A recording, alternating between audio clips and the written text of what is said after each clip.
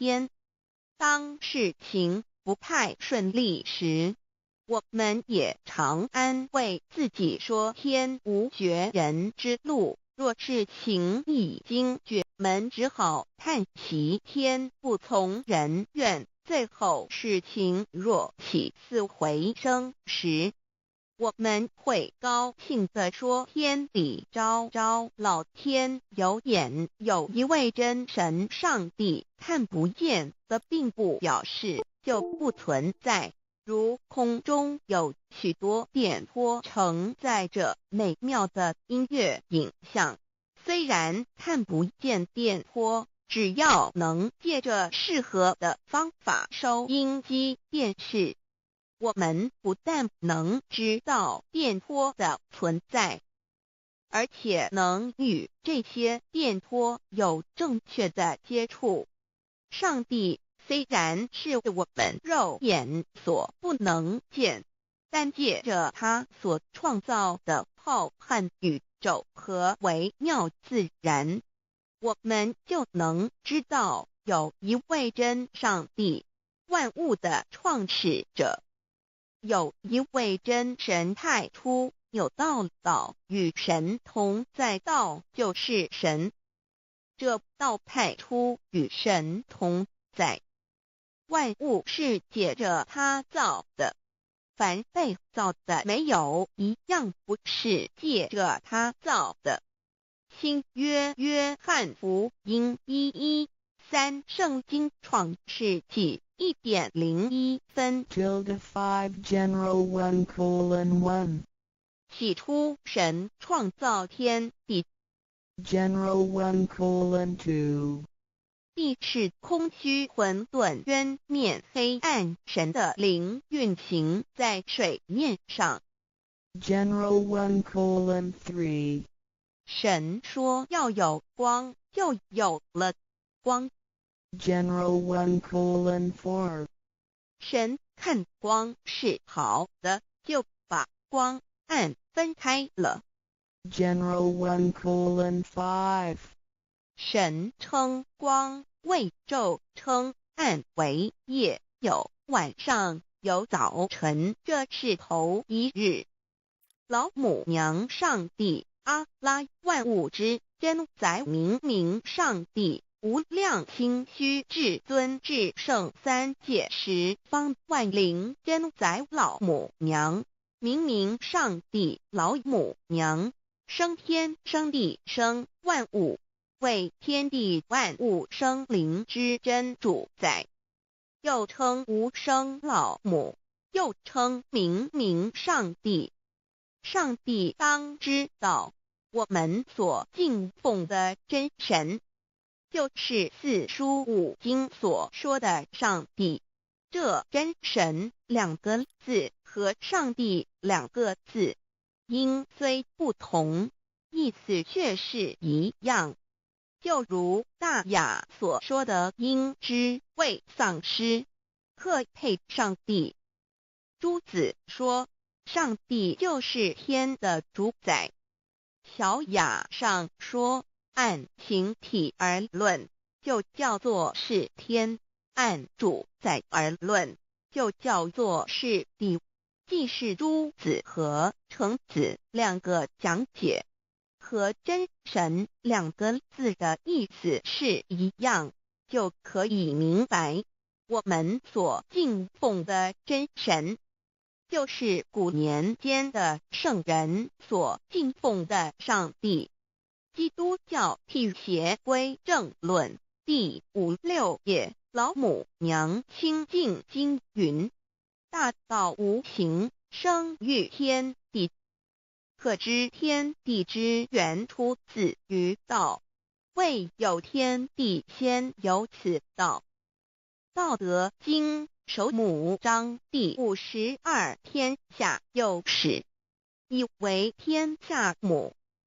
既得其母，以知其子，父守其母，莫身不殆。皇母训子十戒，三戒为道如尊我如尊，生克制化老身份。三戒十方母为主，养育圣凡一灵根。道生一，一生二，二生三，三生万物。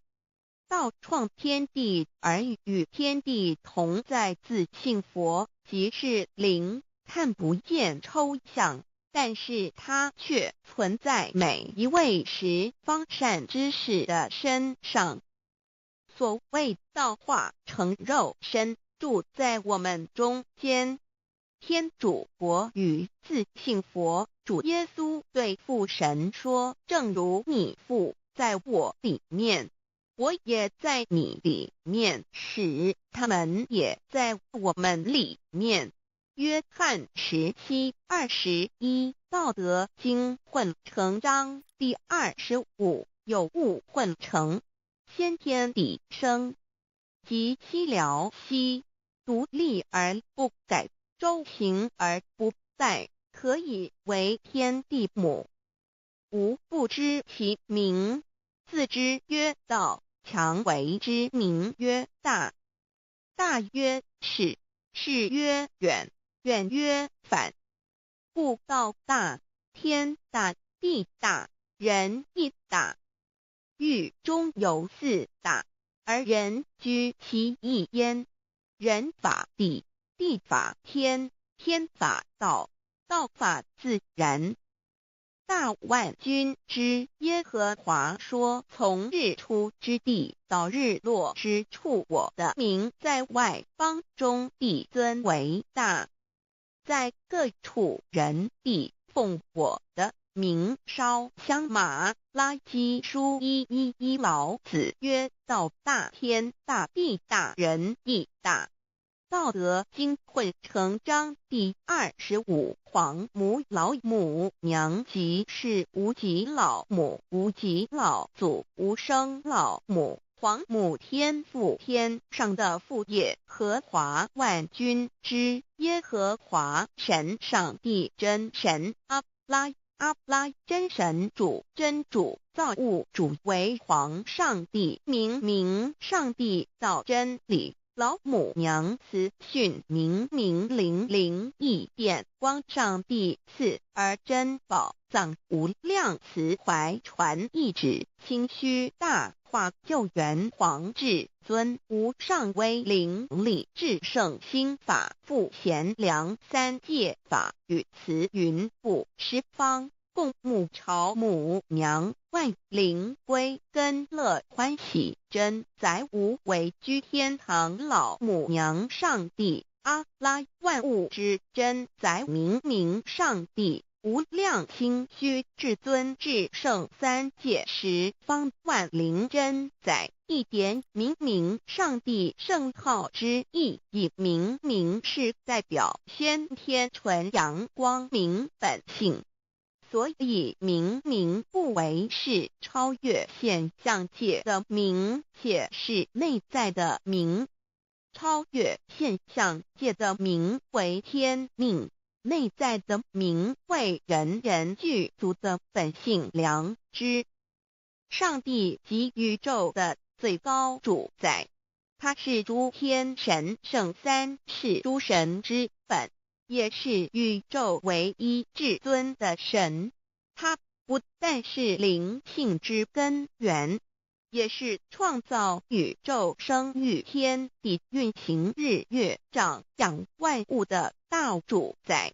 在人而言，亦如无人本具之本性良知，如帝尧之大仁，虞舜之大巧，夏禹之大功，文王之大德，周公之大才，老子之感应，孔子之忠恕，释迦之能静，耶稣之博爱，穆圣之清真，观音之大慈，世子之喜舍，文殊之大智，普贤之大行，弥陀之平直，关圣之刚正，纯阳之虚明，五目之精中，等十方众圣，三世诸佛，一切奥义妙理，无量智慧功德，神通妙用，玄是由上帝的性体中流露出来的。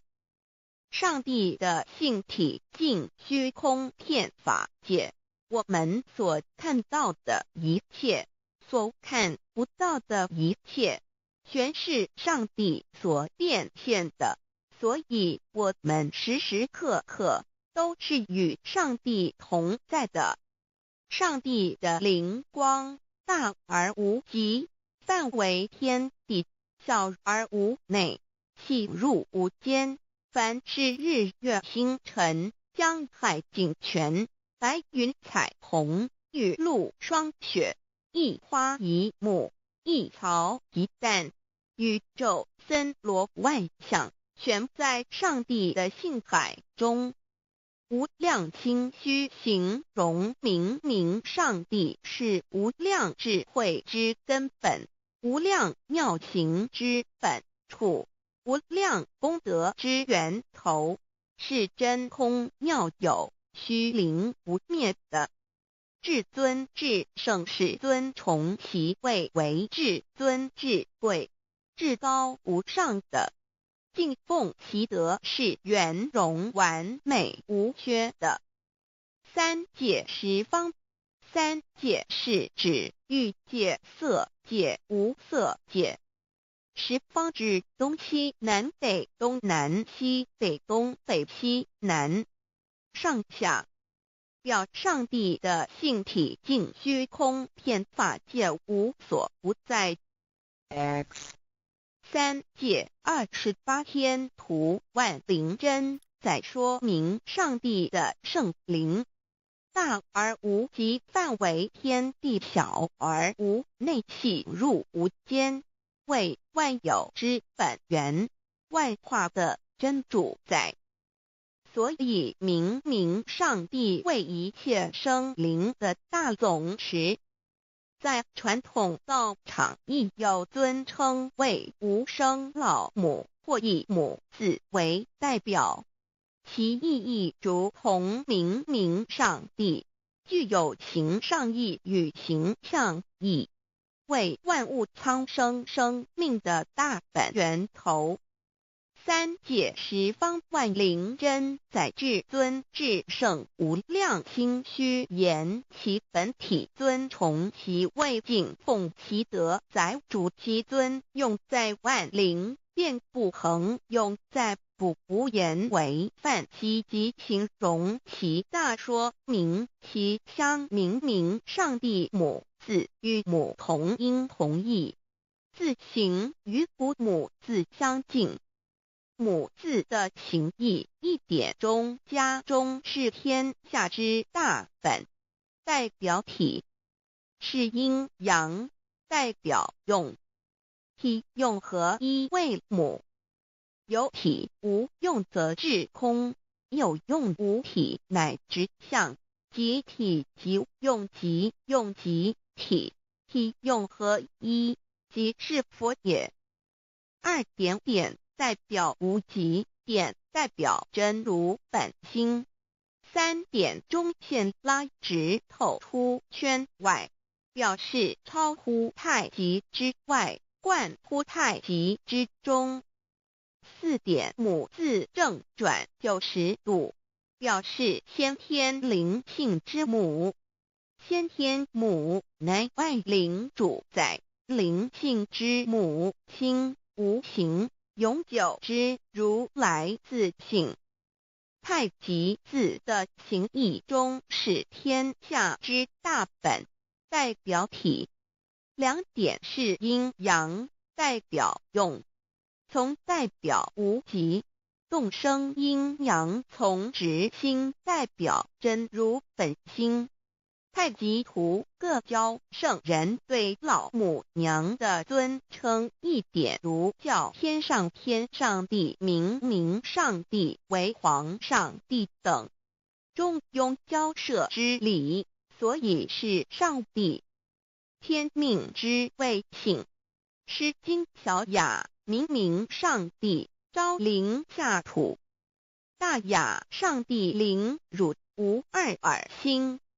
书经汤告为皇上帝，象中于下明，若有恒性。2点佛教大日如来毗卢遮那无生等法华文具会本法身如来名毗卢，此翻译遍一切处。贪经一问品，若悟无生顿法，见西方只在刹那。大日经书亦云：梵音毗卢遮那者，是日之别名，即除安片名之意也。同16曰：所谓毗卢那者，日也。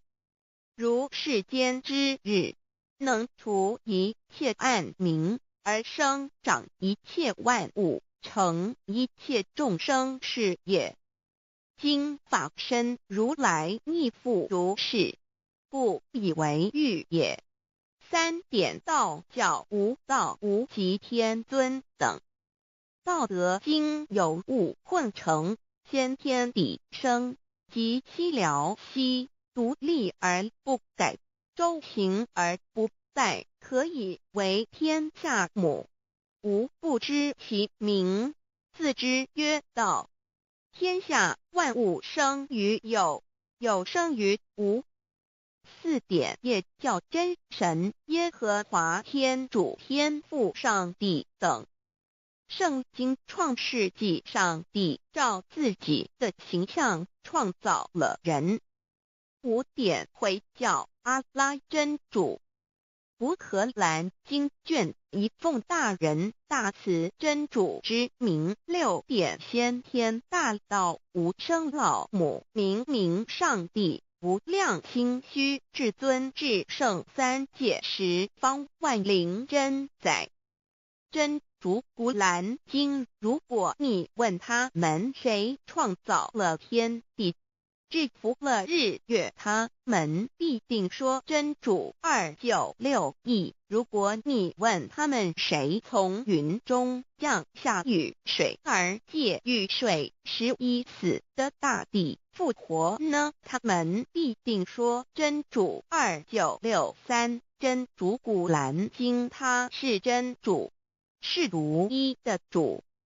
112真主是万物所仰赖的。1122他不生，也不被生。1123没有任何物可以与他匹敌。1124真神道上帝生命在他头，这生命就是人的光，内光是真光，照亮一切生在世上的人。这等人不是从血气生的，不是从情欲生的，也不是从人意生的，乃是从上帝生的道成了肉身，住在我们中间，充充满满的有恩典有真理。约翰福音1491314耶和华 Yav 耶和华 Yav/Yahweh/ 的称呼，在原文之意义，乃是自有拥有的他，亦即不生不灭诸天之国与神之国，神为诸天之国之上的主宰，母居里天，在诸天之上，为万灵真在。诸天之国与神之国，宇宙能量，整个宇宙充斥着舞动的能量。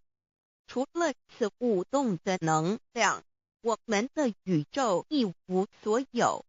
在某个时间点，这些能量分成许多有知觉的能量与无知觉的能量，从而有一分为二，就对立。斯瓦米维达帕若提 Swami Vedabharati 者着火于家约翰一书第4章第13节，神将他的灵赐给我们，从此就知道我们是住在他里面，他也住在我们里面。约翰一书3:24，遵守神命令的，就住在神里面，神也住在他里面。我们所以知道神住在我们里面，是因他所赐给我们的圣灵。神的灵住在我们里面何处？约翰一书与约翰福音在文体上颇相似，因此可能是来自于同一个作者。福音书作者约翰，神上帝老母娘的灵住在我们里面。圣经创世纪提到上帝创造天地万物的情形。创造人时，耶和华神用地上的尘土造人，将生气吹在他的孔里，他就成了有灵的活人。创世纪2:7-5教看到佛家所言正法掩藏灵山柳之净瓶主人翁真主人真如等等。儒家所言大学之道三人之行天命等等。道家所言古神荼毒玄牝众妙之门等等。回教所言阿米木、亮木、米木回之地等等。基督教言十字架用火施洗窄门等等。对于以上所谈之名词，没有求道的人是无法体悟的。所以说摸得着根的成佛祖，摸不着根的瞎修行而道，就是万教所要找的根。个根如没有经活佛师尊名师指点，是无法找到的。可见求道的重要。经典印证亦无有正法掩藏。涅盘妙心实相无相为妙法门，不立文字，教外别传。二佛在灵山莫远求，灵山只在汝心头。人人有个灵山塔，好像灵山塔下修。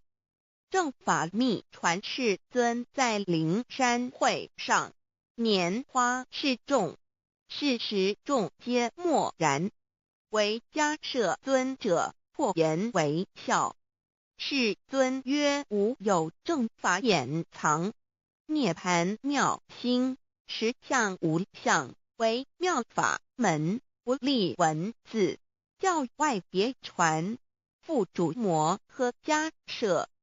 世尊至多子塔前，命摩诃迦摄分作另作，以僧伽梨为之。遂告曰：吾以正法掩藏，密付于汝，汝当护持。五灯会元卷1佛释迦牟尼佛著僧伽梨比丘3:1，华译为众句11，又称为大一，由9条至25条制成，是作大法会，或是见国家元首重臣时所穿的。正法密传会能及会祖义。三无度世，足以袈裟遮为，不令人见。为说金刚经，至因无所住而生其心，慧能言下大悟一切万法不离自性。遂起祖言和其自性本自清净和其自性本不生灭和其自性本自具足和其自性本无动摇和其自性能生万法组之物本性。谓会能曰不是本心，学法无益。若是子本心，见自本性，即名丈夫天人师佛。The lamp of the body is the eye. The lamp of the body is the eye. If therefore your eye is good, your whole body will be full of light. 马太福音第6章22，眼睛就是身上的灯。你的眼睛若了亮，全身就光明。台中国际机电会中华民国总会2001中英对照圣经新约全书 The Holy Bible New Testament Chinese and English Bilingual Edition. 窄门圣经马太福音第7章1-3 Enter by the narrow gate, for wide is the gate and broad is the way that leads to destruction, and there are many who go in by it. 你们要进窄门，因为引到灭亡。那门是宽的，路是大的，进去的人也多。台中国际机电会中华民国总会2001中英对照圣经新约全书 The Holy Bible New Testament Chinese and English Bilingual Edition. 窄门圣经马太福音第7章1-4 Because narrow is the gate and difficult is the way which leads to life, and there are few who find it. 因到永生，那门是窄的，路是小的，找到的人也少。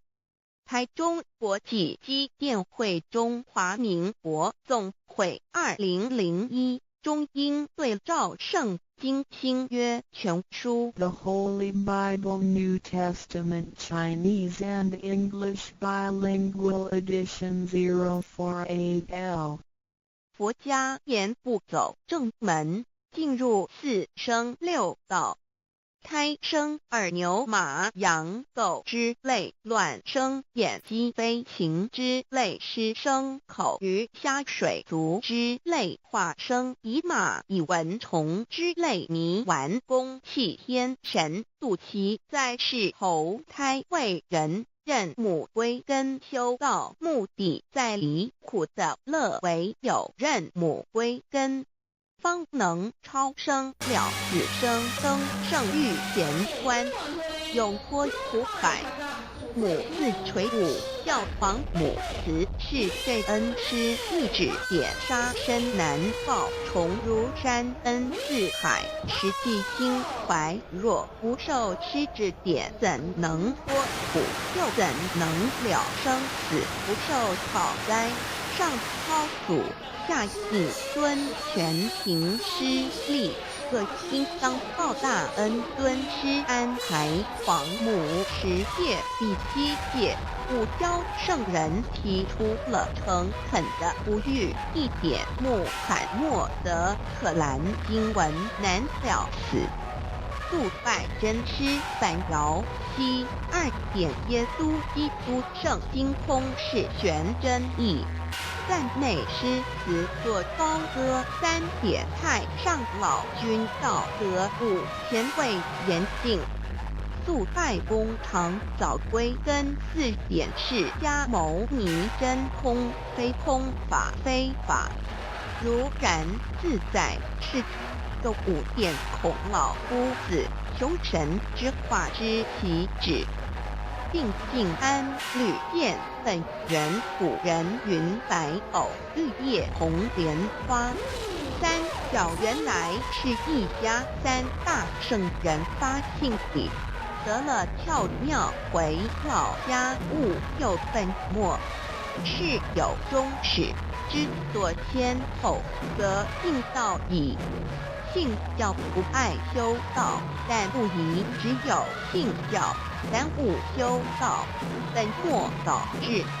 实在可惜，言老母娘的奥妙道在使逆东郭子问于庄子曰：“所谓道，呜呼！在庄子曰：“无所不在。”东郭子曰：“其而后可。”庄子曰：“在蝼蚁。”曰：“何其下也？”曰：“在其百。”曰：“何其欲下且？”曰：“在瓦砾。”曰：“何其欲甚且？”曰：“在使逆。”东郭子不应。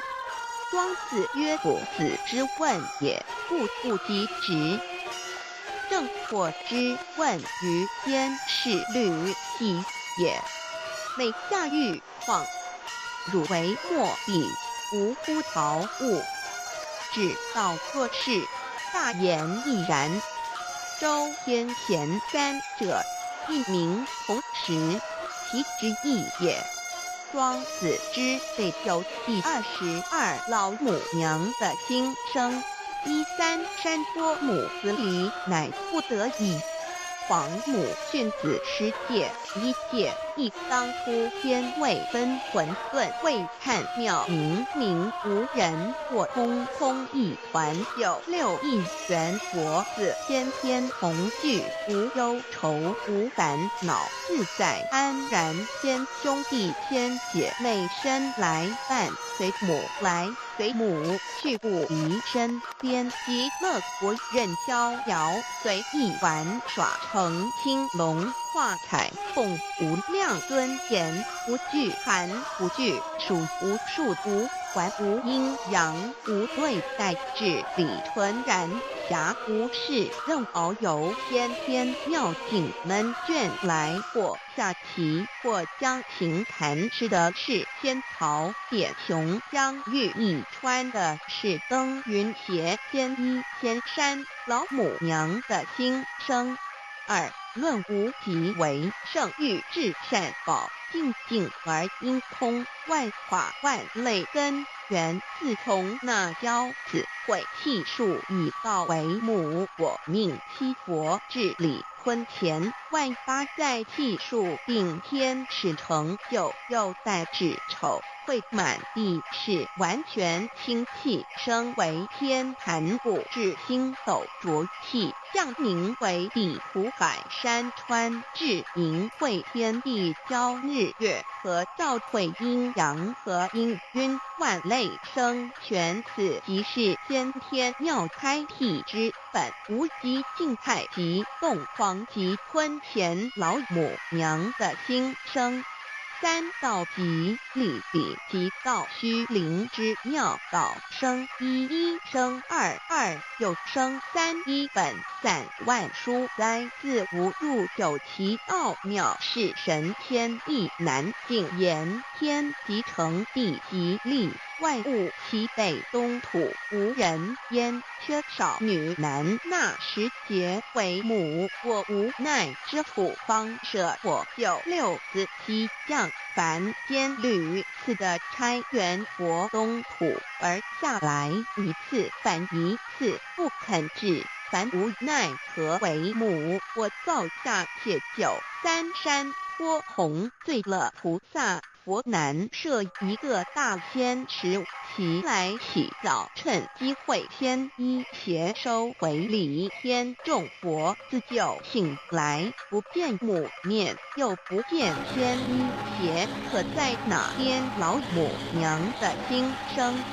4为娘我悲痛泪原子呼唤耳众等速东分莫要在脸，如若是先一邪教与尔等耳，哪个亦不肯在是至凡折树枝和树叶遮寒地冷饿了吃东国子，可引心泉众佛子如要回悲哀悲叹，问母我至何时方把家还？母言答：3其末大开普度，清烧书清寂，性清度佛缘降造，乃为救良善。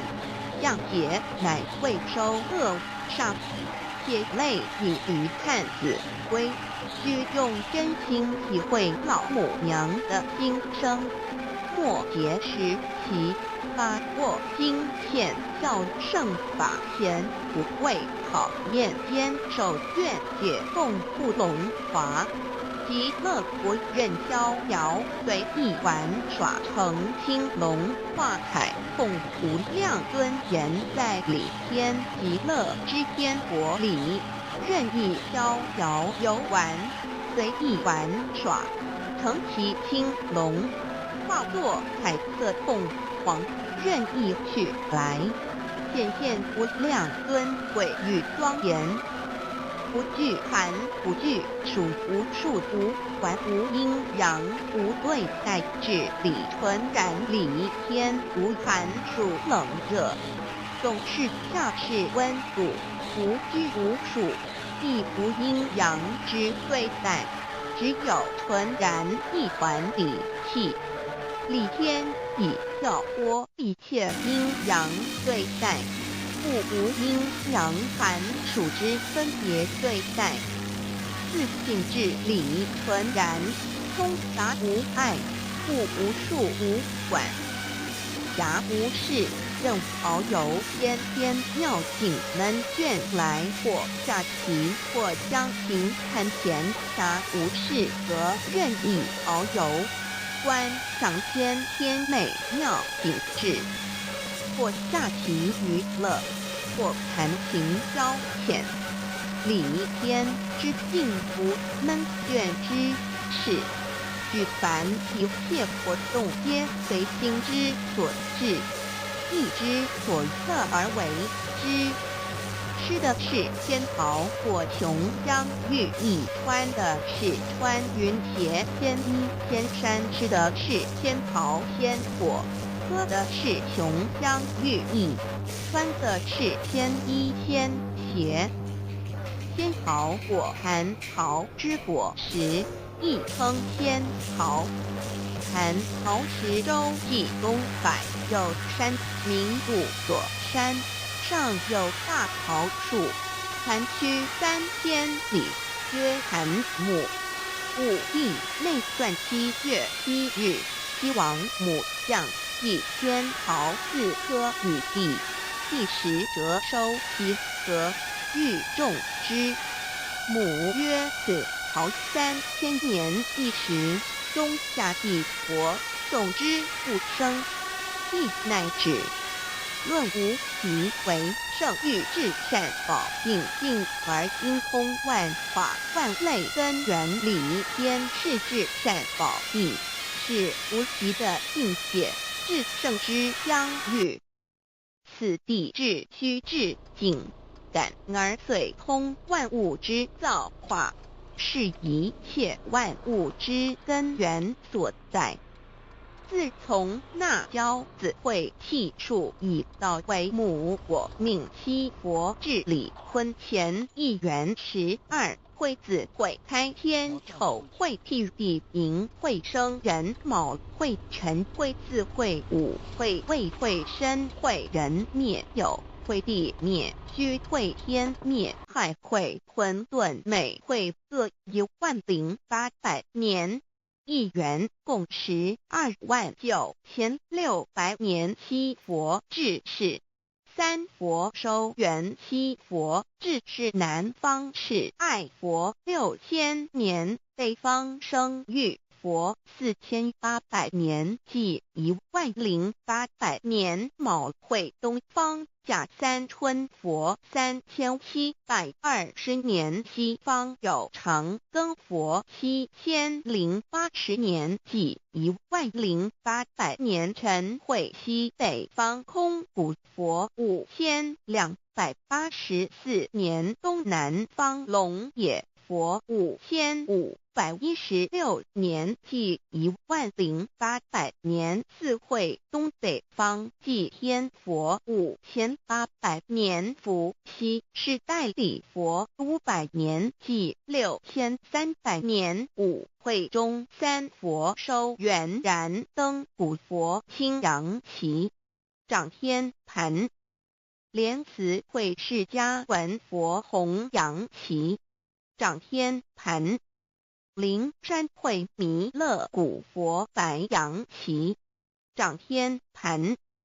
龙华会万八载气数足天使成就，又代指丑会满地是完全子会开天10800年，天成就丑会替地10800年，地完全智慧会数尽，智是圆满，母会圆灵收回，又会灭地，虚会灭天，海会重回混沌星气，升为天盘部至星斗浊气，降名为地土海山川清清之气，上升则为天。满天布满着河汉星斗，此为气界所居之处。重浊之气下降则为地，大地为重浊之气所凝结而成，形成了土海山川，此为象界所居之处。至阴会天地交日月和照会阴阳和阴晕，万类生全子会开天，丑会替地，以完成阴阳二气之分判。阴会之时，天地阴阳之气相交，日月叠相交替，阴阳阴晕而育生万物品类。此即是先天妙开辟之本无极静态及动黄及坤乾，此即是先天妙理开天辟地之本源。无极主静，属理天；太极主动，属气天；黄极主化，属象天。道即理，理即道虚灵之妙道，生一，一生二，二又生三，道即是理，理即是道，至虚至灵，万物本源之奥妙运用。道本虚灵，能生一，一能生二，二能生三，三能生万物。无极生太极，太极生两仪，两仪生三才，三才者天地人，万物因之而生，生化万物图。e://LCC/LCC-2/ 意图象极，生化5万点 JPG。天既成地既立，万物其北东土里无人焉，缺少女男，天地既成，万物以其北，这就是象天，亦称娑婆世界、堪苦世界、苦海、此岸东土等等名称，不一而足。这世界被创立之后，尚无人焉，缺少男女，整个世界乏人管理统治。那时桀为母，我无奈之处，方舍我救六子七将凡间，由于天地有定数，子会开天，丑会替地，寅会需要有人降生。时机已至，老母娘亦有无奈之处，才舍下皇母之96元胎佛子，以其降临凡间，接受种种历练，屡次的差援佛东土，而下来一次反一次不肯治番，于是老母娘每次差遣援佛子下凡降临东土，每来一次又回去一次，就是不肯留下来治理凡间东土。无奈何为我造下血救三山脱红，罪了菩萨佛身在无可奈何之下，老母娘只好造下血救。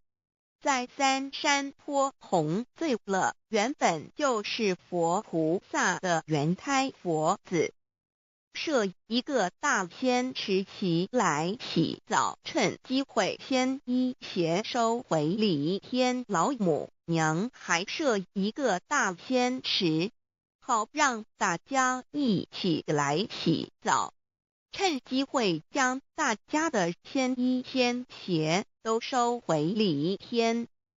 众佛子就醒来，不见母面，又不见仙衣鞋，可在哪边？众佛子就醒之后，却见不到老母娘，又不见仙衣仙鞋。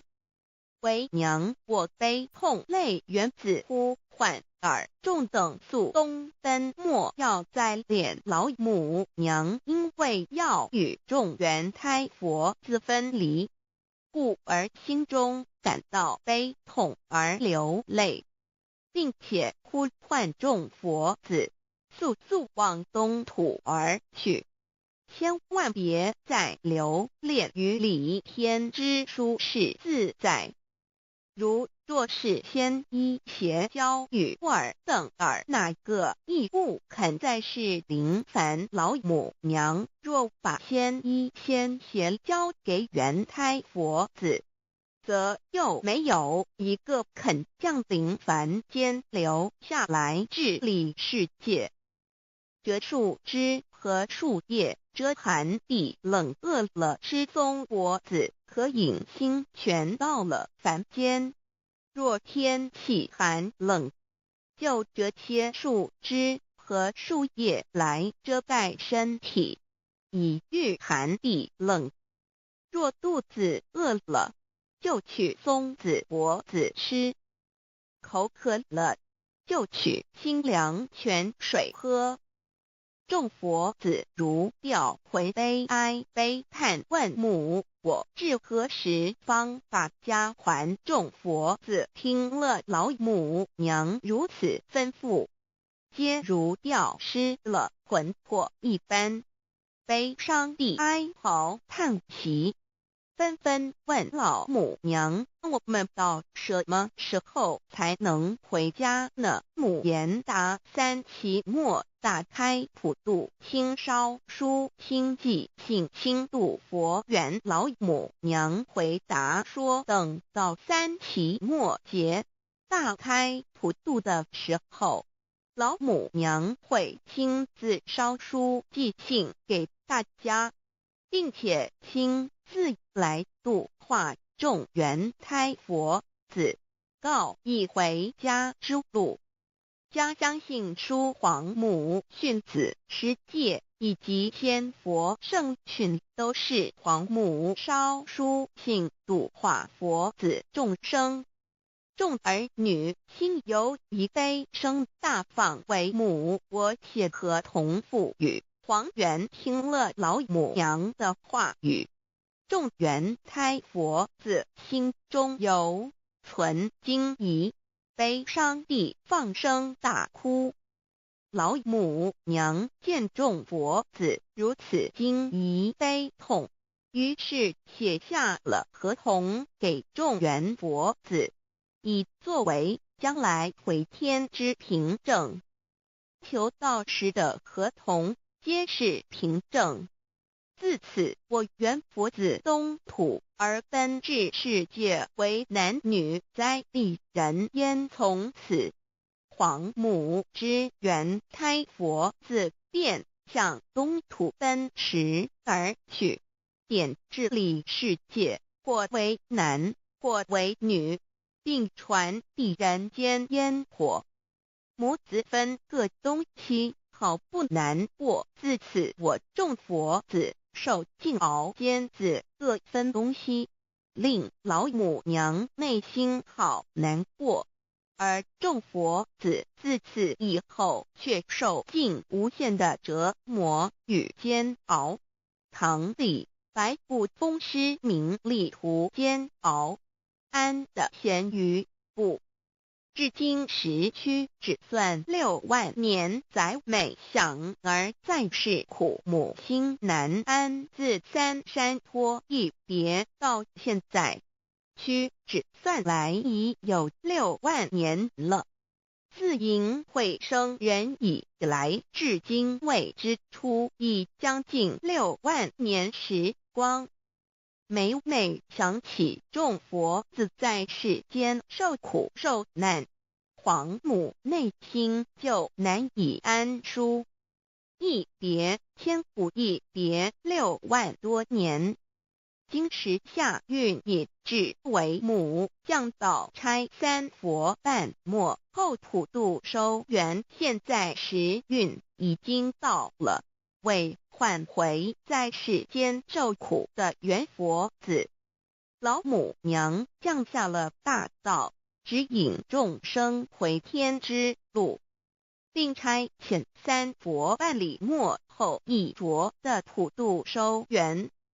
三佛燃灯古佛释迦牟尼佛弥勒佛，如何与老母娘同在一任理时修一理，不一人修道，任指真一人一出错，一理是良心二行功了愿，天不能言，地不能喻，人能弘道，非道弘人结论。而的敦厚善良造就母的完美圆满，儿的光明坦荡照耀母的灵明清虚，儿的柔和宁静凝聚母的慈悲感应，儿的知足感恩建立母的欢乐喜乐，儿的无私无我辉映母的无边无量，儿的屹立不摇弃入母的永垂不朽本尊与分身关系。 On call.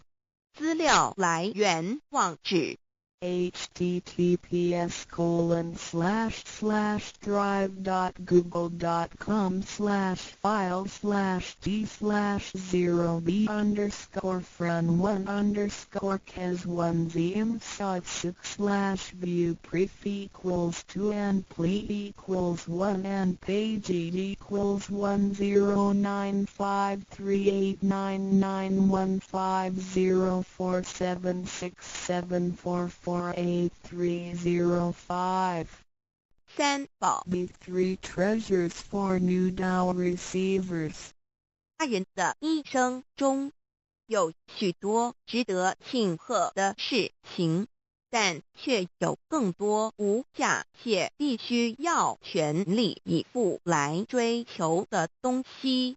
There are many things in life worth celebrating. However, there are even more priceless things worth pursuing with all our efforts. 2500多年前，当释迦牟尼佛仍是王子时，亲眼目睹了人世间之生老病死。他告诉自己，一定要找到一条永恒之路。于是他放弃了王位及荣华富贵，四处去找寻名师及永久解脱的法门。后来燃灯古佛为他受记，最后他修成了正果，也留下了许多的经典，引导众生开悟正果。About 2,500 years ago, when Sakyamuni Buddha was still a prince, he witnessed the four sufferings of life: birth, old age, sickness and death. He told himself, "I've got to find the way that leads to eternity." Thus, he gave up his throne and fortune in search for an enlightening master and a way to eternal liberation. Later, he was initiated by Daipankara Buddha and eventually reached Buddhahood. Sakyamuni Buddha's teachings were collected by his disciples as sutras. The large collection of sutras has continued to guide sentient beings even till this day. 在一般人的思维里，极有价值、罕有又很不容易得到的东西，而且是人类所一直在追求的，我们才会称之为宝。今天您在上天的恩典及诸佛菩萨的祝福下求了道，得了三宝。的道就是当初佛陀及古往今来的修行者宗教家倾毕生之力所追寻的永恒之路。过去因为天时未至，道是单传独授，得道者稀，修行者常有，踏破铁鞋无觅处之憾。如今上天慈悲大开普度，得道者众，求道者可说是得来全不费功夫。虽然得道容易，也是自己累世佛缘根基深厚，祖上有德所致。所以当您求完道时，大家都给您道喜。Generally, we call a precious, valuable, and rare item which is highly sought after as a treasure.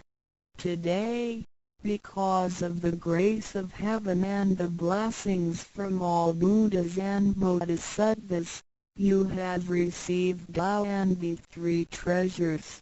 Tao is the way to eternity that Sakyamuni Buddha, countless cultivators, and religious people had been searching all their lives. Before 1930, Tao was transmitted on a one-to-one basis. An enlightening master could only transmit Tao to a one qualified individual because the timing for universal Tao transmission was not ripe. The number of people receiving Tao were scarce due to the lack of opportunity to meet with an enlightening master and receive Tao. What a pity! Because of the grace of heaven, now is the time for universal Tao transmission, and therefore, many people had the opportunity to receive Tao. Although it may seem relatively easy to receive Tao, receiving Tao is actually based on your affinity with Buddhas, your deep spiritual foundation, and the beneficence of your ancestors. Thus, after you have received Tao, everybody would express their heartfelt joy and congratulate you. 依照三宝来修行的话，可以帮助我们：第一，跳脱生死轮回；第二，净化我们的业力，改变命运；最后返回天上的不家乡。Practicing the three treasures can truly help us in the following ways. 1. Transcending the cycle of life and death. 2. Cleansing our karma, changing our destiny, and eventually returning to our heavenly home. 一般的人由于业力的牵引，不得不再度来到这个世界上，每来一次就会造些业，慢慢的人生路上，总是有着诸多的不如意、抱怨、忧愁、烦恼、病痛等。面对命运的枷锁与生死的轮回，却不知所措，更无法跳脱出来，实属无奈。Because most people's destiny are led by their karma, they have to go through the cycle of life and death repeatedly without choice. Each cycle of life and death would accumulate some karma, good and bad. Therefore, their long journey of life would be filled with different kinds of complaints, worries, annoyances, sickness, and sufferings. Life's journey is never what we expected. Most people are imprisoned by fate and trapped in the cycle of life and death. They feel helpless because they failed to find a way to become liberated. 我们人的身体只是灵性暂时居住的房子。当生命旅程结束时，灵性会脱离身体，进入另外一个世界。而求道时得到的三宝就是回天的凭证。这也是人生中最重要的一件事。以下是像是需要您放在心上的意，不要忘记三宝，也不可以泄露三宝。二不反倒败德，三多了愿，多行功立德，如此我们才可以回天上的故家乡。Our physical body is a temporary home for our soul. When the journey of our life comes to an end, our soul will leave the body and enter another world. The three treasures you have received are the token for returning to the heavenly home. They are the most important things in our lives. The following are the three main points that you need to keep in mind. 1. Do not forget and disclose the three treasures. 2. Do not do anything illegal, immoral, or harmful to yourself and others. 3. Do as much as you can to fulfill your vows and accumulate merits and virtues. By following these 3 points, you will be able to return to the heavenly home. 现在，让我们来简单地介绍一下三宝。Now, let us briefly introduce the 3 treasures. 第一宝，玄关窍，灵性进出的门户。The first treasure, heavenly portal, the main gate to our true nature/true self. 在庄严神圣的求告仪式中，电传师在我们的玄关窍这么一点，点燃了自信之光明。当下玄关窍立刻现出了如同绿豆大小般之佛光。我们可以看一下各宗教圣人的画像，每位圣人之头部都有一个光圈，此光乃是自信之光。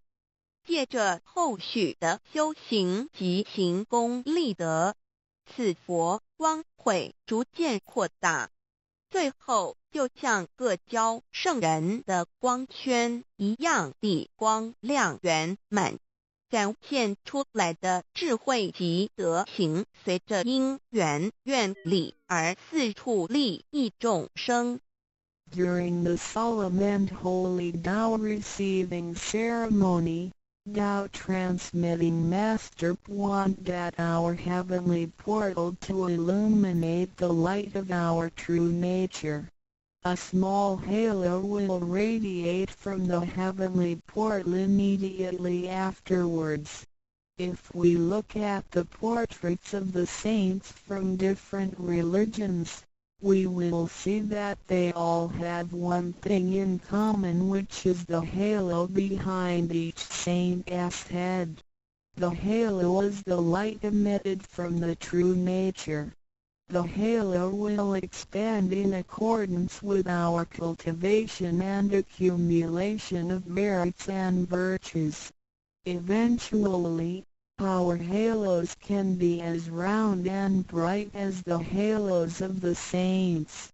Then, the wisdom and virtue we exhibit will accompany our vows and affinities to benefit all mankind.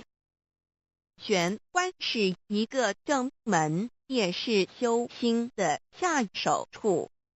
行住坐卧之中，常收束身心，从玄关发出之念头，都是正念、慈悲心、喜舍心、智慧心。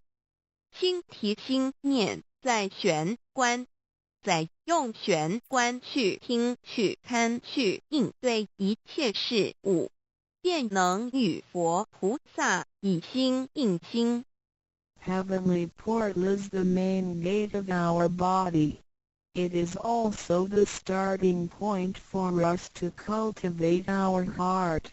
Every day we need to manage our mind and body properly. Each and every thought from the main gate is righteous because it is full of mercy, compassion, joy, giving, and wisdom. Focus our mind slightly on the heavenly portal and use this focused attention to listen, look, and deal with everyday matters. Then, we can unify our heart with the heart of Buddha and Bodhisattvas. 我们求道，是了解我们有的真主人。真主人也是住在我们的家里面，每间房子都会有主人的房间，主人有主人该睡的地方，客人有客人该睡的地方，这不能错乱的。Receiving vows to help us recognize the true master. Our body is like a house. Now, we know that this true master lives in our house. Every house has a master bedroom. The master bedroom is the room where the master sleeps in. Guests have to sleep in the guest rooms because only the master should sleep in the master bedroom. This arrangement should not be altered in any way. 各教经典也有关于玄关窍之论述。子曰：谁能出户由户和莫由私道也？每个人要走出房子，都要经由门户。个肉体犹如火宅，修行者欲跳脱此火宅之束缚，何不走这一条光明大道呢？ The classics, sutras, and scriptures of different religions all contain descriptions of the heavenly portal. Confucius said, "Who can go out without using the door, so why doesn't anybody follow the way? Now everyone gets out of the house through the door." The physical body is like a burning house. A cultivator needs to take the correct and right path in order to break free from the confinement of the burning house. 圣经里也提到， Testimonies of the heavenly portal can also be found in the Holy Bible. 眼睛就是身上的灯， The light of the body is the eye. 你的眼睛若了亮，全身就光明；你的眼睛若昏花，全身就黑暗。你里头的光若黑暗了，那黑暗是何等大呢？ The lamp of the body is the eye. If therefore thine eye be single, thy whole body shall be full of light. 马太福音 Matthew 6:22 But if thine eye be evil, my whole body shall be full of darkness. If therefore the light that is in me be darkness, how great is the darkness? 马太福音 Matthew 6:23 The lamp of thy body is thine eye. When thine eye is single, thy whole body also is full of light. But when it is evil, thy body also is full of darkness. 路加福音 Luke 11:34你只有一只眼进入永生，强如有2只眼被丢在地狱的火里边。 It is good for thee to enter into life with one eye, rather than having 2 eyes to be cast into the hell of fire. 马太福音 Matthew 18:9试问是用左眼还是右眼上天堂进入永生呢？肉眼早晚会毁坏的，如何使人上天堂呢？ After reading the above verses, some questions may arise. For example, should we enter heaven and attain eternal life through the left eye or right eye, since the eyes of this physical body will deteriorate one day? How can they help us return to heaven? 玄关彻底被点开后，好好地修持，久而久之，身体内外真的会光明，连毛细孔都会发出光来。尤其是真修持练得到清闲，只是我们的肉眼看不到而已。点 Once the heavenly portal is opened, if we cultivate Tao sincerely for some period of time, then both our internal and external body parts, including our pores, will be luminous. This is true for Tao members who have cultivated sincerely and truthfully. However, the light or halo emitted from the body cannot be seen with the naked eye. 佛经也提及，无有正法掩藏，涅盘妙心，不立文字。教外别传解释问：佛陀所言之正法是藏在左眼或右眼呢，或是第三之真理？眼求获道的人就很清楚答案了。In the Buddhist Sutra, Sakyamuni Buddha also said, "There is the true Dharma in my eye, there is no form, there is no word for it." So where is the true Dharma hidden? Is it hidden inside the left eye or right eye, or is this Dharma hidden inside the third eye, the eye of the truth? The answer is very clear for any Tao receiver. 儒家所说的君子圣其无也，指的也是我们的自性佛性是独一无二的，来自上天，要善加戒慎保护，莫让它受到污染。慎独的功夫，简单的说，就是存好心，说好话，做好事，以及诸恶莫作，众善奉行，精进永恒地向导前进。In the Confucian classics, a noble person needs to be cautious with the One. The One is referring to our true nature or true self, which is unique and came from heaven. We need to be cautious by protecting it from pollution. In other words, we need to keep a good heart, say good words, and do good things. We need to do all good deeds continuously with all our efforts.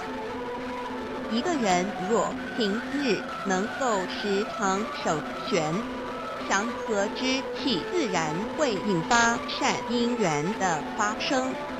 佛像尚未开光，佛没有被请入，拜它是没用的，那一尊佛不会接受。你本身就是一尊佛，要开光，要求道，求道就是开光，告知你跟主人在哪里。If a person can keep his mind focused on the heavenly portal constantly, then the peaceful energy emitted from him may attract or accumulate good affinities. A Buddha statue needs to be initiated so the spirit of the Buddha will be invited into the statue.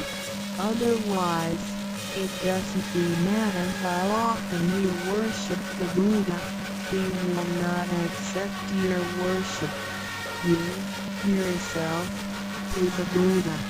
Therefore, you need to be initiated by opening up the heavenly portal. How can the heavenly portal be opened? It can only be opened through the Tao receiving ceremony. Receiving Tao helps us to rediscover the location of our true master. 我们平常时候精神是外放，眼要看，耳要听，吃进去的营养也一直在消耗。首选有助于减少营养与能量的消耗，同时让更多营养转为能量，运行于身体，让没落畅通减少病痛，促进身体健康。Every day a lot of our energies and spirits are wasted on new things we see with eyes, we hear with our ears, we think with our mind, etc. Thus, the nutrition for our bodies is constantly being used. When we calm down and focus on the heavenly portal, it helps to lower the energy and nutrition consumption of our bodies. At the same time, it helps to turn more nutrition into energy, transport the energy throughout the entire body, and make the energy channels freer so that the energy can flow with less obstruction. If energy can flow freely, then we would not get sick so easily. As a result, our health would improve. 第二宝，口诀五字真言。 The second treasure, heavenly mantra, the 5 words. 念五字真言，不是外求净土，而是内生净土。口诀又名五字真言，口之修养也。口轻而诱人，骂人则口不轻，实着者口不轻，言实以正，有道也。Reciting the heavenly mantra silently will lead us to the inner Pure Land within ourselves instead of the Pure Land on the outside. The heavenly mantra is also called the 5 words. It is used for the cultivation of the mouth. Benevolence is expressed through a pure mouth. If one curses and consumes impure food, then his mouth is considered to be foul. Therefore, if you say good words and consume pure food, then you can become one with Tao. 第一个字，无即无对待之真理世界一性佛性自性。真我二儒家中庸之天命之谓性，也就是说，我们都是老母的分灵，都是兄弟姐妹。The first word means Luji. It is the world of absolute truth with no opposites. It can be explained as 1. Our true nature, Buddha nature, true self. 2. In the doctrine of the mean, what heaven or heavenly matter confers is called true nature. In other words, our spirits came from heavenly matter. In this sense, we all are brothers and sisters because our spirits all came from the same origin. 第二个字，太极有阴阳相对待，诸如日也、善恶、高矮等，也可以理解成一人心二儒家之率性之谓道人们的心思是错综复杂且迷惑的，因此需要依循着上天所赋予之纯善的天性走在正道上。The second word means Taiji. It is the world of duality. Duality consists of having two opposites such as the sun and moon, day and night, good and bad, tall and short, etc. It can be explained as 1. Our mind. 3. In the doctrine of the mean, in accordance with true nature is called the way. Tao. The human mind is complex and often filled with confusions. Therefore, we need to follow the true nature from heaven and take the righteous path.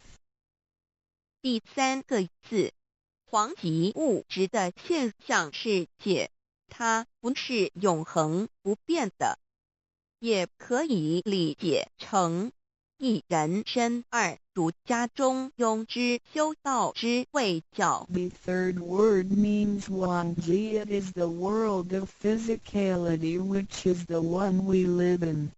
Nothing in this world is permanent. It can be explained as 1. Our physical body. 2. In the doctrine of the mean, cultivating the way Tao is called education. 要走在正道上，是需要有正确的教育与引导的点。 In order to be on the righteous path, we need to have the correct education and guidance. 性心身是一贯的，性在心思万系，生命万能；性去心思尽失，生命不动。依据此诗而已。 Our true nature, mind, and body are one. Without the true nature, our mind and body are useless. 第四个字是放出去，无所不在。 The fourth word means permeating. The greatness of our true nature can permeate the universe. 第五个字是收回来，回到玄关窍底。 The fifth word means contracting.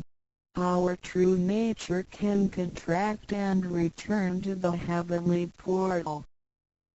我们的自信是无所不在的，而且自信是没有分别、没有对待的，才称为无极。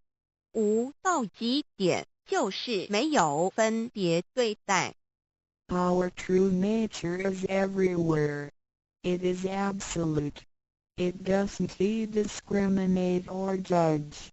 Thus, it is also known as Wuji, which means genuine emptiness. 弥勒也有慈爱之意，修行上让慈爱布满个宇宙，就如同老母及诸佛菩萨对众生的爱是没有空间的限制的。 The fourth and fifth words can be combined to mean mercy and loving kindness. As we cultivate, we learn to love all things in the universe with mercy and loving kindness, just like how Lao Mu, heavenly mater, Buddhas, and Bodhisattvas love all sentient beings without spatial limitations. 常念五字真言，你就与弥勒祖师济公活佛老师有感应，遇困难时感应就快，心不平静时默念五字真言，有问题时静不下来时默念五字真言，就有妙智慧。当念到一心不乱时，意志可穿越时空，直入佛之愿力之间，让能量发挥到极致。By silently reciting the heavenly mantra often, you will create a strong bond with Maitreya Buddha and Jigon Living Buddha. Then Kama, whenever you encounter some difficulties, Buddhas will get the signal more quickly.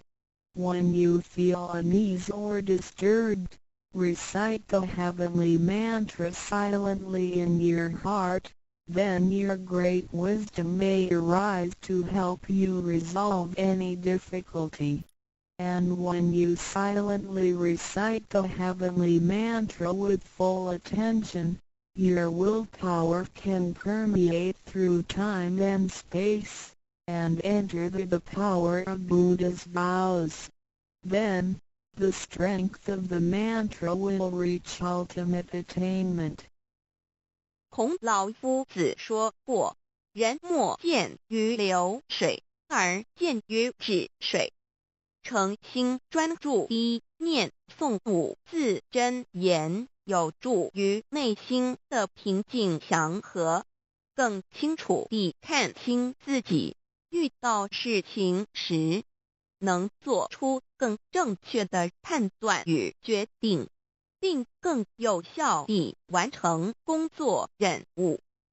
Confucius said, "Men do not look into a running water as a mirror, but into still water." Silently reciting the heavenly mantra with sincerity and full attention helps to pacify our mind. As a result, we can see ourselves more clearly, make judgments and decisions more correctly, and complete daily tasks with more efficiency. 第三宝，和同学习宽恕。 The third treasure, heavenly hand sign learning to be forgive. 手抱合同也意味着与仙佛合，与仙佛同，把我们的佛心、自信、愿力和诸佛菩萨的佛心、自信、愿力相合在一起。我们和同修之间要和，才能同人与人之间要和要同，就要学习恕道，也就是己所不欲，勿施于人，学习宽恕。就像耶稣在十字架上所说的话，就是一种宽恕。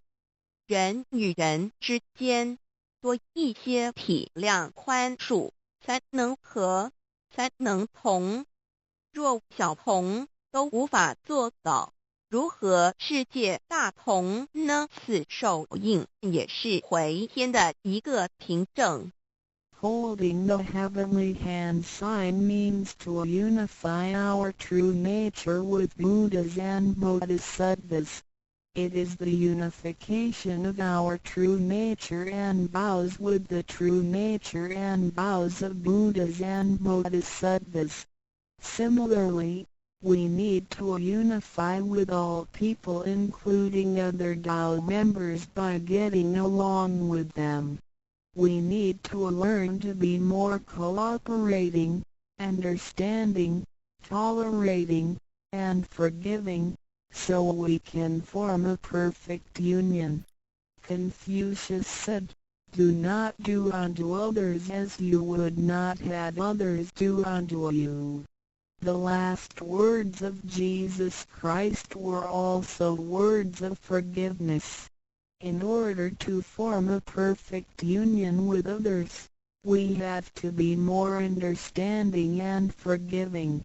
If we cannot form unity with the people in our society, how can we form unity with the rest of the world and achieve great harmony? The heavenly hand sign is also a token for returning to the heavenly home. 现在来探讨一下三宝的修持。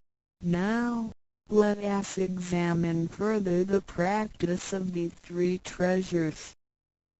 三宝真藏蕴含道统真传、天命真传、心法真传，这三样，每一样都很重要。The three treasures encompass the true transmission based on the lineage of Tao and the mandate of heaven. It is the wordless heart-to-heart transmission.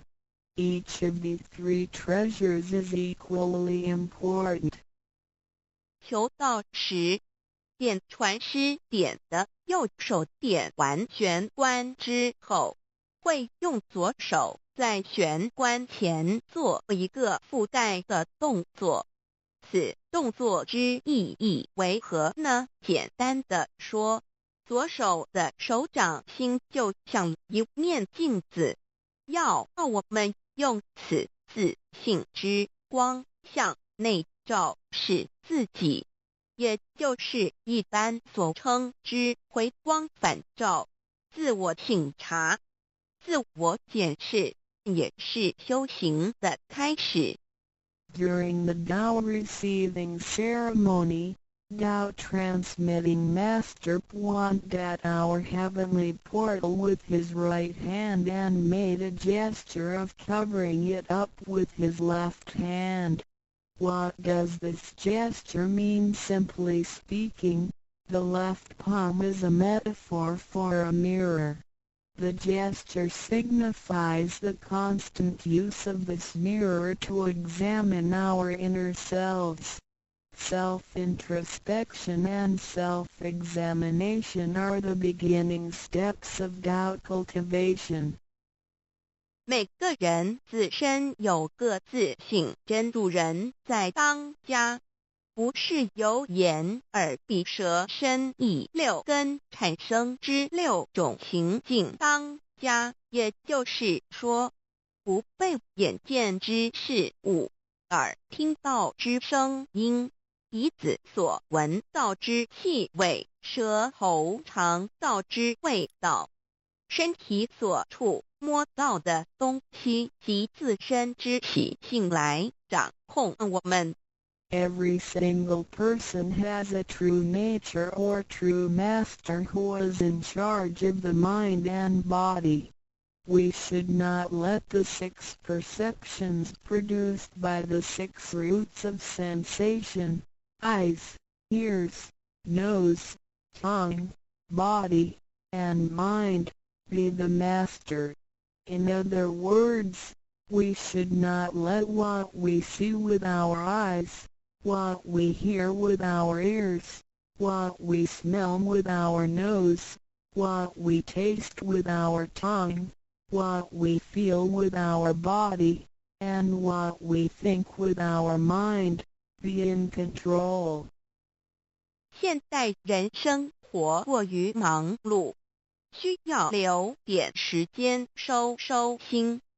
济公活佛老师慈悲说过，平时常守玄，祥和之气自然会引发善因缘的发生。为什么我们修道到最后，心性无法再提升？因为我们很少去反省自己，甚至从来不问自己内心深处什么是我们的真正需求，什么是我们的根本。若不从根本上去下功夫，以为来佛堂听道理就是修道，心性当然无法提升。Nowadays, everyone lives a very busy life, so we need to spare some time to relax and bring peace back into our mind. Our holy teacher, Jigon Living Buddha, mercifully said, in your daily life, you need to find a suitable time and place to focus on the heavenly portal and empty your thoughts. Then, the peace and harmony around you will attract good affinities. How come our mind hasn't been elevated even though we have cultivated for some time? It is because we seldom examine ourselves. We never introspect ourselves, try to figure out what our needs are, and what the root is. If we think doubt cultivation is merely coming to the temple and listening to the Tao lectures, then our mind could never be elevated. The reason is that we do not cultivate from the root. 光可以说是动植物的一个生命之源点和铜代表一阴一阳融合在一起，正负阴阳磁场能相通。手抱和铜平日诚心敬意叩首礼拜，加上佛光的照耀及平日的行功立德，对身心健康有莫大之助益。Light can be recognized as the source of life for animals and plants. The heavenly hand sign symbolizes the combination of yin and yang and the connection between the positive and negative magnetic fields. When we hold the heavenly hand sign and pay respect to heaven and Buddhas wholeheartedly, the heavenly light will shine on us. This heavenly blessing and the daily accumulation of merits and virtues will benefit us greatly in every aspect. 修持三宝时，首先要做的就是自我的反省，然后向第一宝自信佛忏悔感恩。生生世世以来，我们不断的在轮回，身口意不断造业，污染了自信佛，让其承担了罪业，故需忏悔。同时也因为自信的作用，的肉身得以行功立德，利己利人，故需感恩于他。When practicing these three treasures, the first thing we need to do is to truly introspect ourselves. Then, we need to sincerely repent and thank our true nature. We had been through many cycles of life and death. In every cycle, we created karma, good and bad. The bad karma we created had polluted our true nature. At the end of every cycle, we burdened our true nature with the sins we committed. Therefore, we need to repent for the mistakes and bad karma we created with our bodies. However, it is because of the possession of this physical body that we had the opportunity to accumulate merits and virtues and create good karma to benefit ourselves and others. Thus, we need to thank our true nature for guiding our physical body in doing these good deeds. 第二宝，常默念五字真言，让心中的爱自然流露出来，爱自己，爱众生。第三宝，多包容宽恕别人。26时中，无论身在何处，更要时时提醒自己，自己的心愿力要和仙佛菩萨的心愿力相合。If you silently recite the second treasure, the heavenly mantra, often, then you will naturally love yourself and all sentient beings. If you use the third treasure often, then you will be reminded to be more tolerant and forgiving. Always remind yourself that you need to unify your heart and vows with the heart and vows of Buddhas and Bodhisattvas. 道场处处都是行功了愿的机会，要多行财施法施无畏施，度化更多众生返回故家乡。如此必得上天加批拨转，不好的业力会逐渐消减，从此改变了命运。当然，当我们在布施或为上天办事时，目的并不在于希望能交换到上天的祝福，让自己得到什么好处。事实上，是因为我们的诚心敬意和无条件的付出感动了上天，继之而来的就是加诸在我们身上的恩典与拨转，这是任何人都无法阻挡的。There are many opportunities within the Tao Society for one to accumulate merits and virtues. We need to seize every opportunity to help more people to return to the heavenly home by making some material contributions, truth sharing, and voluntary contributions. As a result, we will receive blessings from heaven. Then, we can change our bad fortunes and bad karma into good ones, so our destiny can be changed as well. We do not make material contributions or propagate Tao for the sake of our own benefits.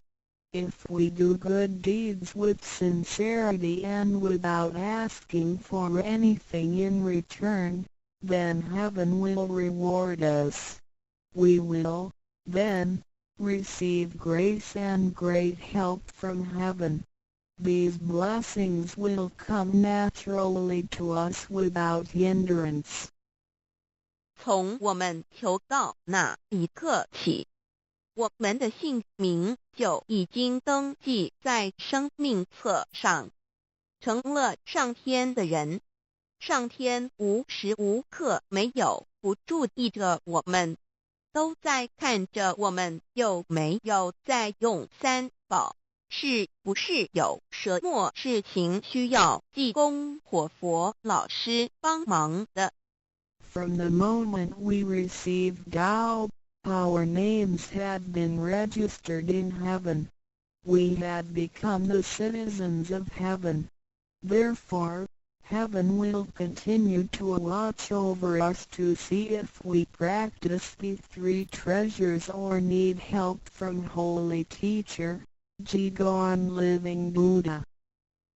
现今人类的物质科技虽较以往进步，但幸福的指数并没有提升，而且灾劫越来越多。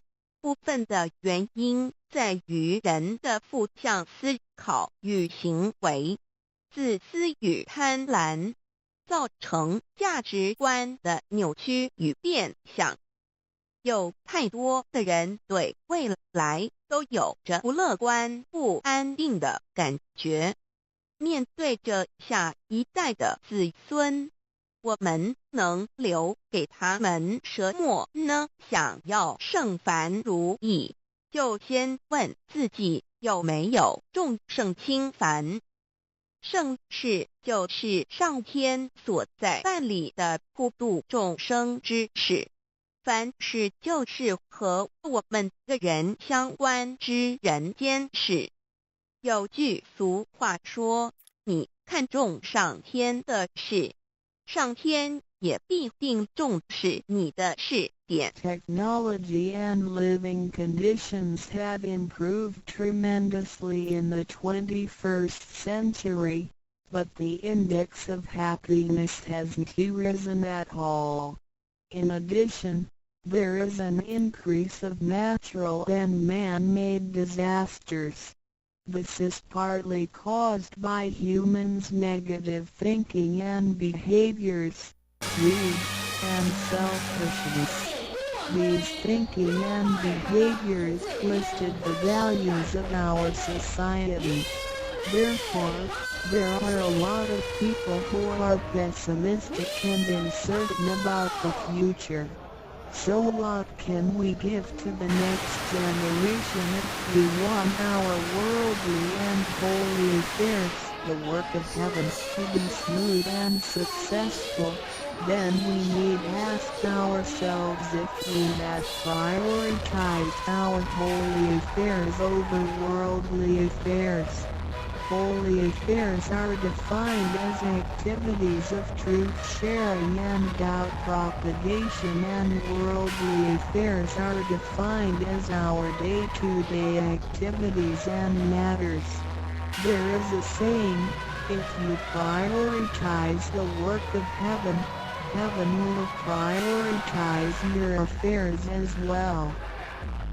愿大家能在三宝修持上多下功夫，守住自己的愿力，并实际付诸行动，带着真心活性，借着肉身来做佛事，共为三宝普度而尽心尽力，众生将会因你而得救。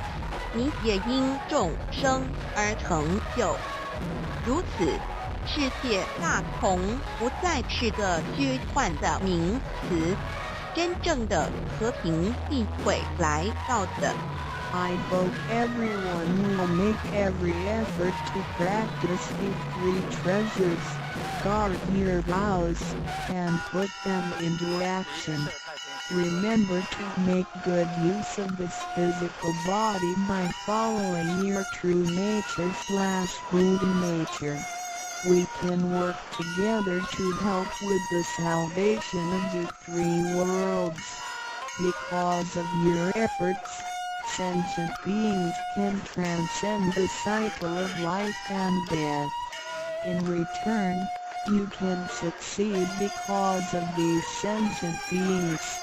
Then, great harmony is not just an illusion. It will certainly be achieved. 感谢您，愿上帝赐福与您。Thank you very much. God bless you. The three TREASRUAs of Tao. 三宝心法主讲者吴敬妙翻译者 Mr. Jerome William McCarthy Index. 目录 Chapter 1 Why are they congratulating me on receiving the Tao? 第一章为什么他们恭喜我求得天道 Chapter 2 What is the Tao? 第二章蛇魔是道 Chapter 3 What are the three treasures? 第三章何谓三宝 Chapter 4 Why do the introducer and the sponsor take an oath at the altar? 第四章为什么引宝要立愿 Chapter 5 Why I should take an oath before receiving the Tao?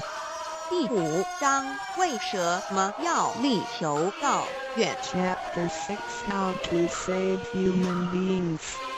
第六章如何求助众生 Chapter 1 Why are they congratulating me on receiving the Tao? Ladies and gentlemen, I would like to extend my heartiest congratulations to you, for this is your most auspicious day. Today you have received the Tao, which is the ultimate aim of existence. All of the Buddhas and saints attained the Tao in the past, and by transcending the limitations of birth and death, had become immortal. That which you have received today is the same Tao. Formerly, one who intended to receive the Tao had to abandon worldly possessions and enjoyments. If he was a king, he had to abandon his kingdom. If he was a high official, he had to resign his high position, leave his family and go to the remote mountains to seek a master who would transmit the Tao to him. After much suffering he would gradually perfect his conduct, purify his mind and heart and perform many good deeds. For his sincerity, God would send Buddha to transmit the Tao to him. Under such conditions a person able to succeed was hard to find. During that period the Tao was secretly transmitted from one patriarch to another.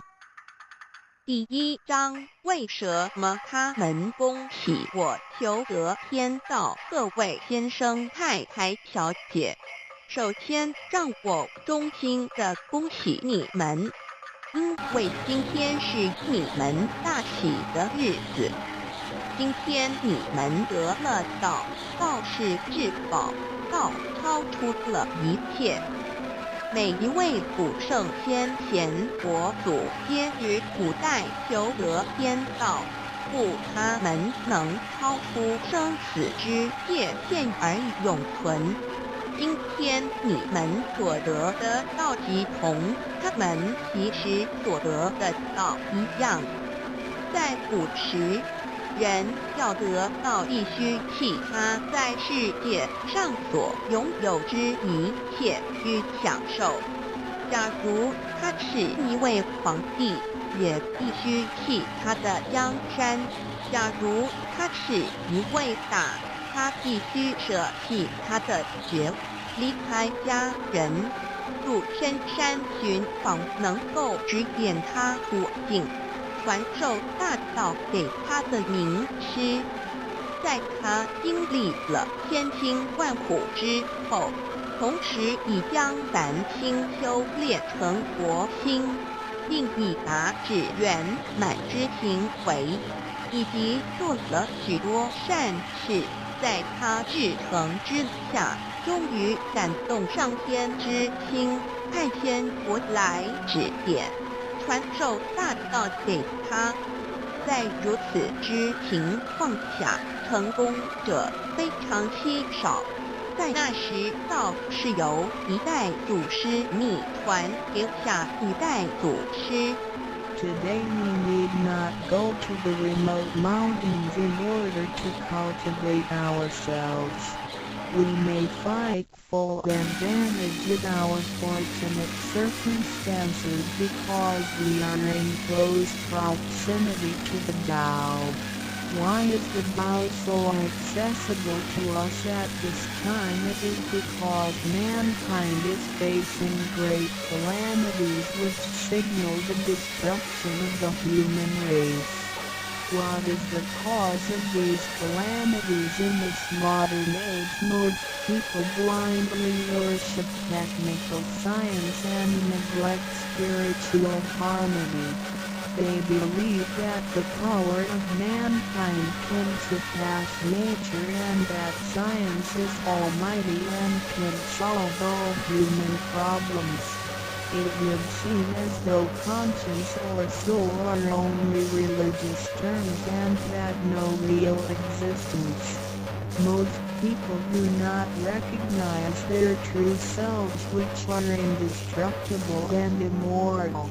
Actually, the true self is the master of the mortal body.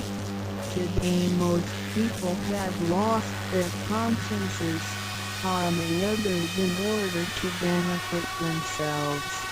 Those evils which human beings are now committing will cause great disasters, the likes of which have never been witnessed before. This will be the final calamity in which the human race, the immortals of space, and the ghosts in hell will all be destroyed. 然而现在我们不需要到深山去，而我们寂寞修行，所以我们能如此容易就得到，这是因为时代不同了。现在人类面对劫难之来临，末劫就要来到，末劫将会毁灭全人类。劫难是怎样造成的？原因是在此新世纪，多数的人们共盲目崇拜科学，而不注重心灵的完善。他们相信人类的力量能超出大自然，科学是高于一切，科学是万能，科学能解一切人类之问题。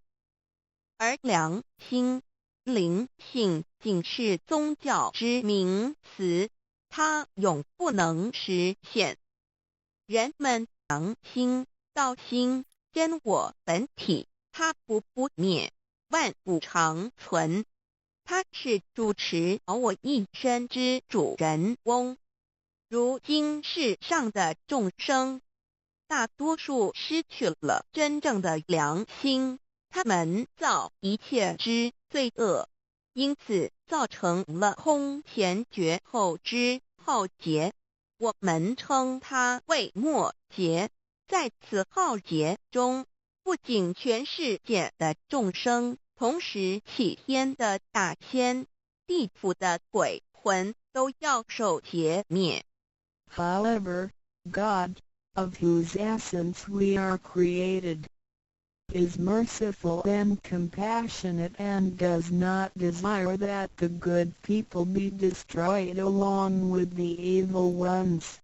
So God has provided that the Tao be disseminated among mankind and has sent the great teachers, Buddha Shiku and Bodhisattva Yui, to rescue the three kinds of beings, the immortals of space, human beings, and the ghosts in hell, so that they may return to heaven together.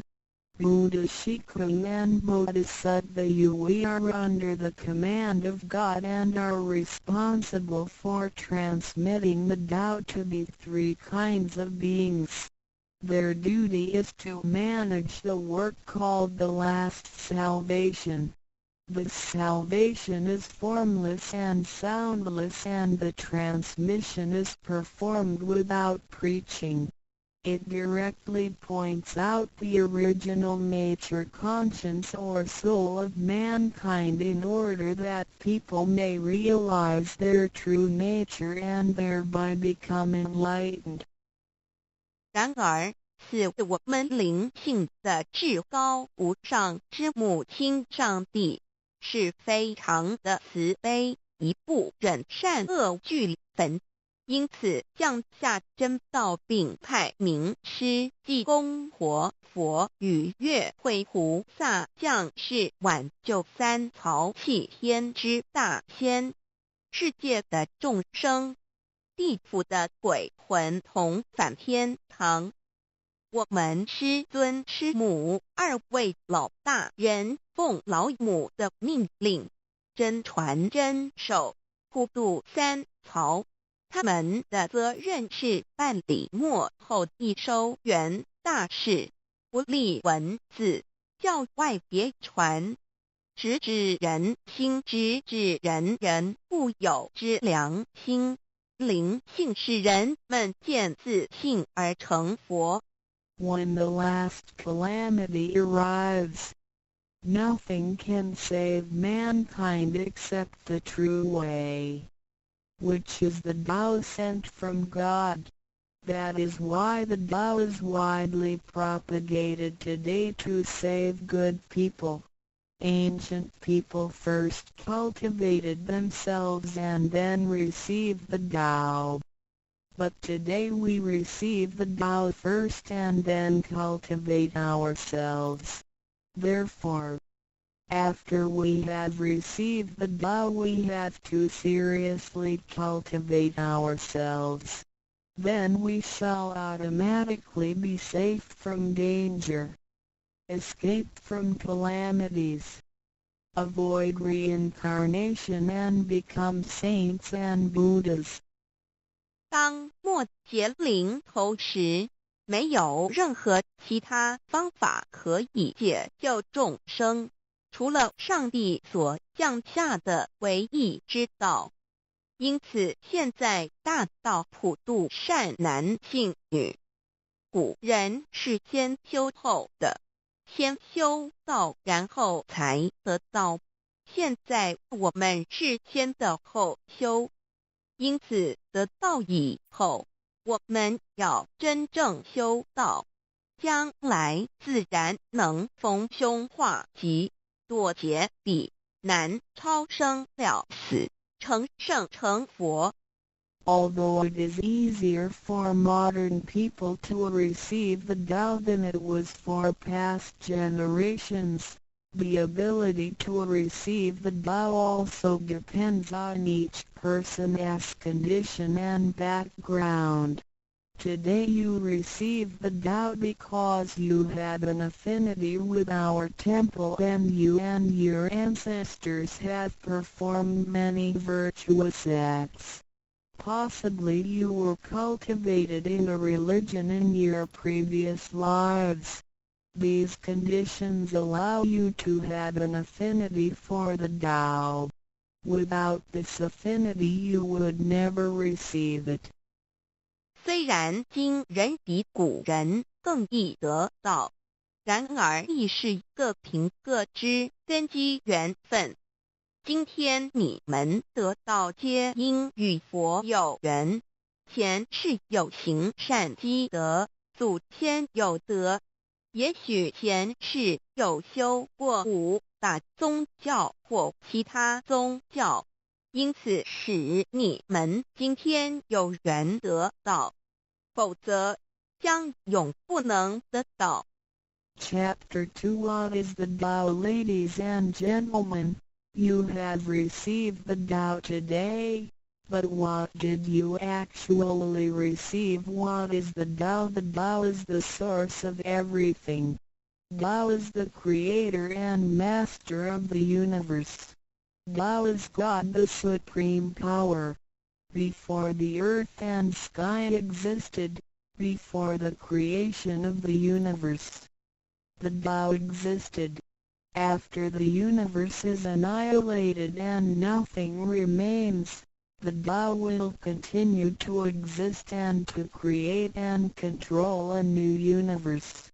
The Tao is limitless, invisible and formless. It cannot be seen, heard, smelled or touched and is beyond the power of human comprehension. Tao activates everything. Yet we cannot see its action. It works without effort, yet nothing left undone. Man usually calls it nature. Nothing can exist without the Tao because everything depends on it. Tao is God and our soul issues from God's essence. We are God's children. 第2章蛇魔是道，各位今天已经得道。究竟的是蛇魔，蛇魔是道，道是天地人万物之母，道是宇宙之本源，创造者力及主宰者。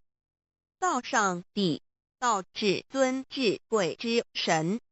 当天地还未生之前，一切都未有之前，道已先存在的。当天地毁灭后，道不毁灭，道能再生天地人万物。天地人万物生成了，道其中主宰。道非常奥妙，道无形无相，视而不见，听而不闻，不可嗅、不可捉摸，到超出了人们的想象力而不思议，亦不可言说，一切皆是道所为。然而我见不到道的动作，道是无为而为的，然一切莫不是道所为。人们常称它为自然。假若无道，任何一物不能存在，因为一切都依靠道而的存。道上帝，我们之灵性是上帝所赐，我们是上帝之儿女，上帝是我们之天。When we speak of the creator of the universe, we call it Tao. When we speak of the ruler of everything, we call it natural law. When we speak of the animating and controlling principle of our being, we call it soul or conscience. When we speak of the creator of our soul, we refer to the Heavenly Mother. In Chinese she is called Lao Mu. All of the above are one and the same. 当我们从它作为宇宙之本源而言，称它为道；在它作为一切之主宰而言，我们称它为理。当它在我们体内，使我们生存并支配肉体时，我们称它为灵性或良心，因为它赋予我们本性。我们称它为老，这些名称虽异而其意相同，皆指同一物而言。Now, what you have actually received is the Tao. Tao is everybody's true self. Today you have been initiated by the teacher and the door of your mind has been opened. Now you are able to understand that the body is not your true self. The body is controlled by the Tao within you. 现在你们的就是道，道是每一个人的真我。今天你们一的名师指点开了心窍，现在你认识了肉体并非真正的你，而灵性才是真正的你，那位无形无相的。然而在支配你的身体的灵性，才是真正的你自己。While you are alive, your soul dwells within your body. As soon as the soul leaves your body, you are dead. Your soul is from God, but your physical body is from your parents. You already had the Tao within you yet did not realize it. Therefore, you have had to search for it and had now been fortunate enough to find a teacher who was able to transmit it to you. Previously you believed that the physical body was your true self and behaved accordingly. You were selfish, committing misdeeds, acts of violence, and overindulging in physical pleasures. This condition repeatedly led you into a reincarnation and endless sufferings. Now you understand that your true self is not your physical body but only use the body as a vehicle. You are not limited to this physical body. You are boundless. You are the master of the universe because you have God's essence within you. You are full of mercy and love because you share of God's spirit. Most people today have forgotten all these spiritual characteristics and do not know who they really are.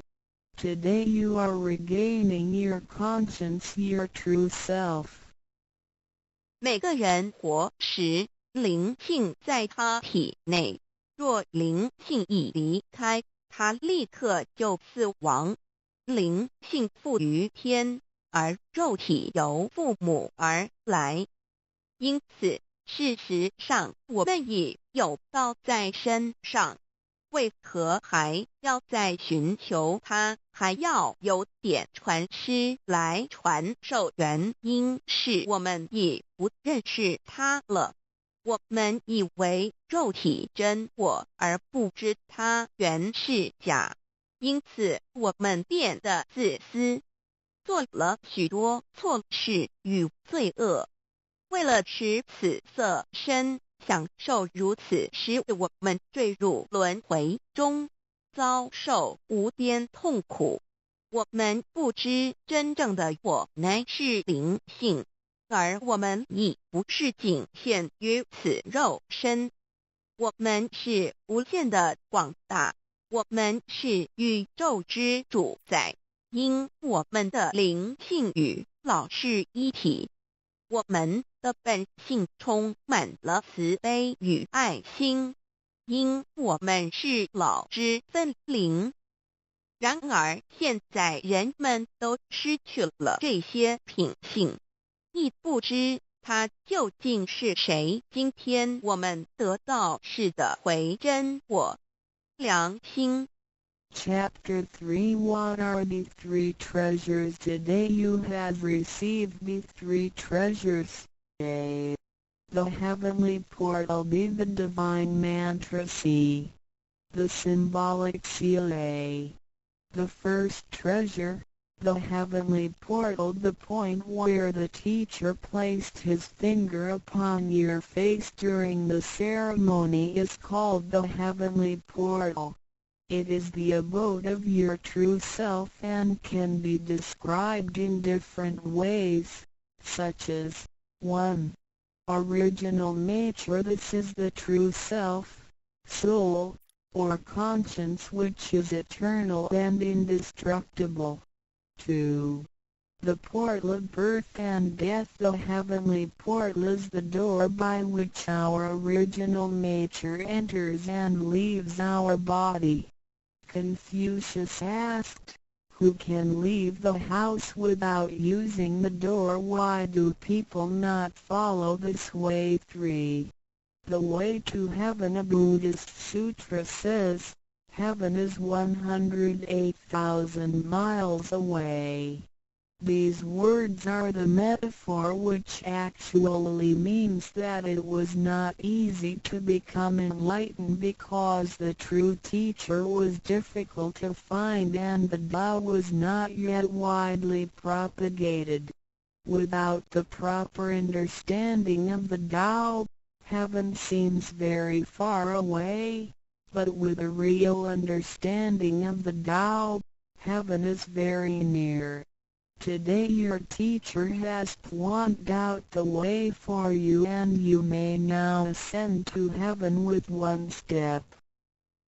第3章何谓三宝经天？你们所得之至宝，亦可称为三宝：一玄关，二口诀，三合同。一第一宝玄关，玄关玄妙莫测之门。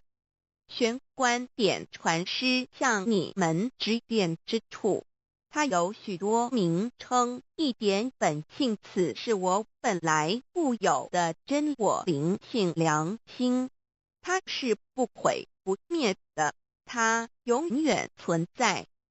二点生死之门户，玄关是灵性出入身体之门户。孔子曰：谁能出不由户？何莫由斯道也。三点通天大陆佛经云：西天108000里，此是譬喻，亦成佛是不易之事，因为名师难访，大道还未普传。然而名师经已指点明路，你一步登天。4点 The main entrance. The heavenly portal is the main entrance. It is situated at the center and not to the left or right, above or below. This entrance was locked after your imperishable spirit entered the body at birth. If the heavenly portal is not unlocked by your teacher, your true self is not able to leave the body by the main entrance at the time of death. Instead, it will have to leave by one of the side gates: A. The eyes, B. The ears, C. the mouth, D. the nose, E. the navel, F.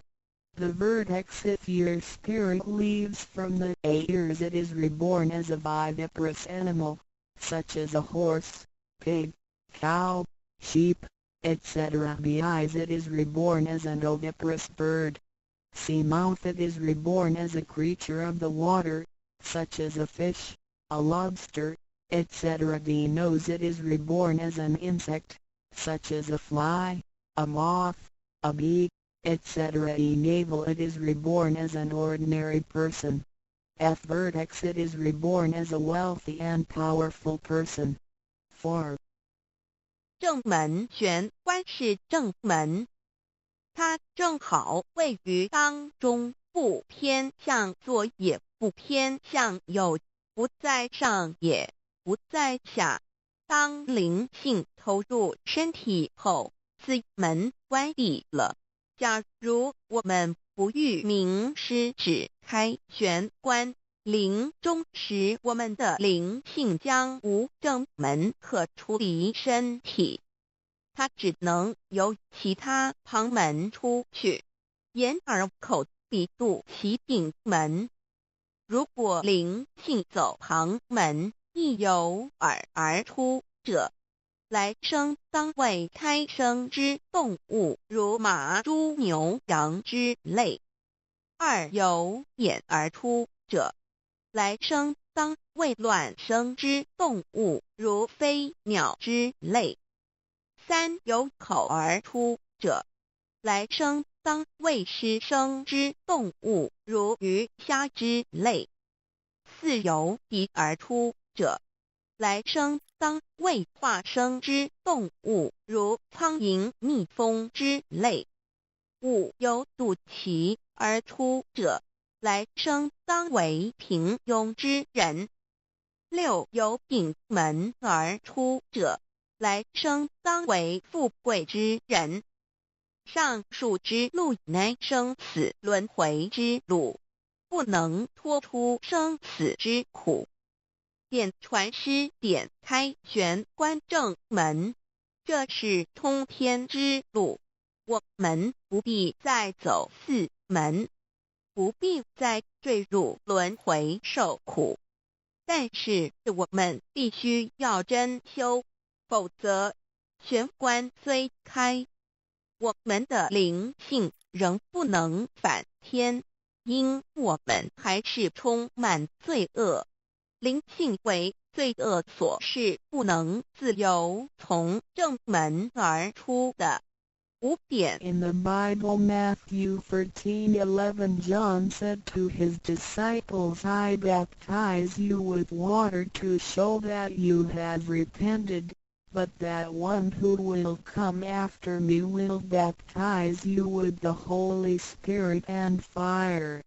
The Tao is transmitted to you in the temple of God through God's sanction and commandment. The holy lamp on the altar symbolizes God.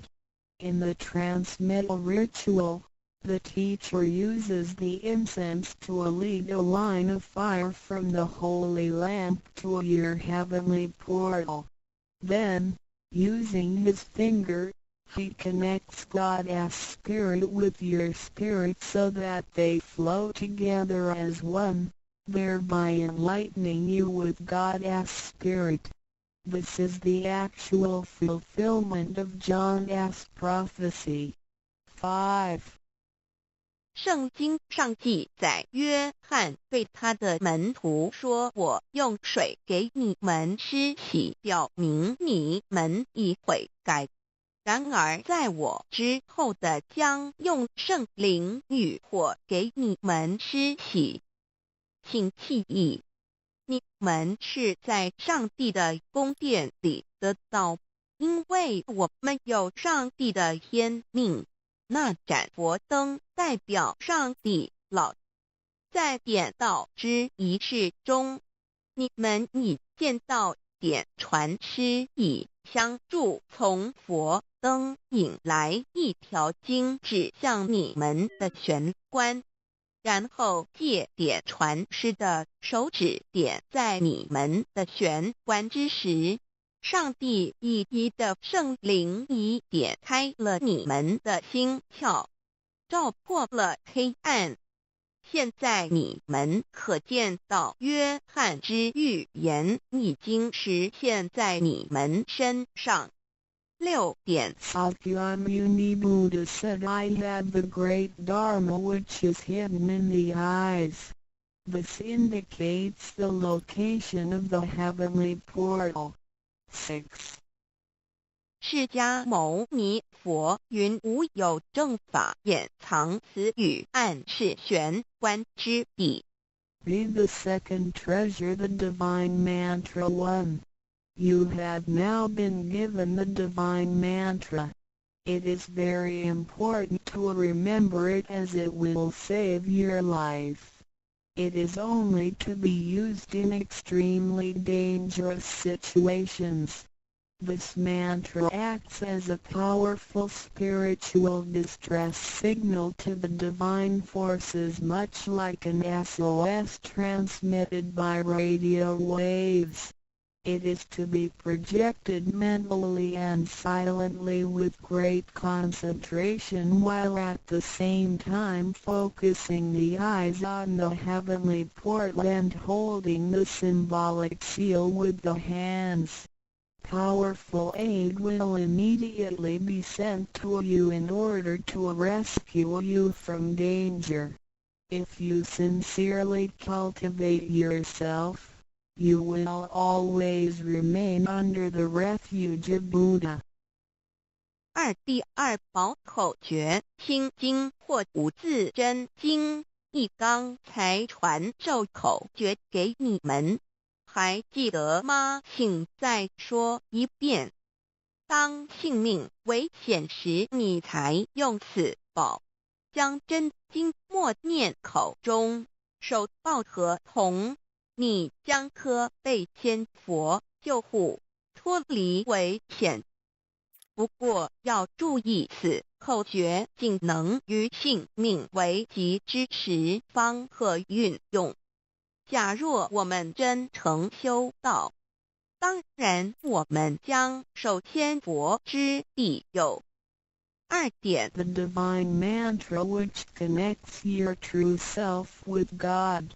This mantra is without form, sound or color and is the essence of Tao, the underlying and ultimate principle of the universe. This mantra unites your being with that of the Tao, forming a powerful bond. Every great religion indicates this potential unity, but they do not fully understand how to implement and effect it. You now have this knowledge and are familiar with its application. 2心经，口传经受由声音而达入无声因果之真心，由千经万典而达入真经真典。心经经法真空言真我本性也。3点 The true teaching is transmitted from mind to mind. The true self, the I, the spirit, the mind all indicate the true center of man or his real essence and original indestructible nature, which is identical with Tao. The human being is a microcosm, sharing all the attributes of the macrocosm. Since he is essentially divine, Man only needs to understand the nature of reality and align himself with it.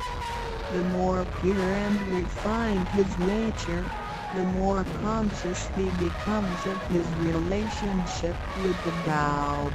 When he realizes that he is one with the Tao, he has become fully enlightened.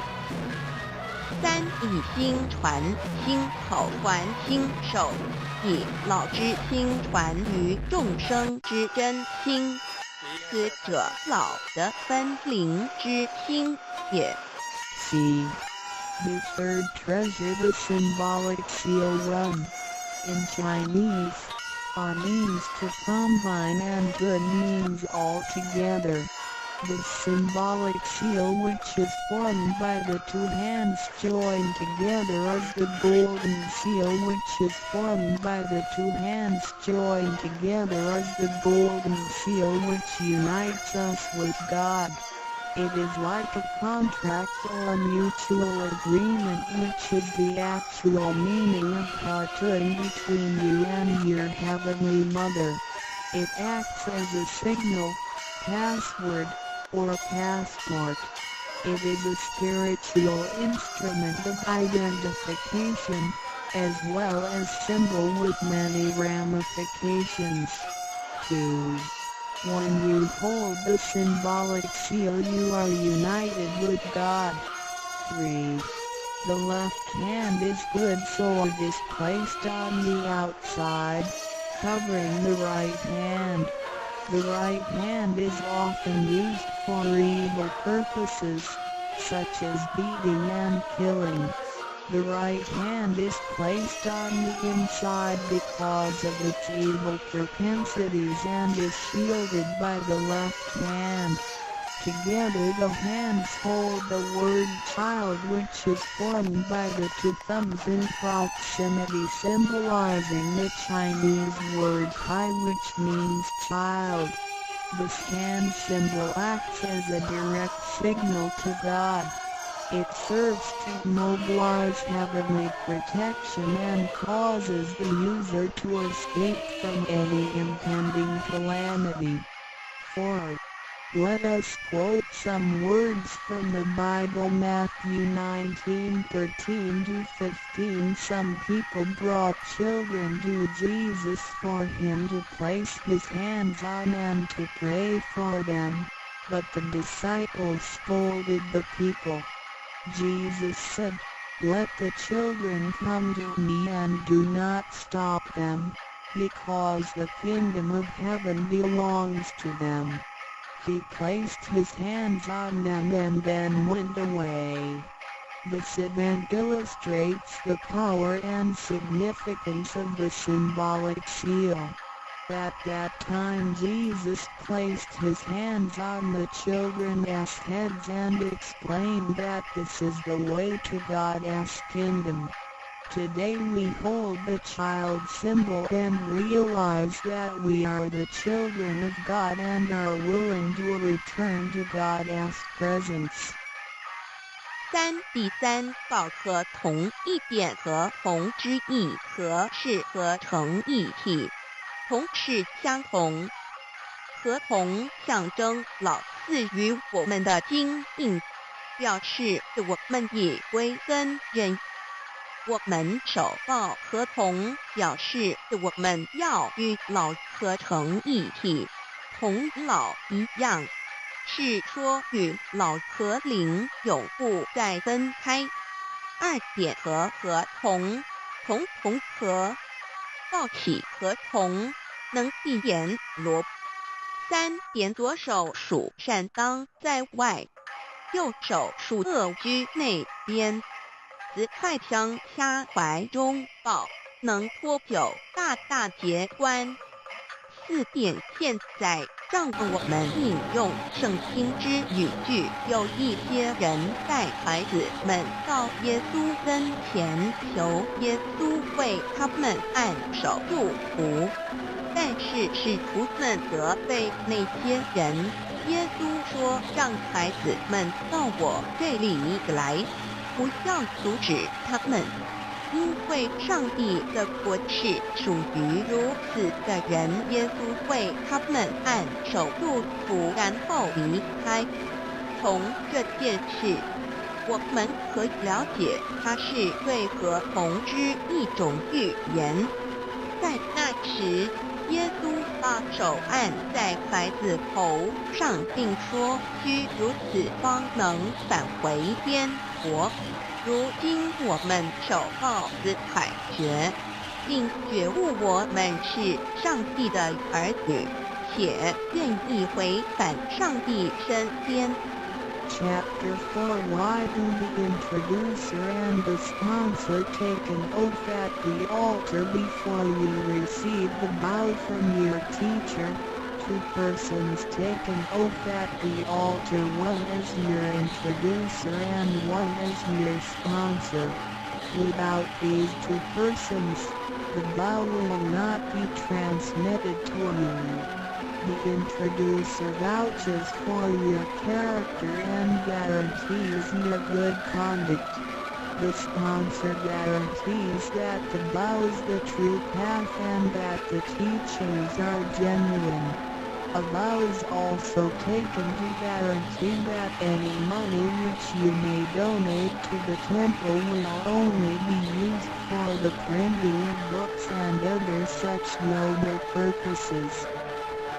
第4章，为什么银宝要立愿在点诗还未还到给你之前，有2个人做你的银宝师先立愿，银好你求到，否则点传师不可还到给你。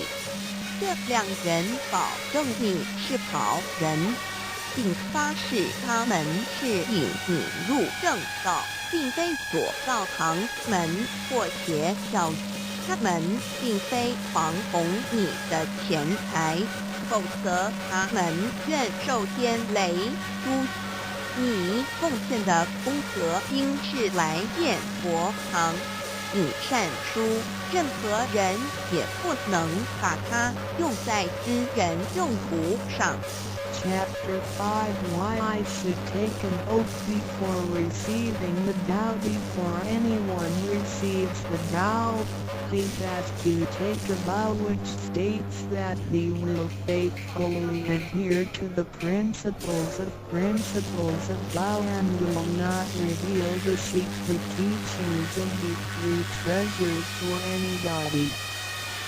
第5章，为什么要立求告愿？每个人在未求告前，必须先立愿，表白他将诚心祷告及不泄露天机3宝给任何人。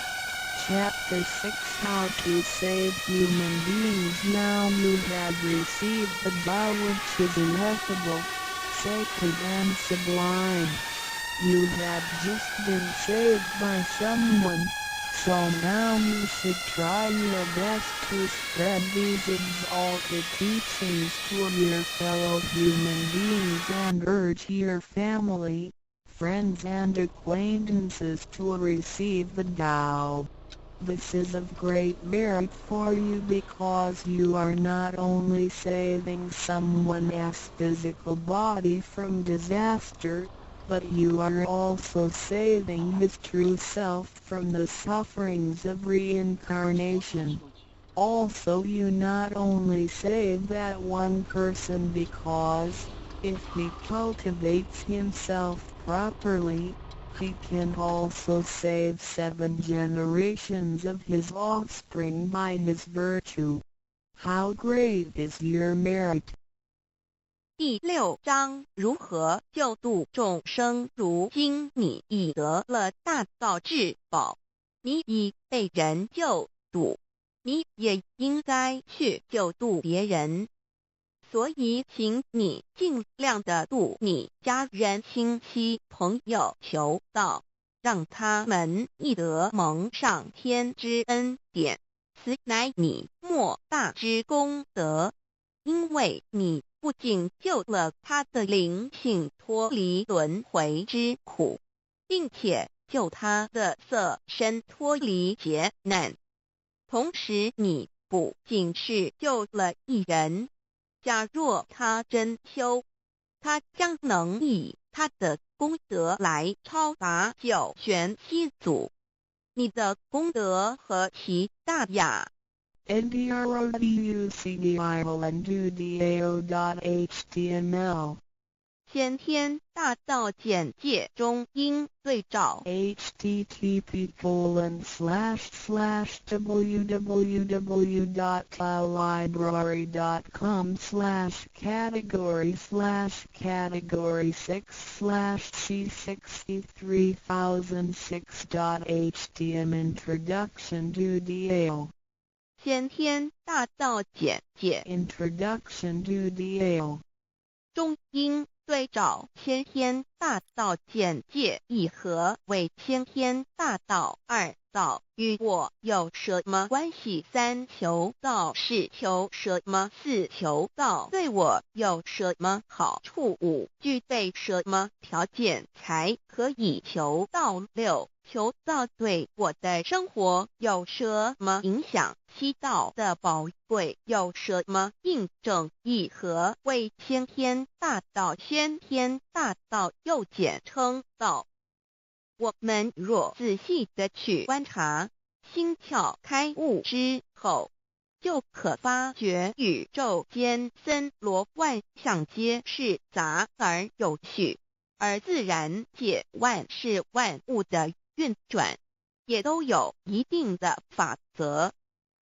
这天地人是万物的真主宰，就是道。道乃在天地生成之前即已存在，故曰先天大道。道者理也，理就是真理。在天地人万物未生以前，道即已存在，而道能生天、生地、生人、生万物万类。在天地人万物毁灭之后，道不会毁灭。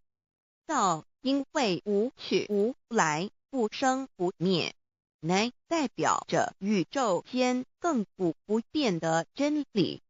道的本体，也就是宇宙自然的本体。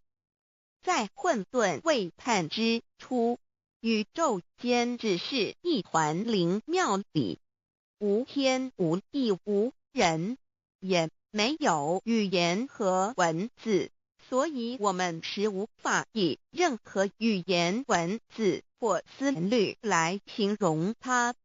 故大道无名强名曰道，我们也是勉强用到这个名词来代表它。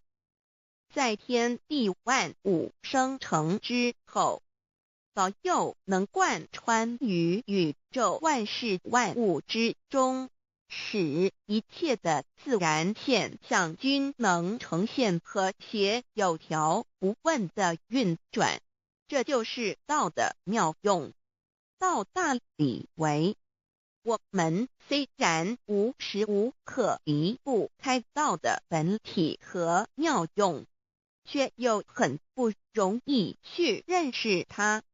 因此在2、3千年前，各教圣人应运出世，各化一方，针对当时天时地利及众生的根器，留下千经万典，传下诸多去恶从善的修持法门，同时也让芸芸众生认识了冥冥中宇宙万事万物均有一个真正的主宰，或称为上帝，或称为造化，或称为天主。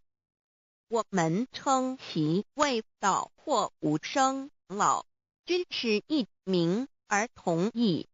我们对道有了深一层的认识和体悟之后，就会了解天地间实无一物不是道之本体与妙用的合一。因此道虽然涵盖各大教门的经义，为千门万教的总源头，确实不局限于宗教的领域里。而上帝或老也不只代表着一切宗教的最高信仰中心，更是天地万事万物万类的根本源头与最高主宰，及宇宙间永恒不变的真理之道。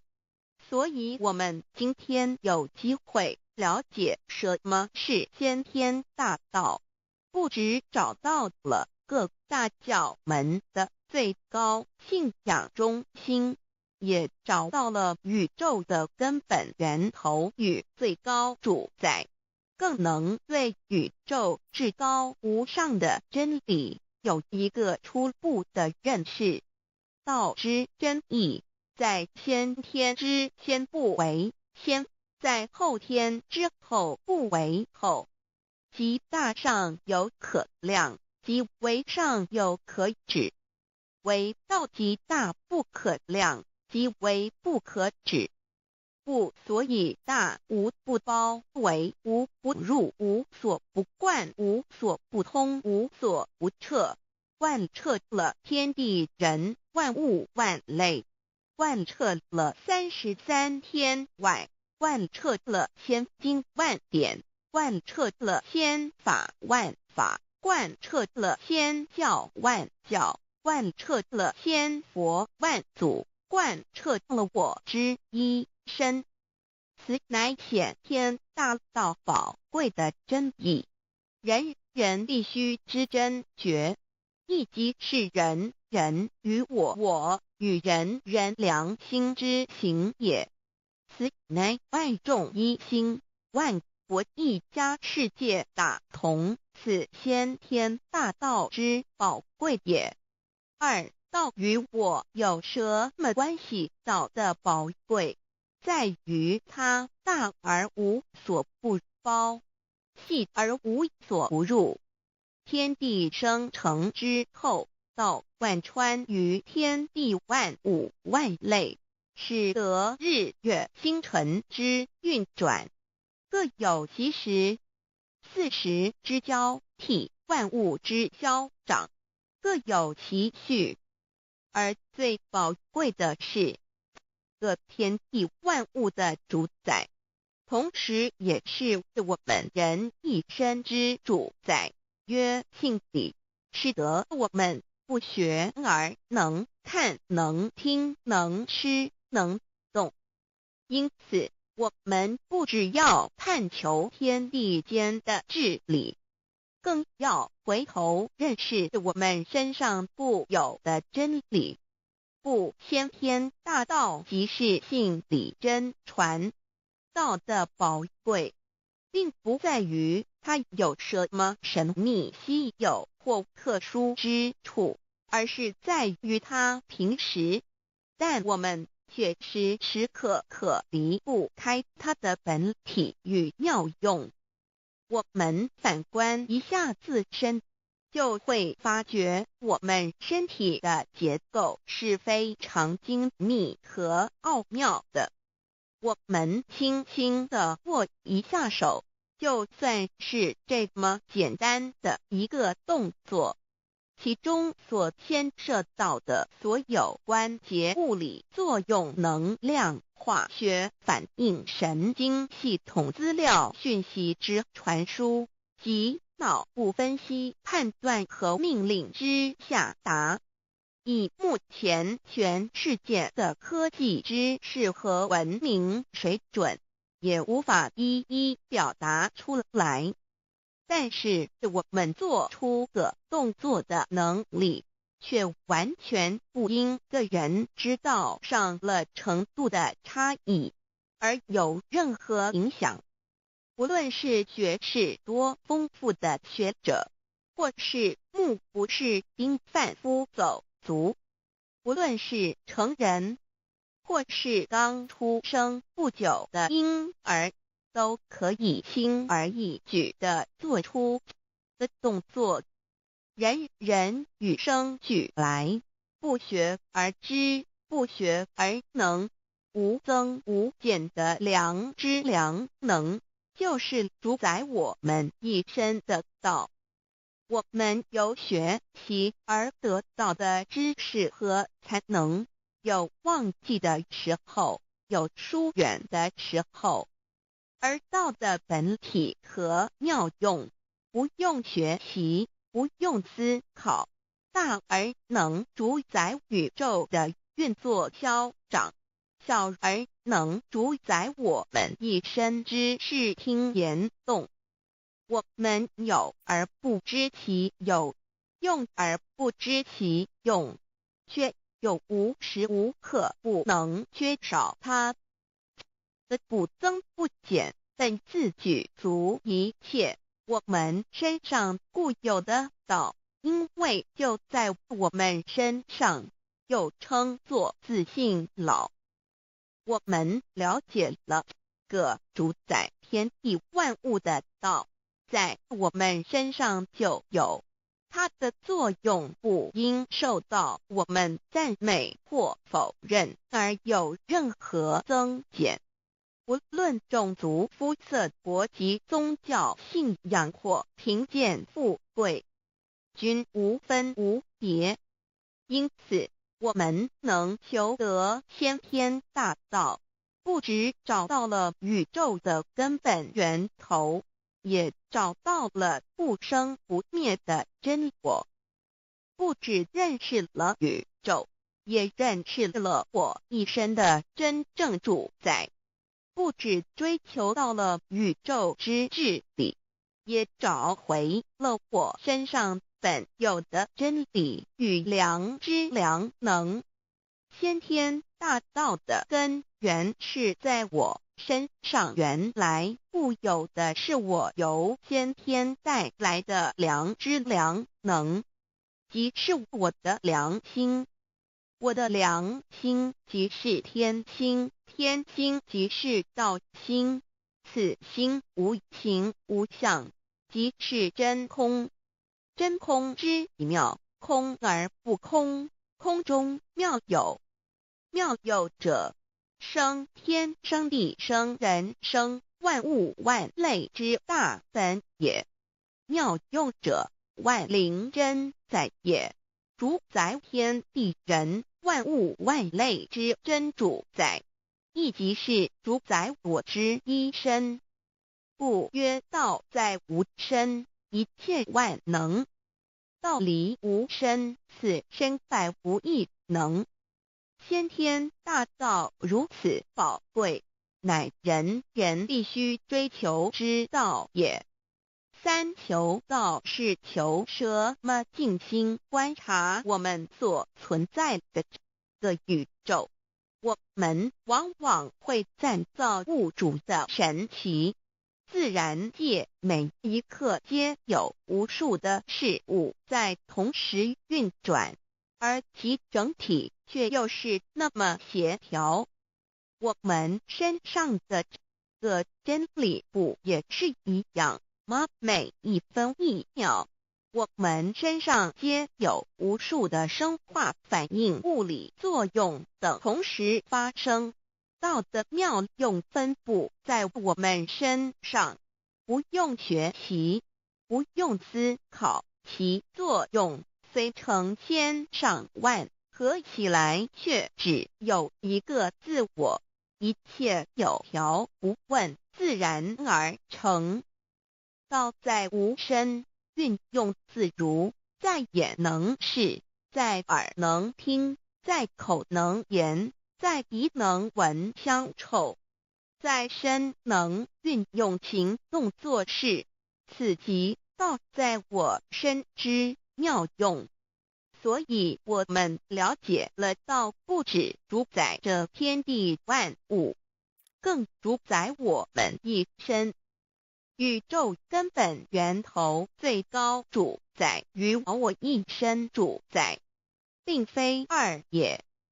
道的本体无形无相，我们肉眼看不到它，手也摸不到它，但它却无时无刻不在发挥其妙用，更进而随着天时及环境而发展出语言文字经典及造福人类的文明。此即是我们良知良能之作用。一般人不了解到在于我们自身的本体和妙用，只模糊意识到它的存在，便以灵魂代表它，我们称其为自性老。因其没有生灭，也不会毁坏，我们也称其为真我。此真我乃是最富足、最圆满、最光明、最完美、永恒不朽的。现在我们来生一看，看得见摸得着有形有相的肉体，能不能代表我把一个人生命中不同阶段的照片拿来比较，我们就可发觉，面貌是无时无刻不在变化的。我们一般均习惯以相貌认人，但相貌却不是永恒的。我们的肢体也不是真我。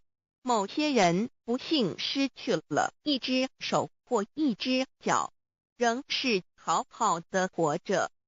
我们的内脏呢？现在科学昌明，其至仅能把动物的心脏成功地植入人体。我们不能因此说这人不是他自己了。就算头的脑细胞从我们一出生就开始不断的在坏死、减少和变化之，因此有形有相的肉体只是真我的一个工具而已。肉体虽然看似真实，却无时无刻不在改变之中，不需数十年又变成一堆黄土。因它不是永恒的，我们称之为假我。对于真我和假我有所了解之后，我们也就可以了解我们为什么要求到了。如今我们非常幸运能有机会求得先天大道，求得的就是三宝。三宝简单明了，但也博大精深，其内容在求道时会详细解说。现在只简单的提出两点。首先，求道就是直接点出了真正永恒不朽的真我，也就是良心本性的发。在物质文明远较精神文明昌盛的今日，假若迷失真我，我们的人生将有如行尸走肉。若是认假为真，更是我们为了盲目满足假我而做出害己害人的事情，造成自己在世时与死后的灾祸。因此，求道启发了我们内在本的真我良心，真我假我协调融合，使我们的人生不论存没，都是平安喜乐自在充实而有意义。其次，求道也就是开启了我们身上的正门，又称良心之门、智慧之门、慈悲之门。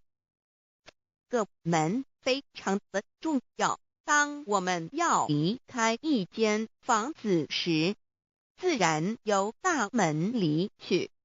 如果此门无法开启，而被迫从窗户或阳台跳出时，就可能会摔断腿。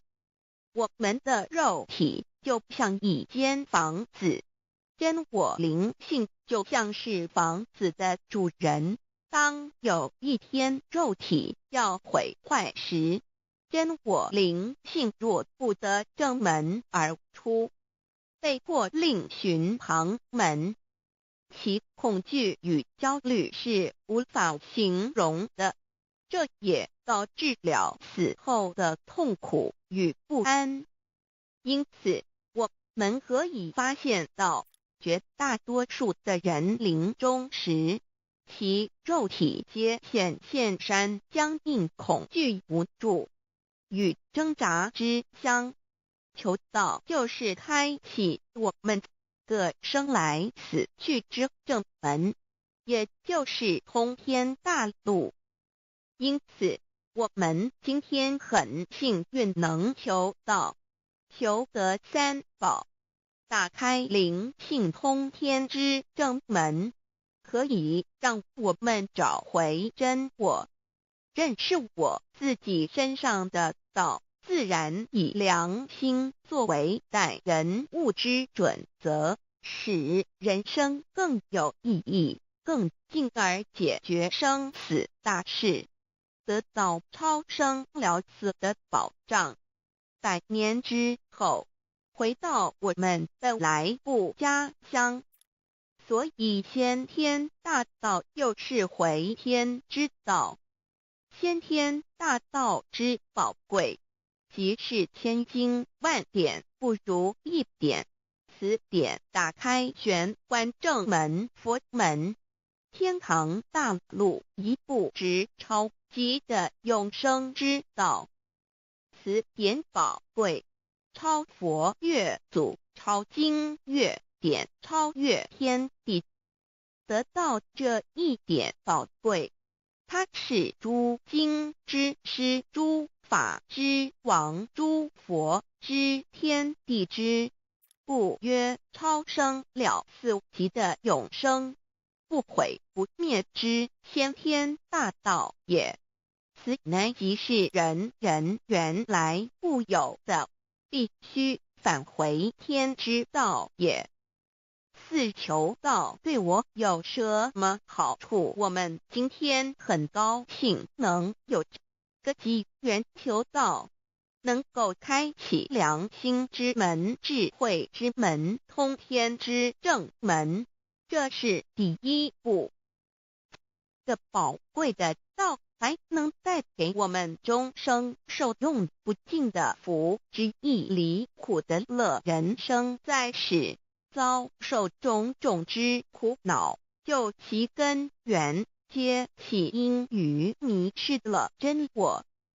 求道首先就是让我们认识人人身上固有的道，找回我们本有至真至善至美具足圆满永恒不朽的真我，在日常言行之中发挥真我，使我们一举一动皆能合于理，止于至善，自然不会受周遭的人事物所左右，我们的心也就不会患得患失。心为一身之主，我们既然在心境上有所提升，自然不会与邪恶之事相感应，则不相随心转，还可以改变命运，趋吉避凶，朝向光明，使我们得到真正的喜悦、逍遥自在。2堕地难，自有人类文明以来，道的真意便代代单传独授，其没落贯穿了早期的主要文明，如中国、印度等。奈何近100年来，人类受物欲所逼，在空前繁荣的物质文明中逐渐迷昧了良心，甚至竟将制造威力极大的杀人武器。回顾数千年人类历史，在近代短短数十年间，便发生了2次世界大战，无数小战，伤亡无数。滥用科技文明，同时也损害了自然环境，造成大气臭氧层之破坏，全球性气候的改变，人心之变，干造了天灾人祸连连。人类已为自己酝酿了一个空前的浩劫，因此上帝洪恩慈悲，特将大道谱传于世，以挽救良善。求道以后，我们时刻存着道心，以良心待人处事。当遇有人力不可挽救的灾祸时，只要诚心使用三宝，必能灾必劫，逢凶化吉。此事验证甚多，不胜枚举。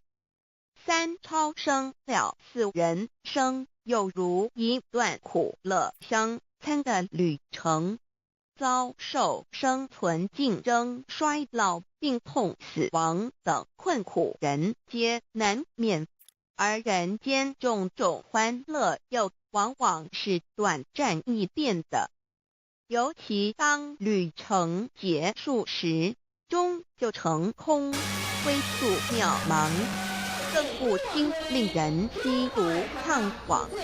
是以智慧者有鉴于此，乃以超生了死，追求真实永恒的人生意义为人生至高之目标，不待先修后的。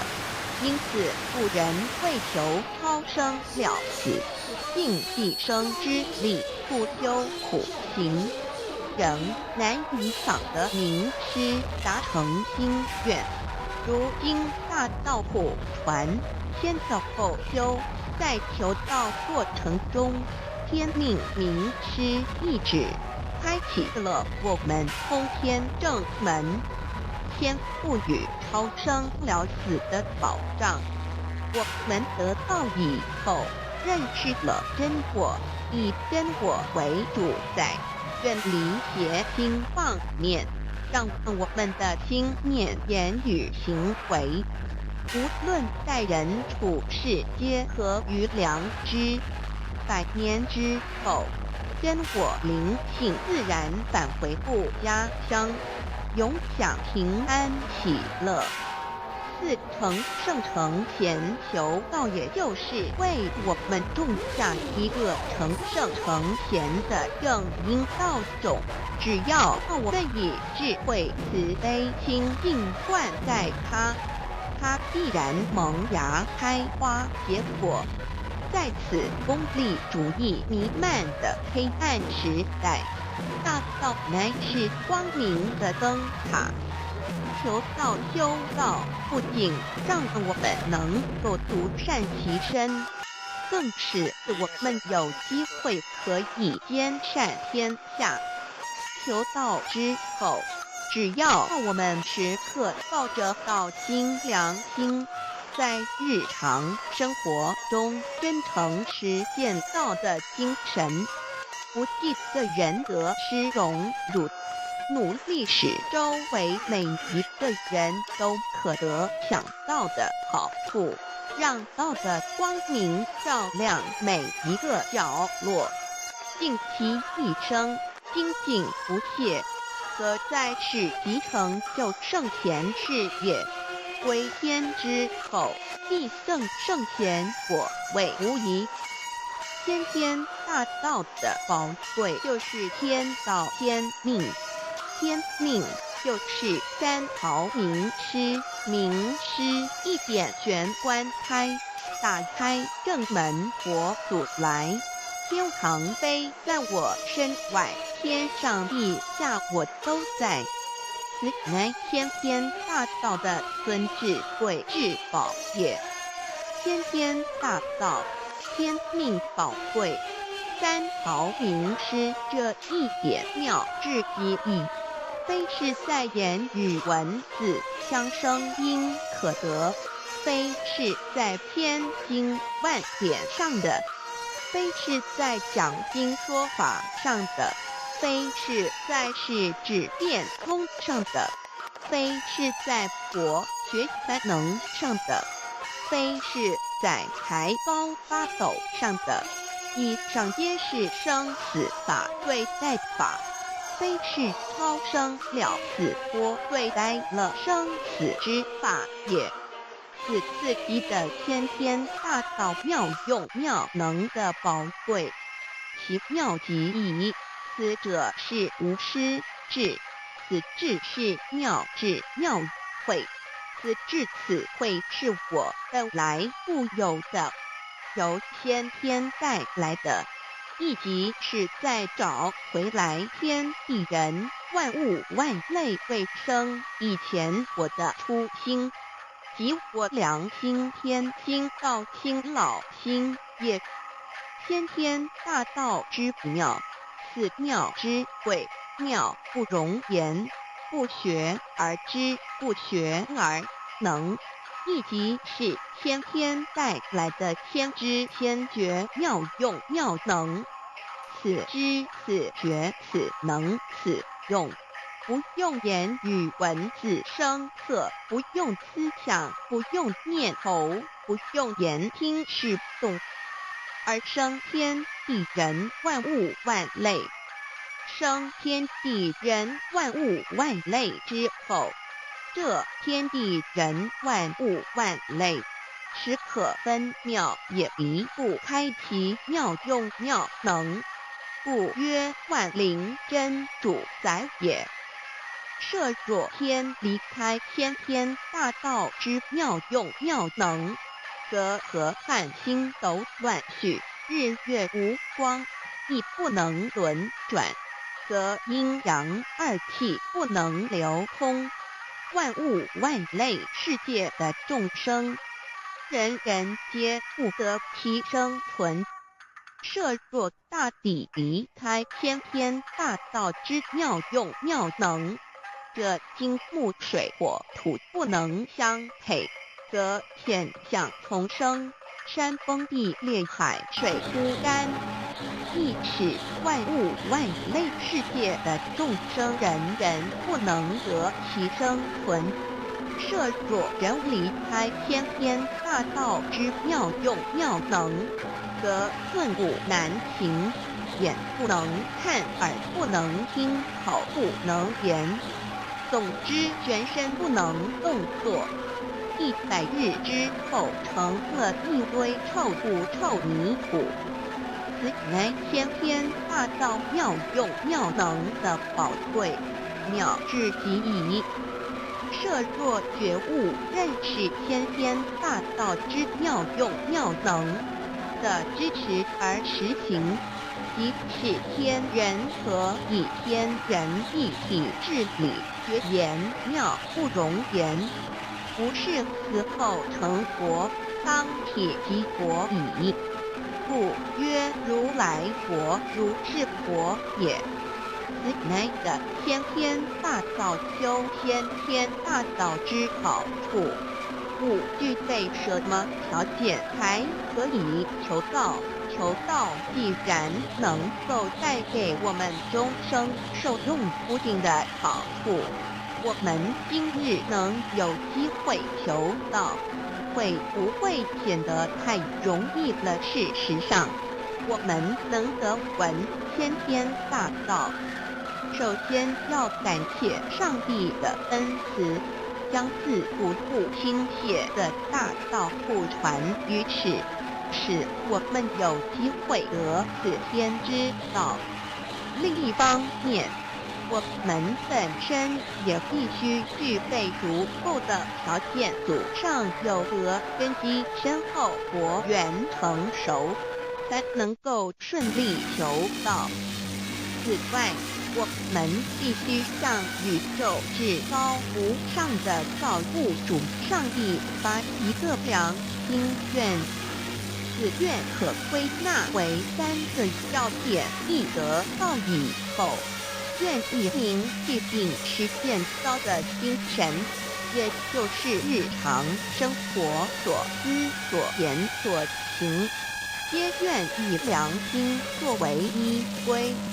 二得道以后，愿以能力所及，助周围需要我们帮助的人，愿意多了解道的意义，并让更多的人蒙受天道的福祉。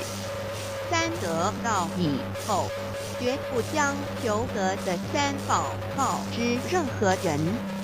三宝必须在庄严的求道过程中，天命名师传授给我们才有真实意义。若由我们泄露给其他人，则不但毫无意义、毫无效果，我们自己也违反了天律。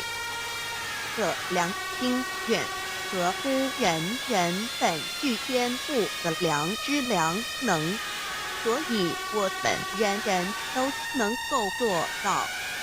真诚实现良心愿，也必须滋润我们求道时种下的智慧、慈悲、清净之正因道种，使它顺利萌芽、开花、结果，才不至虚度这千载难逢的求道修道良辰。值得一提的是，我们能顺利求道，原因之一即是沾了祖德的光，是故上天开恩，只要我们修道有恒，则我们的祖先也有机会可以求道超生得救。我们的子孙亦的印地，对父母祖先尽大孝，这是最好的机会。只要具备以上条件，则无论任何国界、种族、宗教信仰的人，都可以求道。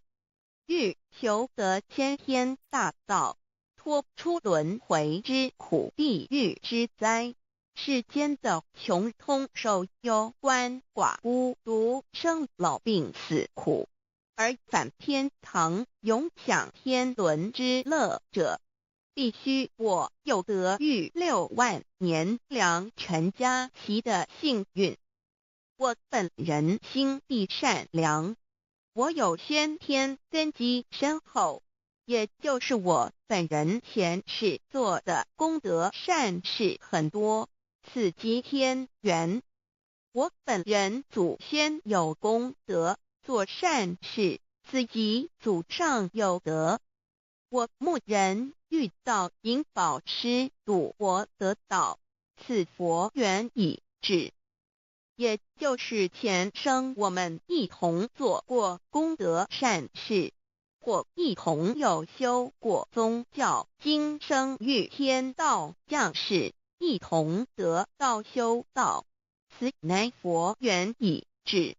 6求道对我的生活有什么影响？现今正值上天恩开，先天大道普传，拯救良善之时，故普传方式皆以方便善巧，与众生契机为原则，因此求道不会对我们正常的生活造成任何负面影响。这与以往许多人苦修苦练，甚至出家的修行方式有很大差别。也正因为如此，先天大道能在日新月异的现代，适应社会的各个阶层，传布到世界的各个角落，使人人皆有共沾天恩的闻大道的机会。关于求道对生活有什么影响，我们又以下几点来看，亦与任何宗教没有冲突。道代表着天地万物及我们一生之最高主宰与真理。不止在各大门创始之前，甚至在天地未生以前，道就已经存在了。因此，任何教门，只要其教义是追求真理及实践良心，就不会与道有任何冲突。事实上，不止宗教，只要我们以探求真理的角度去观察，则自然界万事万物皆能与道吻合与印证。若我们原有某种宗教信仰，求道将不会造成任何抵触，也不会使我们背弃原有的信仰，反而让我们对真理的探求有更深一层的体认。二，以良心经为最高规戒每一个人生活环境中的文化习俗、时代背景、法律条文及价值观念都不完全相同，因此没有任何一个具体的规戒或条文能够适用于所有的人。所以求道后的规戒着重在我们每个人真我良心之实践，由真我良心主宰自己，而不是在经典之背诵上及律法之钻研上下功夫。三，不照良心愿行。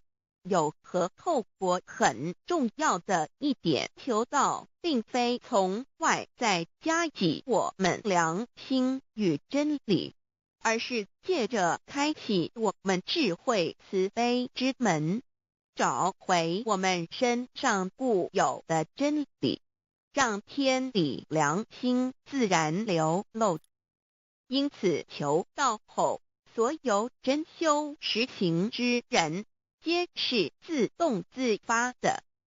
是不，求道后，若我们不照良心愿而行，并非将出现任何外力来强制我们遵行此愿，而是将受到自己良心的谴责，由真我良心督促自己，而自然改过向善。四，圣凡间修真我之实践，并不局限于教堂或寺庙之中。因此，现今大道普传，并不要我们家舍业到深山古寺之中修炼，而是在不影响家庭、工作、学业之正常情况下圣凡间修。在日常生活中，时时刻刻一言一行，皆能以天理良心为依归，就是真我之实践。务由提升自己而兼善天下，求道后会使我们生活更充实，心灵更和谐。而更重要的是，我们每一个人尽一己之力，借自身之提升，影响周遭之人事物，继而汇成一股力量，在这举世天理良心日趋沦丧之潮流中，匡正人心，力挽狂澜。如此必能早日实现先天大道普传之宗旨，即弥勒佛的原慈大愿，化污浊的人间为人间净土，化纷乱的世界为世间天国。七道的宝贵有什么印证道是宇宙的至高真理？它的作用贯穿了天地万物万类，更是我们一生之最高主宰。真正了解了这一点，我们就会体认到，道是随时随处可以被印证的。许多贤贤得道之后，发出了大诚心、大信心、大智慧，真修真行，皆能参悟到。不止在各教经典之中可以印证到，其实在任何时间空间万事万物我们之一身，甚至一草一木，皆离不开道的本体和妙用。体认至此，自然能发出永不退转之道心。而尚未求道或刚求道者，则需借助于一些具有形象看得到、感受得到的印证，以奠定初步的信心。任何人只要有求道，经过身但天命之名师点开玄关正门，传授三宝者，无论其功德高深为末，死后皆是身软如棉，面色如生，灵性由正门归天，东不品湿，下不腐臭，甚有多至数日不变，亦相满至者。目前的科技文明和医学知识还未进步到足以解释这种现象，但却无法否认个事实的存在。这种现象虽曾出现在某些宗教中，但极其罕见而珍贵，而求道之人除信道不笃于反道败德者，不敢定论外，其余则比比皆是。肉身既显似瑞香，足可证其灵性已登善境，当无疑问。二人虽不为万物之灵，其实是很脆弱的。自从生在这个世界上，就难免天灾人祸的威胁，甚多以求道者，在遇到人力不可挽救之危急情况下，诚心使用三宝，皆能大事化小，小事化无。这种例证多得不可胜数，无法在此一一例举。以上两点虽然极为宝贵，但却是任何人只要一求道，借着上帝的天命宝贵，立刻就可以得到的保障。此后就随个人的诚心、智慧及对真理之实践，而有或深或浅不同的体认了。如人饮水，冷暖自知。希望各位具有善根，有机会能得闻大道的先生女士，皆能入宝山而满载而归，皆能求道而同真善境。Introduction to DAOI. What is DAOI? DAO and MEII. What it is in DAOID. What do I get in RECID and in DAOB? What do we need to receive DAOBI? What impact does receiving DAO have on MEDII? What can attest the validity of DAOI? What is DAO? Observing the cosmos and all the living beings consciously, among all the earthly activities and phenomena, we will find the existence of the laws of nature.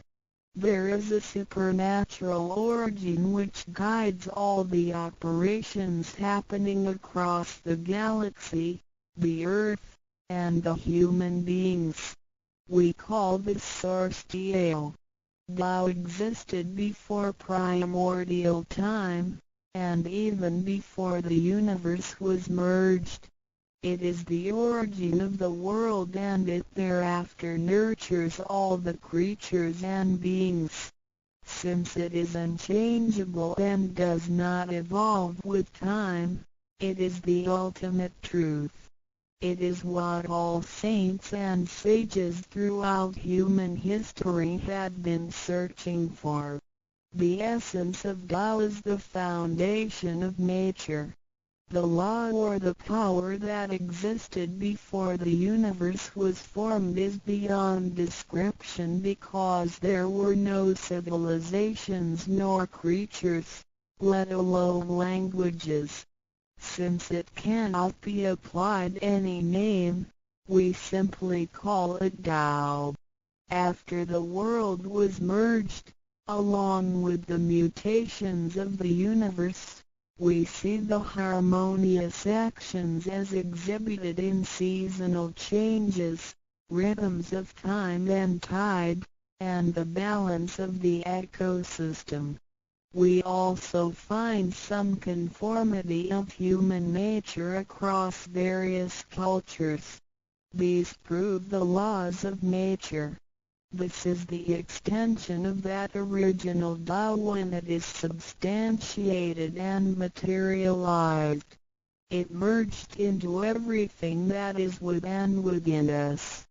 Now that we know Tao is present universally and yet difficult to be recognized, there have been prophets and preachers trying to make us know and understand the origin and the truth of life through various teachings and literature since the beginning of civilization. They were scattered around the world throughout history. As a result, great commandments were taught to disciples and goodness and badness were differentiated.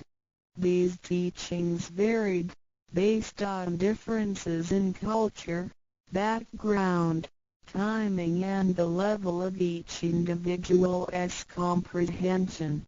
However, they all tried to express and transmit to their descendants this Creator and Chief of the universe. It is God, or what we call Tao. As we get to know it more and more, we will realize that the essence of Tao and its effect covers every existence without any exceptions. Tao is actually the headwaters of all religions. It embraces the essence of all the preaching and teachings. And yet, it is superior to the system of belief. It is the nature, the universe itself. Tao or God represents the highest authority and power of nature. It is also the headstream and superior to all. It is the unchangeable principle. Understanding Tao allows us not only to discover the center of all religious belief, but also to communicate with the origin and the highest power of nature. We will then be able to relate ourselves to the truth of the universe. To probe further, Tao existed before the formation of all, yet it was not anterior, which means that the creation was embedded in it. Tao emerges into the creation, yet is not posterior, which means that it is not thereafter limited. Among those created, however large, they can be measured, however small, they can be detected. It is only Tao that cannot be measured of its immensity nor detected of its existence. Therefore, it is larger than the largest and leaves nothing excluded, and yet it can be smaller than the smallest and leaves nothing not penetrated. It is ubiquitous. It merges into and governs all. It is in charge of the space, the earth, human beings, all the creatures, and all existences. It penetrates and regulates the entire universe. It is the source of all the scriptures, sutras, as well as dharmas. It encompasses all the religions, and it is what makes one a Buddha or a saint. It is the single chief of all. And, above all, it is in charge of each individual too. It is the Divine Self. This is the true meaning of Tao. We should get to know it this way and rediscover our own invaluable treasure.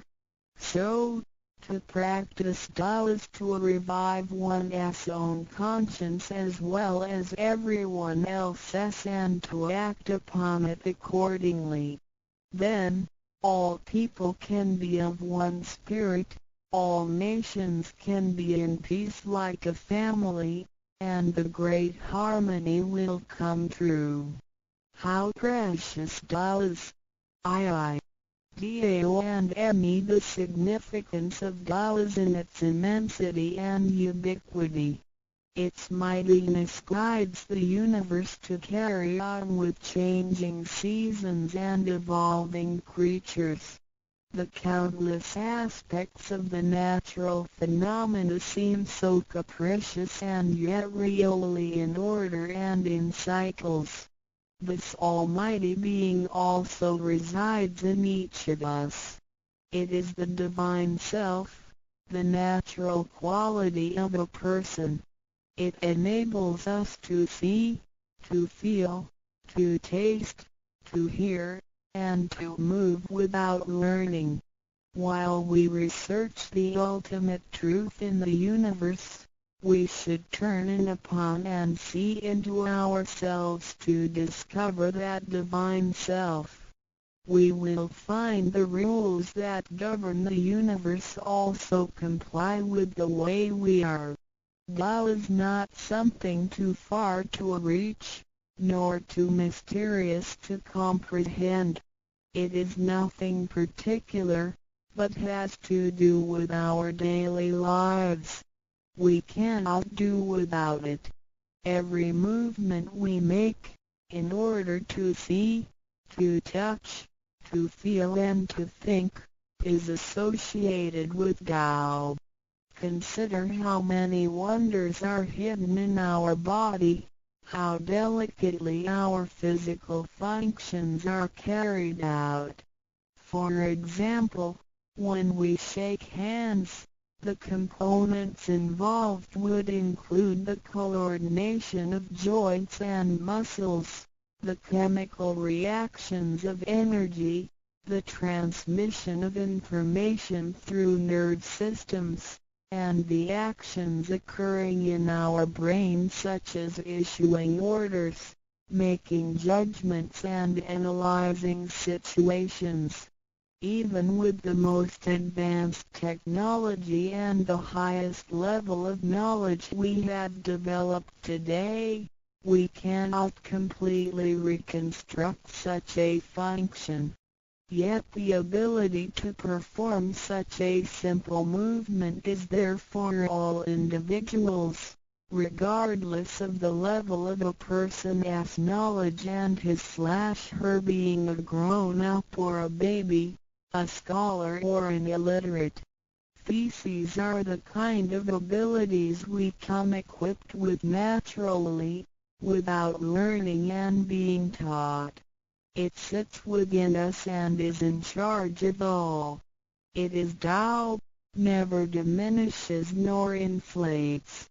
Worldly knowledge acquired through learning can be forgotten. A gymnast can abandon his/her techniques and a musician can lose his/her skills without practicing. The essence of Tao and its extension are always in charge of the macro-universe, the nature, and the micro-universe, the human being's self. We are associated with it unconsciously since the first day. Because it encompasses the whole nature within us, we also call it native self. Tao is within and surrounding us. It needs not be worshipped nor debated over. because its existence is unconditional, regardless of race, color, nationality, religion or status. It is impartial and stays constant. In receiving Tao, we not only find the origin of the universe, but also the divine self. We get to know the highest power in the universe as well as the genuine nature in charge itself. We discover the ultimate truth of the cosmos as well as the integrity of ourselves. Recognizing that the laws which govern the universe also govern us makes us be able to return to our true nature. To probe further, the most essential concept in Tao is that we all possess it intrinsically. It is the wisdom and ability we were born with without learning or practicing. It is one's conscience, which is like the Spirit of God, the divine and immortal nature. It is invisible and intangible. For this reason, we call it genuine emptiness, which means that to be really empty, it goes beyond emptiness and can therefore have marvelous existence in it. Marvelous existence is the foundation for the sky, the earth, human beings, all the creatures, and all existences. With omnipotence, Tao is called Great Lord of all beings. This almighty being is not only in charge of the entire universe, but also in charge of oneself. So the proverb is, Tao is within self, which is the drive of all one's abilities. A physical body without Tao is useless. This is the treasure that we should all realize and fully explore. What it is indeed when we look around the world, we admire the miracles and wonders of nature. Countless things change and move simultaneously every second, and yet in order and in harmony. So do our bodies. Countless biochemical reactions and physical functions occur concurrently within our bodies.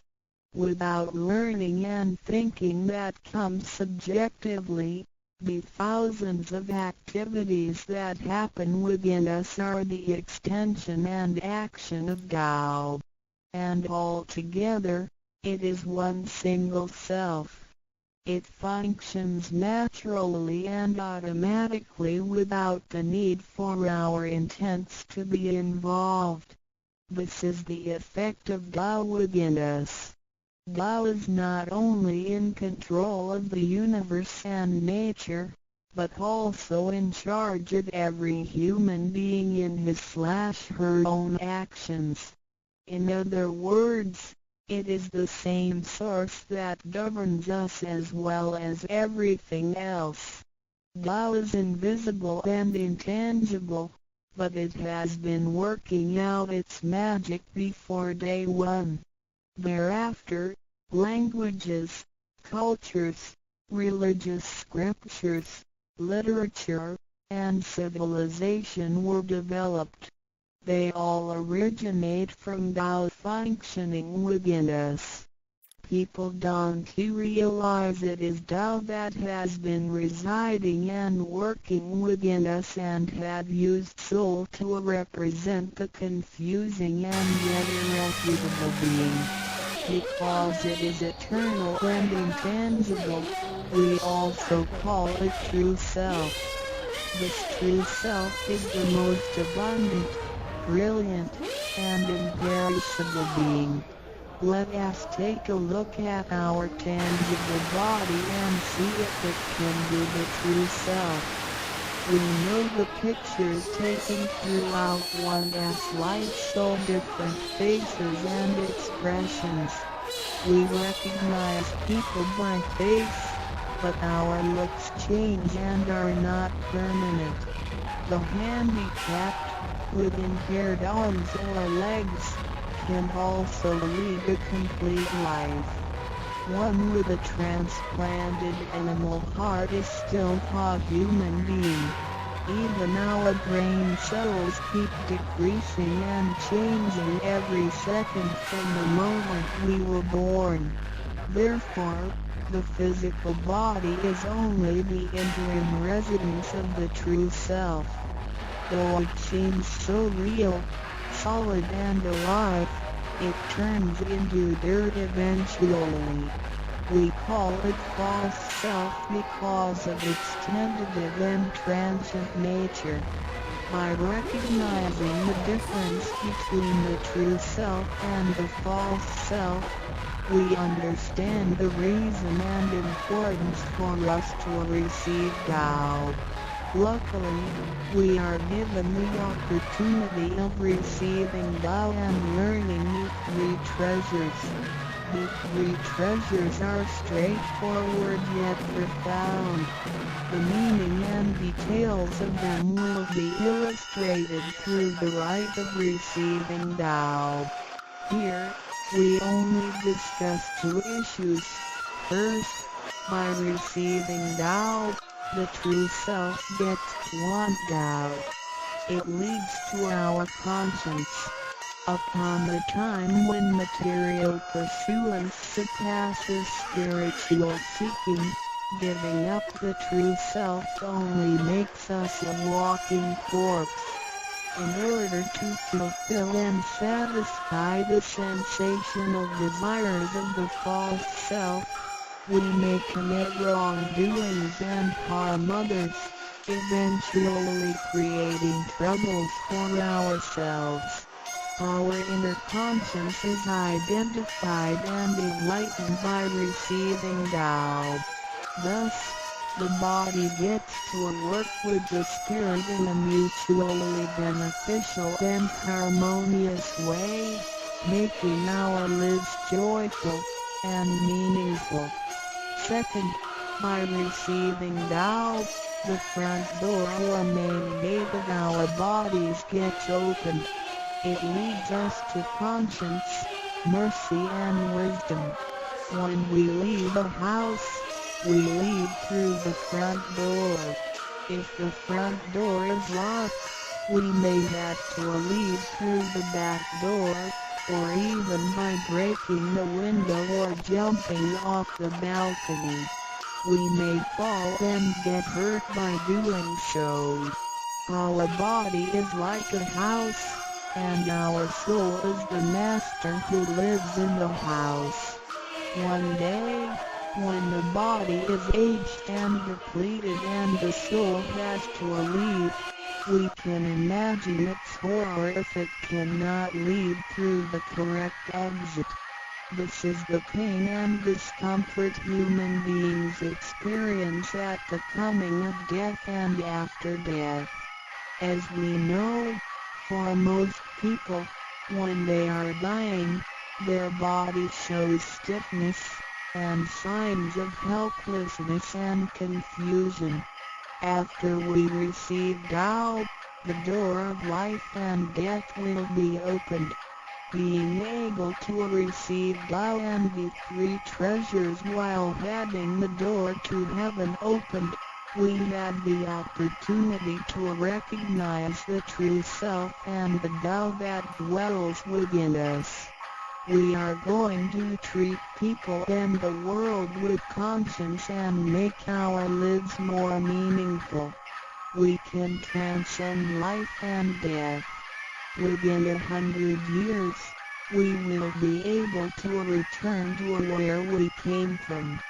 Therefore, the heavenly Tao is also the way to return back to heaven. To probe further, the enlightenment of Tao is superior to studying thousands of sutras. This is the value of Tao.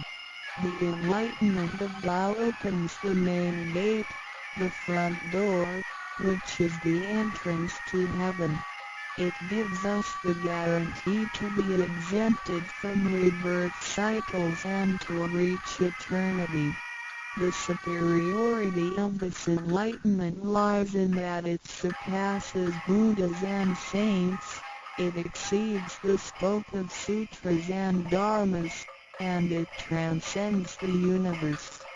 Tao is therefore source of all sutras, king of all dharmas, mother of all Buddhas, and creator of the universe. Transcendence of rebirth cycles leads to eternity. Being imperishable, Tao never deteriorates, and we have never lost it at all. Hence Tao is the direct way back to heaven.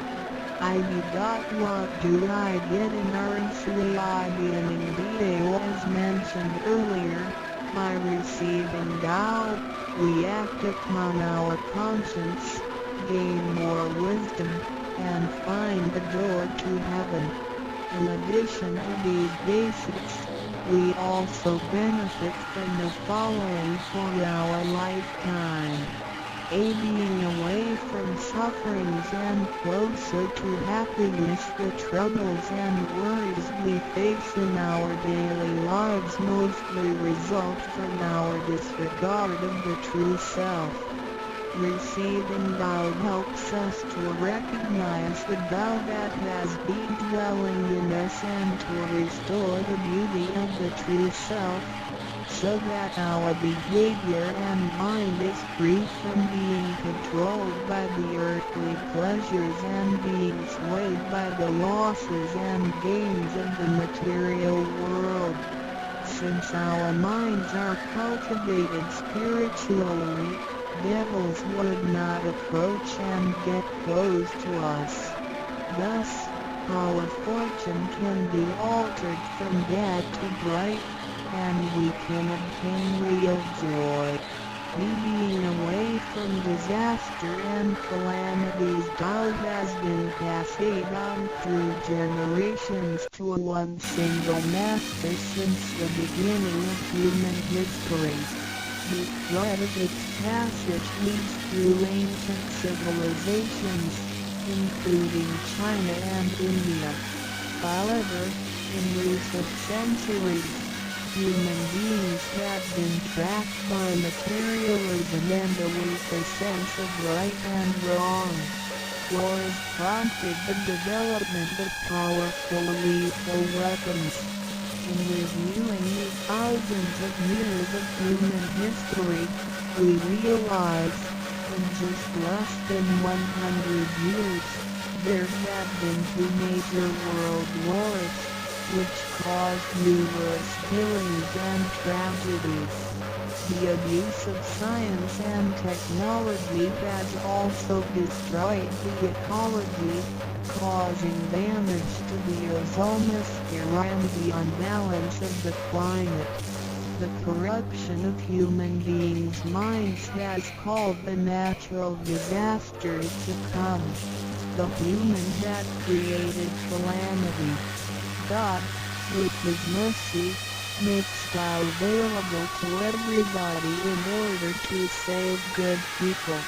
After we receive Tao, with the true meaning of Tao in mind, we will be conscientious.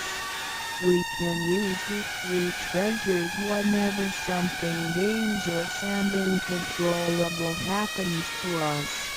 We will be able to get away from bad encounters.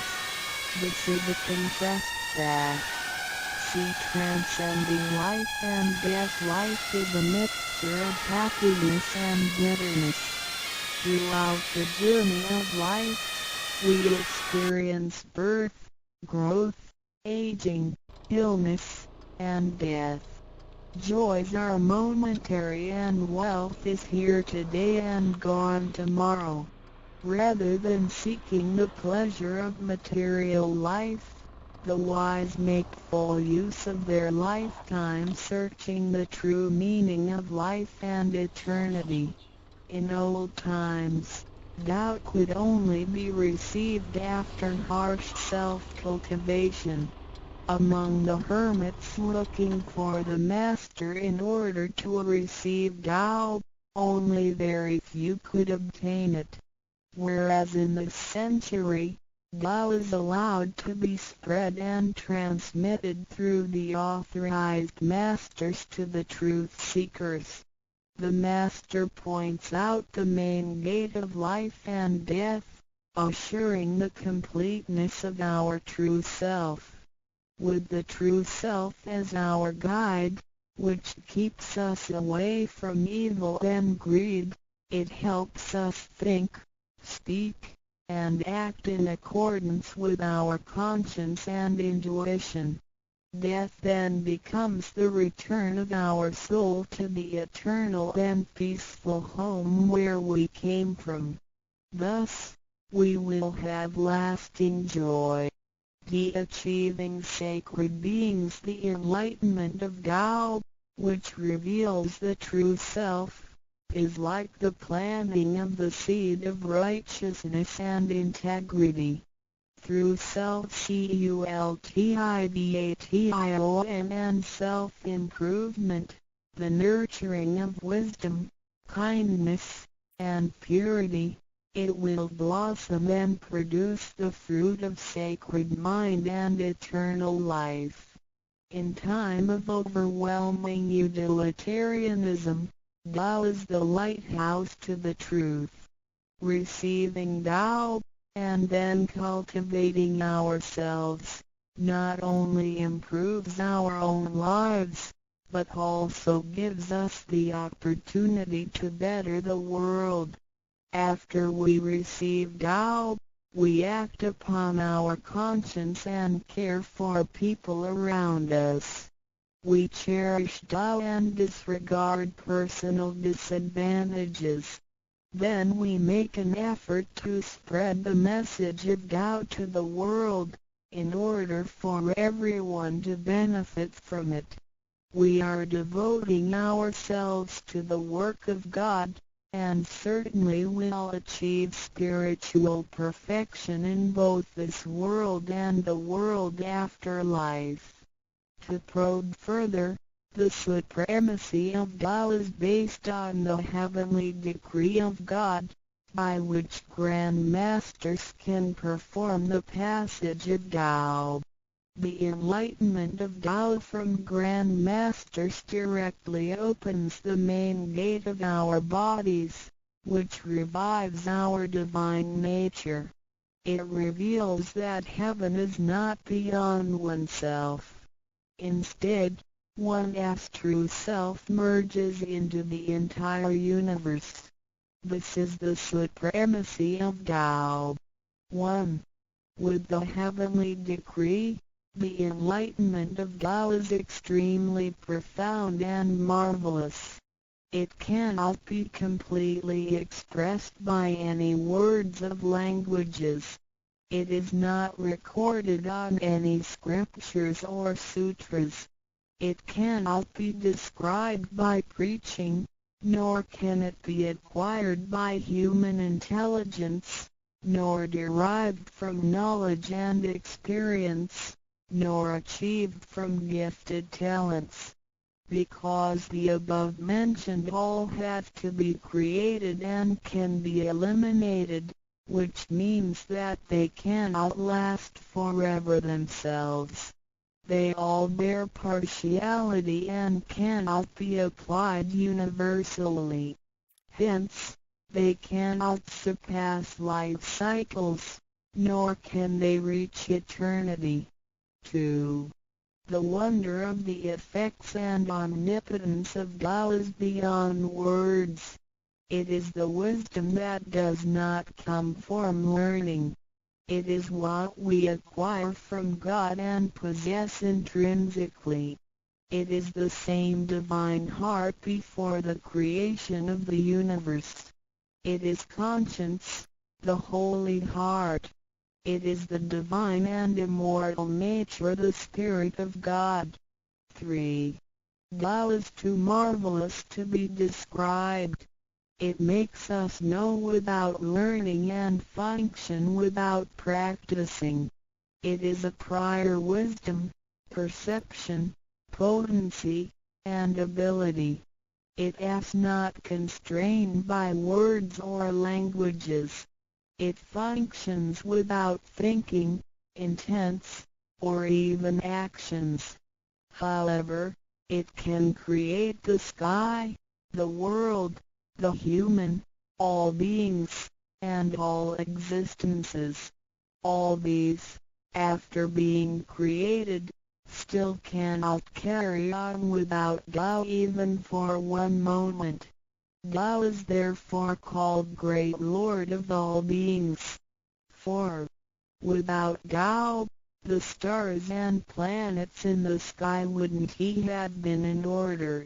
The sun and the moon couldn't he have illuminated or revolved properly. Then the yin-yang energies wouldn't he have circulated, and, as a result, this world wouldn't he have been suitable for all of us to live in. 5. Without Tao, the 5 primary elements of the earth, metal, wood, water, fire, and soil, wouldn't he have been balanced and complemented one another, which could have put the entire world in chaos. Mountains would have collapsed, lands would have cracked, and oceans would have dried up. Likewise, this world wouldn't he have been an environment for us to live in. 6. Without Tao, we, human beings, wouldn't he have been able to walk, to see, to hear, to speak, or to move. Our physical bodies would deteriorate quickly into a pile of soil in 100 days. 7. If one really comprehends the effects and omnipotence of Tao, and can practice accordingly and persistently, one can communicate with and be united with God. This is the absolute truth. It is a glory and marvel beyond description. Therefore, it is not after death that one becomes a Buddha. It is when one is still alive that one achieves being a Buddha. And to be a Buddha is to revive and hold on to one's divine and original nature.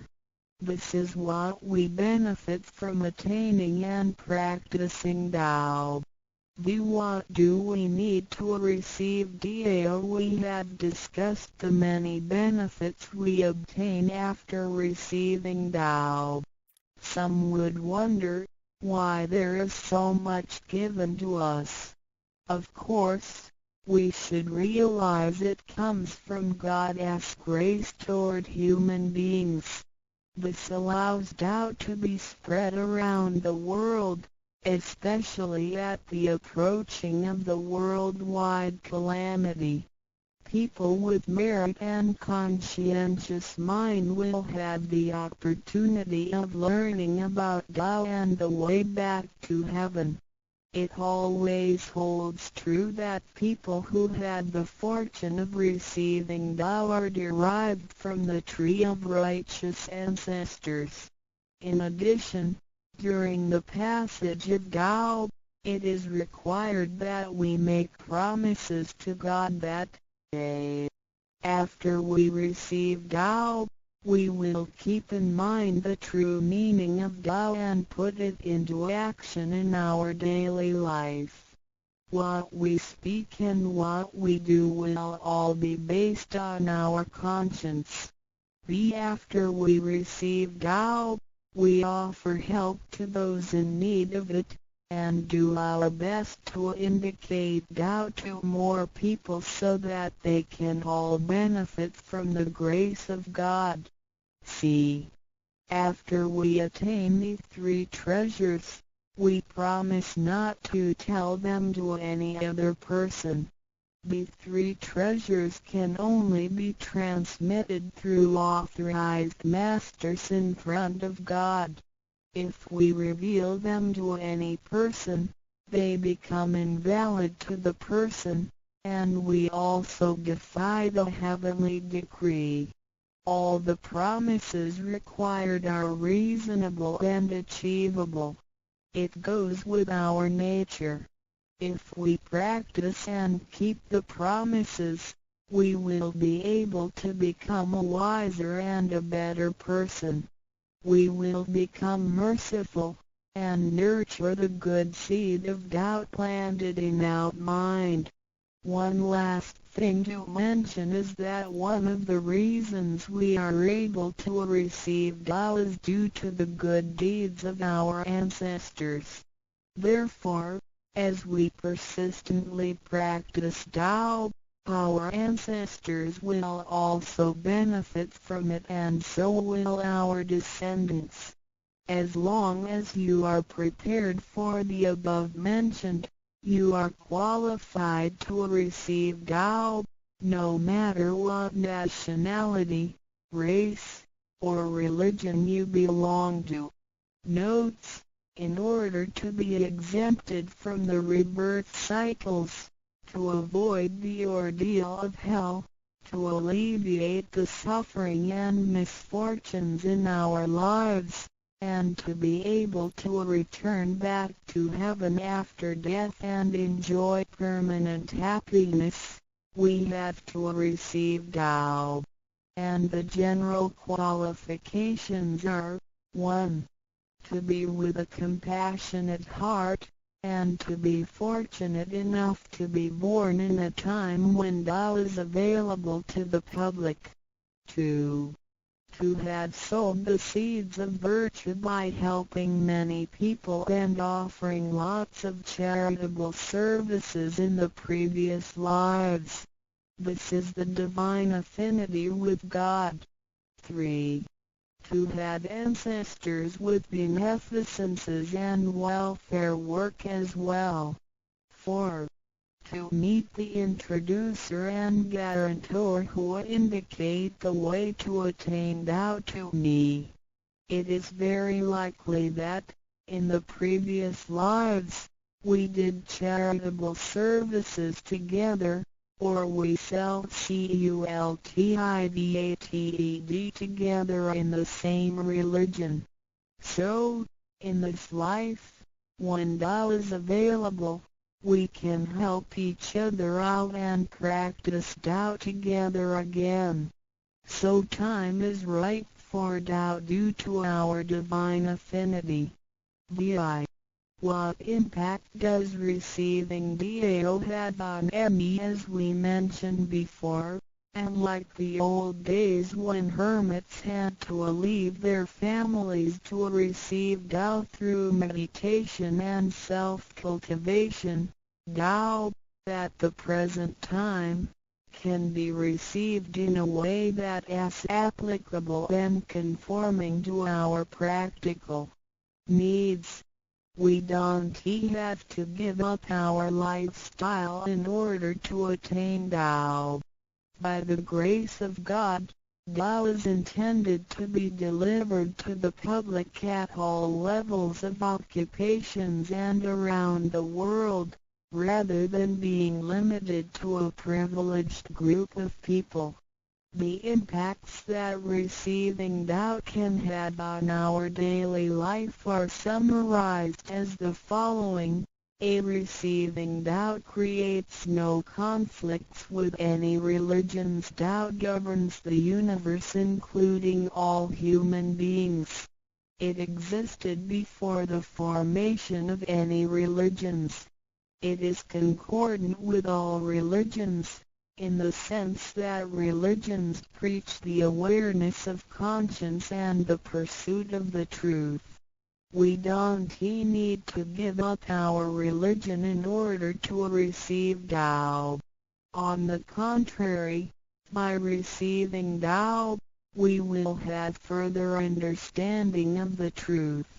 The conscience becomes our ultimate guidance due to the variations of cultures, customs, backgrounds, legislation, and value systems, it is difficult to find a universal guideline for all of us to follow in our daily life. In receiving Tao, the main commandment is to act by our conscience, the true self, rather than by literature. We should be sensitive to the conscience, rather than be familiar with the laws. C. We will voluntarily keep the promise made while receiving Tao. Through receiving Tao, we are not offered conscience or true self, but merely the opening of the door to a wisdom and mercy. Therefore, we restore the heavenly principles inherent in us, and strengthen the power originating from our conscience. There is no external force that makes us keep the promises and commitments that we made when we received Tao. The only force comes from the guilty feelings that result from our misbehaviors, which reduces the mistakes we make.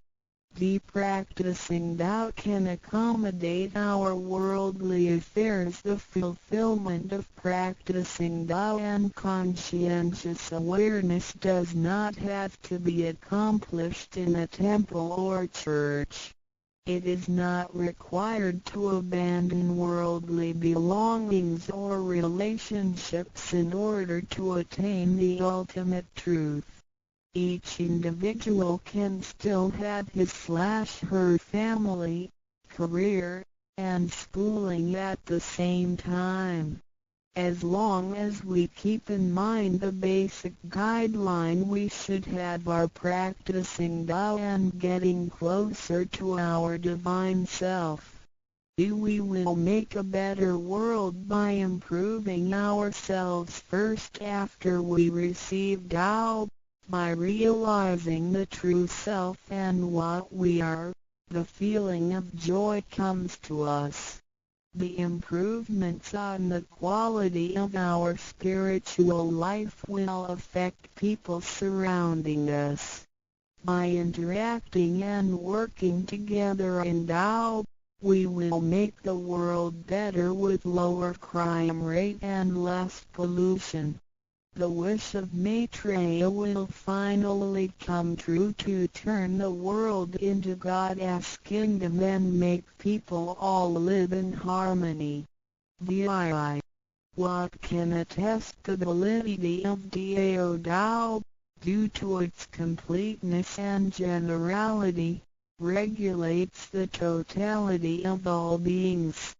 Many people, after receiving Tao, with their wisdom, faith, and devotion, realize that Tao is the fundamental principle that governs all things.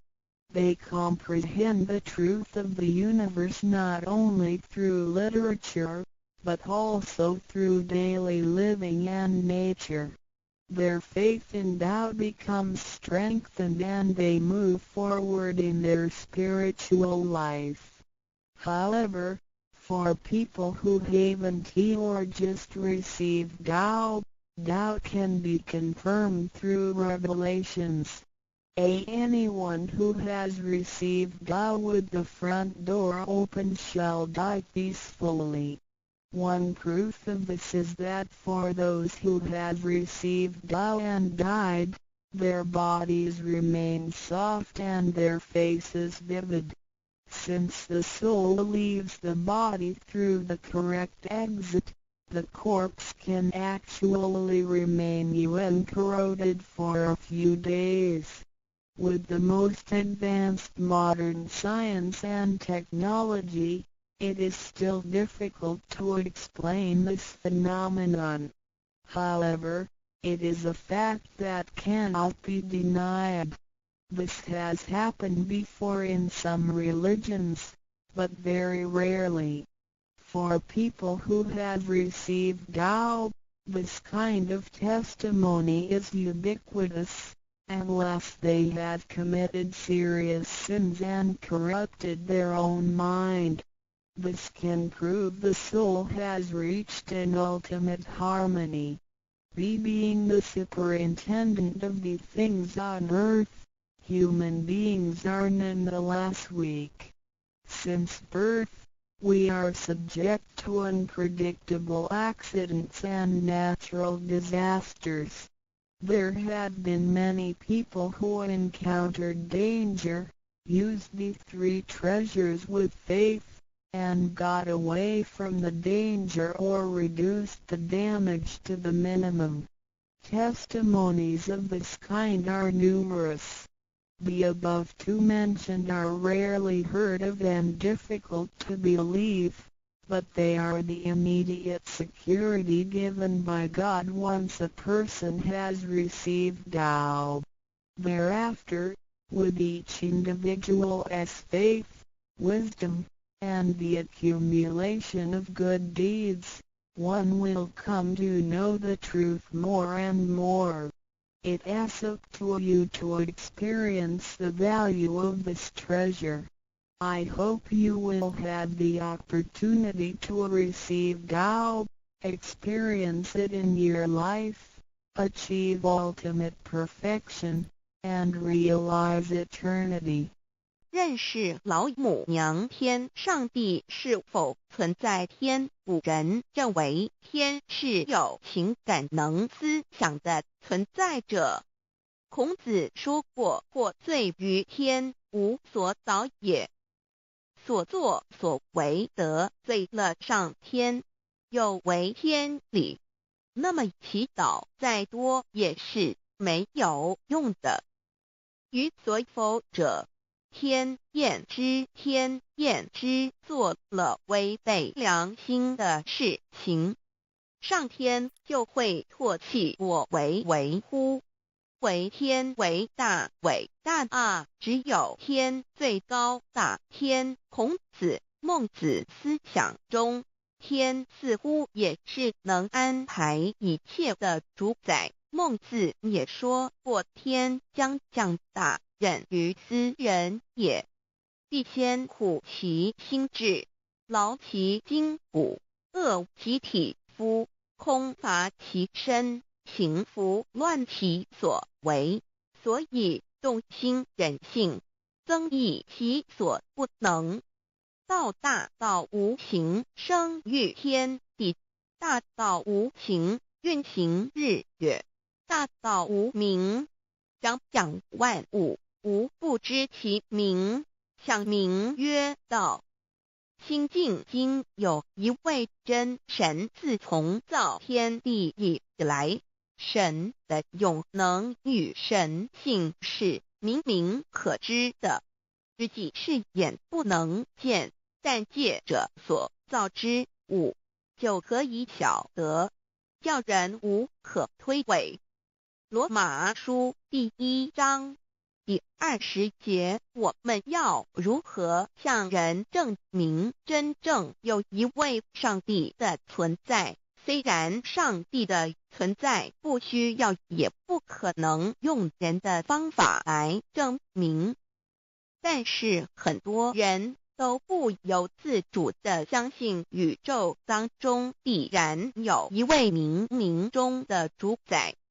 在我们生活经验中，当我们尽了所有的努力，常常会带着期望说谋事在人，成事在天，生死有命，富贵在天。当事情不太顺利时，我们也常安慰自己说天无绝人之路，若事情已经绝望了，我们只好叹息天不从人愿。最后事情若起死回生时，我们会高兴地说天理昭昭，老天有眼，有一位真神上帝，看不见的并不表示就不存在。如空中有许多电波承载着美妙的音乐影像，虽然看不见电波，只要能借着适合的方法收音机、电视、我们不但能知道电波的存在，而且能与这些电波有正确的接触。上帝虽然是我们肉眼所不能见，但借着他所创造的浩瀚宇宙和微妙自然，我们就能知道有一位真上帝，万物的创始者，有一位真神太初有道，道与神同在，道就是神，这道太初与神同在。万物是借着他造的，凡被造的没有一样不是借着他造的。新约约翰福音1:13圣经创世纪1.01分 5 general 1:1 起初神创造天地， general 1:2 地是空虚混沌渊面黑暗，神的灵运行在水面上。 general 1:3 神说要有光，就有了光。 general 1:4 神看光是好的，就把光暗分开了。 general 1:5 神称光为昼，称暗为夜，有晚上，有早晨，这是头一日。老母娘上帝阿拉，万物之真宰，明明上帝无量清虚至尊至圣三界十方万灵真宰，老母娘明明上帝，老母娘生天生地生万物，为天地万物生灵之真主宰，又称无生老母，又称明明上帝。上帝当知道，我们所敬奉的真神，就是四书五经所说的上帝。这真神两个字和上帝两个字，音虽不同，意思却是一样。就如大雅所说的“因之谓丧失”，各配上帝。朱子说，上帝就是天的主宰。小雅上说，按形体而论，就叫做是天；按主宰而论，就叫做是地。既是朱子和程子两个讲解，和真神两个字的意思是一样，就可以明白，我们所敬奉的真神，就是古年间的圣人所敬奉的上帝。基督教辟邪归正论第56页，老母娘清净经云：大道无形，生育天地，可知天地之源出自于道，未有天地，先有此道。道德经首母章第52，天下有始，以为天下母，必得其母，以知其子，不守其母，莫身不在。皇母训子十戒，三戒为道如尊，我如尊，生克制化老身份。三戒十方母为主，养育圣凡一灵根。道生一，一生二，二生三，三生万物。道创天地而与天地同在，自性佛，即是灵，看不见抽象，但是它却存在每一位十方善知识的身上。所谓道化成肉身，住在我们中间。天主佛与自性佛主耶稣对父神说：正如你父在我里面，我也在你里面，使他们也在我们里面，约翰17:21，道德经混成章第25，有物混成，先天地生，其寂寥兮，独立而不改，周行而不殆，何以为天地母？吾不知其名，自之曰道，常为之名曰大。大曰始，始曰远，远曰反。故道大，天大，地大，人亦大。狱中有四大，而人居其一焉。人法地，地法天，天法道，道法自然。大万军之耶和华说：从日出之地到日落之处，我的名在外邦中必尊为大。在各处人必奉我的名烧香。马拉基书1:11，老子曰：道大，天大，地大，人亦大。道德经混成章第25，黄母老母娘即是无极老母，无极老祖，无生老母。黄母天父，天上的父也，和华万军之耶和华神，上帝真神，阿拉真神主，真主，造物主，为皇上帝，明上帝造真理。老母娘慈训明灵异变光，上帝赐而珍宝藏无量慈怀传一旨，清虚大化救援皇至尊无上威灵力至圣心法不贤良三界法语慈云布十方共母朝母娘万灵归根乐欢喜真载无为居天堂老母娘上帝阿拉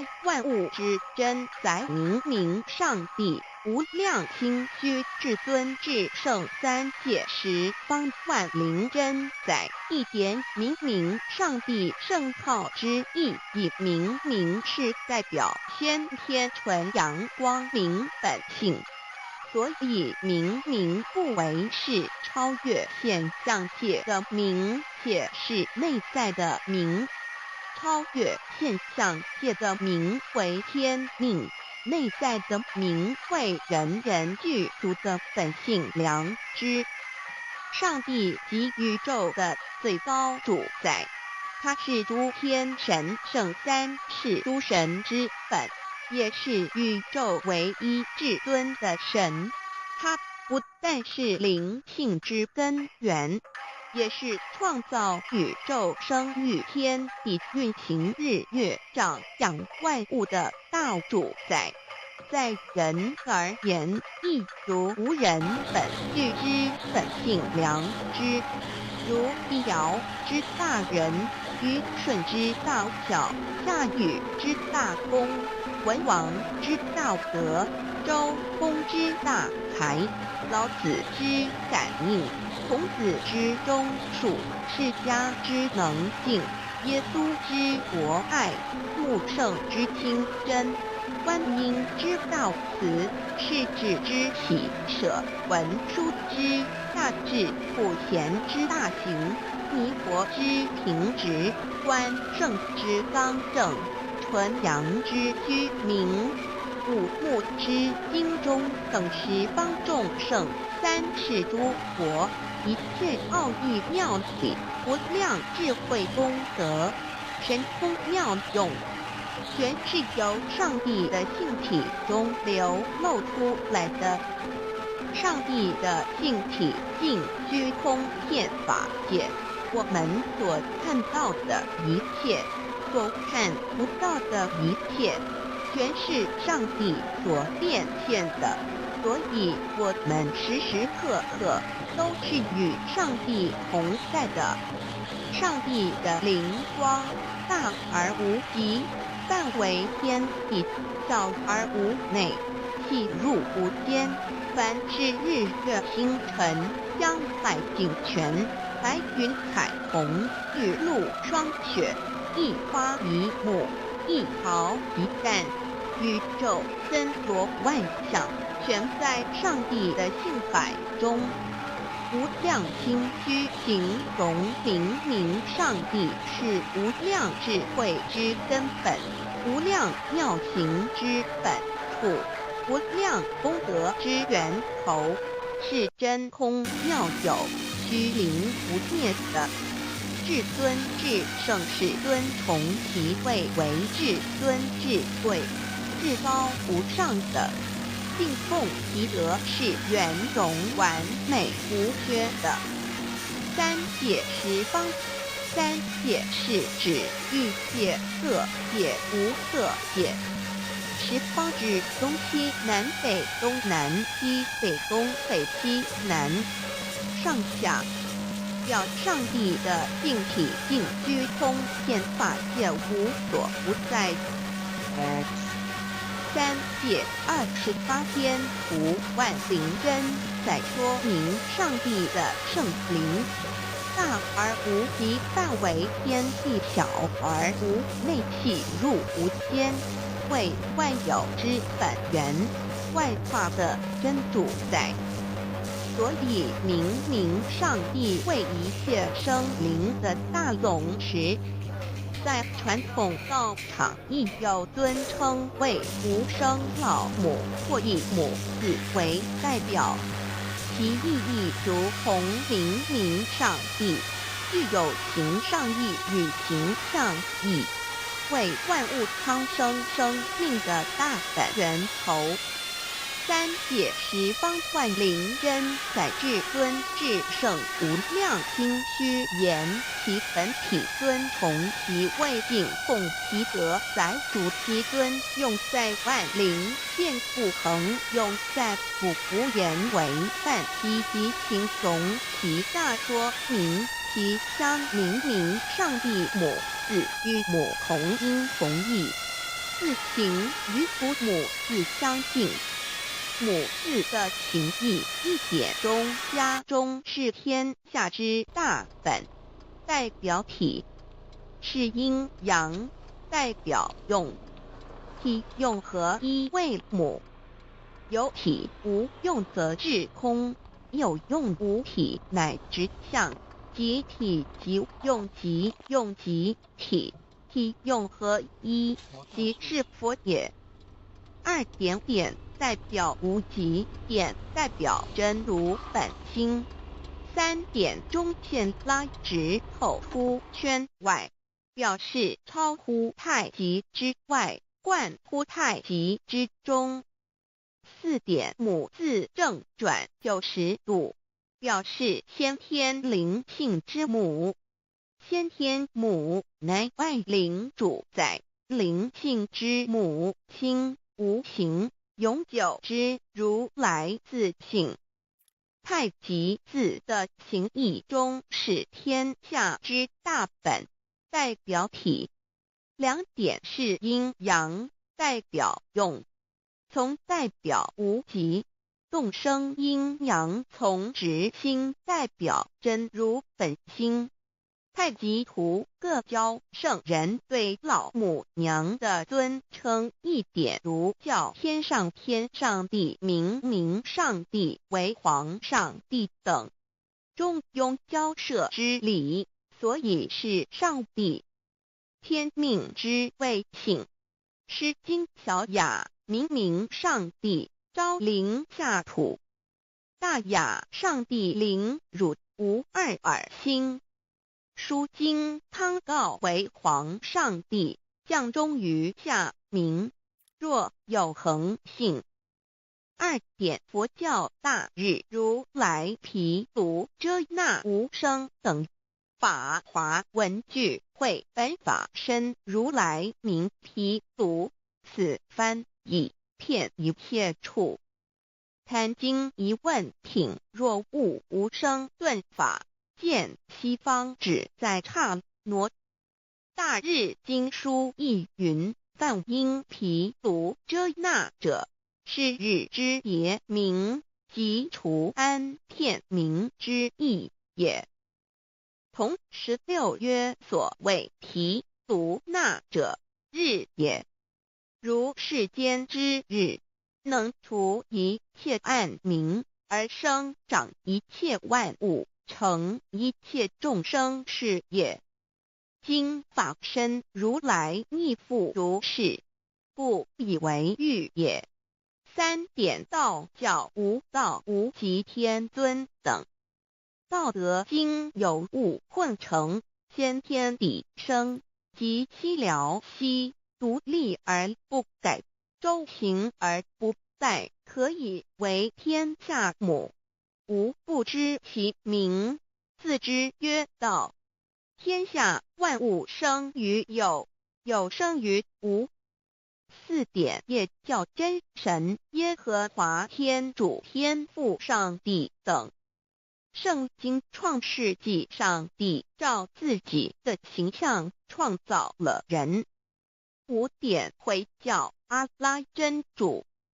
乌克兰经卷一奉大人大慈真主之名，六点先天大道无生老母明明上帝无量清虚至尊至圣三界十方万灵真载。真主古兰经，如果你问他们谁创造了天地，制服了日月，他们必定说真主296亿。如果你问他们谁从云中降下雨水，而借雨水使已死的大地复活呢？他们必定说真主2963。真主古兰经，他是真主，是独一的主。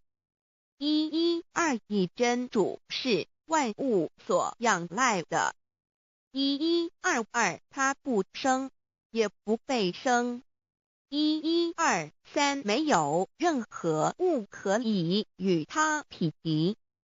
1124真神道上帝生命在他头，这生命就是人的光，内光是真光，照亮一切生在世上的人。这等人不是从血气生的，不是从情欲生的，也不是从人意生的，乃是从上帝生的道成了肉身，住在我们中间，充充满满的有恩典有真理。约翰福音1491314耶和华 Yav 耶和华 Yav/Yahweh/ 的称呼，在原文之意义，乃是自有拥有的他，亦即不生不灭诸天之国与神之国，神为诸天之国之上的主宰，母居里天，在诸天之上，为万灵真载。诸天之国与神之国，宇宙能量，整个宇宙充斥着舞动的能量。除了此舞动的能量，我们的宇宙一无所有。在某个时间点，这些能量分成许多有知觉的能量与无知觉的能量，从而有一分为二，就对立。斯瓦米维达帕若提 Swami Vedabharati 者着火于家约翰一书第4章第13节，神将他的灵赐给我们，从此就知道我们是住在他里面，他也住在我们里面。约翰一书3:24遵守神命令的，就住在神里面，神也住在他里面。我们所以知道神住在我们里面，是因他所赐给我们的圣灵。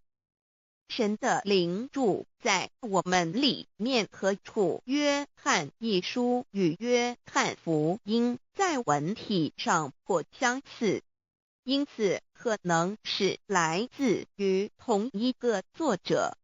福音书作者约翰。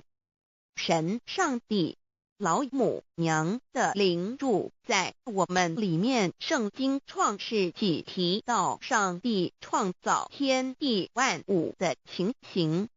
创造人时，耶和华神用地上的尘土造人，将生气吹在他鼻孔里，他就成了有灵的活人。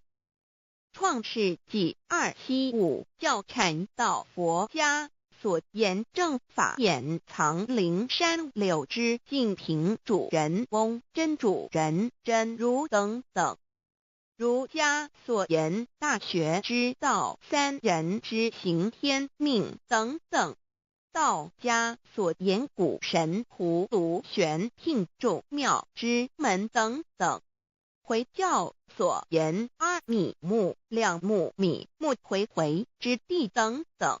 基督教言十字架用火施洗窄门等等。对于以上所谈之名词，没有求道的人是无法体悟的。所以说摸得着根的成佛祖，摸不着根的瞎修行，而道就是万教所要找的根。个根如没有经活佛师尊名师指点，是无法找到的。可见求道的重要。经典印证亦无有正法掩藏。涅盘妙心实相无相为妙法门，不立文字，教外别传。二佛在灵山莫远求，灵山只在汝心头。人人有个灵山塔，好像灵山塔下修。正法密传世尊在灵山会上拈花示众，是时众皆默然，唯迦摄尊者破颜为笑。世尊曰：无有正法掩藏，涅盘妙心实相无相为妙法门，不立文字，教外别传。复主摩诃迦摄。世尊至多子塔前，命摩诃迦摄分作令作，以僧伽梨为之。遂告曰：吾以正法掩藏，密付于汝，汝当护持。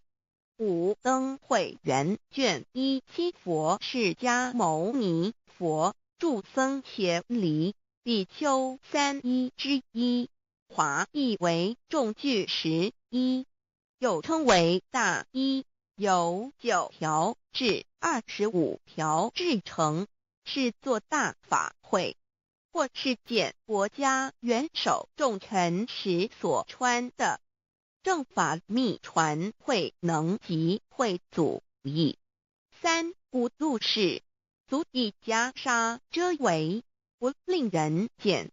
为说金刚经，至因无所住而生其心，慧能言下大悟，一切万法不离自性。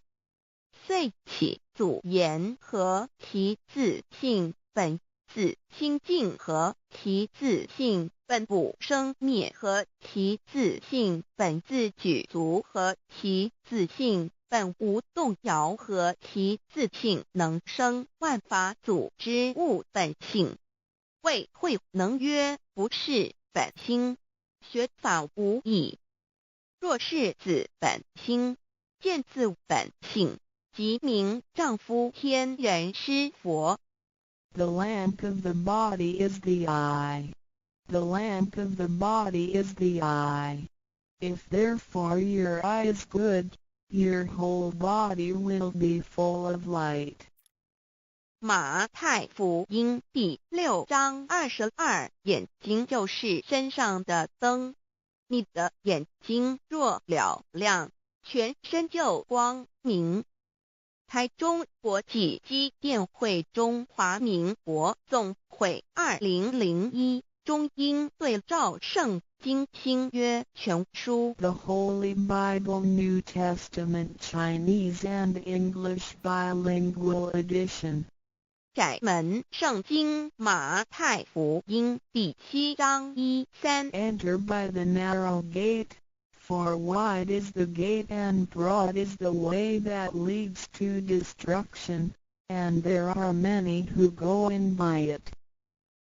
你们要进窄门，因为引到灭亡。那门是宽的，路是大的，进去的人也多。台中国际机电会中华民国总会2001中英对照圣经新约全书 The Holy Bible New Testament Chinese and English Bilingual Edition.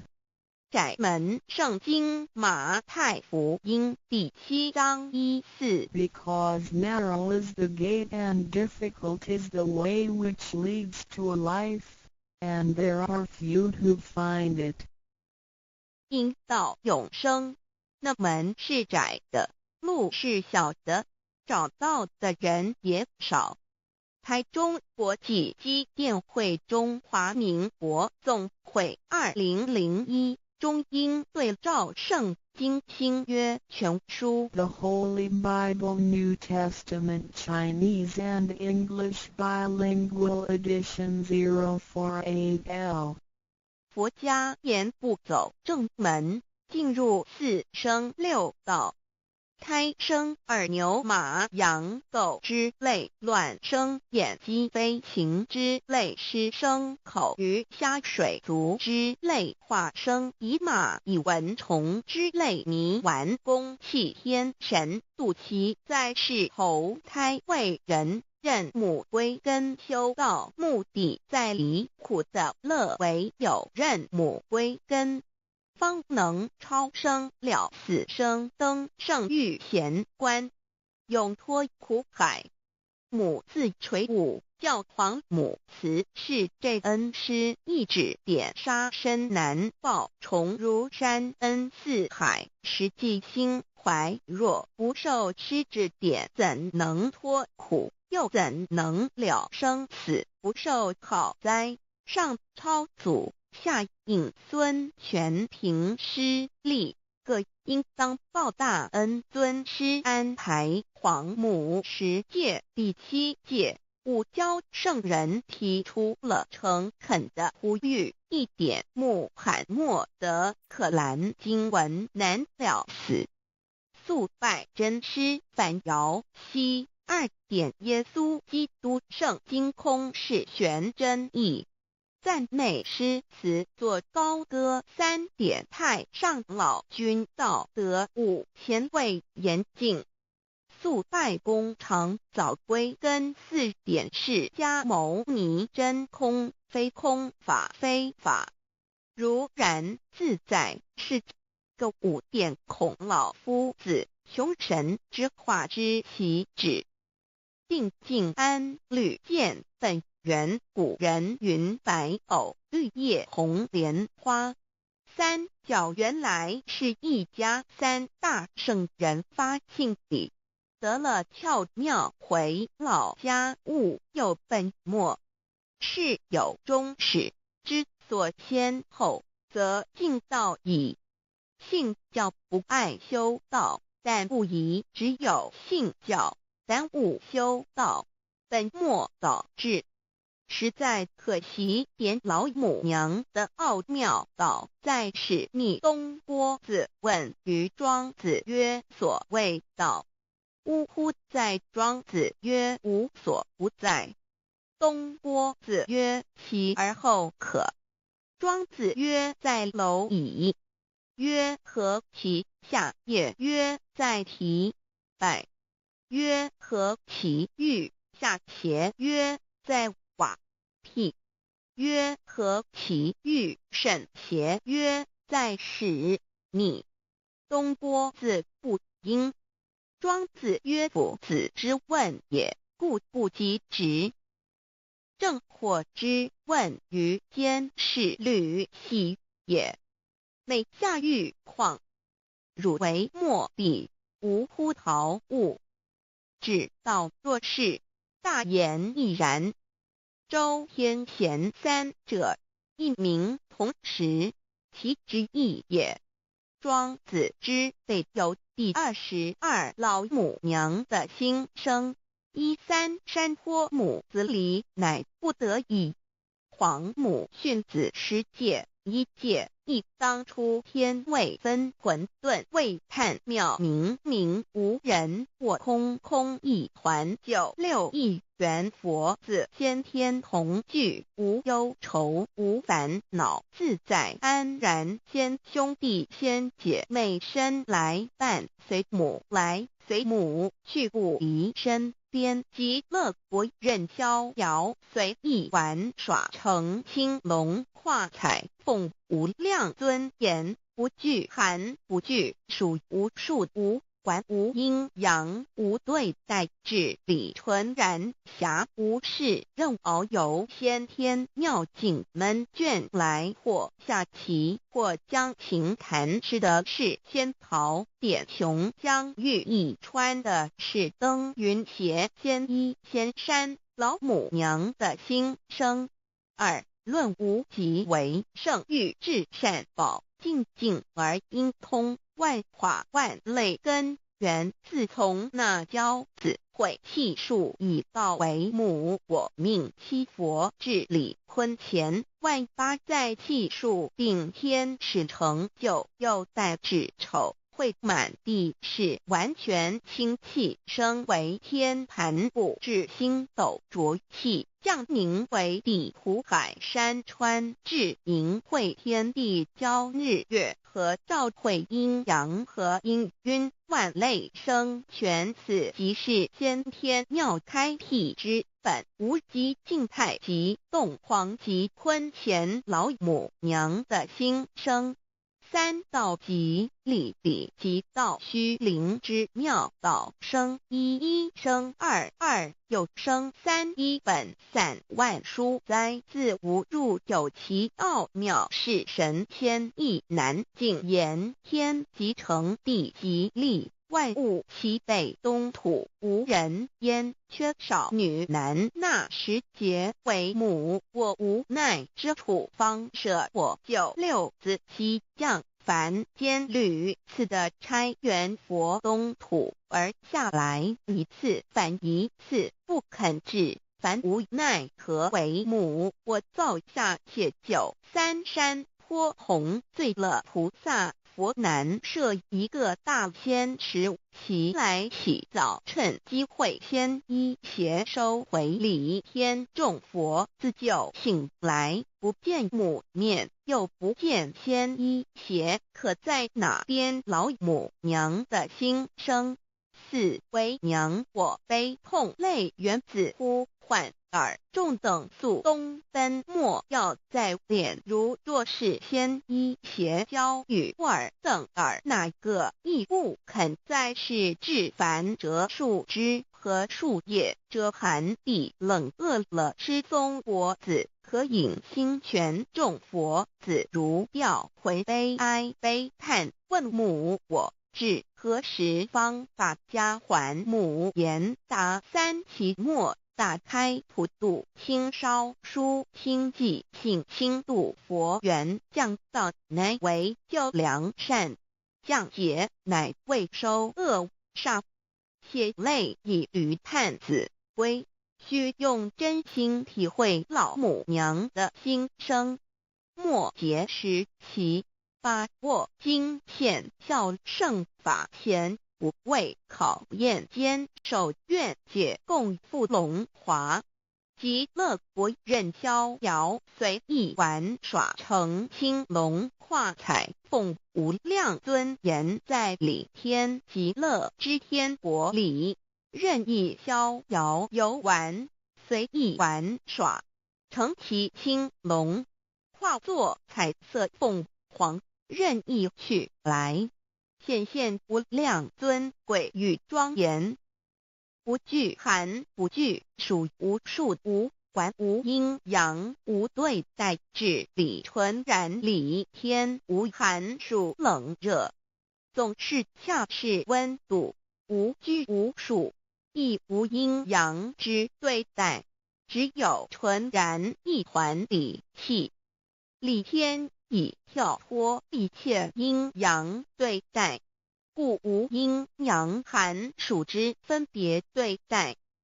自性至理纯然，通达无碍，故无数无管，暇无事，任遨游先天妙境门卷来，或下棋，或将琴弹弦，暇无事则任意遨游，观赏先天美妙景致，或下棋娱乐，或弹琴消遣。理天之境无闷倦之事，举凡一切活动皆随心之所至，意之所乐而为之。吃的是仙桃果琼浆玉液，穿的是穿云鞋仙衣仙衫，吃的是仙桃仙果，喝的是琼浆玉液，穿的是仙衣仙鞋。仙桃果蟠桃之果实，亦称仙桃。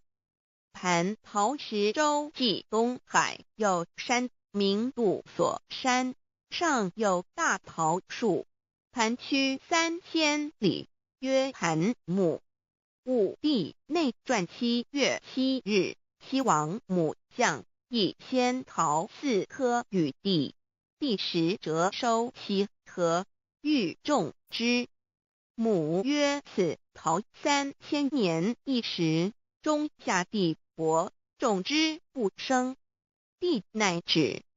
论无极为圣欲至善宝净尽而应通万化万类根源理天是至善宝地，是无极的境界，至圣之疆域。此地至虚至静，感而遂通万物之造化，是一切万物之根源所在。自从那骄子会气数以道为母，我命七佛治理坤乾一元12，会子会开天丑，会替地寅，会生人卯，会辰会巳，会午，会未，会申，会人灭酉，会地灭戌，会天灭亥，会混沌昧，会各10800年。一元共129600年，七佛治世。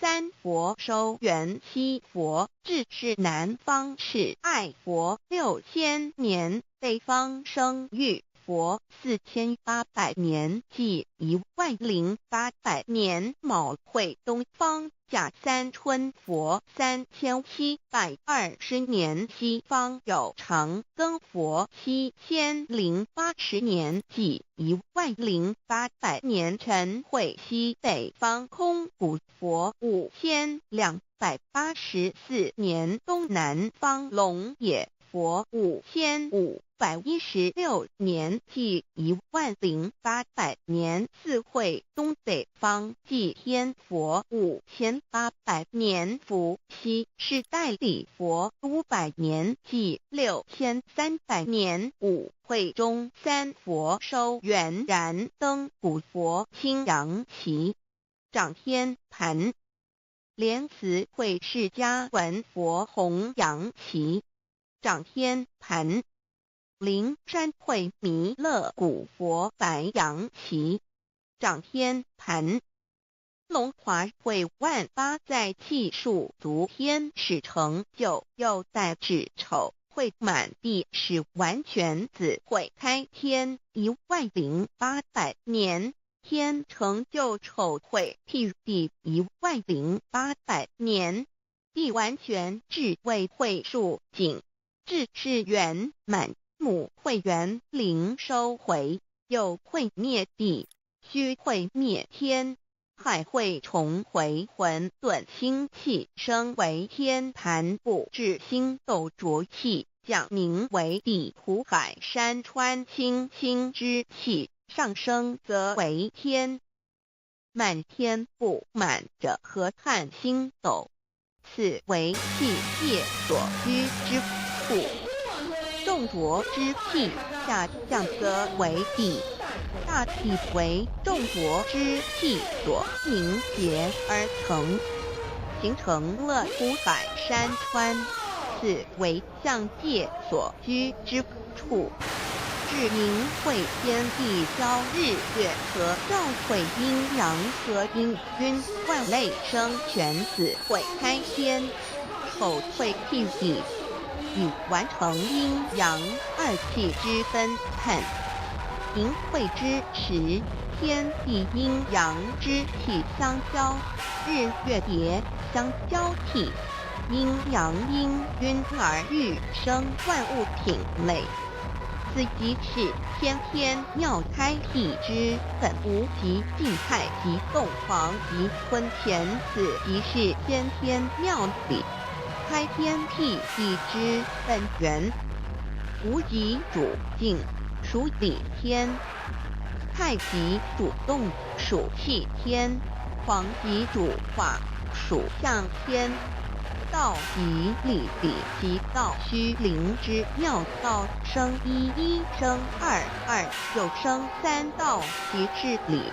理即是道，至虚至灵，万物本源之奥妙运用。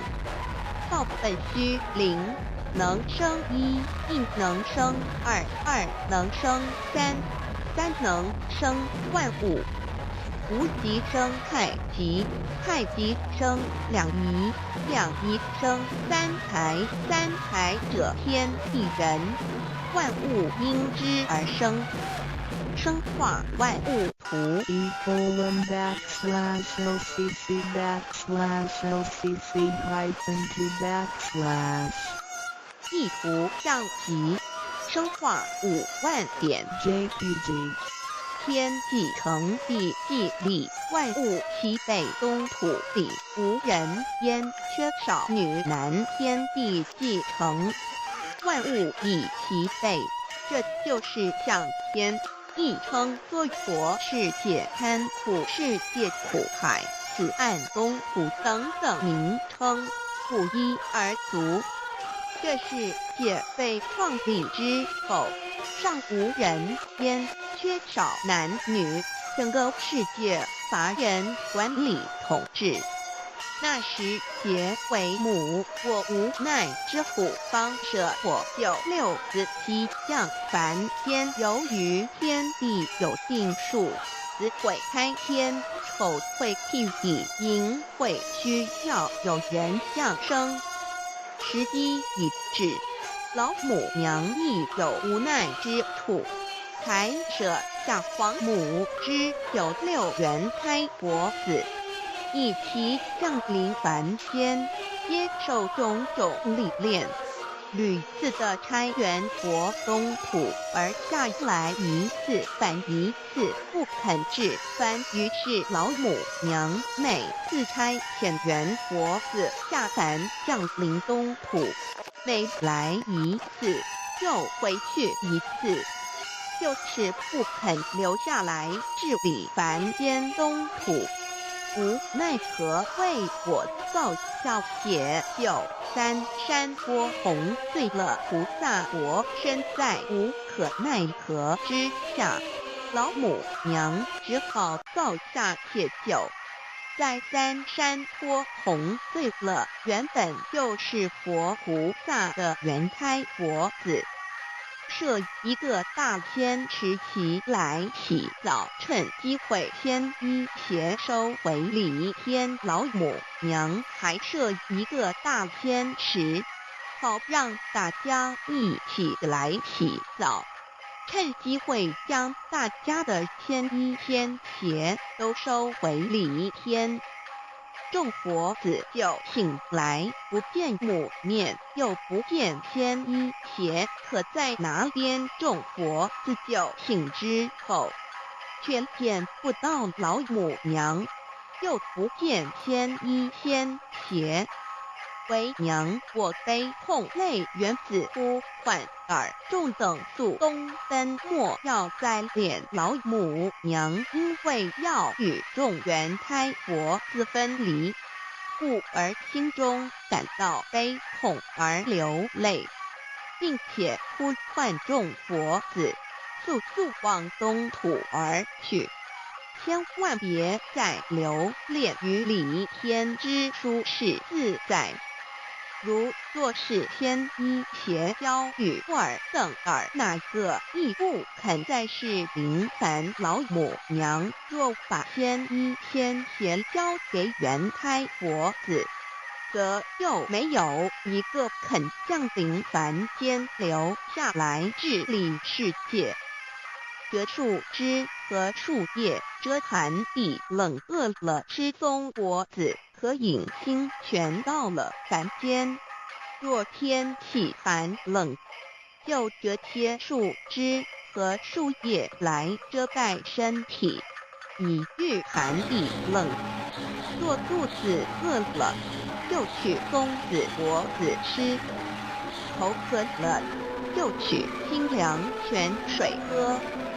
众佛子如要回悲哀悲叹问母我至何时方把家还？众佛子听了老母娘如此吩咐，皆如要失了魂魄一般，悲伤地哀嚎叹息，纷纷问老母娘：我们到什么时候才能回家呢？母言答：三期末大开普度，清烧书清寂性清度佛缘。老母娘回答说：等到三期末节大开普度的时候，老母娘会亲自烧书寄信给大家，并且亲自来度化众元胎佛子，告一回家之路。将相信书皇母训子师戒以及天佛圣训都是皇母烧书信度化佛子众生。众儿女亦由一悲生大放为母，我且合同不语。皇元听了老母娘的话语，众元胎佛子心中有存惊疑，悲伤地放声大哭。老母娘见众佛子如此惊疑悲痛，于是写下了合同给众元佛子，以作为将来回天之凭证。求道时的合同皆是凭证。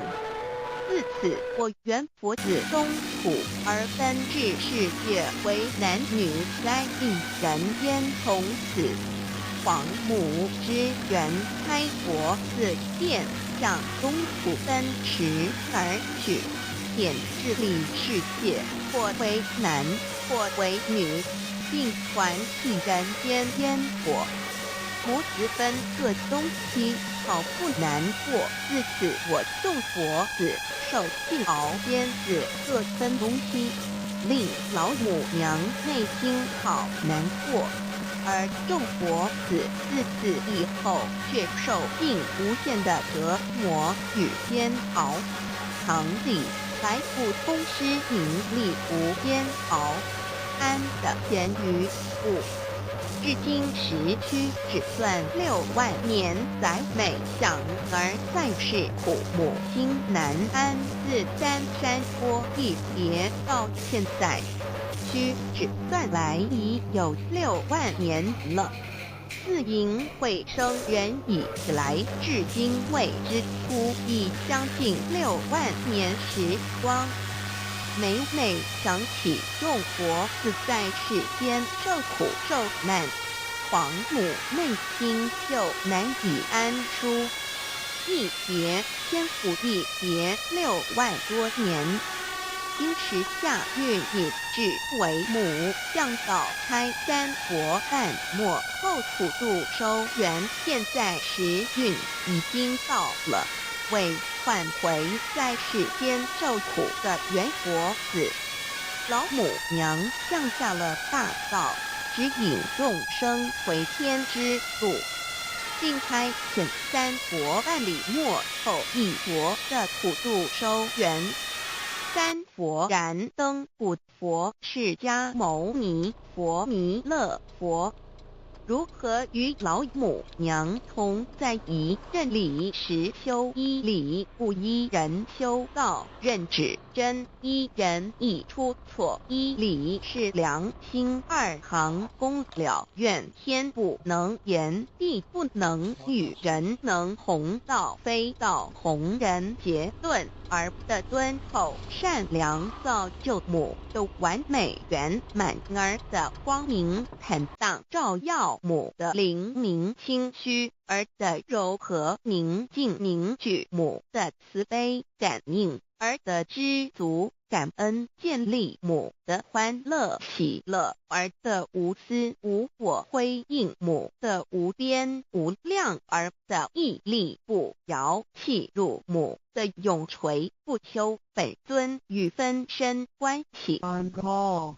资料来源网址https://drive.google.com/file/d/0b__fun_view pref=2 and page =10933899476774483045旅行开荒实用英文手册第1部分日常生活语句1点 Hello hi Hello hi 2点 Good morning 早安3点 Good afternoon 午安4点 Good evening 晚安下午3点以后5点 Good night 晚安睡前或晚上再见时用6点 How are you 你好吗7点 Fine thank you And how are you 我很好你呢8点 How do you do 你好吗用于第一次见面回答一同9点 Nice to see you 很高兴与你见面10点 I must be going now 我必须走了11点 Have a nice day 祝你有愉快的一天12点 I hope you have a good time tonight 祝你有个愉快的晚上13点 Goodbye./see you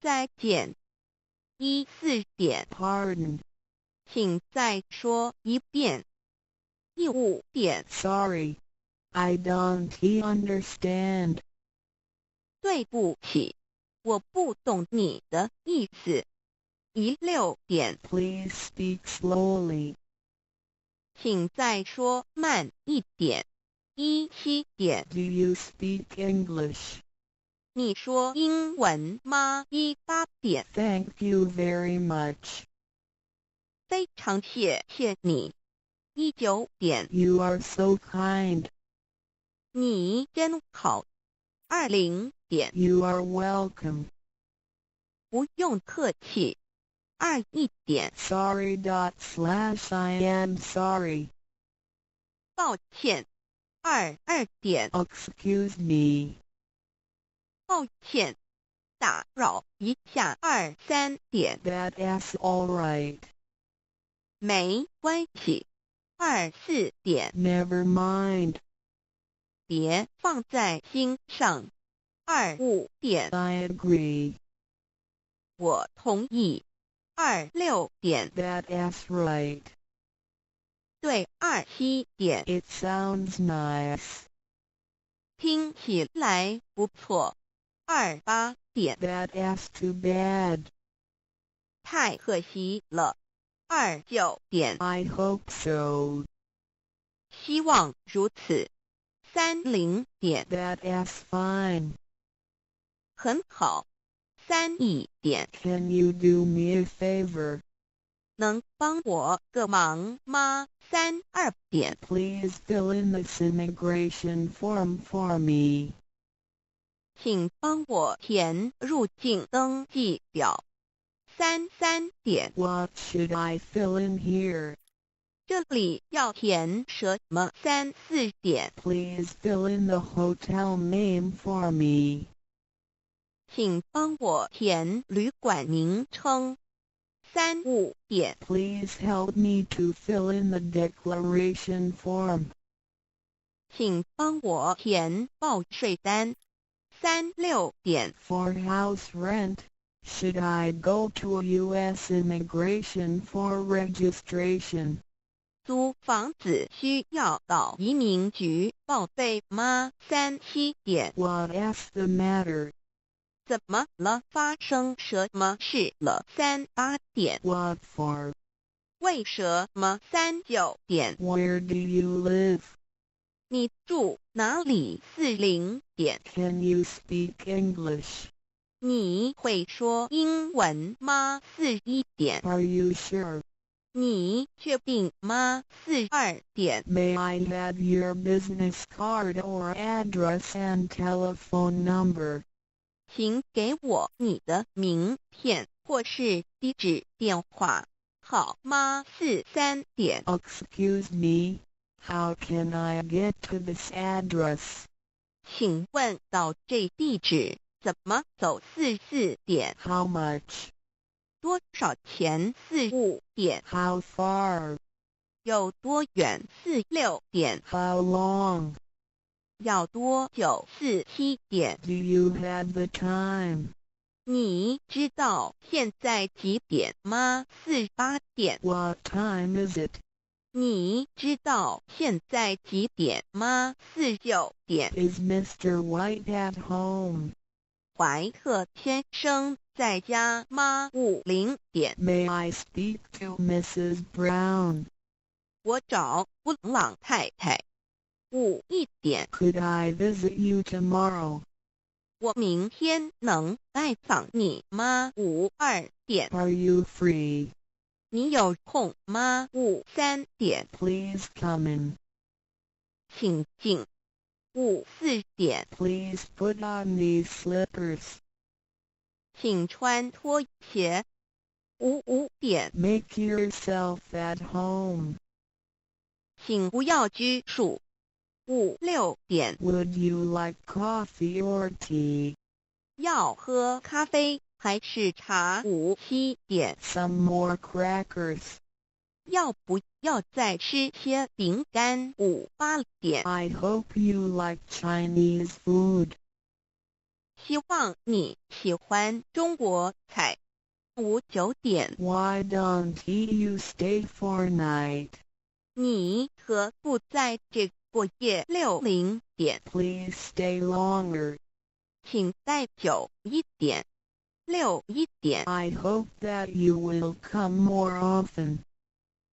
希望你以后更常来。62点。 You can come visit us anytime. 你可以随时来找我们。63点。 We certainly enjoyed your company. 和您在一起，我们十分愉快。64点。 Come visit us again. 要再来拜访我们。65点。 See you again. 再见。66点。 We just arrived from Taiwan. 我们刚从台湾搬来。67点。 May I use your telephone? Mine is out of order. 能不能借用你的手机？我的故障了。68点。 When you have time, please come over for a chat. 有空请过来聊一聊。69点。 Hello, sir. Is Mrs. Lee at home? 你好，请问李太太在家吗？70点。 I come from Dow Center. 我是圣堂来的。7点， Could I visit him/her? 我能拜访他吗？2点， You are our good friend. 你是我们很好的朋友。3点， Thank you for your help. 谢谢您的帮忙， I appreciate your kindness and support. 很感激你的照顾。 Please come to Dow Center when you have time. 有空请常来圣堂。4点， Can you come here to study the Buddhist religion? 请来学习礼节。5点， Please come here and study the truth when you have time. 有空请来研究道理。6点， Today our teacher will talk about the good truth. 今天我们讲师要说很好的道理。7点， If you have any questions about Tao, please ask me. 有任何问题可以提出。7、8点， I greatly appreciate you giving me a chance. 感谢你给我这个机会。9点， This is our first time to be here. 我们初来此地， Language is not easy for us. 语言不通顺， Please help us. 请多帮忙。8点， Thank you for your kindness. 感谢慈悲。8点， All thanks to the Lord. 感谢上天。8点， Could you invite more people to come to our center? 请您多找人来佛堂好吗？8点， All of your family are doing charitable things. 你们家都在做善事， Such people and family will be blessed with happiness and health. 上天会保佑这样的人幸福健康。4点， The Lord will help the people who do charitable things, because they have merits. 上天保佑善人，因为他们有功德。认识老母娘天上帝是否存在？天古人认为天是有情感能思想的存在者。孔子说过，或罪于天，无所早也。所作所为得罪了上天，有违天理，那么祈祷再多也是没有用的。于所否者，天厌之，做了违背良心的事情，上天就会唾弃我为乎。为天为大啊，只有天最高大。天，孔子、孟子思想中，天似乎也是能安排一切的主宰。孟子也说过，天将降大任于斯人也，必先苦其心志，劳其筋骨，饿其体肤，空乏其身，情服乱其所为，所以动心忍性，增益其所不能。道大道无形，生育天地；大道无形，运行日月；大道无名，掌万物，无不知其名，想名曰道。心经经有一位真神，自从造天地以来，神的永能与神性是明明可知的，实际是眼不能见，但借着所造之物，就可以晓得，叫人无可推诿。罗马书第1章第20节，我们要如何向人证明真正有一位上帝的存在？虽然上帝的存在不需要也不可能用人的方法来证明，但是很多人都不由自主地相信宇宙当中必然有一位冥冥中的主宰。在我们生活经验中，当我们尽了所有的努力，常常会带着希望说谋事在人，成事在天，生死有命，富贵在天。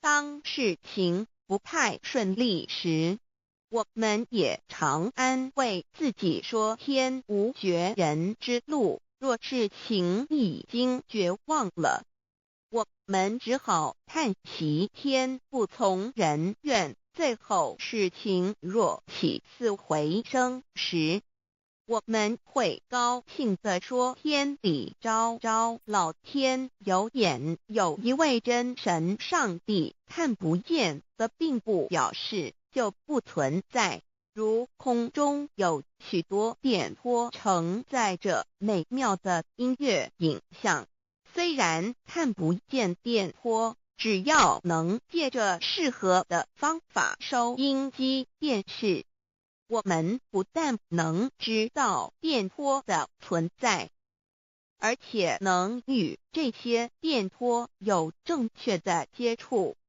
上帝虽然是我们肉眼所不能见，但借着他所创造的浩瀚宇宙和微妙自然，我们就能知道有一位真上帝，万物的创始者。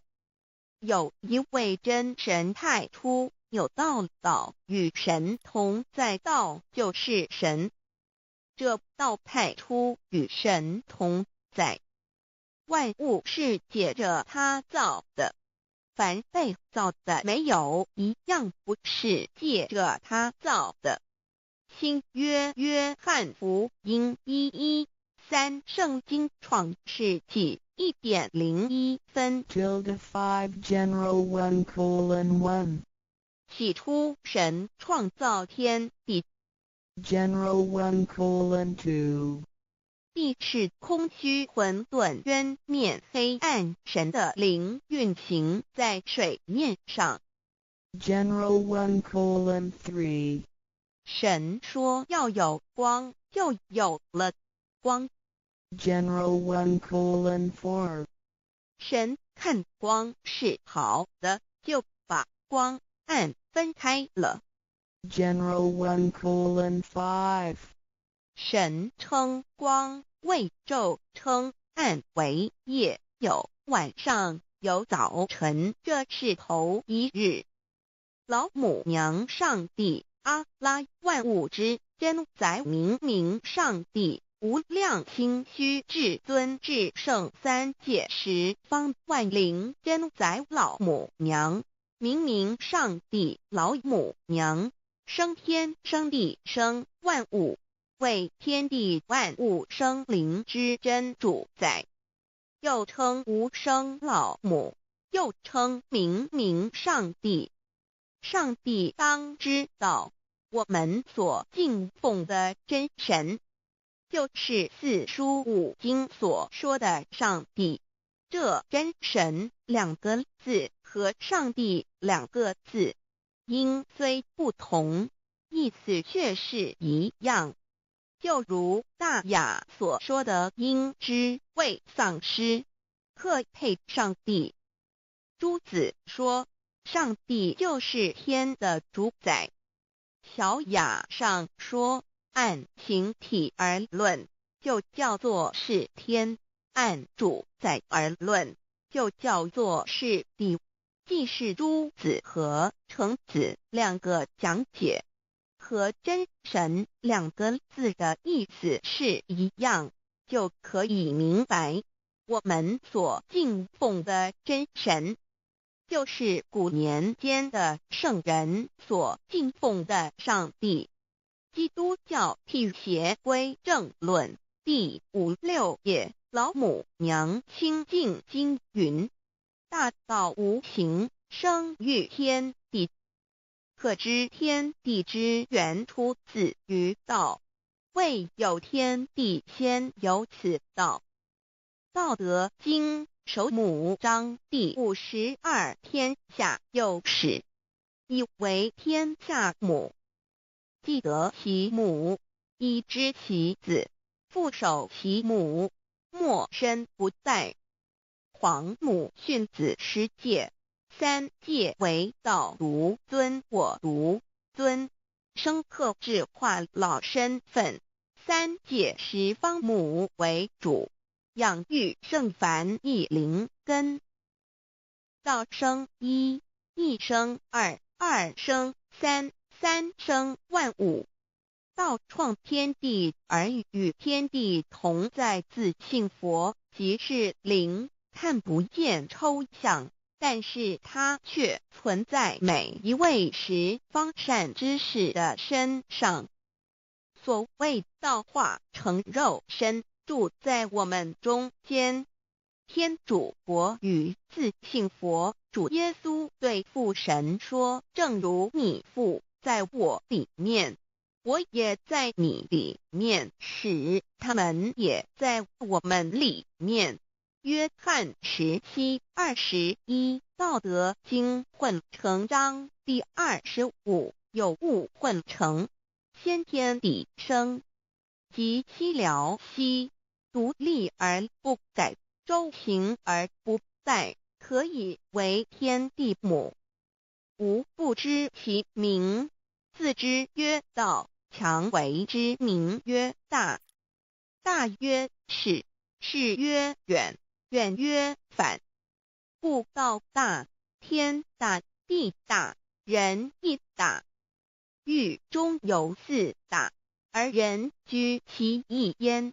人法地，地法天，天法道，道法自然。大万军之耶和华说：从日出之地到日落之处，我的名在外邦中必尊为大。在各处人必奉我的名烧香马拉基书1:11，老子曰：道大，天大，地大，人亦大。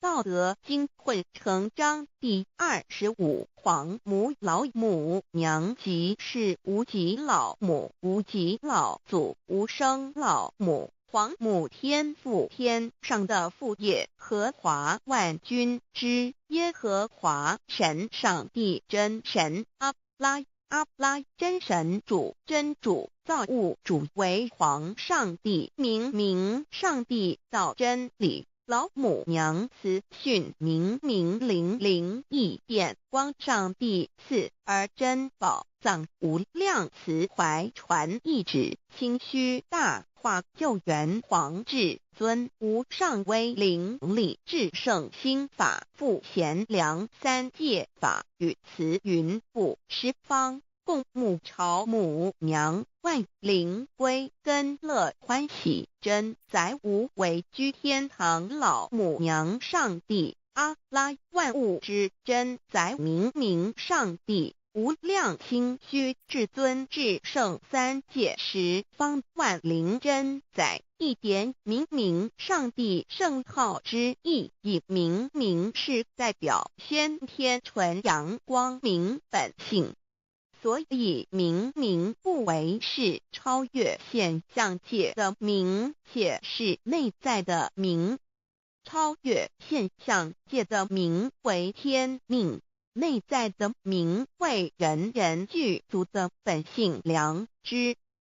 上帝即宇宙的最高主宰，他是诸天神圣三世诸神之本，也是宇宙唯一至尊的神。他不但是灵性之根源，也是创造宇宙生育天地运行日月长养万物的大主宰。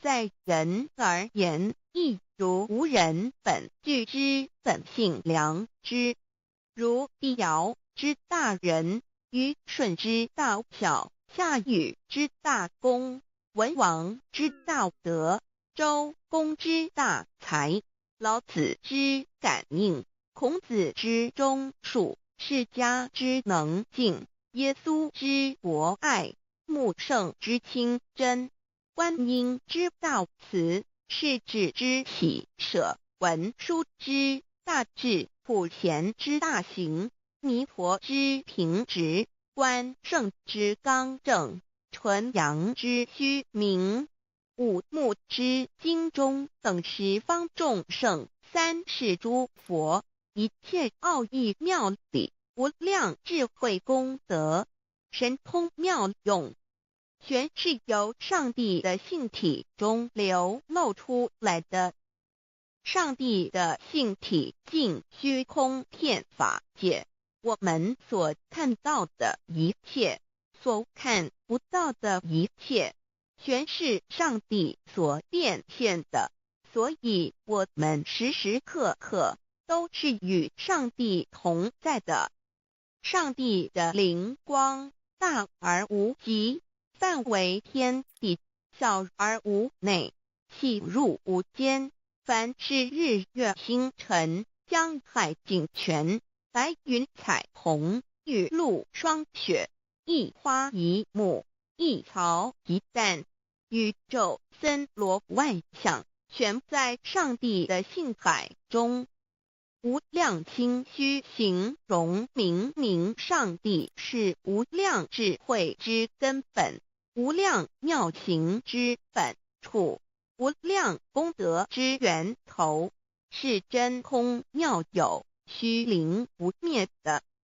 至尊至圣世尊崇其位为至尊至贵，至高无上的，敬奉其德是圆融完美无缺的。三界十方，三界是指欲界、色界、无色界。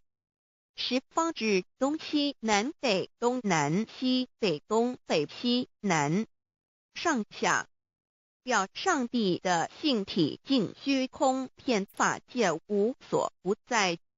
X 三界28天图万灵真，在说明上帝的圣灵大而无极，范围天地，小而无内，细入无间，为万有之本源，万化的真主宰。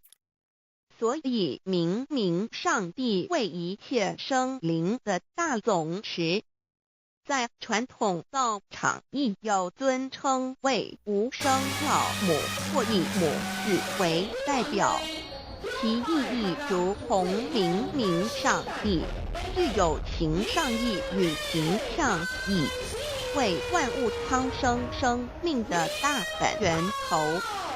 三界十方万灵真，在至尊至圣无量心虚言，其本体尊崇其位，敬奉其德，载主其尊，用在万灵，见不恒，用在不无言为范，积极形容其大说明其相明明上帝母字与母同音同义，字形与父母字相近。母字的情义一点中家中是天下之大本，代表体是阴阳，代表用，体用合一为母。有体无用则至空，有用无体乃直相，即体即用即用即体，体用合一即是佛也。二点点代表无极，点代表真如本心。三点中线拉直后乎圈外，表示超乎太极之外，贯乎太极之中。四点母字正转90度，表示天天灵性之母。天天母乃万灵主宰，灵性之母心无形，永久之如来自性。太极字的情义中是天下之大本，代表体两点是阴阳，代表用，从代表无极，动生阴阳，从直心代表真如本心。太极图各教圣人对老母娘的尊称，一点如叫天上帝、明上帝为皇上帝等，中庸交涉之礼，所以是上帝。天命之谓请，诗经小雅，明上帝，高临下土，大雅上帝临汝无二耳听。书经汤告为皇上帝，相中于下民，若有恒信。二点佛教大日如来毗卢遮那无生等法华文智慧本法身如来名毗卢，此翻译一切处。参经一问品，若悟无生顿法，见西方只在刹那。大日经书亦云：梵音毗卢遮那者，是日之别名，即除安片名之意也。从16曰：所谓毗卢那者，日也。如世间之日，能除一切暗明，而生长一切万物，成一切众生是也。今法身如来亦复如是，故以为欲也。三点道教无道无极天尊等，道德经有物混成，先天地生，即西辽西，独立而不改，周行而不殆，可以为天下母。吾不知其名，自之曰道。天下万物生于有，有生于无。四点也叫真神、耶和华天主、天父上帝等。圣经创世纪，上帝照自己的形象创造了人。五点回教阿拉真主。乌克兰经卷一共大人大慈真主之名。六点先天大道无生老母明上帝，无量清虚至尊至圣三界十方万灵真载。真主古兰经，如果你问他们谁创造了天地，制服了日月，他们必定说真主296亿。如果你问他们谁从云中降下雨水而借雨水使已死的大地复活呢，他们必定说真主2963。真主古兰经，他是真主，是独一的主。112真主是万物所仰赖的。1122他不生，也不被生。1123没有任何物可以与他匹敌。1124真神道上帝生命在他头，这生命就是人的光，内光是真光，照亮一切生在世上的人。这等人不是从血气生的，不是从情欲生的，也不是从人意生的，乃是从上帝生的，道成了肉身，住在我们中间，充充满满的有恩典，有真理。约翰福音1491314耶和华 耶和华 Yahweh/Yahweh/ 的称呼，在原文之意义，乃是自有拥有的他，亦即不生不灭诸天之国与神之国，神为诸天之国之上的主宰。母居里天，在诸天之上，为万灵真载。诸天之国与神之活宇宙能量，整个宇宙充斥着舞动的能量。除了这舞动的能量，我们的宇宙一无所有。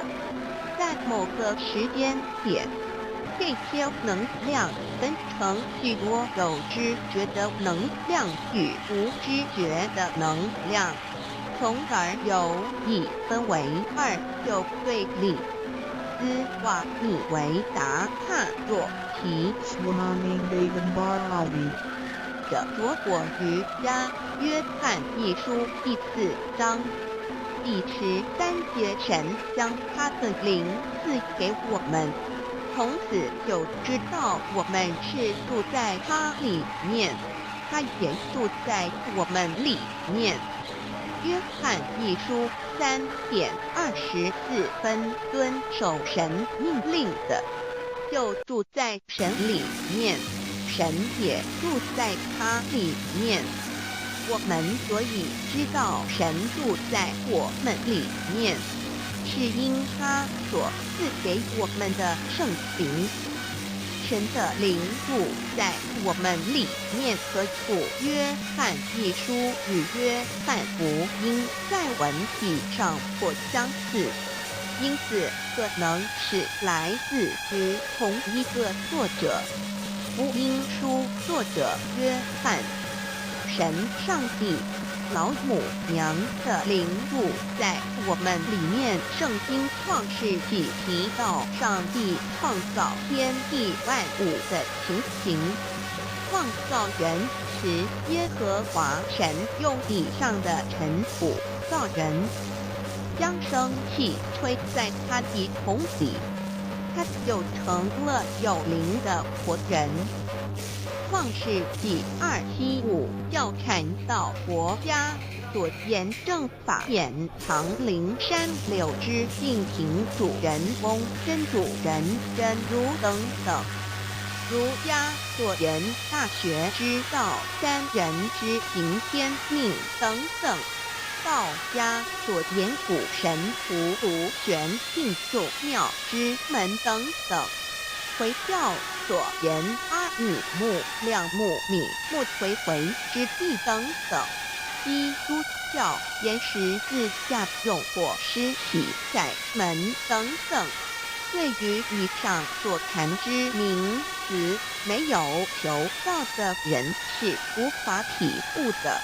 所以说摸得着根的成佛祖，摸不着根的瞎修行而道，就是万教所要找的根。个根如没有经活佛师尊名师指点，是无法找到的。可见求道的重要。经典印证亦无有正法掩藏，涅盘妙心，实相无相为妙法门，不立文字，教外别传。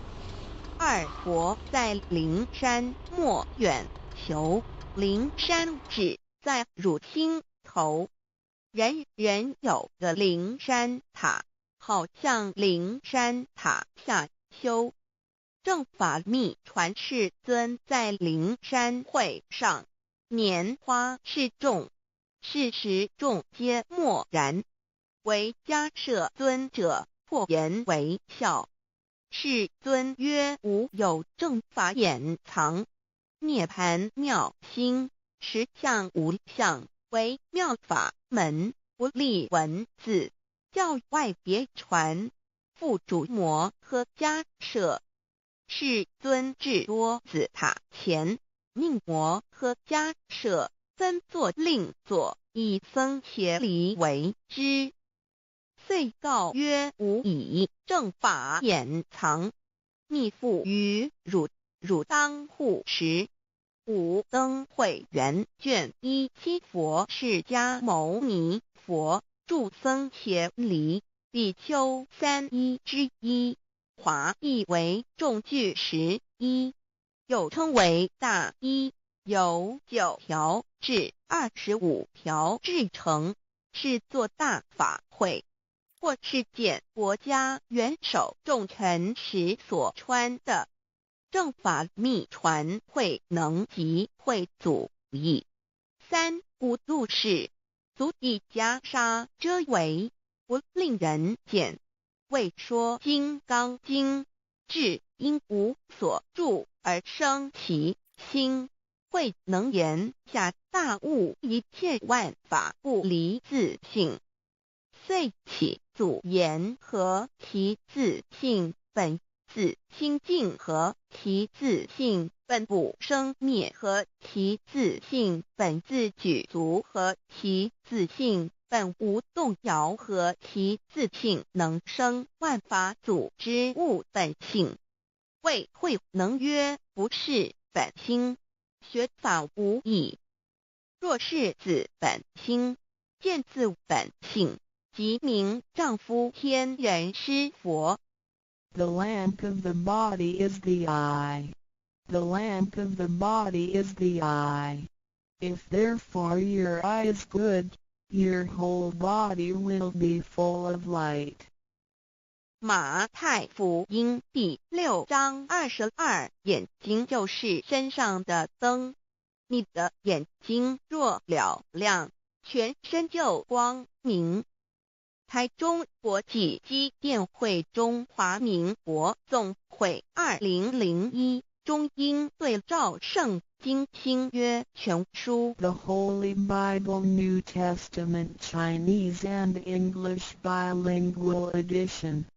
窄门圣经马太福音第7章1-3 Enter by the narrow gate, for wide is the gate and broad is the way that leads to destruction, and there are many who go in by it.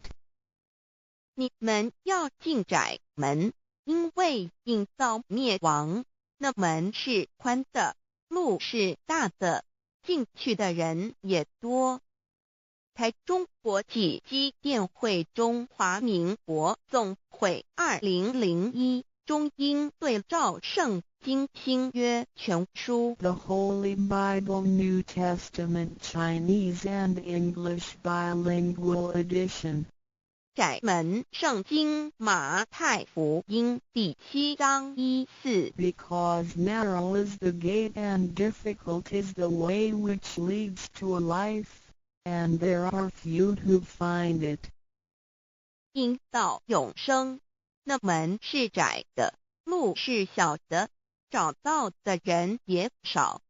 台中国际机电会中华民国总会2001中英对照圣经新约全书 The Holy Bible New Testament Chinese and English Bilingual Edition 048L. 佛家言不走正门，进入四生六道。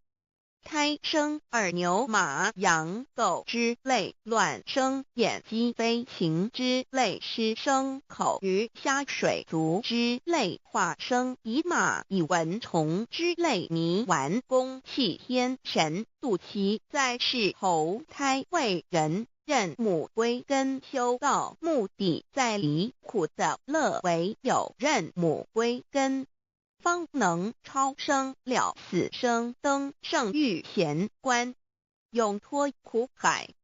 母自垂武，教皇母慈是这恩师，一指点杀身难报，重如山恩似海，实际心怀若不受师指点，怎能脱苦？又怎能了生死？不受好灾，上超祖，下应孙权凭师力，各应当报大恩。尊师安排皇母10诫，第7诫，五教圣人提出了诚恳的呼吁，一点穆罕默德可兰经文难了死，素拜真师反摇西。2点耶稣基督圣经空是玄真义，赞美诗词作高歌。3点太上老君道德5前卫严谨，宿拜公常早归根4点释迦牟尼真空非空法非法，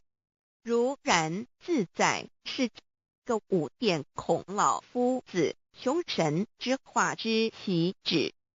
定静安律见本源古人云白藕绿叶红莲花。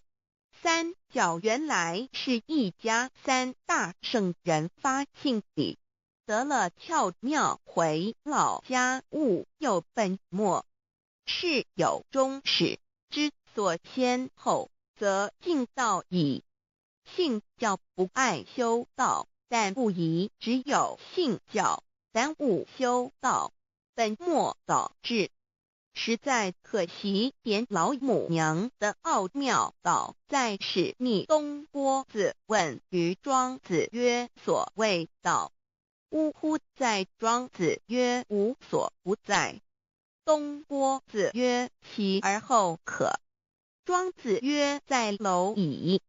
曰：何其？下也曰：在蹄。百曰：何其欲？下且曰：在瓦辟。曰：何其欲？甚且曰：在始。逆东郭子不应。庄子曰：夫子之问也，故不及直。正或之问于监视律系也。每下欲况，汝为莫必，无乎陶物。指道若是，大言亦然。周天贤3者，一名同时，其之义也。庄子之备有第22老母娘的心声，13山坡母子里，乃不得已。皇母训子10戒，1戒亦当初天未分，混沌未探妙，明明无人，我空空一团。96亿元佛子先天同聚，无忧愁无烦恼，自在安然。先兄弟先姐妹身来伴，随母来随母去，不离身边。极乐国任逍遥，随意玩耍，成青龙画彩凤，无量尊严，不惧寒不惧暑，无数无管无阴阳，无对待，至理纯然，暇无事任遨游。先天妙境门卷来，或下棋，或将琴弹，吃的是仙桃，点琼浆玉一穿的是登云鞋，仙衣仙山。老母娘的心声。2论无极为圣欲至善宝，静静而应通，万化万类根源，自从那骄子会气数以道为母，我命七佛治理坤乾，万八在气数并天使成就，又待至丑会满地是，完全清气升为天盘布，至星斗浊气降凝为地，湖海山川至凝会天地交日月和照会阴阳和阴晕，万类生全，此即是先天妙开辟之本，无极静态及动狂及坤乾老母娘的心声。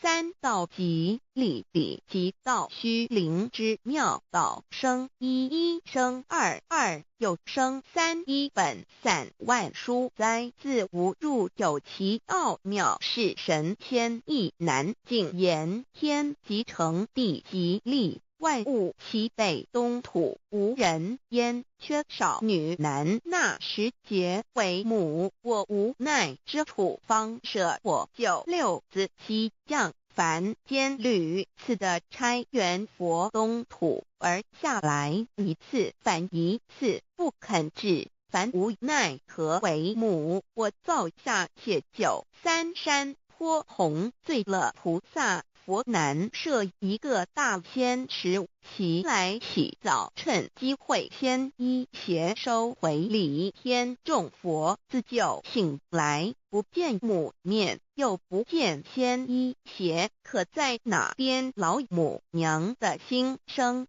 四为娘我悲痛泪原子呼唤耳众等宿东奔莫要在脸如若是先一邪教与尔等耳哪个亦不肯在世至凡折树枝和树叶遮寒地冷饿了失踪国子可引清泉众佛子如要回悲哀悲叹问母我至何时方把家还母言答三期末打开普度清烧书清寂庆清度佛缘降道乃为救良善降劫乃为收恶煞血泪以于叹子归须用真心体会老母娘的心声末节时期把握经现效圣法前不畏考验坚守愿解共赴龙华极乐国任逍遥随意玩耍成青龙化彩凤无量尊严在里天极乐之天国里任意逍遥游玩随意玩耍成其青龙化作彩色凤凰任意去来显现无量尊贵与庄严不惧寒不惧暑无数无管无阴阳无对待治理纯然理天无寒暑冷热总是恰是温度无拘无束亦无阴阳之对待只有纯然一团理气理天以跳脱一切阴阳对待故无阴阳寒暑之分别对待自性至理纯然通达无碍故无数无管辖无事任遨游先天妙境门卷来或下棋或将琴弹前暇无事则任意遨游观赏先天美妙景致或下棋娱乐或弹琴消遣理天之境无闷倦之事举凡一切活动皆随心之所至意之所乐而为之吃的是仙桃果琼浆玉液穿的是穿云鞋仙衣仙衫吃的是仙桃仙果喝的是琼浆玉液穿的是仙衣仙鞋仙桃果蟠桃之果实亦称仙桃蟠桃实洲际东海有山名度所山上有大桃树盘曲3000里曰盘木武帝内传7月7日西王母降以仙桃4颗与地第10折收其核欲种之母曰此桃3000年一时中下地薄种之不生帝乃止论无极为圣欲至善宝净净而应通万化万类根源理天是至善宝地是无极的境界至圣之疆域此地至虚至境感而遂通万物之造化是一切万物之根源所在自从那骄子会气数以道为母我命七佛治理坤乾一元12会子会开天丑会替地寅会生人卯会辰会巳会午会未会申会人灭酉会地灭戌会天灭亥会混沌每会各10800年一元共129600年七佛治世三佛收元七佛治世南方是爱佛6000年北方生育佛4800年即10800年卯会东方甲三春佛3720年西方有长庚佛7080年即10800年辰会西北方空谷佛5284年东南方龙野佛5516年即10800年四会东北方祭天佛5800年伏羲是代理佛500年即6300年五会中三佛收元然灯古佛青阳旗掌天盘莲慈会释迦文佛红阳旗掌天盘灵山会弥勒古佛白羊旗掌天盘龙华会万八在气数足天使成就又代指丑会满地是完全子会开天10800年天成就丑会譬第10800年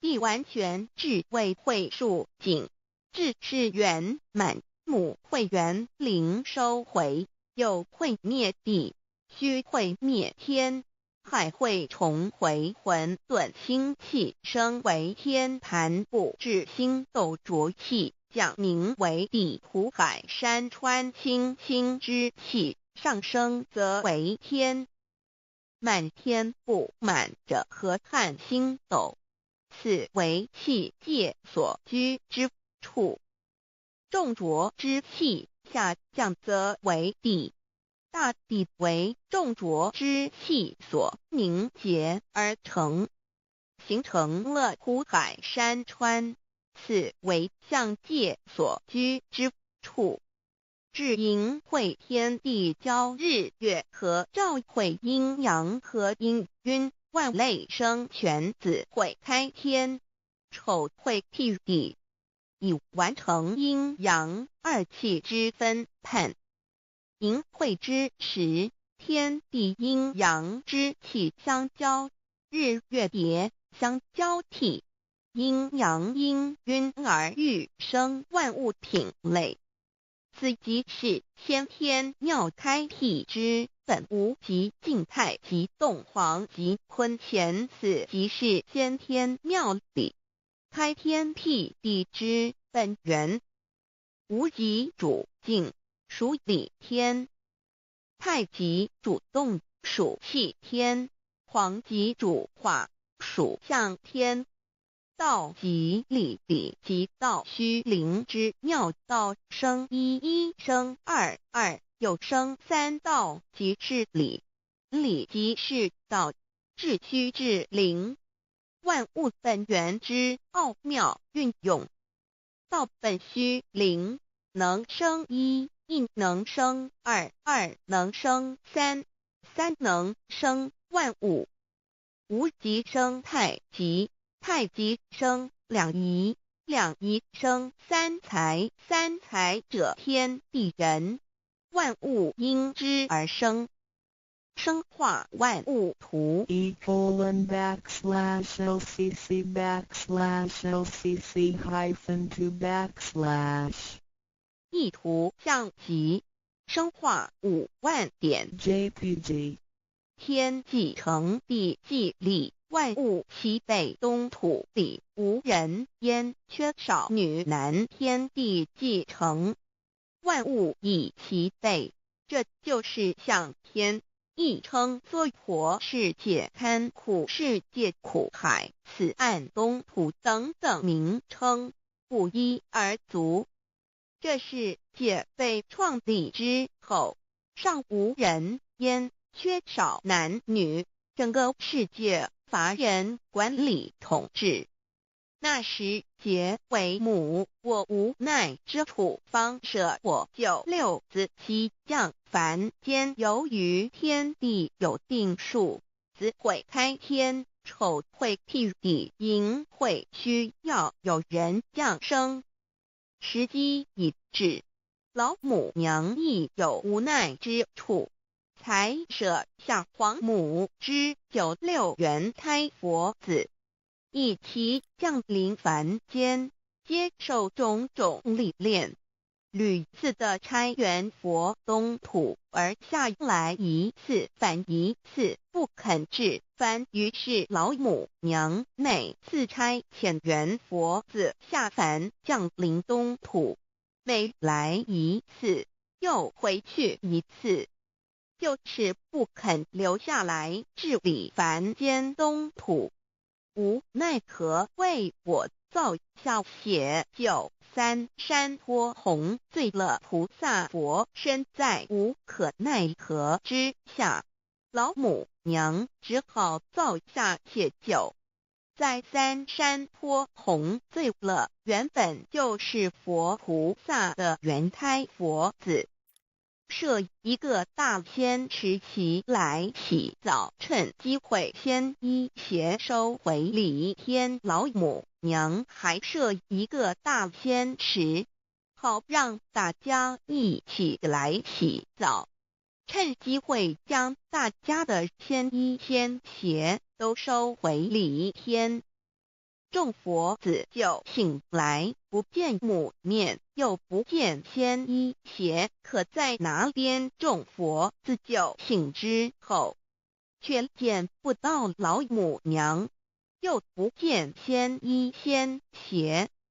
为娘我悲痛泪源自呼唤耳，众等速东奔，莫要再敛。老母娘因为要与众原胎佛子分离，故而心中感到悲痛而流泪，并且呼唤众佛子速速往东土而去，千万别再留恋于礼天之舒适自在。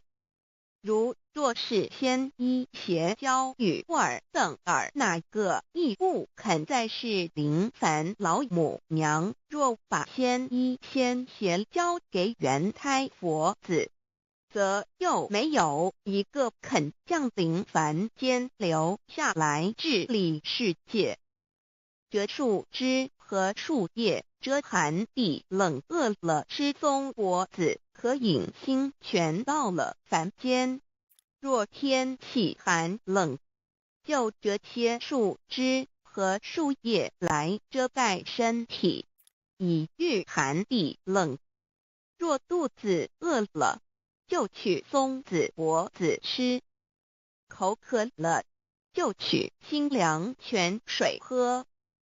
众佛子如调回悲哀悲叹，问母我至何时方把家还？众佛子听了老母娘如此吩咐，皆如吊失了魂魄一般，悲伤地哀嚎叹息，纷纷问老母娘：我们到什么时候才能回家呢？母言答：3期末打开普度清烧书清寂信清度佛缘。老母娘回答说，等到3期末节大开普度的时候，老母娘会亲自烧书寄信给大家，并且亲自来度化众原胎佛子，告一回家之路。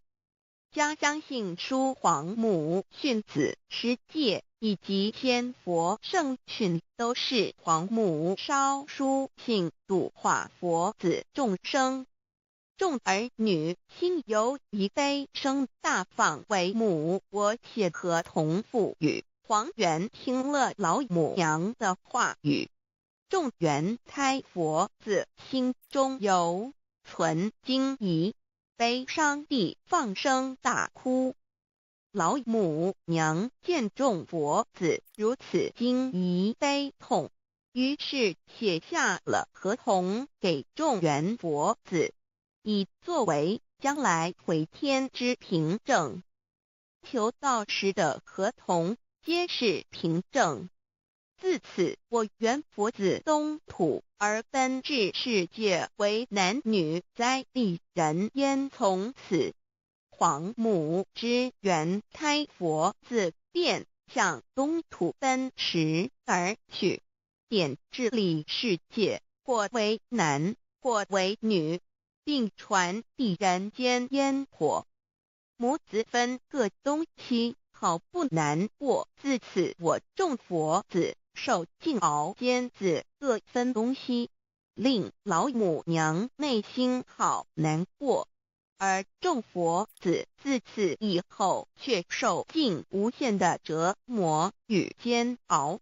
唐李白骨风师名利图煎熬，安得闲于不？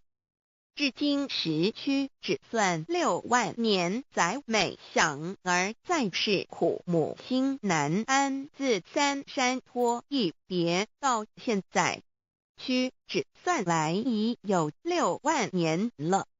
自寅会生人以来，至今未知出，已将近6万年时光。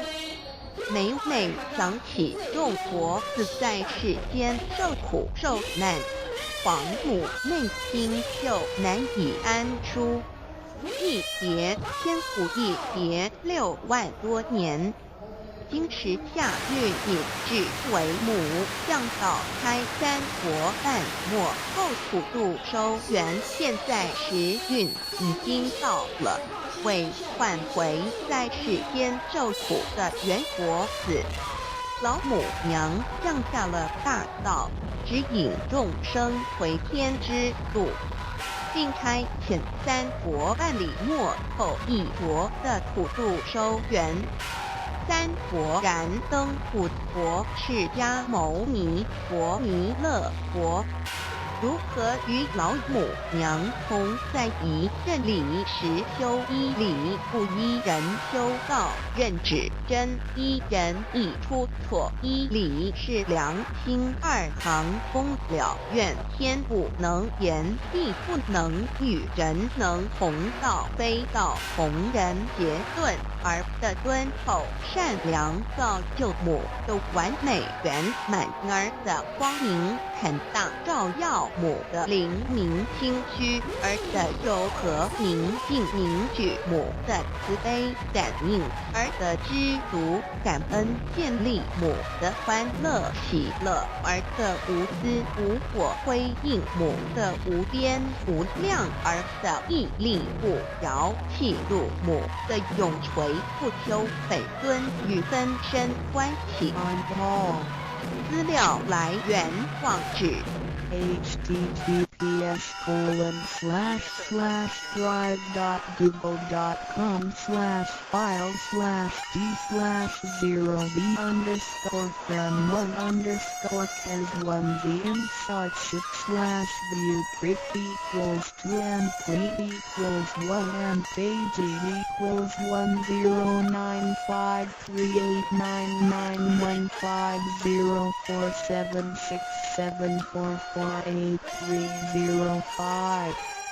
三宝 The 3 treasures for new Tao receivers。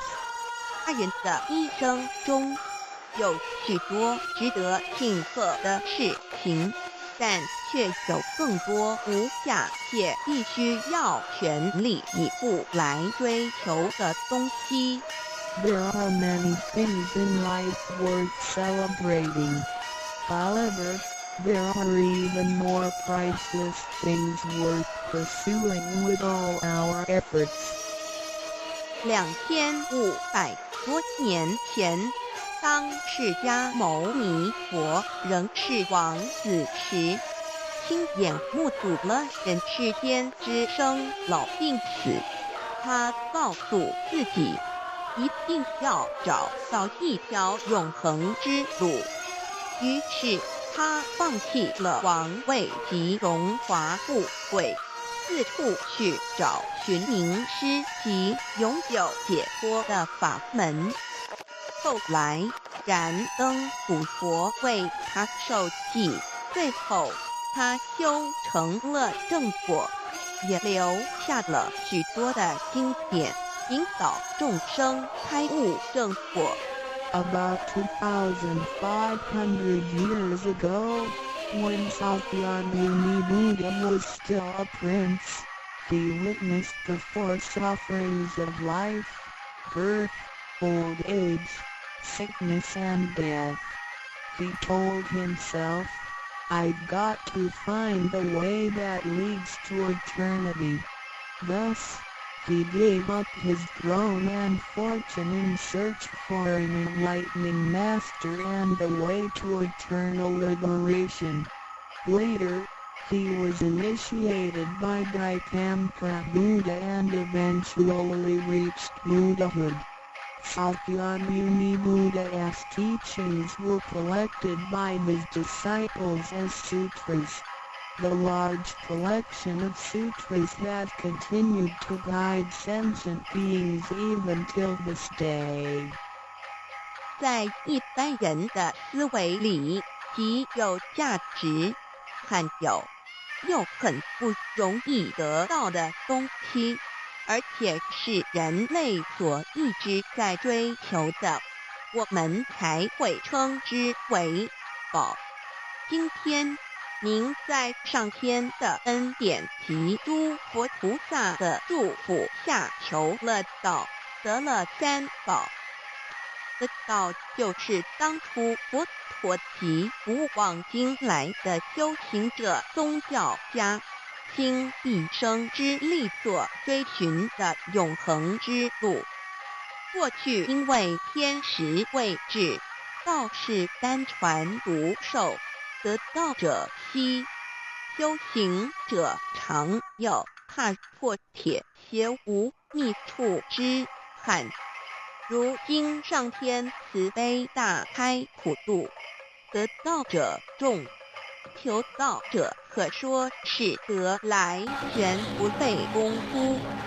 虽然得道容易，也是自己累世佛缘根基深厚，祖上有德所致。所以当您求完道时，大家都给您道喜。Generally, we call a precious, valuable, and rare item which is highly sought after as a treasure. Today, because of the grace of heaven and the blessings from all Buddhas and Bodhisattvas, you have received Tao and the three treasures. Tao is the way to eternity that Sakyamuni Buddha, countless cultivators, and religious people had been searching all their lives. Before 1930, Tao was transmitted on a one-to-one basis. An enlightening master could only transmit Tao to a one-qualified individual because the timing for universal Tao transmission was not right. The number of people receiving Tao were scarce due to the lack of opportunity to meet with an enlightening master and receive Tao. What a pity! Because of the grace of heaven, now is the time for universal Tao transmission, and therefore, many people had the opportunity to receive Tao. Although it may seem relatively easy to receive Tao, receiving Tao is actually based on your affinity with Buddhas, your deep spiritual foundation, and the beneficence of your ancestors. Thus, after you had received Tao, everybody would express their heartfelt joy and congratulate you. 依照三宝来修行的话，可以帮助我们：第一，跳脱生死轮回；第二，净化我们的业力，改变命运；最后返回天上的不压伤。Practicing these three treasures can truly help us in the following ways. 1. Transcending the cycle of life and death. 2. cleansing our karma, changing our destiny, and eventually returning to our heavenly home. 一般的人由于业力的牵引，不得不再度来到这个世界上，每来一次就会造些业。漫漫的人生路上，总是有着诸多的不如意、抱怨、忧愁、烦恼、病痛等。面对命运的枷锁与生死的轮回，却不知所措，更无法跳脱出来，实属无奈。Because most people as destiny are led by their karma, they have to go through the cycle of life and death repeatedly without choice. Each cycle of life and death would accumulate some karma, good and bad. Therefore, their long journey of life would be filled with different kinds of complaints, worries, annoyances, sickness, and sufferings. Life's journey is never what we expected. Most people are imprisoned by fate and trapped in the cycle of life and death. They feel helpless because they failed to find a way to become liberated. 我们人的身体只是灵性暂时居住的房子，当生命旅程结束时，灵性会脱离身体，进入另外一个世界，而求道时得到的三宝就是回天的凭证。这也是人生中最重要的一件事。以下是像是需要您放在心上的意，不要忘记三宝，也不可以泄露三宝。二不反倒败德，三多了愿，多行功立德，如此我们才可以回天上的故家乡。Our physical body is a temporary home for our soul. When the journey of our life comes to an end, our soul will leave the body and enter another world. The three treasures you have received are the token for returning to the heavenly home. They are the most important things in our lives. The following are the three main points that you need to keep in mind. 1. Do not forget and disclose the three treasures. 2. Do not do anything illegal, immoral, or harmful to yourself and others. 3. Do as much as you can to fulfill your vows and accumulate merits and virtues.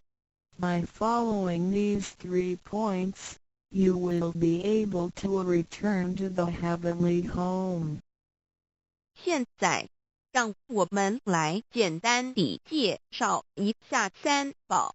Now, let us briefly introduce the 3 treasures. 第一宝，玄关窍，灵性进出的门户。The first treasure, heavenly portal, the main gate to our true nature/true self. 在庄严神圣的求道仪式中，电传师在我们的玄关窍这么一点，点燃了自信之光明。当下玄关窍立刻现出了如同绿豆大小般之佛光。我们可以看一下各宗教圣人的画像，每位圣人之头部都有一个光圈，此光乃是自信之光。借着后续的修行及行功立德，此佛光会逐渐扩大，最后就像各教圣人的光圈一样地光亮圆满，展现出来的智慧及德行，随着因缘愿力而四处利益众生。During the solemn and holy Tao receiving ceremony, Tao transmitting Master pointed at our heavenly portal to illuminate the light of our true nature. A small halo will radiate from the heavenly portal immediately afterwards. If we look at the portraits of the saints from different religions, we will see that they all have one thing in common, which is the halo behind each saint's head. The halo is the light emitted from the true nature. The halo will expand in accordance with our cultivation and accumulation of merits and virtues. Eventually, our halos can be as round and bright as the halos of the saints. Then, the wisdom and virtue we exhibit will accompany our vows and affinities to benefit all mankind. 玄关是一个正门，也是修心的下手处。行住坐卧之中，常收束身心，从玄关发出之念头，都是正念、慈悲心、喜舍心、智慧心。心提心念在玄关，再用玄关去听、去看、去应对一切事物，便能与佛菩萨以心应心。Heavenly portal is the main gate of our body. It is also the starting point for us to cultivate our heart. Every day we need to manage our mind and body properly. Each and every thought from the main gate is righteous because it is full of mercy, compassion, joy, giving, and wisdom. Focus our mind slightly on the heavenly portal and use this focused attention to listen, look, and deal with everyday matters. Then, we can unify our heart with the heart of Buddha and Bodhisattvas. 我们求道，是了解我们有的真主人。真主人也是住在我们的家里面，每间房子都会有主人的房间，主人有主人该睡的地方，客人有客人该睡的地方，这不能错乱的。Receiving Tao is to help us recognize the true Master. Our body is like a house. Now, we know that this true Master lives in our house. Every house has a master bedroom. The master bedroom is the room where the master sleeps in. Guests have to sleep in the guest rooms because only the master should sleep in the master bedroom. This arrangement should not be altered in any way. 各教经典也有关于玄关窍之论述。子曰：谁能出不由户和莫由私道也？每个人要走出房子，都要经由门户。的肉体犹如火宅，修行者欲跳脱此火宅之束缚，何不走这一条光明大道呢？ The classics, sutras, and scriptures of different religions all contain descriptions of the heavenly portal. Confucius said, "Who can go out without using the door, so why doesn't anybody follow the way? Now everyone gets out of the house through the door." The physical body is like a burning house. A cultivator needs to take the correct and bright path in order to break free from the confinement of the burning house. 圣经里也提到， Testimonies of the heavenly portal can also be found in the Holy Bible. 眼睛就是身上的灯， The light of the body is the eye. 你的眼睛若嘹亮，全身就光明；你的眼睛若昏花，全身就黑暗。你里头的光若黑暗了，那黑暗是何等大呢？ The lamp of the body is the eye. If therefore thine eye be single, thy whole body shall be full of light. 马太福音 Matthew 6:22 But if thine eye be evil, thy whole body shall be full of darkness. If therefore the light that is in thee be darkness, how great is the darkness? 马太福音 Matthew 6:23 The lamp of thy body is thine eye. When thine eye is single, thy whole body also is full of light. But when it is evil, thy body also is full of darkness. 路加福音 Luke 11:34你只有一只眼进入永生，强如有2只眼被丢在地狱的火里点。 It is good for thee, you, to enter into a life with one eye, rather than having 2 eyes to be cast into the hell of fire.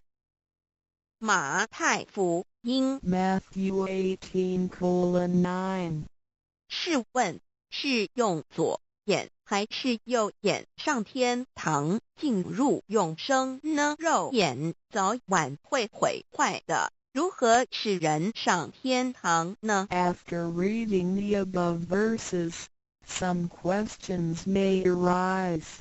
For example, should we enter heaven and attain eternal life through the left eye or right eye, since the eyes of this physical body will deteriorate one day? How can they help us return to heaven? 玄关窍底被点开后，好好地修持，久而久之，身体内外真的会光明，连毛细孔都会发出光来。尤其是真修持练得到清闲，只是我们的肉眼看不到而已。点 Once the heavenly portal is opened, if we cultivate Tao sincerely for some period of time, then both our internal and external body parts including our pores will be luminous. This is true for Tao members who have cultivated sincerely and truthfully. However, the light or halo emitted from the body cannot be seen with the naked eye. 佛经也提及，无有正法掩藏，涅盘妙心，不立文字，教外别传点是问。佛陀所言之正法是藏在左眼或右眼呢，或是第3之真理？眼求过道的人就很清楚答案了。In the Buddhist Sutra, Sakyamuni Buddha also said, "There is the true Dharma in my eye, there is no form, there is no word for it. So where is the true Dharma hidden? Is it hidden inside the left eye or right eye, or is this Dharma hidden inside the third eye, the eye of the truth?" The answer is very clear for any Tao receiver. 儒家所说的君子圣其儒也，指的也是我们的自性佛性，是独一无二的，来自上天，要善加戒慎保护，莫让它受到污染。慎独的功夫，简单的说，就是存好心，说好话，做好事，以及诸恶莫作。众善奉行，精进永恒地向导前进。In the Confucian classics, a noble person needs to be cautious with the One. The One is referring to our true nature or true self, which is unique and came from heaven. We need to be cautious by protecting it from pollution. In other words, we need to keep a good heart, say good words, and do good things. We need to do all good deeds continuously with all our efforts. 一个人若平日能够时常守玄，祥和之气自然会引发善因缘的发生。佛像尚未开光，佛没有被请入，拜他是没用的，那一尊佛不会接受。你本身就是一尊佛，要开光，要求道，求道就是开光，告知你真主人在哪里。If a person can keep his mind focused on the heavenly portal constantly, then the peaceful energy emitted from him may attract or accumulate good affinities. A Buddha statue needs to be initiated so the spirit of the Buddha will be invited into the statue. Otherwise, it doesn't matter how often you worship the Buddha, he will not accept your worship. You, yourself, is a Buddha. Therefore, you need to be initiated by opening up the heavenly portal. How can the heavenly portal be opened? It can only be opened through the Tao receiving ceremony. Receiving Tao helps us to rediscover the location of our true master. 我们平常时候精神是外放，眼要看，耳要听，吃进去的营养也一直在消耗。守玄有助于减少营养与能量的消耗，同时让更多营养转为能量，运行于身体，让脉络畅通，减少病痛，促进身体健康。Every day a lot of our energies and spirits are wasted on the things we see with eyes, we hear with our ears, we think with our mind, etc. Thus, the nutrition for our bodies is constantly being used. When we calm down and focus on the heavenly portal, it helps to lower the energy and nutrition consumption of our bodies. At the same time, it helps to turn more nutrition into energy, transport the energy throughout the entire body, and make the energy channels freer so that the energy can flow with less obstruction. If energy can flow freely, then we would not get sick so easily. As a result, our health would improve. 第二宝，口诀五字真言。 The second treasure, heavenly mantra, the 5 words.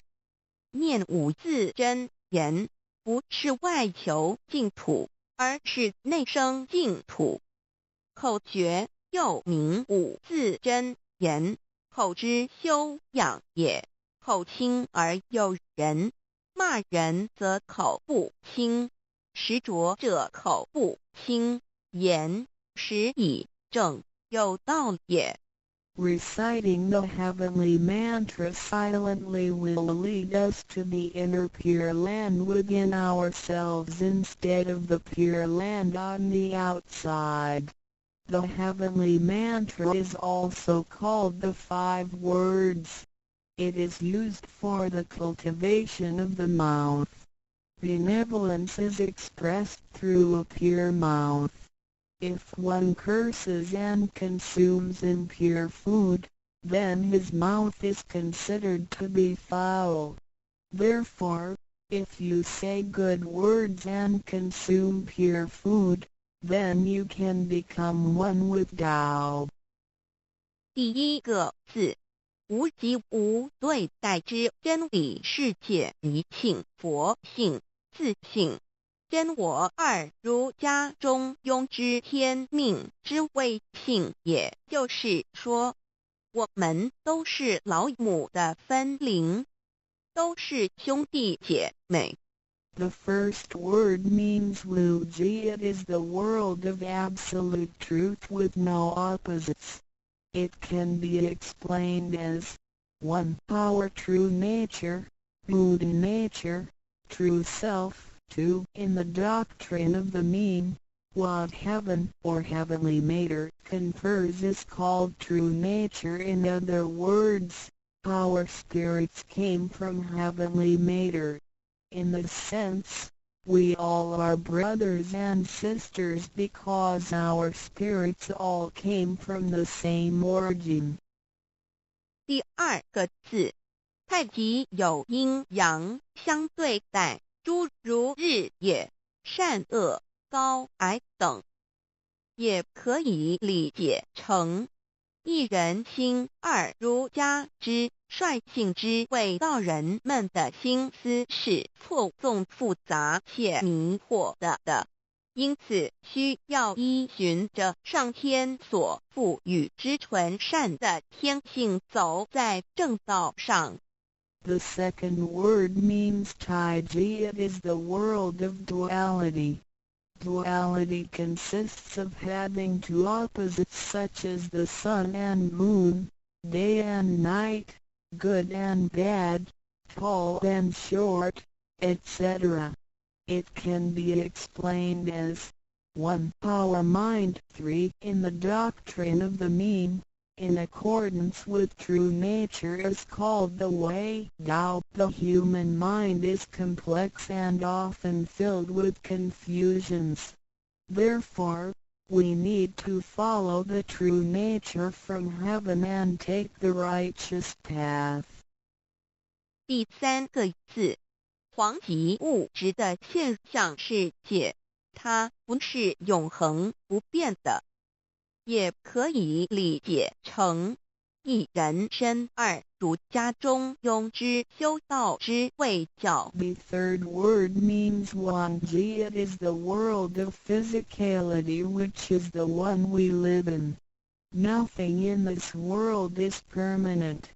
It can be explained as 1. Our physical body. 2. In the doctrine of the mean, cultivating the way Tao is called education.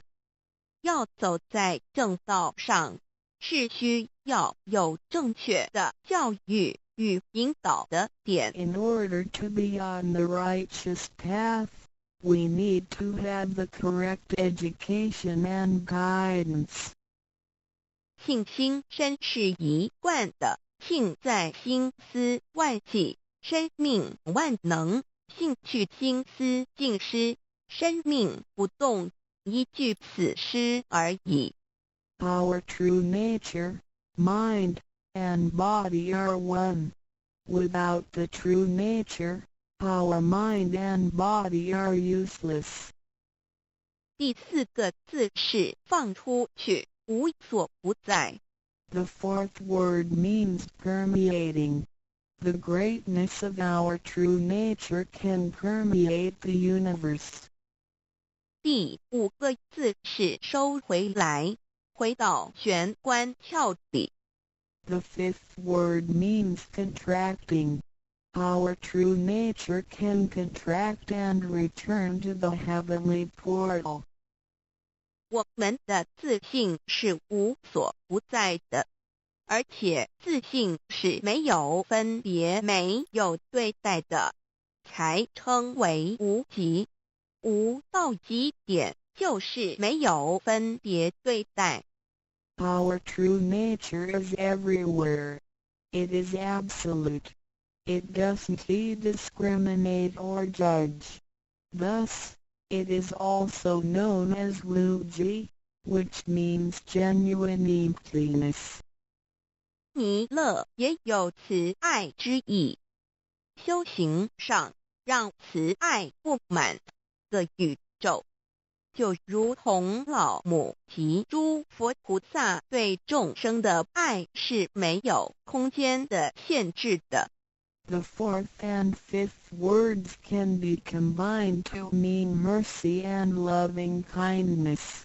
As we cultivate, we learn to love all things in the universe with mercy and loving kindness, just like how Lao Mu, Heavenly Mater, Buddhas, and Bodhisattvas love all sentient beings without spatial limitations. 常念五字真言，你就与弥勒祖师及供活佛老师有感应，遇困难时感应就快，心不平静时默念五字真言，有问题时静不下来时默念五字真言，就有妙智慧。当念到一心不乱时，意志可穿越时空，直入佛之愿力之间，让能量发挥到极致。By silently reciting the heavenly mantra often, you will create a strong bond with Maitreya Buddha and Jigon Living Buddha.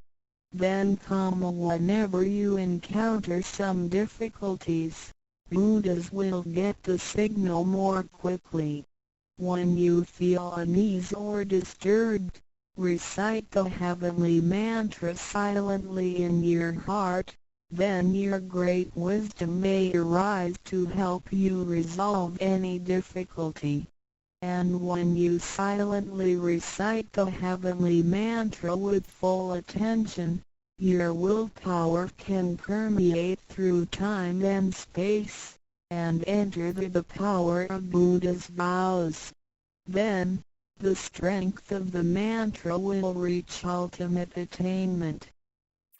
孔老夫子说过，人莫见于流水，而见于止水。诚心专注一念诵五字真言，有助于内心的平静祥和，更清楚地看清自己，遇到事情时能做出更正确的判断与决定，并更有效地完成工作任务。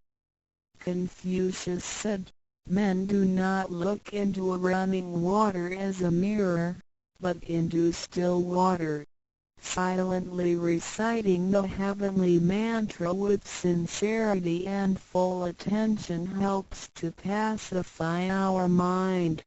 As a result, we can see ourselves more clearly, make judgments and decisions more correctly, and complete daily tasks with more efficiency. 第三宝，合同学习宽恕。 The third treasure, heavenly hand sign learning to be forgive.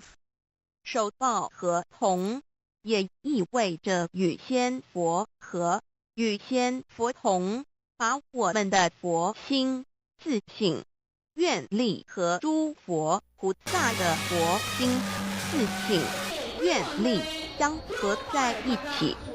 我们和同修之间要和，才能同人与人之间要和要同，就要学习术道，也就是己所不欲，勿施于人，学习宽恕。就像耶稣在十字架上所说的话，就是一种宽恕。人与人之间多一些体谅宽恕，才能和，才能同。若小同都无法做到，如何世界大同呢？此受印也是回天的一个凭证。Holding the heavenly hand sign means to unify our true nature with Buddhas and Bodhisattvas. It is the unification of our true nature and vows with the true nature and vows of Buddhas and Bodhisattvas. Similarly, we need to unify with all people including other vow members by getting along with them. We need to learn to be more cooperating, understanding, tolerating, and forgiving, so we can form a perfect union. Confucius said, "Do not do unto others as you would not have others do unto you." The last words of Jesus Christ were also words of forgiveness. In order to form a perfect union with others, we have to be more understanding and forgiving. If we cannot form unity with the people in our society, how can we form unity with the rest of the world and achieve great harmony? The heavenly hand sign is also a token for returning to the heavenly home. 现在来探讨一下三宝的修持。 Now, let us examine further the practice of the three treasures. 三宝真藏蕴含道统真传、天命真传、心法真传，这三样，每一样都很重要。 The three treasures encompass the true transmission based on the lineage of Tao and the mandate of heaven. It is the wordless heart-to-heart transmission. Each of the three treasures is equally important.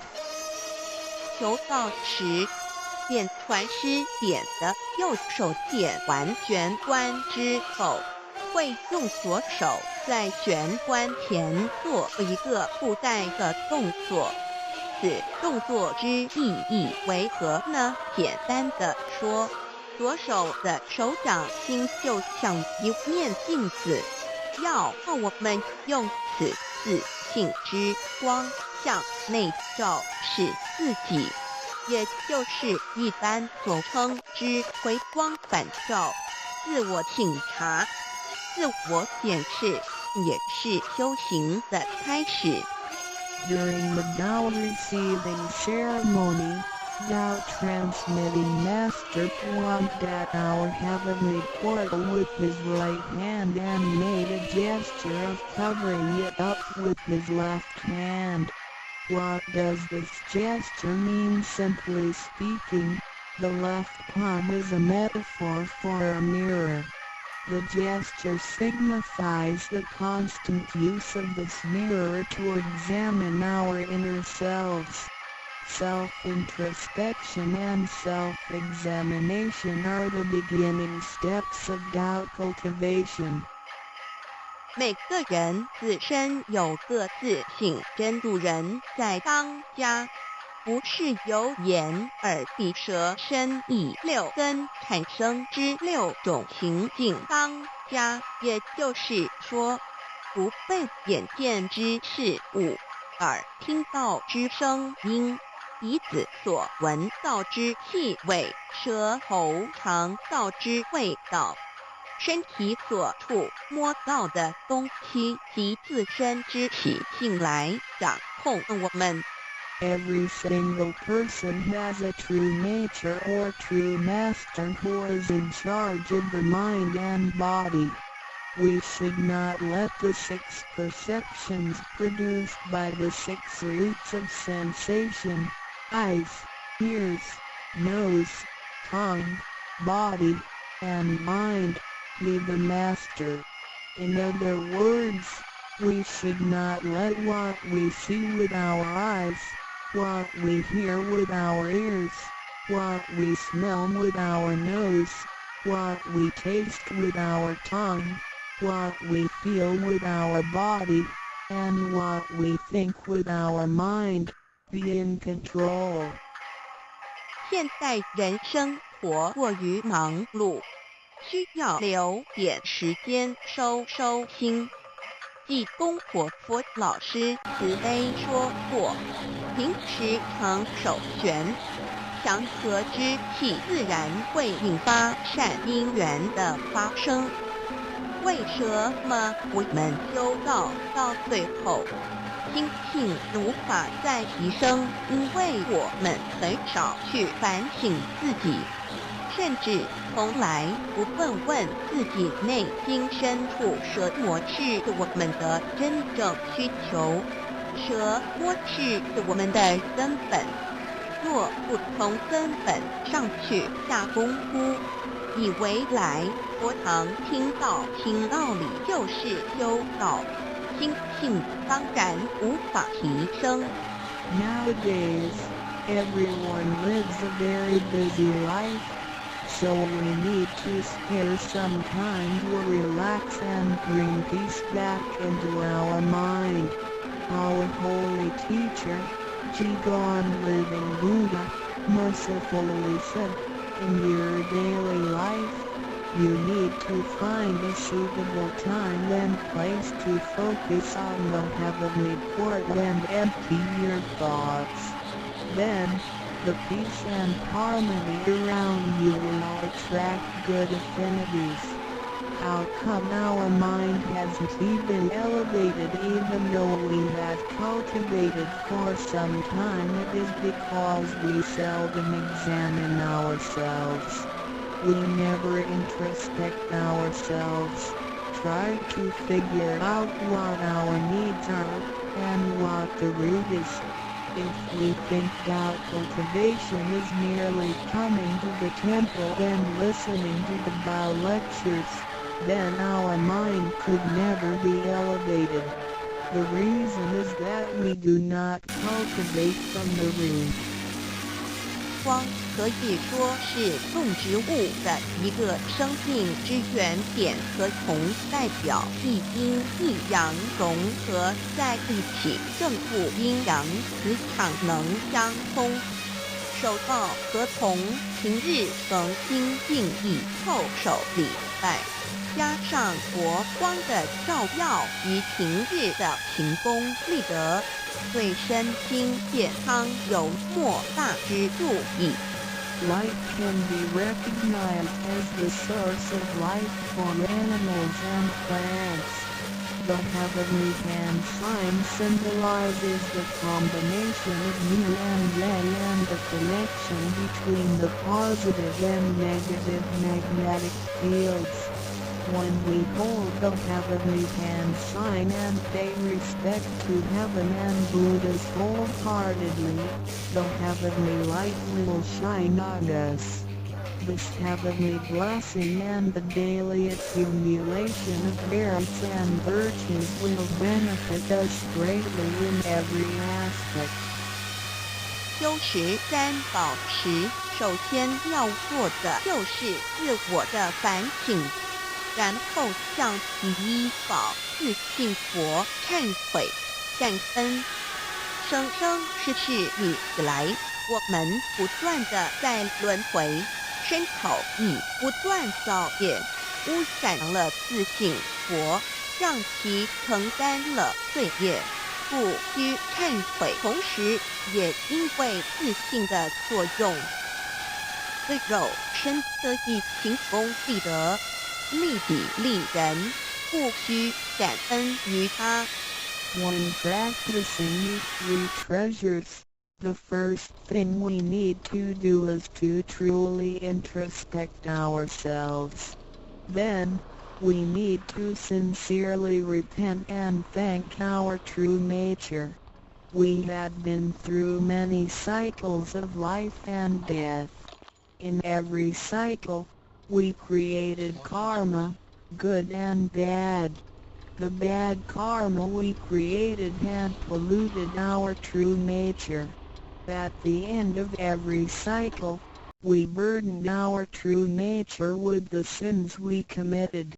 Therefore, we need to repent for the mistakes and bad karma we created with our bodies. However, It is because of the possession of this physical body that we have the opportunity to accumulate merits and virtues and create good karma to benefit ourselves and others. Thus, we need to thank our true nature for guiding our physical body in doing these good deeds. 第二宝，常默念5字真言，让心中的爱自然流露出来，爱自己，爱众生。第三宝，多包容宽恕别人。260中，无论身在何处，更要时时提醒自己的心，愿力要和仙佛菩萨的心愿力相合。If you silently recite the second treasure, the heavenly mantra, often, then you will naturally love yourself and all sentient beings.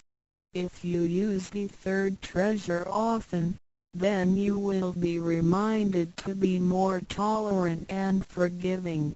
Always remind yourself that you need to unify your heart and vows with the heart and vows of Buddhas and Bodhisattvas. 道场处处都是行功了愿的机会，要多行财师、法师、无畏师，度化更多众生返回不家乡。如此，必得上天加批拨转，不好的业力会逐渐消减，从此改变了命运。当然，当我们在布施或为上天办事时，目的并不在于希望能交换到上天的祝福，让自己得到什么好处。事实上，是因为我们的诚心敬意和无条件的付出感动了上天，继之而来的就是加诸在我们身上的恩典与波转，这是任何人都无法阻挡的。There are many opportunities within the Tao Society for one to accumulate merits and virtues. We need to seize every opportunity to help more people to return to the heavenly home by making some material contributions, truth sharing, and voluntary contributions. As a result, we will receive blessings from heaven. Then, we can change our bad fortunes and bad karma into good ones, so our destiny can be changed as well. We do not make material contributions or propagate Tao for the sake of our own benefits.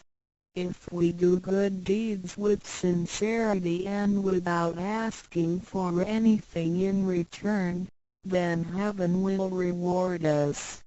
We will, then, receive grace and great help from heaven. These blessings will come naturally to us without hindrance. 从我们求道那一刻起，我们的姓名就已经登记在生命册上，成了上天的人。上天无时无刻没有不注意着我们，都在看着我们有没有在用三宝，是不是有什么事情需要济公活佛老师帮忙的。From the moment we received Tao, our names have been registered in heaven. We have become the citizens of heaven. Therefore, heaven will continue to watch over us to see if we practice the three treasures or need help from Holy Teacher, Jigon Living Buddha. 现今人类的物质科技虽较以往进步，但幸福的指数并没有提升，而且灾劫越来越多。部分的原因在于人的负向思考与行为，自私与贪婪，造成价值观的扭曲与变相。有太多的人对未来都有着不乐观、不安定的感觉。面对着下一代的子孙，我们能留给他们什么呢？想要圣凡如意，就先问自己有没有众圣轻凡。圣事就是上天所在办理的普度众生之事，凡事就是和我们个人相关之人间事。有句俗话说，你看重上天的事，上天也必定重视你的事点。 Technology and living conditions have improved tremendously in the 21st century, but the index of happiness hasn't risen at all. In addition, there is an increase of natural and man-made disasters. This is partly caused by humans' negative thinking and behaviors, greed, and selfishness. These thinking and behaviors twisted the values of our society.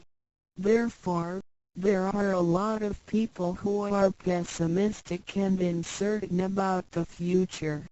So what can we give to the next generation if we want our worldly and holy affairs, the work of heaven, to be smooth and successful? Then we need ask ourselves if we have prioritized our holy affairs over worldly affairs. Holy affairs are defined as activities of truth-sharing and doubt propagation, and worldly affairs are defined as our day-to-day activities and matters. There is a saying, if you prioritize the work of heaven, heaven will prioritize your affairs as well.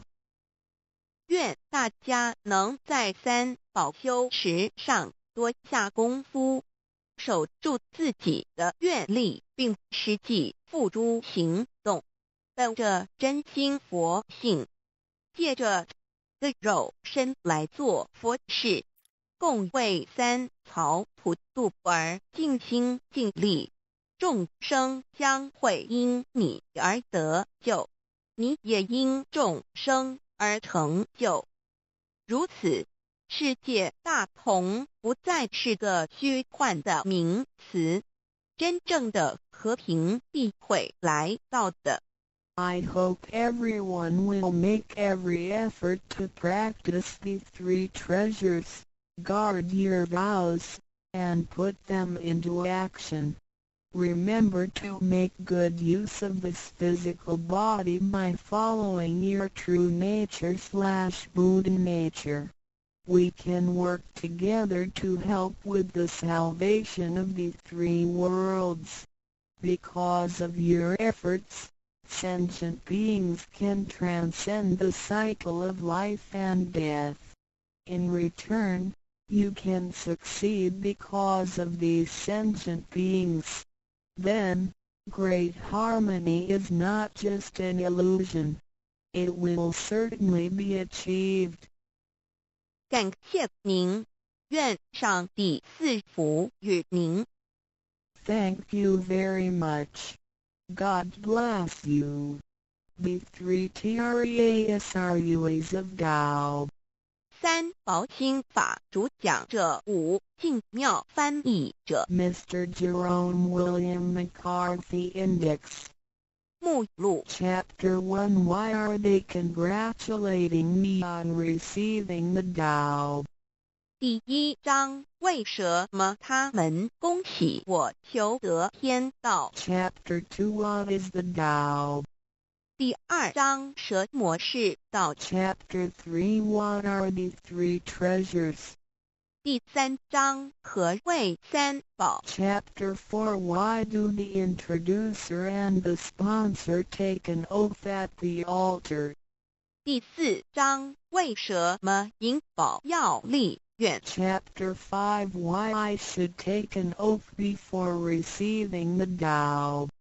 第5章为什么要立求道愿 Chapter 6 How to save human beings. 第6章如何求度众生 Chapter 1 Why are they congratulating me on receiving the Tao? Ladies and gentlemen, I would like to extend my heartiest congratulations to you, for this is your most auspicious day. Today you have received the Tao, which is the ultimate aim of existence. All of the Buddhas and saints attained the Tao in the past and, by transcending the limitations of birth and death, had become immortal. That which you have received today is the same Tao. Formerly, one who intended to receive the Tao had to abandon worldly possessions and enjoyments. If he was a king, he had to abandon his kingdom. If he was a high official, he had to resign his high position, leave his family and go to the remote mountains to seek a master who would transmit the Tao to him. After much suffering he would gradually perfect his conduct, purify his mind and heart and perform many good deeds. For his sincerity, God would send Buddha to transmit the Tao to him. Under such conditions a person able to succeed was hard to find. During that period the Tao was secretly transmitted from one patriarch to another.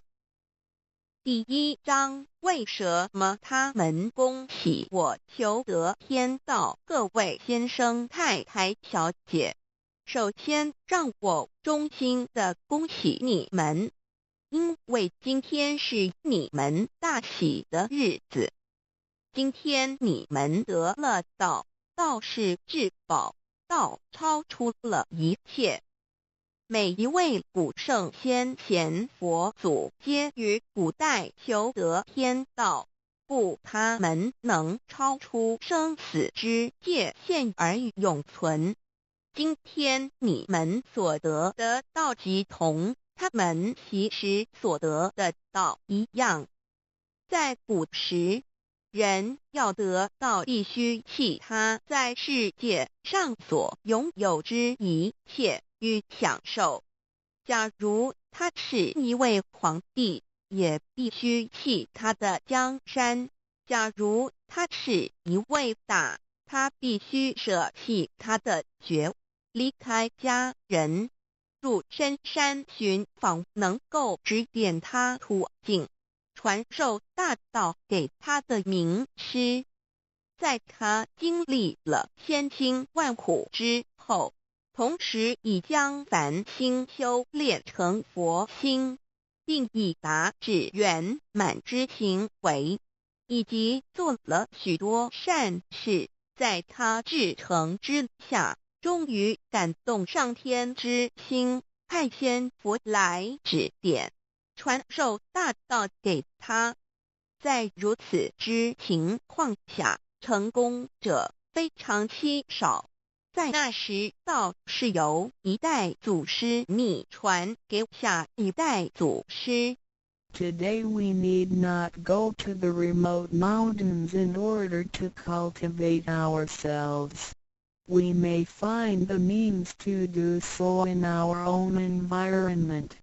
Therefore we must take full advantage of our fortunate circumstances because we are in close proximity to the Tao. Why is the Tao so accessible to us at this time? It is because mankind is facing great calamities which signal the destruction of the human race.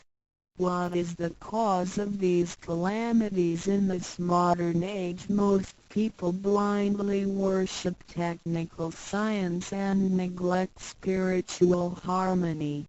They believe that the power of mankind can surpass nature and that science is almighty and can solve all human problems. It would seem as though conscience or soul are only religious terms and had no real existence. Most people do not recognize their true selves, which are indestructible and immortal. Actually, the true self is the master of the mortal body. Today most people have lost their consciences, harming others in order to benefit themselves. Those evils which human beings are now committing will cause great disasters, the likes of which had never been witnessed before. This will be the final calamity in which the human race, the immortals of space, and the ghosts in hell will all be destroyed. 然而现在我们不需要到深山去，而我们一默修行。何以我们能如此容易就得到这事？因为时代不同了。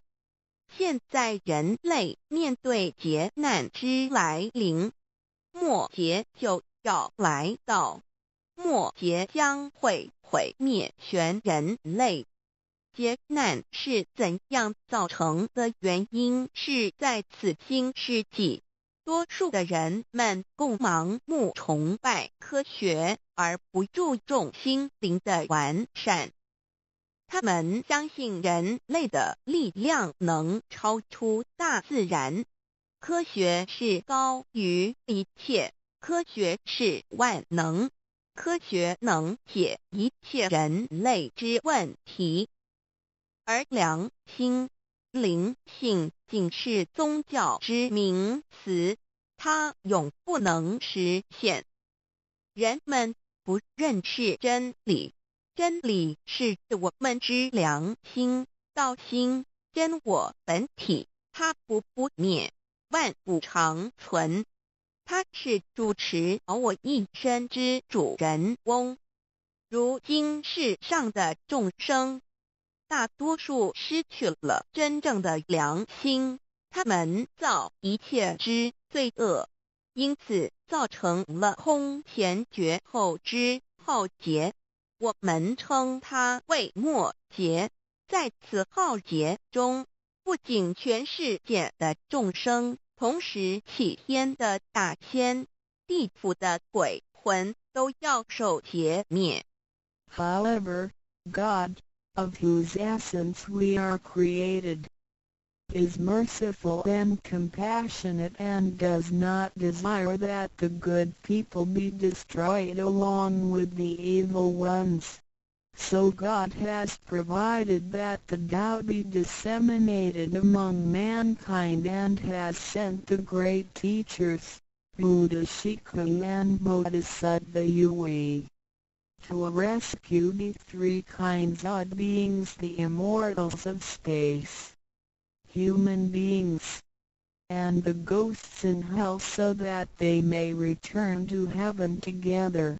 Buddha Shikung and Bodhisattva Yui are under the command of God and are responsible for transmitting the Tao to the three kinds of beings. Their duty is to manage the work called the last salvation. This salvation is formless and soundless, and the transmission is performed without preaching.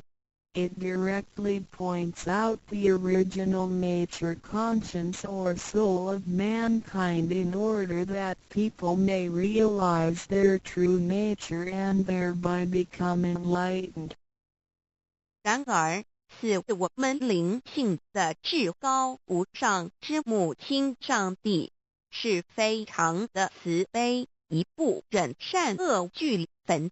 因此降下真道，并派名师济公活佛与月慧菩萨降世，挽救三曹弃天之大仙。世界的众生，地府的鬼魂同返天堂。我们师尊师母二位老大人奉老母的命令，真传真守，普渡三曹。他们的责任是办理末后一收圆大事，不立文字，教外别传，直指人心，直指人人固有之良心。灵性使人们见自信而成佛。When the last calamity arrives, nothing can save mankind except the true way, which is the Tao sent from God. That is why the Tao is widely propagated today to save good people. Ancient people first cultivated themselves and then received the Tao. But today we receive the Tao first and then cultivate ourselves. Therefore, after we have received the Tao, we have to seriously cultivate ourselves. Then we shall automatically be safe from danger, escape from calamities, avoid reincarnation and become saints and Buddhas.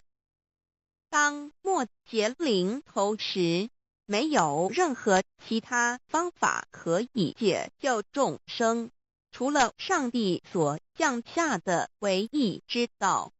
因此现在大道普渡善男信女，古人是先修后的，先修道然后才得道，现在我们是先的后修。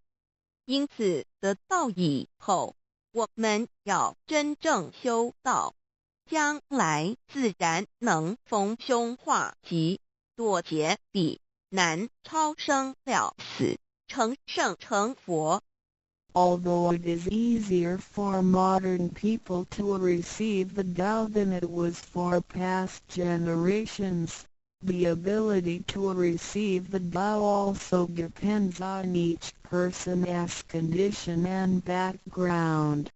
Today you receive the Tao because you had an affinity with our temple and you and your ancestors have performed many virtuous acts. Possibly you were cultivated in a religion in your previous lives. These conditions allow you to have an affinity for the Tao. Without this affinity you would never receive it. 虽然今人比古人更易得道，然而亦是各凭各之，根基缘分。今天你们得道皆因与佛有缘，前世有行善积德，祖先有德，也许前世有修过五大宗教或其他宗教，因此使你们今天有缘得道，否则将永不能得道。Chapter 2 What is the Tao? Ladies and gentlemen, you have received the Tao today, but what did you actually receive? What is the Tao? The Tao is the source of everything. Tao is the creator and master of the universe. Tao is God, the supreme power. Before the earth and sky existed, before the creation of the universe, the Tao existed. After the universe is annihilated and nothing remains, the Tao will continue to exist and to create and control a new universe. The Tao is limitless, invisible and formless. It cannot be seen, heard, smelled or touched and is beyond the power of human comprehension. Tao activates everything. Yet we cannot see its action. It works without effort, yet nothing left undone. Man usually calls it nature. Nothing can exist without the Tao because everything depends on it. Tao is God and our soul issues from God's essence. We are God's children. 第2章蛇魔是道，各位今天已经得到究竟的是蛇魔，蛇魔是道，道是天地人万物之母，道是宇宙之本源，创造者亦即主宰者。道上帝，道至尊至贵之神。当天地还未生之前，一切都未有之前，道已先存在的。当天地毁灭后，道不毁灭，道能再生天地人万物。天地人万物生成了，道其中主宰。道非常奥妙，道无形无相，视而不见，听而不闻，不可嗅，不可捉摸。道超出了人们的想象力而不思议，亦不可言说，一切皆是道所为。然而我见不到道的动作，道是无为而为的，然一切莫不是道所为。人们常称它为自然。假若无道，任何一物不能存在，因为一切都依靠道而的存。道上帝，我们之灵性是上帝所赐，我们是上帝之儿女，上帝是我们之天。When we speak of the creator of the universe, we call it Tao. When we speak of the ruler of everything, we call it natural law. When we speak of the animating and controlling principle of our being, we call it soul or conscience.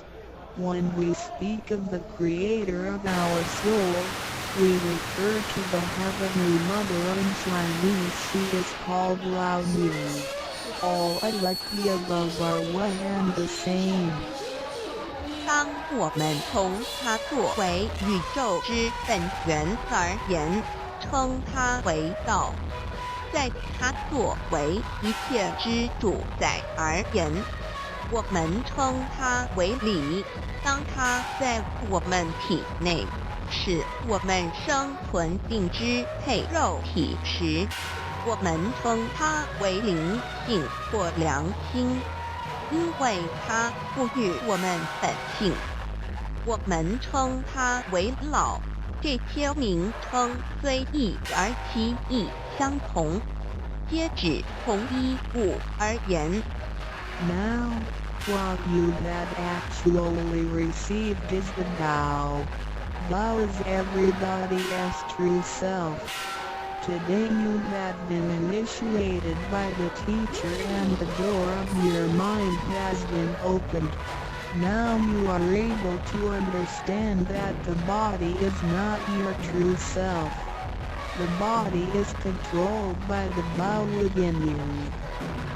现在你们得的就是道，道是每一个人的真我。今天你们已得名师指点，开了心窍。现在你认识了肉体并非真正的你，而灵性才是真正的你，那位无形无相的。然而在支配你的身体的灵性，才是真正的你自己。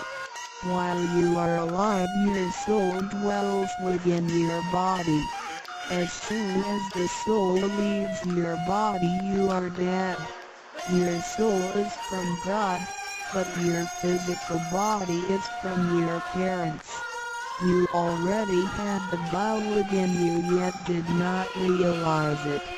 Therefore, You had to search for it and had now been fortunate enough to find a teacher who was able to transmit it to you. Previously you believed that the physical body was your true self and behaved accordingly. You were selfish, committing misdeeds, acts of violence, and overindulging in physical pleasures. This condition repeatedly led you into reincarnation and endless sufferings. Now you understand that your true self is not your physical body but only use the body as a vehicle. You are not limited to this physical body. You are boundless. You are the master of the universe because you have God's essence within you. You are full of mercy and love because you share of God's spirit. Most people today have forgotten all these spiritual characteristics and do not know who they really are. Today you are regaining your conscience, your true self. 每个人活时，灵性在他体内，若灵性一离开，他立刻就死亡。灵性附于天，而肉体由父母而来。因此，事实上我们也有道在身上。为何还要再寻求它，还要有点传师来传授？原因是我们也不认识它了。我们以为肉体真我，而不知它原是假，因此我们变得自私，做了许多错事与罪恶。为了使此色身享受如此，使我们坠入轮回中，遭受无边痛苦。我们不知真正的我乃是灵性，而我们已不是仅限于此肉身。我们是无限的广大，我们是宇宙之主宰，因我们的灵性与老是一体。我们的本性充满了慈悲与爱心，因我们是老之分灵。然而现在人们都失去了这些品性，亦不知它究竟是谁。今天我们得到是的回真我良心。Chapter 3 What are the three treasures? Today you have received the three treasures. A. The heavenly portal. B. The divine mantra. C. The symbolic seal. A. The first treasure, the heavenly portal. The point where the teacher placed his finger upon your face during the ceremony is called the heavenly portal. It is the abode of your true self and can be described in different ways, such as 1. Original nature. This is the true self, soul, or conscience which is eternal and indestructible. 2. The port of birth and death. The heavenly portal is the door by which our original nature enters and leaves our body. Confucius asked, who can leave the house without using the door? Why do people not follow this way? 3. The way to heaven. A Buddhist sutra says, heaven is 108,000 miles away. These words are the metaphor which actually means that it was not easy to become enlightened because the true teacher was difficult to find and the Tao was not yet widely propagated.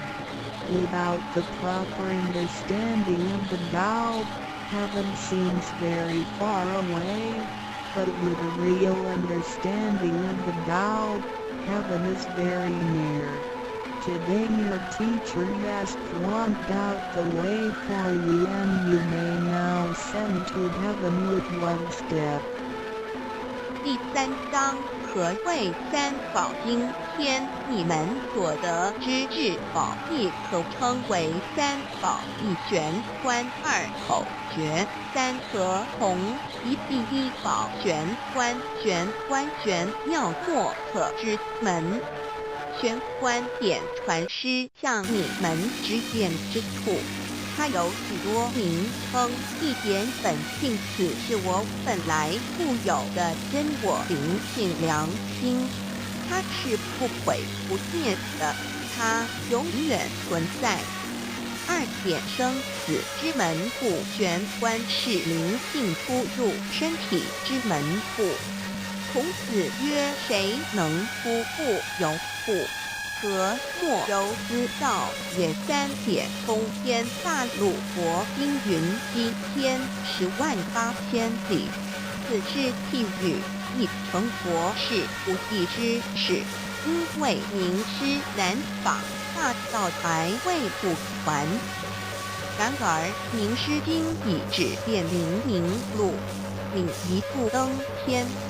四点 The main entrance, the heavenly portal is the main entrance.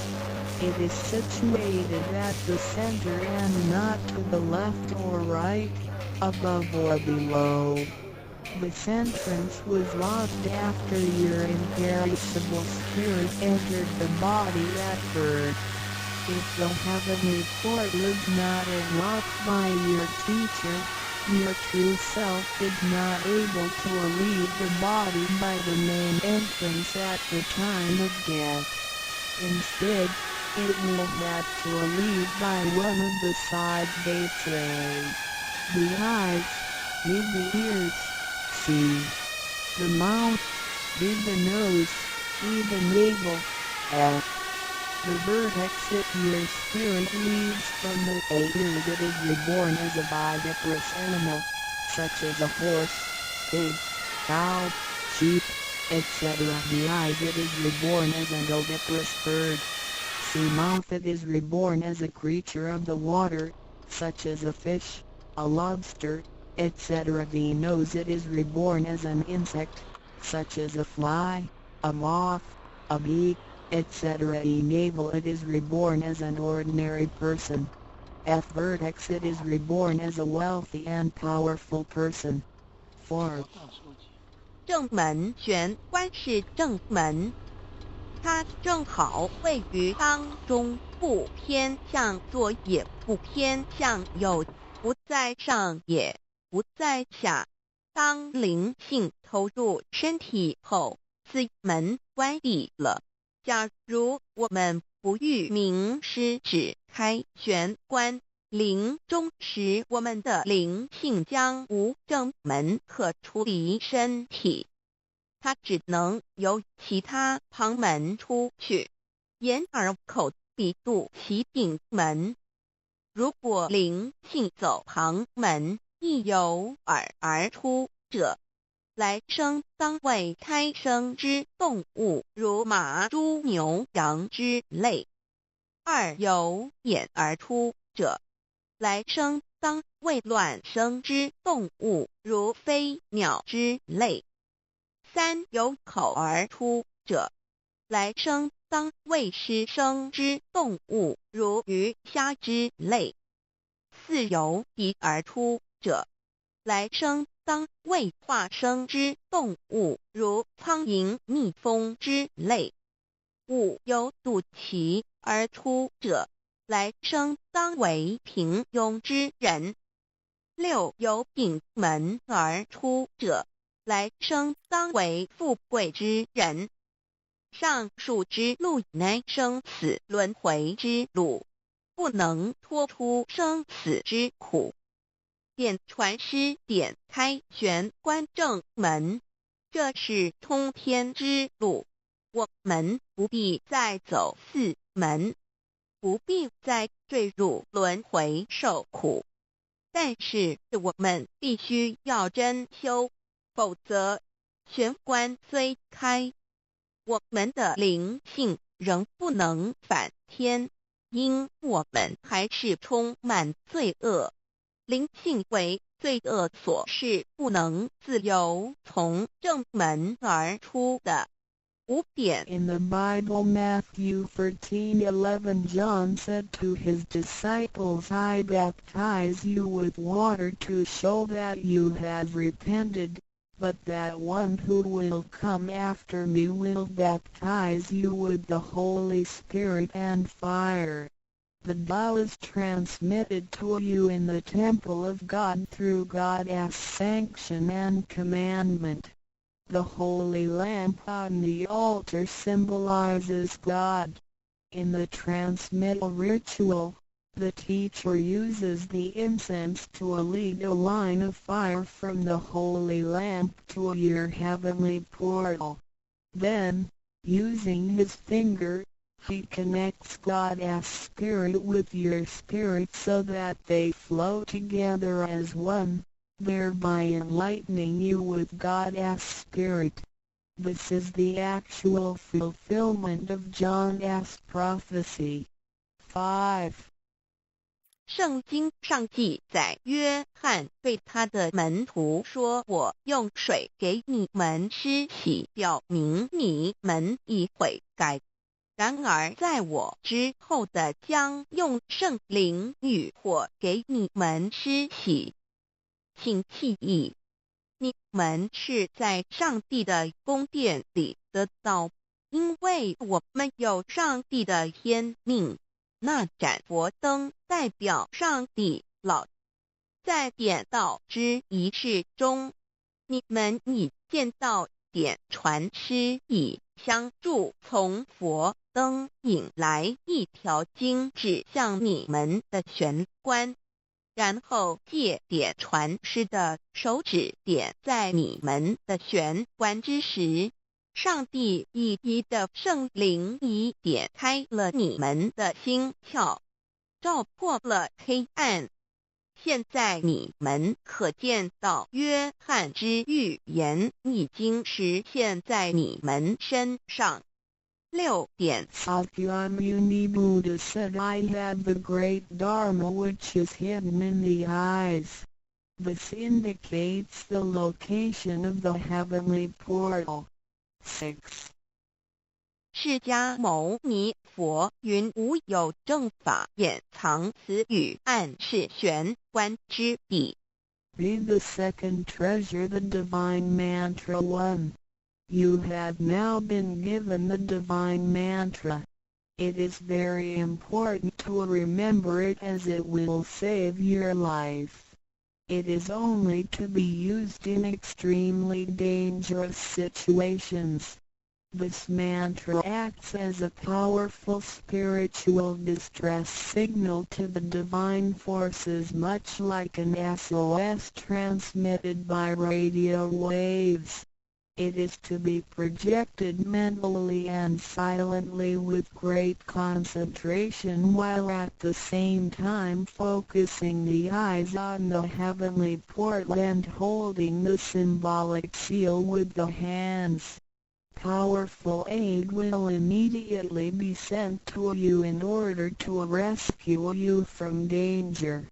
If you sincerely cultivate yourself, you will always remain under the refuge of Buddha.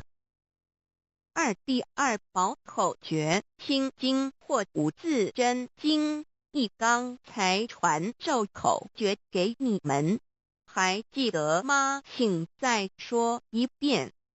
当性命危险时，你才用此宝。将真经默念口中，手抱合同，你将可被千佛救护，脱离危险。不过要注意，此口诀仅能于性命危急之时方可运用。假若我们真诚修道，当然我们将受千佛之庇佑。2点 The divine mantra which connects your true self with God. This mantra is without form, sound or color and is the essence of Tao, the underlying and ultimate principle of the universe. This mantra unites your being with that of the Tao, forming a powerful bond. Every great religion indicates this potential unity, but they do not fully understand how to implement and effect it. You now have this knowledge and are familiar with its application. 二心经，口传心受有声音而达入无声因果之真心，由千经万典而达入真经真典。心经心法真空也，真我本性也。三点 The true teaching is transmitted from mind to mind. The true self, the I, the spirit, the mind all indicate the true center of man or his real essence and original indestructible nature, which is identical with Tao. The human being is a microcosm, sharing all the attributes of the macrocosm. Since he is essentially divine, man only needs to understand the nature of reality and align himself with it. The more pure and refined his nature, the more conscious he becomes of his relationship with the Tao. When he realizes that he is one with the Tao, he has become fully enlightened. 三以心传心口传心手，以老之心传于众生之真心，此者老的分灵之心也。C. The third treasure, the symbolic seal 1. In Chinese, fa means to combine and dun means all together. The symbolic seal, which is formed by the two hands joined together, is the golden seal, which is formed by the two hands joined together, is the golden seal which unites us with God. It is like a contract or mutual agreement, which is the actual meaning of Hatun between you and your Heavenly Mother. It acts as a signal, password, or passport. It is a spiritual instrument of identification, as well as symbol with many ramifications. 2. When you hold the symbolic seal, you are united with God. 3. The left hand is good, so it is placed on the outside, covering the right hand. The right hand is often used for evil purposes, such as beating and killing. The right hand is placed on the inside because of its evil propensities and is shielded by the left hand. Together the hands hold the word child, which is formed by the two thumbs in proximity, symbolizing the Chinese word hai, which means child. This hand symbol acts as a direct signal to God. It serves to mobilize heavenly protection and causes the user to escape from any impending calamity. 4. Let us quote some words from the Bible. Matthew 19:13-15. Some people brought children to Jesus for him to place his hands on and to pray for them, but the disciples scolded the people. Jesus said, "Let the children come to me and do not stop them, because the kingdom of heaven belongs to them." He placed his hands on them and then went away. This event illustrates the power and significance of the symbolic seal. At that time Jesus placed his hands on the children's heads and explained that this is the way to God's kingdom. Today we hold the child symbol and realize that we are the children of God and are willing to return to God's presence. 3. 第三，道和同一点和同之意和是合成一体，同是相同，和同象征老赐予我们的经印，表示我们已归根认。我们守抱合同，表示我们要与老合成一体，同老一样，是说与老和灵永不再分开。2点和合同，同和，抱起合同，能闭眼罗。3点左手属善当在外，右手属恶居内边。子亥相掐怀中抱，能托九大大节观。4点现在让我们引用圣经之语句，有一些人带孩子们到耶稣跟前，求耶稣为他们按手祝福，但是使徒们责备那些人。耶稣说，让孩子们到我这里来，不要阻止他们，因为上帝的国是属于如此的人。耶稣为他们按手祝福，然后离开。从这件事，我们可以了解，它是对合同之一种预言。在那时，耶稣把手按在孩子头上，并说，须如此方能返回天国。如今我们守抱子海觉，并觉悟我们是上帝的儿女，且愿意回返上帝身边。Chapter 4 Why do the introducer and the sponsor take an oath at the altar before you receive the vow from your teacher? 2 persons take an oath at the altar, one as your introducer and one as your sponsor.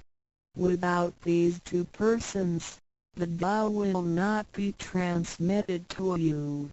The introducer vouches for your character and guarantees your good conduct. The sponsor guarantees that the vow is the true path and that the teachings are genuine. A vow is also taken to guarantee that any money which you may donate to the temple will only be used for the printing of books and other such noble purposes. 第4章，为什么银宝要立愿在典诗还未传道给你之前，有2个人做你的银宝师先立愿，引保你求道，否则典传师不可传道给你。这2人保证你是好人，并发誓他们是引你入正道，并非左道旁门或邪教，他们并非狂哄你的钱财，否则他们愿受天雷诛。你奉献的功德经是来建佛堂、引善书，任何人也不能把它用在私人用途上。Chapter 5 Why I should take an oath before receiving the vow. Before anyone receives the vow, he has to take a vow which states that he will faithfully adhere to the principles of vow and will not reveal the secret teachings of the 3 treasures to anybody. 第5章，为什么要立求道愿？每个人在为求道前，必须先立愿，表白他将诚心报道及不泄露天机3宝给任何人。Chapter 6 How to save human beings. Now you have received the vow which is ineffable, sacred and sublime. You have just been saved by someone, so now you should try your best to spread these exalted teachings to your fellow human beings and urge your family, friends and acquaintances to receive the Tao. This is of great merit for you because you are not only saving someone's physical body from disaster, but you are also saving his true self from the sufferings of reincarnation. Also you not only save that one person because, if he cultivates himself properly, he can also save 7 generations of his offspring by his virtue. How great is your merit! 第6章如何救度众生。如今你已得了大道至宝，你已被人救度，你也应该去救度别人。所以请你尽量的度你家人、亲戚、朋友求道，让他们亦得蒙上天之恩典，此乃你莫大之功德。因为你不仅救了他的灵性脱离轮回之苦，并且救他的色身脱离劫难，同时你不仅是救了一人，假若他真修，他将能以他的功德来超拔九玄七祖。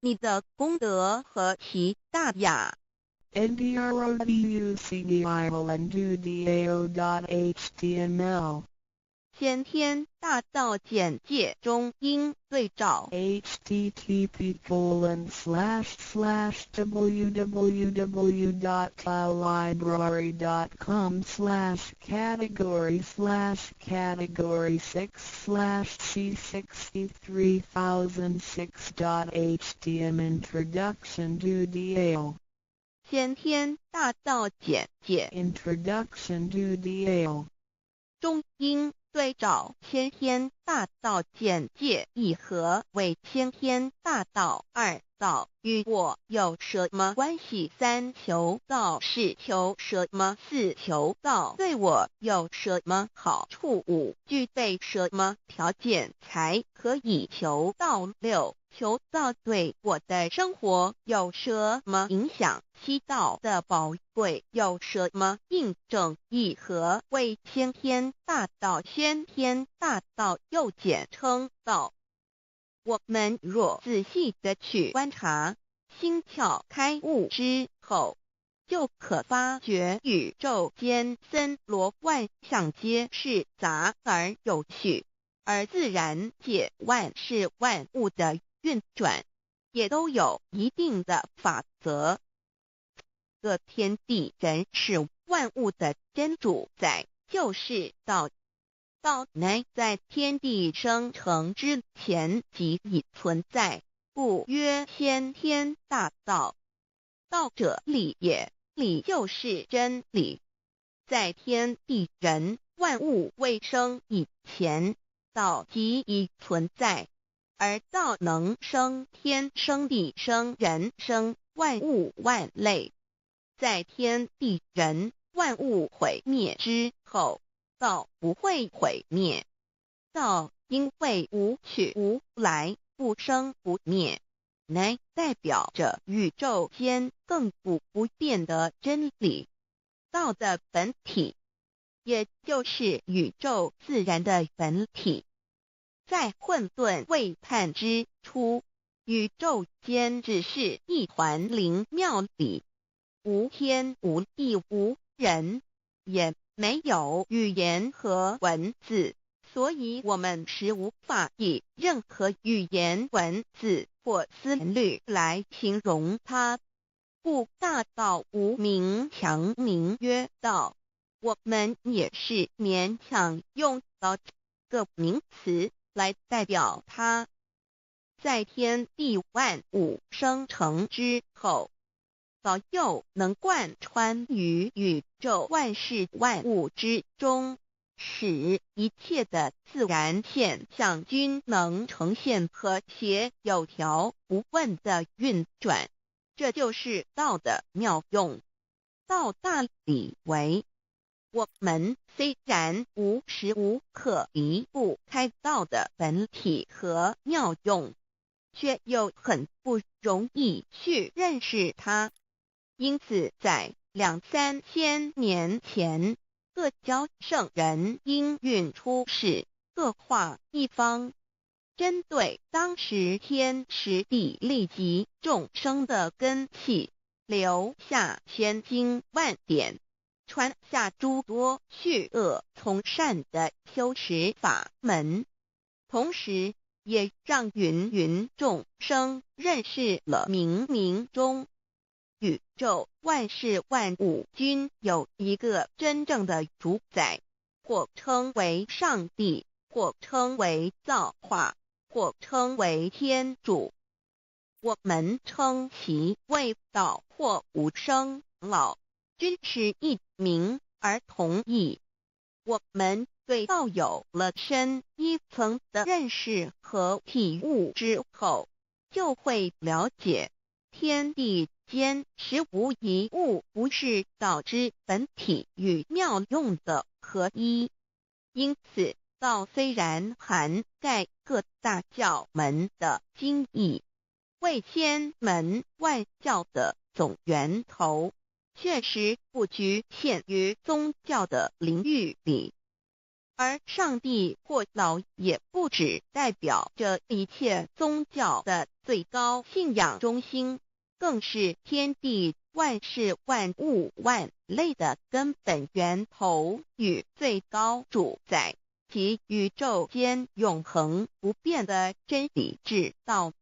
所以我们今天有机会了解什么是先天大道，不只找到了各大教门的最高信仰中心，也找到了宇宙的根本源头与最高主宰，更能对宇宙至高无上的真理有一个初步的认识。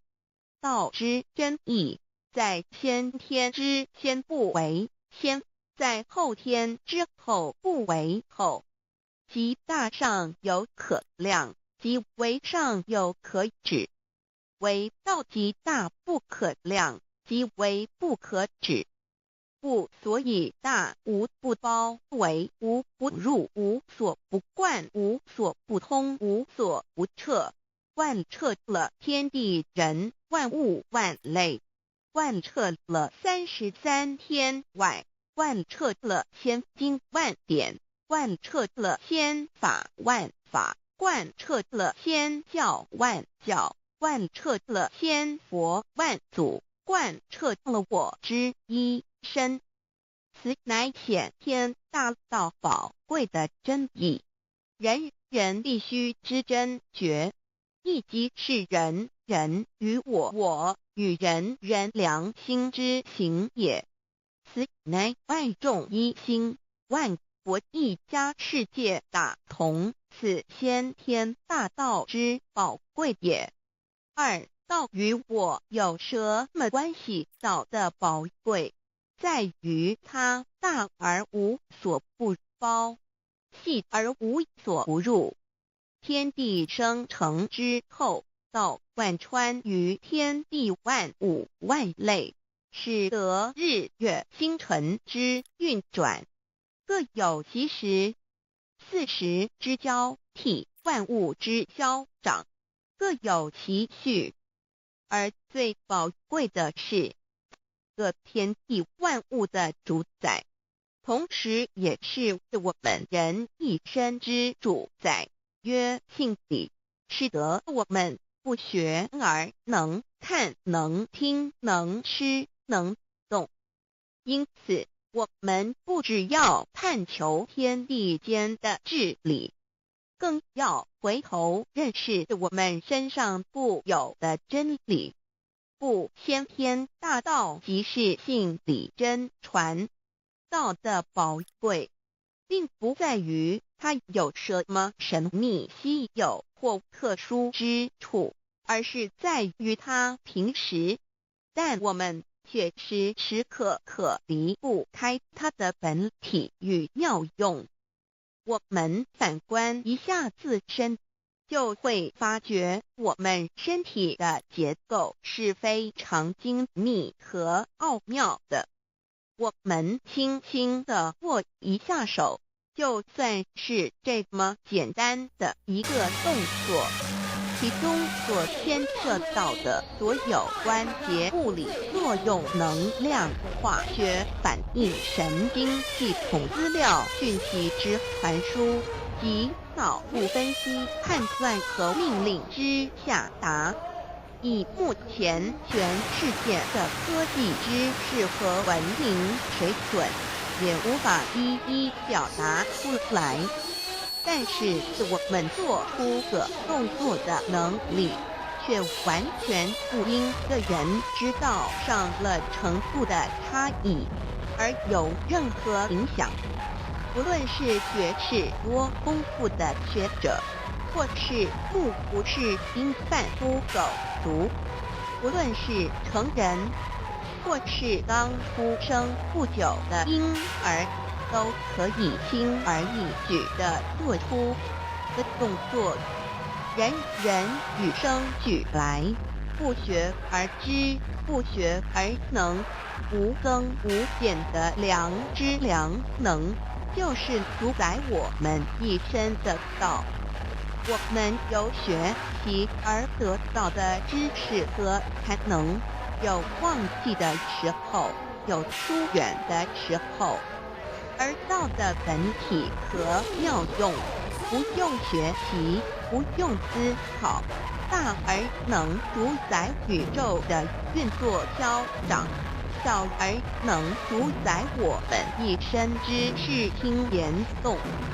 我们有而不知其有，用而不知其用，却又无时无刻不能缺少它的不增不减，本自具足一切我们身上固有的道，因为就在我们身上，又称作自性老。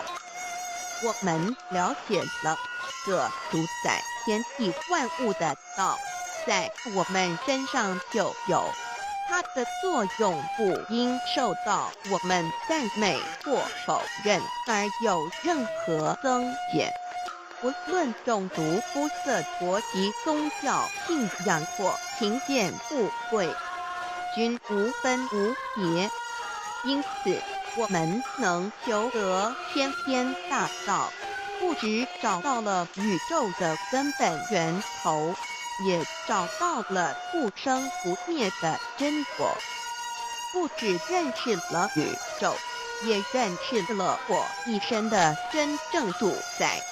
不只追求到了宇宙之至理，也找回了我身上本有的真理与良知良能。先天大道的根源是在我身上，原来固有的是我由先天带来的良知良能，即是我的良心。我的良心即是天心，天心即是道心，此心无形无相，即是真空。真空之妙，空而不空，空中妙有。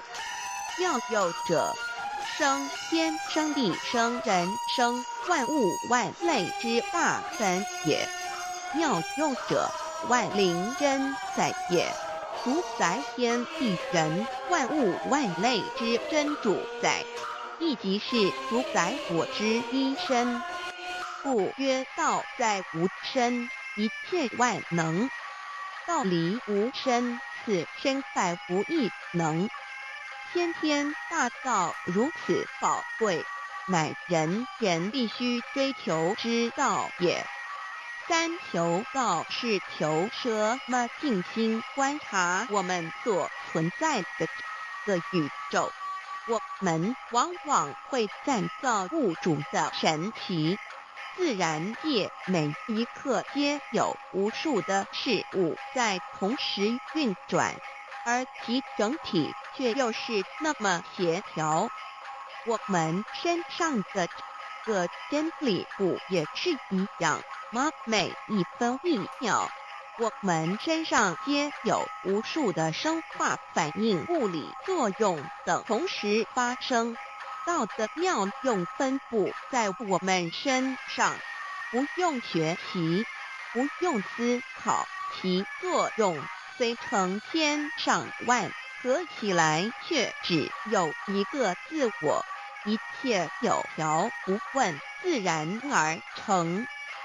道在无声，运用自如，在眼能视，在耳能听，在口能言，在鼻能闻香臭，在身能运用行动做事，此即道在我身之妙用。所以我们了解了道不只主宰这天地万物，更主宰我们一生。宇宙根本源头最高主宰与我一生主宰，并非二也。道的本体无形无相，我们肉眼看不到它，手也摸不到它，但它却无时无刻不在发挥其妙用，更进而随着天时及环境而发展出语言文字经典及造福人类的文明，此即是我们良知良能之作用。一般人不了解道在于我们自身的本体和妙用，只模糊意识到它的存在，便以灵魂代表它，我们称其为自性老。因其没有生灭，也不会毁坏，我们也称其为真我。此真我乃是最不足、最圆满、最光明、最完美、永恒不朽的。现在我们来生一看，看得见摸得这有形有相的肉体，能不能代表或把一个人生命中不同阶段的照片拿来比较，我们就可发觉，面貌是无时无刻不在变化的。我们一般均习惯以相貌认人，但相貌却不是永恒的。我们的肢体也不是真我。某些人不幸失去了一只手或一只脚，仍是好好的活着。我们的内脏呢？现在科学昌明，其智力能把动物的心脏成功移植入人体。我们不能因此说，这个人不是他自己了。就在头的脑细胞，从我们一出生就开始不断的在坏死减少和变化之，因此有形有相的肉体只是真我的一个工具而已。肉体虽然看似真实，却无时无刻不在改变之中，不虚数十年又变成一堆黄土。因它不是永恒的，我们称之为假我。对于真我和假我有所了解之后，我们也就可以了解我们为什么要求道了。如今我们非常幸运能有机会求得天天大道，求得的就是三宝。三宝简单明了，但也博大精深，其内容在求道时会详细解说。现在只简单的提出两点。首先，求道就是直接点出了真正永恒不朽的真我，也就是良心本性的发。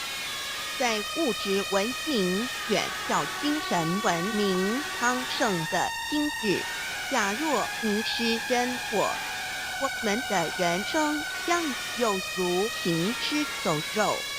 若是认假为真，更使我们为了盲目满足下我而做出害己害人的事情，造成自己在世时与死后的灾祸。因此，求道启发了我们内在本的真我良心，真我假我协调融合，使我们的人生不论存没，都是平安喜乐自在充实而有意义。其次，求道也就是开启了我们身上的正门，又称良心之门、智慧之门、慈悲之门。这门非常的重要。当我们要离开一间房子时，自然由大门离去。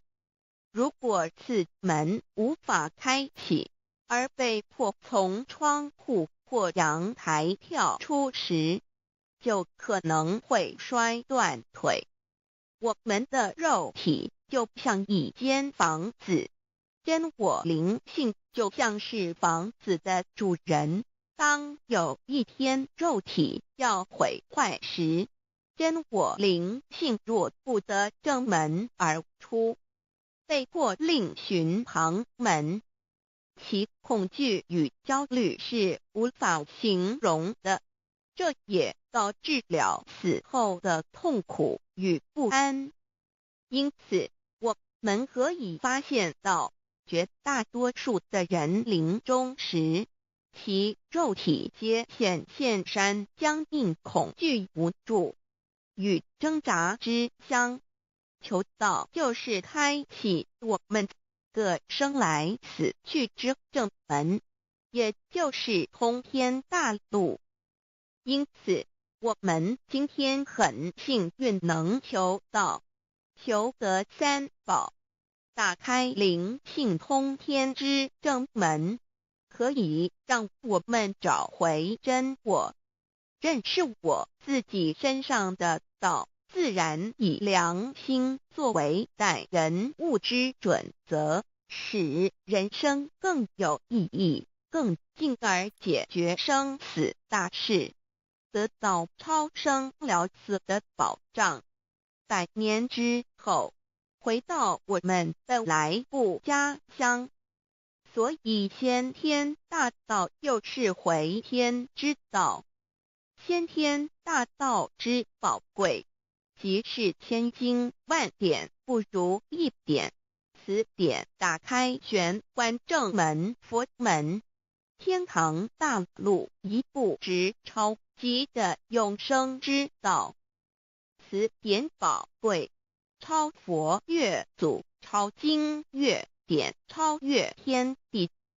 得到这一点宝贵，它是诸经之师，诸法之王，诸佛之天地之故曰超生了死级的永生，不毁不灭之先天大道也。此乃即是人人原来固有的，必须返回天之道也。四求道对我有什么好处？我们今天很高兴能有这个机缘求道，能够开启良心之门、智慧之门、通天之正门，这是第一步。这宝贵的道还能带给我们终生受用不尽的福之益，离苦的乐。人生在世，遭受种种之苦恼，就其根源皆起因于迷失了真我。求道首先就是让我们认识人人身上固有的道，找回我们本有至真至善至美具足圆满永恒不朽的真我，在日常言行之中发挥真我，使我们一举一动皆能合于理，止于至善，自然不会受周遭的人事物所左右，我们的心也就不会患得患失。心为一身之主。我们既然在心境上有所提升，自然不会与邪恶之事相感应，则不相随心转，还可以改变命运，趋吉避凶，朝向光明，使我们得到真正的喜悦，逍遥自在。二堕地难自有人类文明以来，道的真意便代代单传独授，其没落贯穿了早期的主要文明，如中国、印度等。奈何近百年来人类受物欲所逼，在空前繁荣的物质文明中逐渐迷昧了良心，甚至竟将制造威力极大的杀人武器。回顾数千年人类历史，在近代短短数十年间，便发生了2次世界大战，无数挑战，伤亡无数。滥用科技文明，同时也损害了自然环境，造成大气臭氧层之破坏，全球性气候的改变，人心之变，干造了天灾人祸连连。人类已为自己酝酿了一个空前的浩劫，因此上帝洪恩慈悲，特将大道谱传于世，以挽救良善。求道以后，我们时刻存着道心，以良心待人处事。当遇有人力不可挽救的灾祸时，只要诚心使用三宝，必能灾必劫，逢凶化吉。此事验证甚多，不胜枚举。3超生了4人生，有如一段苦乐相参的旅程，遭受生存竞争、衰老、病痛、死亡等困苦，人皆难免。而人间种种欢乐又往往是短暂易变的，尤其当旅程结束时，终就成空，归宿渺茫，更不禁令人凄毒怅惘。是以智慧者有见于此，乃以超生了死，追求真实永恒的人生意义，为人生至高之目标。古代先修后的，因此古人为求超生了死，尽毕生之力，苦修苦行，仍难以访得名师，达成心愿。如今大道谱传，先道后修，在求道过程中，天命名师一指，开启了我们通天正门，先赋予超生了死的保障。我们得道以后，认识了真我，以真我为主宰，远离邪心妄念，让我们的心念、言语、行为，无论待人处事，皆合于良知。100年之后，真我灵性自然返回故家乡，永享平安喜乐。4成圣成贤求道，也就是为我们种下一个成圣成贤的正因道种。只要我们以智慧慈悲清净灌溉它，它必然萌芽开花结果。在此功利主义弥漫的黑暗时代，大道乃是光明的灯塔。求道修道，不仅让我们能够独善其身，更使我们有机会可以兼善天下。求道之后，只要我们时刻抱着道心良心，在日常生活中真诚实践道的精神，不计个人得失荣辱，努力使周围每一个人都可得享到的好处，让道的光明照亮每一个角落，尽其一生精进不懈，则在世即成就圣贤事业，归天之后必证圣贤果位无疑。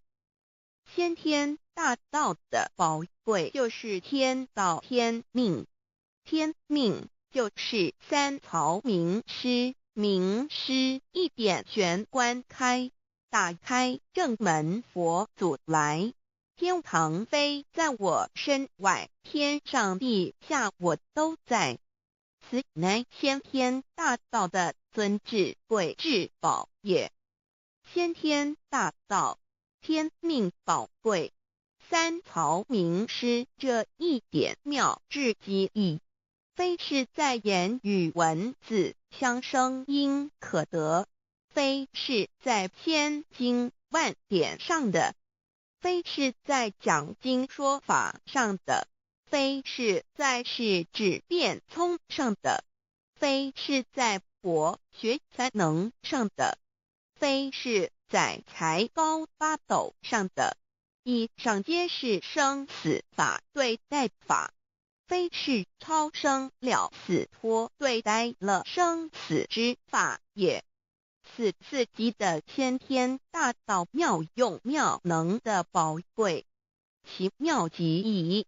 此者是无师智，此智是妙智妙慧，此智此慧是我本来固有的，由先天带来的，亦即是在找回来天地人万物万类未生以前我的初心，即我良心天心道心老心也。先天大道之妙，此妙之贵，妙不容言，不学而知，不学而能，亦即是先天带来的先知先觉妙用妙能。此知此觉此能此用，不用言语文字声色，不用思想，不用念头，不用言听是动，而生天地人万物万类。生天地人万物万类之后，这天地人万物万类，实可分妙，也离不开其妙用妙能，故曰万灵真主宰也。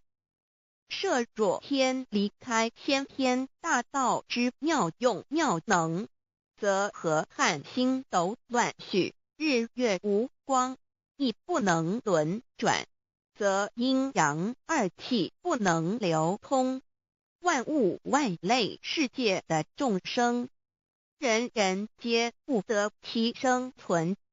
设若大地离开先天大道之妙用妙能，这金木水火土不能相配，则险象丛生，山崩地裂，海水枯干，亦使万物万类世界的众生人人不能得其生存。设若人离开先天大道之妙用妙能，则寸步难行，眼不能看，耳不能听，口不能言，总之全身不能动作。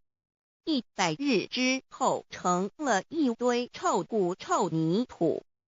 此乃先天大道妙用妙能的宝贵，妙至极矣。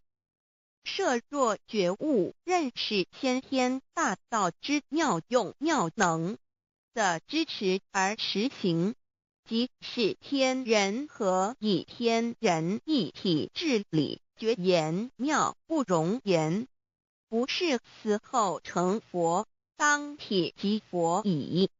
故曰如来佛，如是佛也。此乃的先天大道修先天大道之好处，物具备什么条件才可以求道？求道既然能够带给我们终生受用无尽的好处，我们今日能有机会求道，会不会显得太容易了？事实上，我们能得闻先天大道，首先要感谢上帝的恩慈，将自古不倾泻的大道普传于世，使我们有机会得此天之道。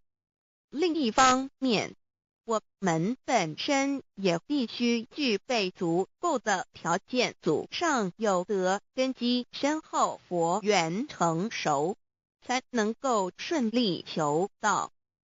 此外，我们必须向宇宙至高无上的造物主上帝发一个良心愿，此愿可归纳为3个要点：一得道以后，愿以明记并实践道的精神，也就是日常生活所思所言所行，皆愿以良心作为依归。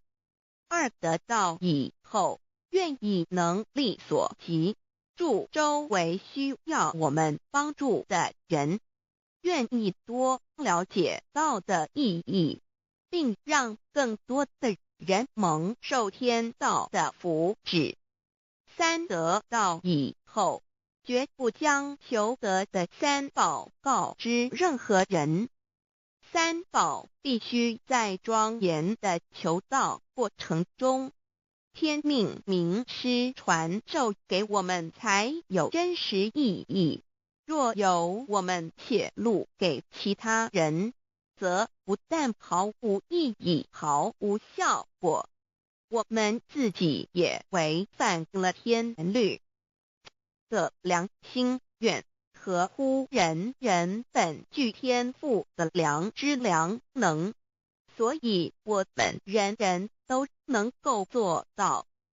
真诚实践良心愿，也必须滋润我们求道时种下的智慧、慈悲、清净之正因道种，使它顺利萌芽、开花结果，才不致虚度这千载难逢的求道修道良辰。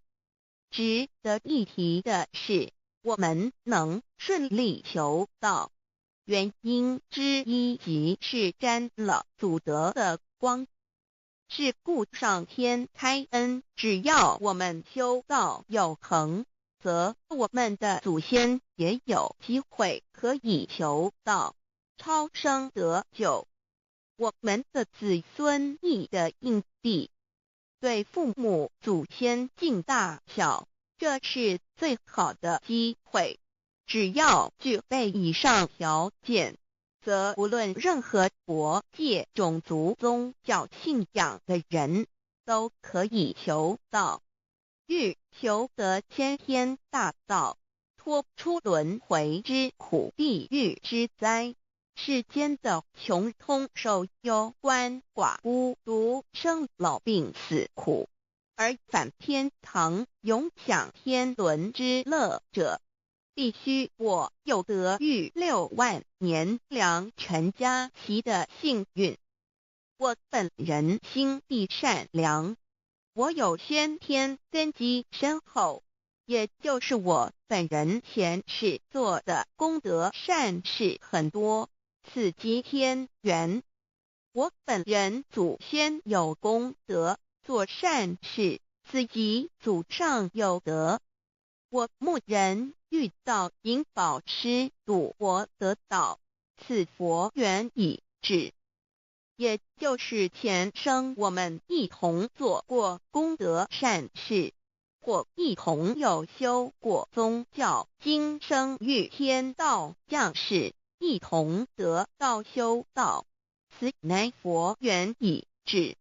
6求道对我的生活有什么影响？现今正值上天恩开，先天大道普传，拯救良善之时，故普传方式皆以方便善巧，与众生契机为原则，因此求道不会对我们正常的生活造成任何负面影响。这与以往许多人苦修苦练，甚至出家的修行方式有很大差别。也正因为如此，先天大道能在日新月异的现代适应社会的各个阶层，传布到世界的各个角落，使人人皆有共沾天恩的闻大道的机会。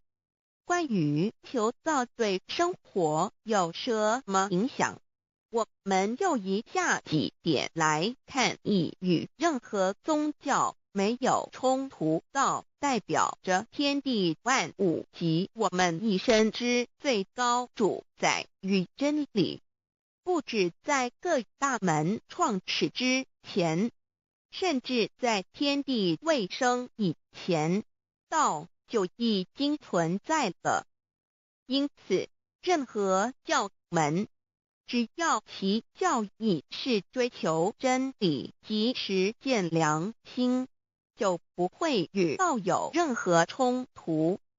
事实上，不止宗教，只要我们以探求真理的角度去观察，则自然界万事万物皆能与道吻合与印证。若我们原有某种宗教信仰，求道将不会造成任何抵触，也不会使我们背弃原有的信仰，反而让我们对真理的探求有更深一层的体认。二、以良心经为最高规戒每一个人生活环境中的文化习俗、时代背景、法律条文及价值观念都不完全相同，因此没有任何一个具体的规戒或条文能够适用于所有的人。所以求道后的规戒着重在我们每个人真我良心之实践，由真我良心主宰自己，而不是在经典之背诵上及律法之钻研上下功夫。三、不照良心愿行。有和透过很重要的一点，求道并非从外在加给我们良心与真理，而是借着开启我们智慧慈悲之门，找回我们身上固有的真理，让天理良心自然流露。因此求道后，所有真修实行之人皆是自动自发的。是不，求道后，若我们不照良心愿而行，并非将出现任何外力来强制我们遵行此愿，而是将受到自己良心的谴责，由真我良心督促自己，而自然改过向善。四、圣凡间修真我之实践，并不局限于教堂或寺庙之中。因此，现今大道普传，并不要我们家舍业到深山古寺之中修炼，而是在不影响家庭、工作、学业之正常情况下圣凡间修。在日常生活中，时时刻刻一言一行，皆能以天理良心为依归，就是真我之实践。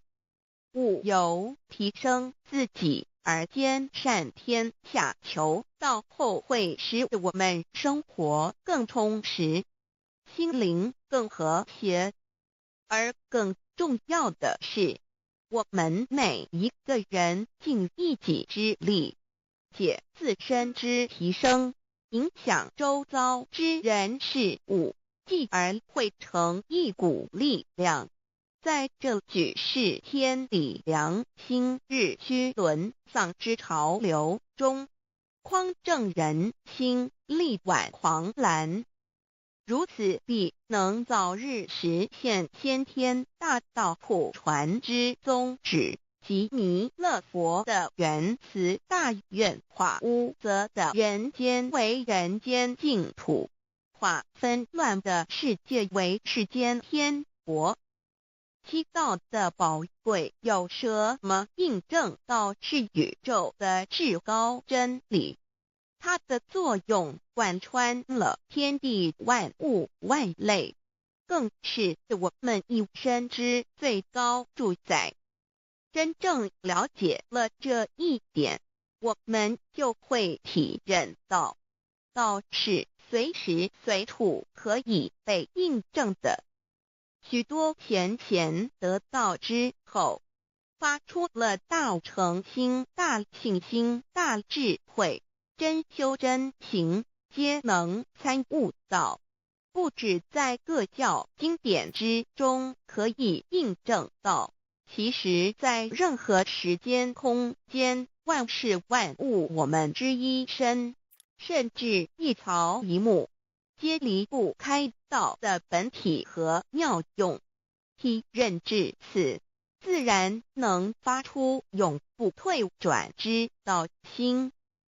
而尚未求道或刚求道者，则需借助于一些具有形象看得到、感受得到的印证，以奠定初步的信心。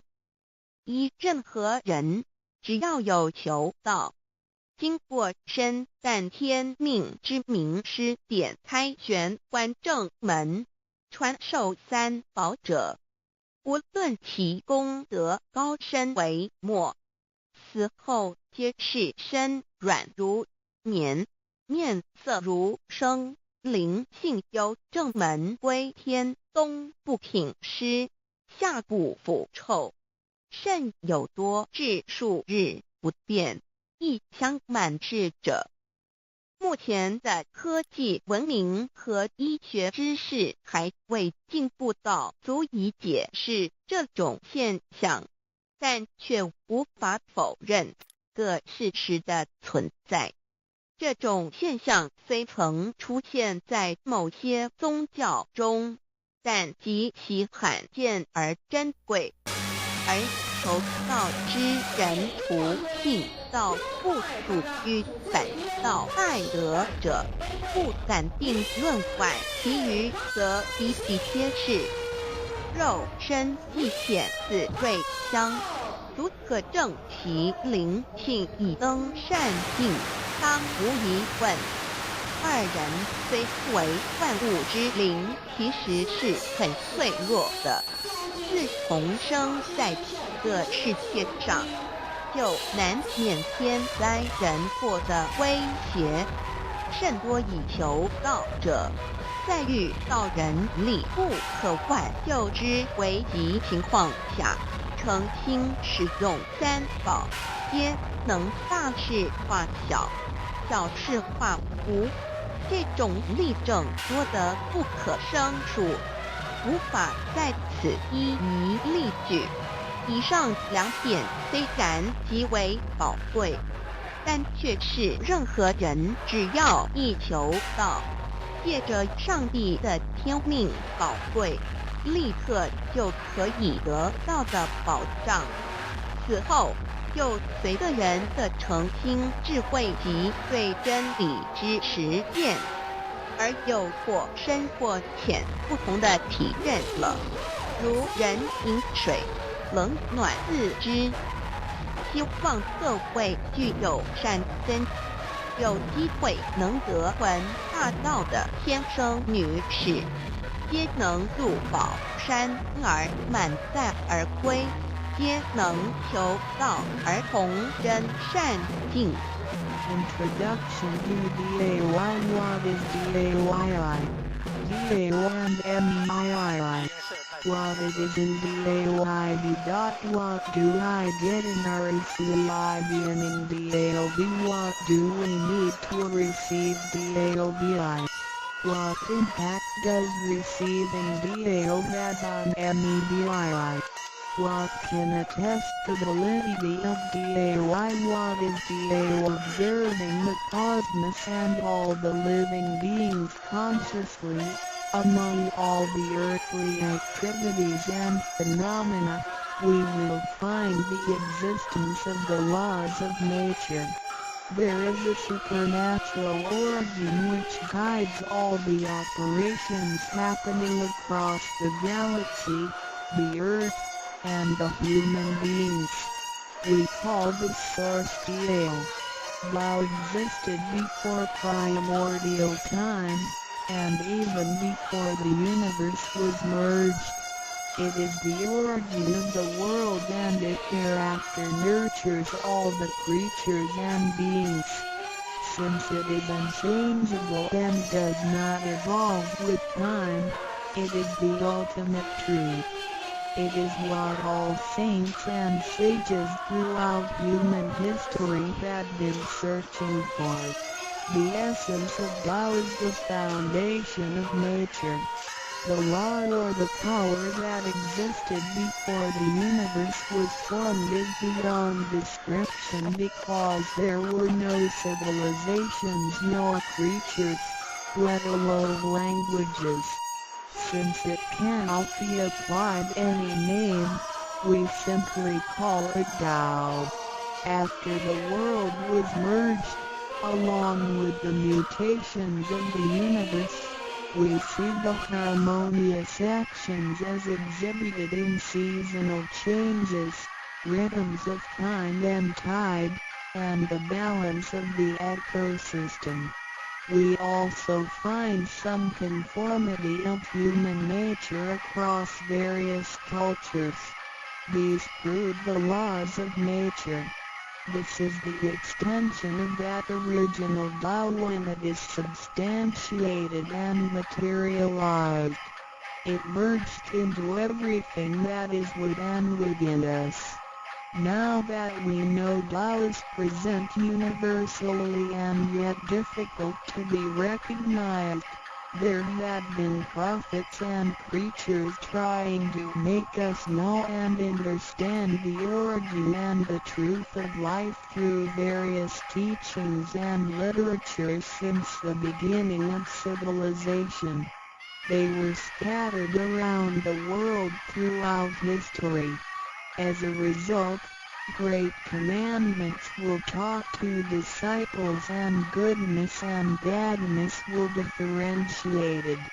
These teachings varied, based on differences in culture, background, timing and the level of each individual's comprehension. However, they all tried to express and transmit to their descendants this creator and chief of the universe. It is God, or what we call Tao. As we get to know it more and more, we will realize that the essence of Tao and its effect covers every existence without any exceptions.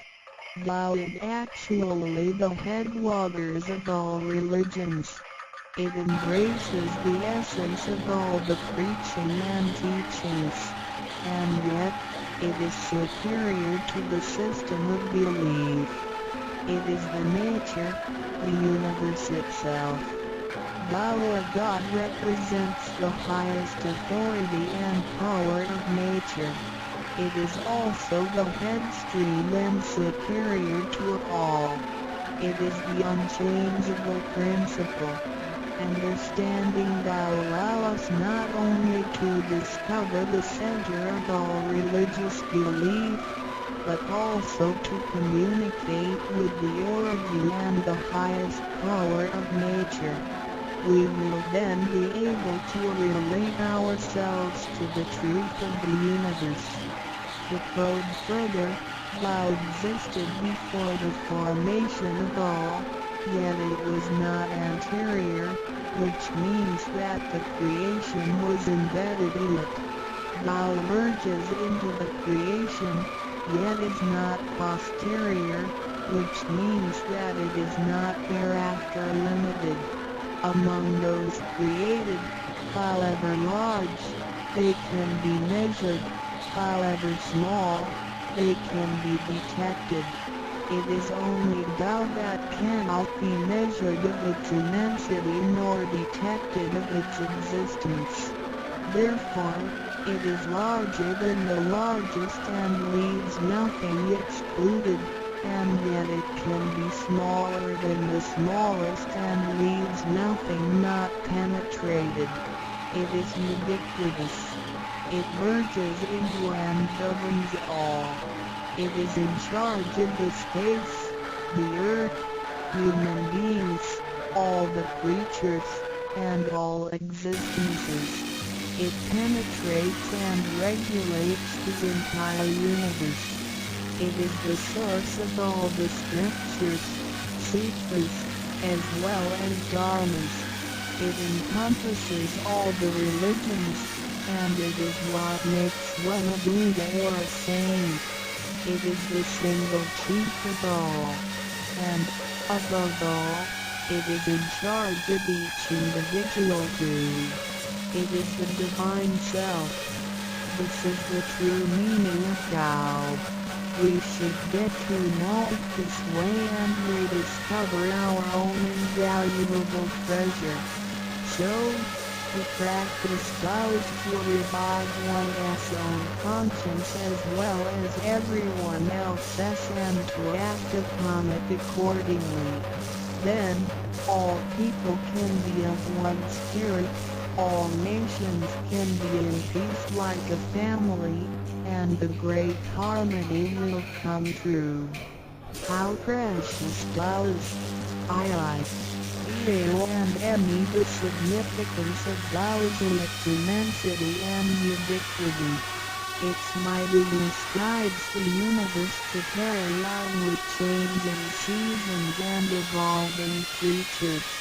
The countless aspects of the natural phenomena seem so capricious and yet really in order and in cycles. This almighty being also resides in each of us. It is the Divine Self, the natural quality of a person.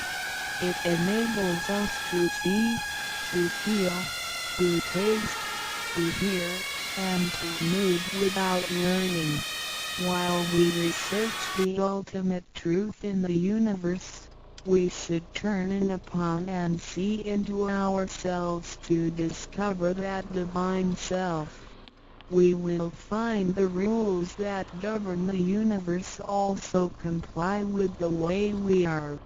Tao is not something too far to reach, nor too mysterious to comprehend.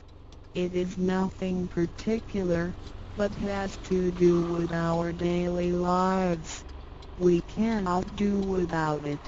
Every movement we make, in order to see, to touch, to feel and to think, is associated with Tao. Consider how many wonders are hidden in our body, how delicately our physical functions are carried out. For example, when we shake hands, the components involved would include the coordination of joints and muscles, the chemical reactions of energy, the transmission of information through nerve systems, and the actions occurring in our brain such as issuing orders, making judgments and analyzing situations. Even with the most advanced technology and the highest level of knowledge we have developed today, we cannot completely reconstruct such a function. Yet the ability to perform such a simple movement is there for all individuals. regardless of the level of a person's knowledge and his/her being a grown-up or a baby, a scholar or an illiterate. These are the kind of abilities we come equipped with naturally, without learning and being taught. It sits within us and is in charge of all. It is Tao, never diminishes nor inflates. Worldly knowledge acquired through learning can be forgotten. A gymnast can abandon his/her techniques and a musician can lose his/her skills without practicing. The essence of Tao and its extension are always in charge of the macro-universe, the nature, and the micro-universe, the human being as self. We are associated with it unconsciously since the first day. Because it encompasses the whole nature within us, we also call it native self. Tao is within and surrounding us. It needs not be worshipped nor debated over, because its existence is unconditional, regardless of race, color, nationality, religion or status. It is impartial and stays constant. In receiving Tao, we not only find the origin of the universe, but also the divine self. We get to know the highest power in the universe as well as the genuine nature in charge of self. We discover the ultimate truth of the cosmos as well as the integrity of ourselves. Recognizing that the laws which govern the universe also govern us makes us be able to return to our true nature. To probe further, the most essential concept in Tao is that we all possess it intrinsically. It is the wisdom and ability we were born with without learning or practicing. It is one's conscience, which is like the Spirit of God, the divine and immortal nature. It is invisible and intangible.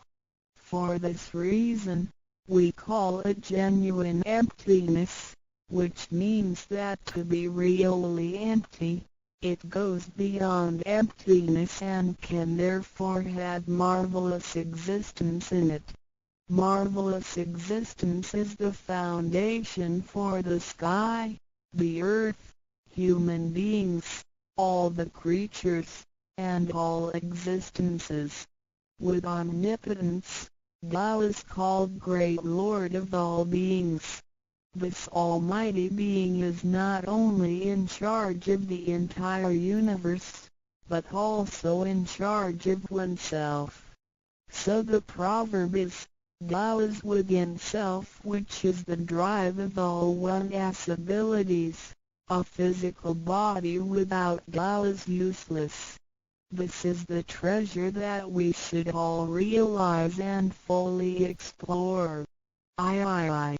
What it is indeed when we look around the world, we admire the miracles and wonders of nature.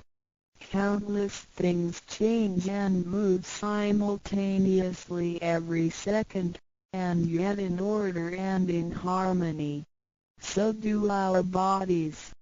Countless biochemical reactions and physical functions occur concurrently within our bodies. Without learning and thinking that comes subjectively, the thousands of activities that happen within us are the extension and action of Tao. And altogether, it is one single self. It functions naturally and automatically without the need for our intents to be involved. This is the effect of Tao within us. Tao is not only in control of the universe and nature, but also in charge of every human being in his/her own actions. In other words, it is the same source that governs us as well as everything else. Tao is invisible and intangible, but it has been working out its magic before day one. Thereafter, languages, cultures, religious scriptures, literature, and civilization were developed. They all originate from Tao functioning within us. People don't realize it is Tao that has been residing and working within us and have used soul to represent the confusing and yet irrefutable being. Because it is eternal and intangible, we also call it true self. This true self is the most abundant, brilliant, and imperishable being. Let us take a look at our tangible body and see if it can be the true self. We know the pictures taken throughout one's life show different faces and expressions. We recognize people by face, but our looks change and are not permanent. The handicapped, with impaired arms or legs, can also lead a complete life. One with a transplanted animal heart is still a human being. Even our brain cells keep decreasing and changing every second from the moment we were born. Therefore, the physical body is only the interim residence of the true self. Though it seems so real, solid and alive, it turns into dirt eventually. We call it false self because of its tentative and transient nature. By recognizing the difference between the true self and the false self, we understand the reason and importance for us to receive Tao. Luckily, we are given the opportunity of receiving Tao and learning the three treasures. The three treasures are straightforward yet profound. The meaning and details of them will be illustrated through the rite of receiving Tao. Here, we only discuss two issues. First, by receiving Tao, the true self gets plucked out. It leads to our conscience. Upon the time when material pursuance surpasses spiritual seeking, giving up the true self only makes us a walking corpse. In order to fulfill and satisfy the sensational desires of the false self, we may commit wrongdoings and harm others, eventually creating troubles for ourselves. Our inner conscience is identified and enlightened by receiving Tao. Thus, the body gets to work with the spirit in a mutually beneficial and harmonious way, making our lives joyful and meaningful. Second, by receiving Tao, the front door or main gate of our bodies gets opened. It leads us to conscience, mercy and wisdom. When we leave a house, we leave through the front door. If the front door is locked, we may have to leave through the back door, or even by breaking the window or jumping off the balcony. We may fall and get hurt by doing so. Our body is like a house, and our soul is the master who lives in the house. One day, when the body is aged and depleted and the soul has to leave, we can imagine its horror if it cannot leave through the correct exit. This is the pain and discomfort human beings experience at the coming of death and after death. As we know, for most people, When they are dying, their body shows stiffness, and signs of helplessness and confusion. After we receive Tao, the door of life and death will be opened. Being able to receive Tao and the three treasures while having the door to heaven opened, we had the opportunity to recognize the true self and the Tao that dwells within us. We are going to treat people and the world with conscience and make our lives more meaningful. We can transcend life and death. Within 100 years, we will be able to return to where we came from. Therefore, the heavenly Tao is also the way to return back to heaven. To probe further, the enlightenment of Tao is superior to studying thousands of sutras. This is the value of Tao. The enlightenment of Tao opens the main gate, the front door, which is the entrance to heaven. It gives us the guarantee to be exempted from rebirth cycles and to reach eternity. The superiority of this enlightenment lies in that it surpasses Buddhas and saints, it exceeds the scope of sutras and dharmas, and it transcends the universe. Tao is therefore source of all sutras, king of all dharmas, mother of all Buddhas, and creator of the universe. Transcendence of rebirth cycles leads to eternity. Being imperishable, Tao never deteriorates, and we have never lost it at all. Hence Tao is the direct way back to heaven. What do I get in RECI beginning DAO as mentioned earlier? By receiving Tao, we act upon our conscience, gain more wisdom, and find the door to heaven. In addition to these basics, we also benefit from the following for our lifetime. Being away from sufferings and closer to happiness. The troubles and worries we face in our daily lives mostly result from our disregard of the true self. Receiving Tao helps us to recognize the Tao that has been dwelling in us and to restore the beauty of the true self, so that our behavior and mind is free from being controlled by the earthly pleasures and being swayed by the losses and gains of the material world. Since our minds are cultivated spiritually, devils would not approach and get close to us.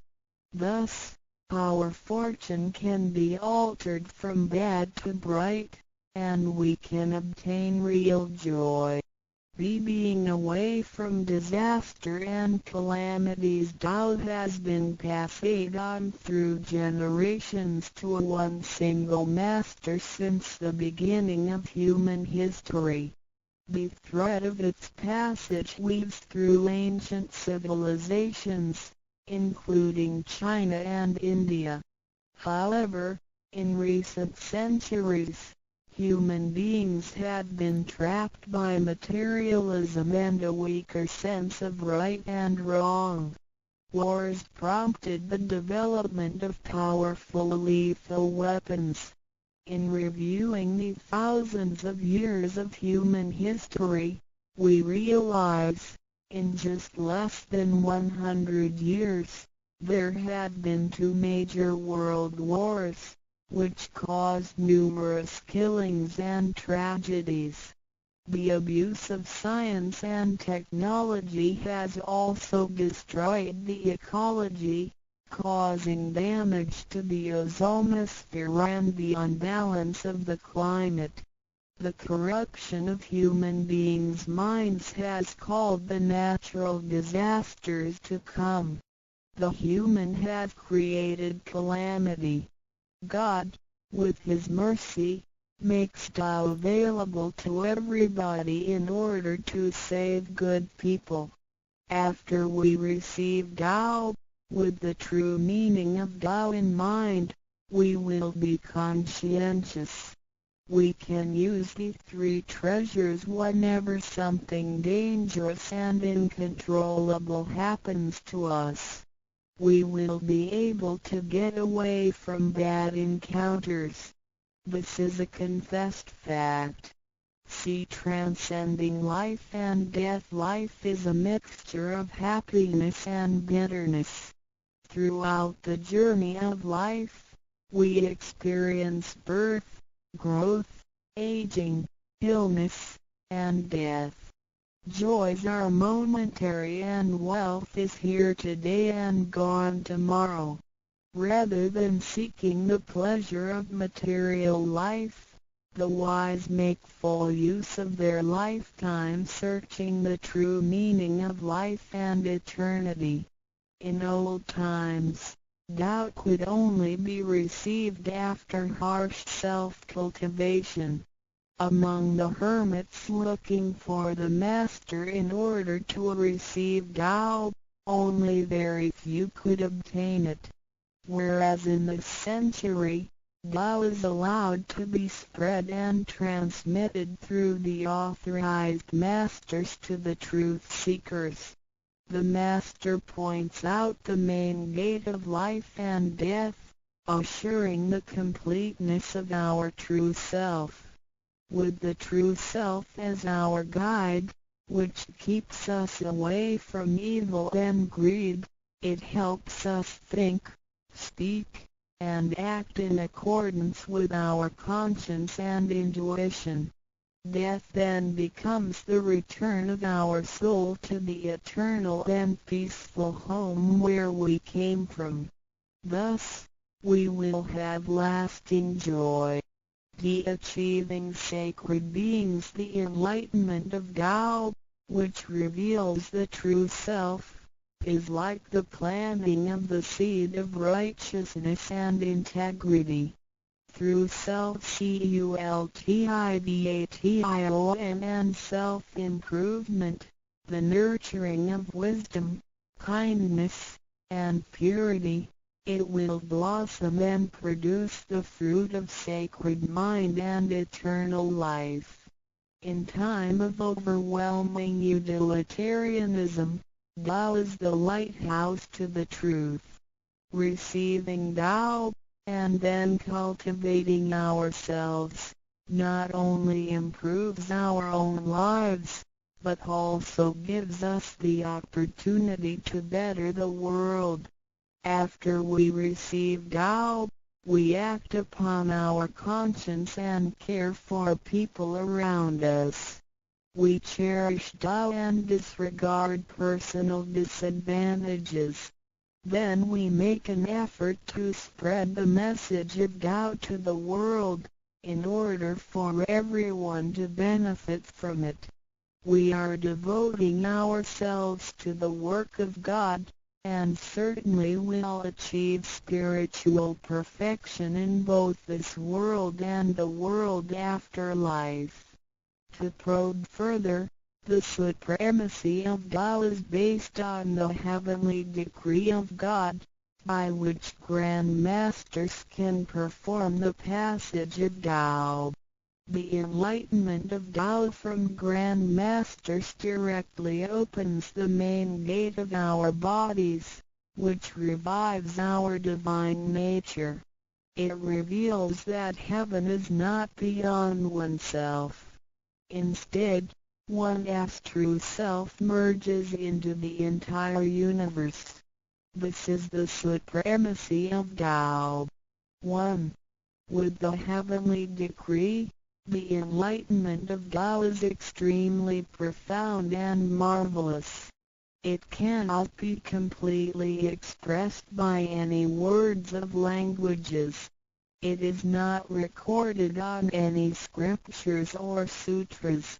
It cannot be described by preaching, nor can it be acquired by human intelligence, nor derived from knowledge and experience, nor achieved from gifted talents. Because the above-mentioned all have to be created and can be eliminated, which means that they cannot last forever themselves. They all bear partiality and cannot be applied universally. Hence, they cannot surpass life cycles, nor can they reach eternity. 2. The wonder of the effects and omnipotence of Tao is beyond words. It is the wisdom that does not come from learning. It is what we acquire from God and possess intrinsically. It is the same divine heart before the creation of the universe. It is conscience, the holy heart. It is the divine and immortal nature, the Spirit of God. 3. Tao is too marvelous to be described. It makes us know without learning and function without practicing. It is a prior wisdom, perception, potency, and ability. It is not constrained by words or languages. It functions without thinking, intents, or even actions.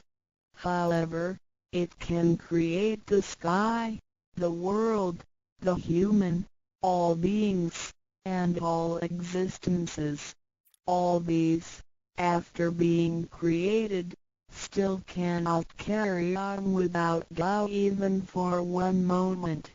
Tao is therefore called Great Lord of all beings. 4. Without Tao, the stars and planets in the sky wouldn't have been in order. The sun and the moon couldn't have illuminated or revolved properly.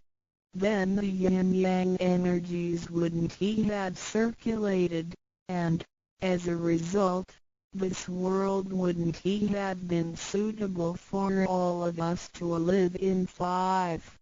Without Tao, the 5 primary elements of the earth, metal, wood, water, fire, and soil, wouldn't have been balanced and complemented one another, which could have put the entire world in chaos. Mountains would have collapsed, lands would have cracked, and oceans would have dried up. Likewise, this world wouldn't have been an environment for us to live in. 6. Without Tao, we, human beings, wouldn't have been able to walk, to see, to hear, to speak, or to move. Our physical bodies would deteriorate quickly into a pile of soil in 100 days. 7. If one really comprehends the effects and omnipotence of Tao, and can practice accordingly and persistently, one can communicate with and be united with God. This is the absolute truth. It is a glory and marvel beyond description. Therefore, it not after death that one becomes a Buddha. It is when one is still alive that one achieves being a Buddha. And to be a Buddha is to revive and hold on to one's divine and original nature. This is what we benefit from attaining and practicing Tao. What do we need to receive Tao? We have discussed the many benefits we obtain after receiving Tao. Some would wonder why there is so much given to us. Of course, we should realize it comes from God's grace toward human beings. This allows Tao to be spread around the world, especially at the approaching of the worldwide calamity. People with merit and conscientious mind will have the opportunity of learning about Tao and the way back to heaven. It always holds true that people who had the fortune of receiving Tao are derived from the tree of righteous ancestors. In addition, during the passage of Tao, it is required that we make promises to God that, after we receive Tao, we will keep in mind the true meaning of Tao and put it into action in our daily life. What we speak and what we do will all be based on our conscience. After we receive Tao, we offer help to those in need of it, and do our best to indicate Tao to more people so that they can all benefit from the grace of God. After we attain these three treasures, we promise not to tell them to any other person. The three treasures can only be transmitted through authorized masters in front of God. If we reveal them to any person, they become invalid to the person, and we also defy the heavenly decree. All the promises required are reasonable and achievable. It goes with our nature. If we practice and keep the promises, we will be able to become a wiser and a better person. We will become merciful, and nurture the good seed of Tao planted in our mind. One last thing to mention is that one of the reasons we are able to receive Tao is due to the good deeds of our ancestors. Therefore, as we persistently practice Tao, our ancestors will also benefit from it, and so will our descendants. As long as you are prepared for the above mentioned, you are qualified to receive Tao, no matter what nationality, race, or religion you belong to. Notes: in order to be exempted from the rebirth cycles, to avoid the ordeal of hell, to alleviate the suffering and misfortunes in our lives, and to be able to return back to heaven after death and enjoy permanent happiness, we have to receive Tao. And the general qualifications are: 1. To be with a compassionate heart, and to be fortunate enough to be born in a time when Tao is available to the public. 2. To have sown the seeds of virtue by helping many people and offering lots of charitable services in the previous lives. This is the divine affinity with God. 3. To have ancestors with beneficences and welfare work as well. 4. To meet the introducer and guarantor who indicate the way to attain Tao to me. It is very likely that, in the previous lives, we did charitable services together, or we shall cultivated together in the same religion. So, in this life, when Tao is available, we can help each other out and practice Tao together again. So time is right for Tao due to our divine affinity. What impact does receiving Tao have on Emmy? As we mentioned before, and like the old days when hermits had to leave their families to receive Tao through meditation and self-cultivation, Tao, at the present time, can be received in a way that is applicable and conforming to our practical needs. We don't have to give up our lifestyle in order to attain Tao.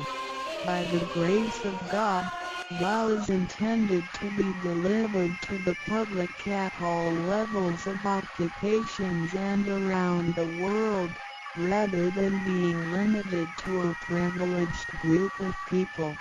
The impacts that receiving Tao can have on our daily life are summarized as the following.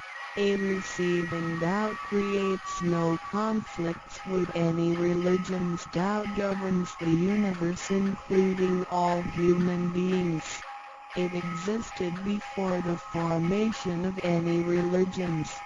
It is concordant with all religions, in the sense that religions preach the awareness of conscience and the pursuit of the truth.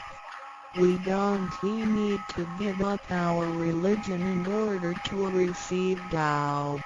On the contrary, by receiving Tao, we will have further understanding of the truth. The conscience becomes our ultimate guidance due to the variations of cultures, customs, backgrounds, legislation, and value systems. It is difficult to find a universal guideline for all of us to follow in our daily life. In receiving Tao, the main commandment is to act by our conscience, the true self, rather than by literature. We should be sensitive to the conscience, rather than be familiar with the laws. C. We will voluntarily keep the promise made while receiving Tao. Through receiving Tao, we are not offered conscience or true self, but merely the opening of the door to wisdom and mercy. Therefore, we restore the heavenly principles inherent in us, and strengthen the power originating from our conscience.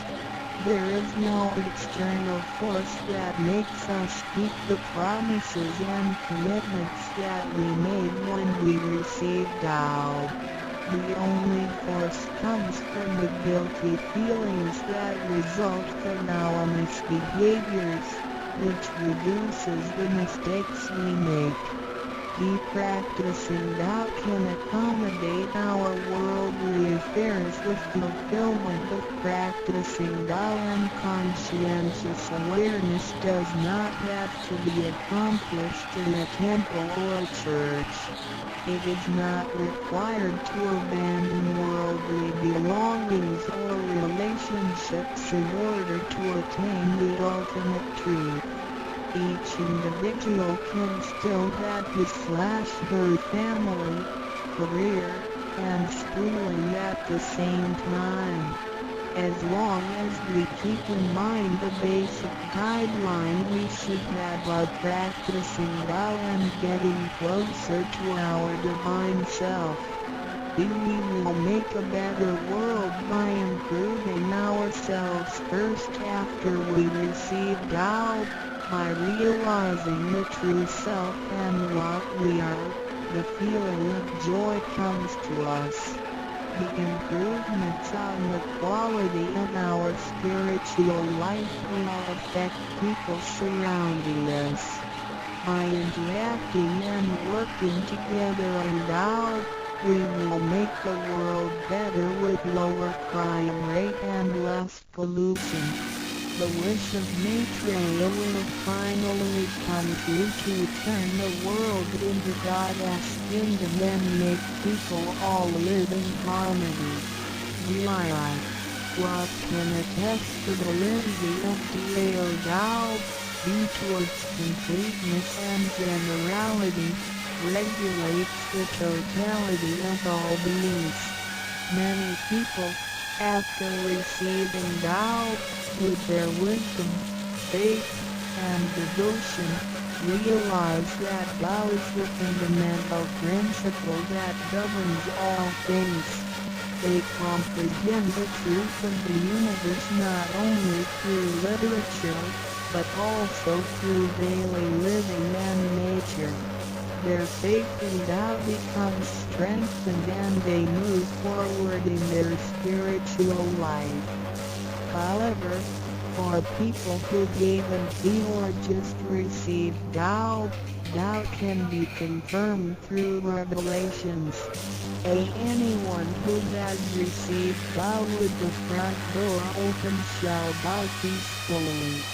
One proof of this is that for those who have received Tao and died, their bodies remain soft and their faces vivid. Since the soul leaves the body through the correct exit, the corpse can actually remain uncorroded for a few days. With the most advanced modern science and technology, it is still difficult to explain this phenomenon.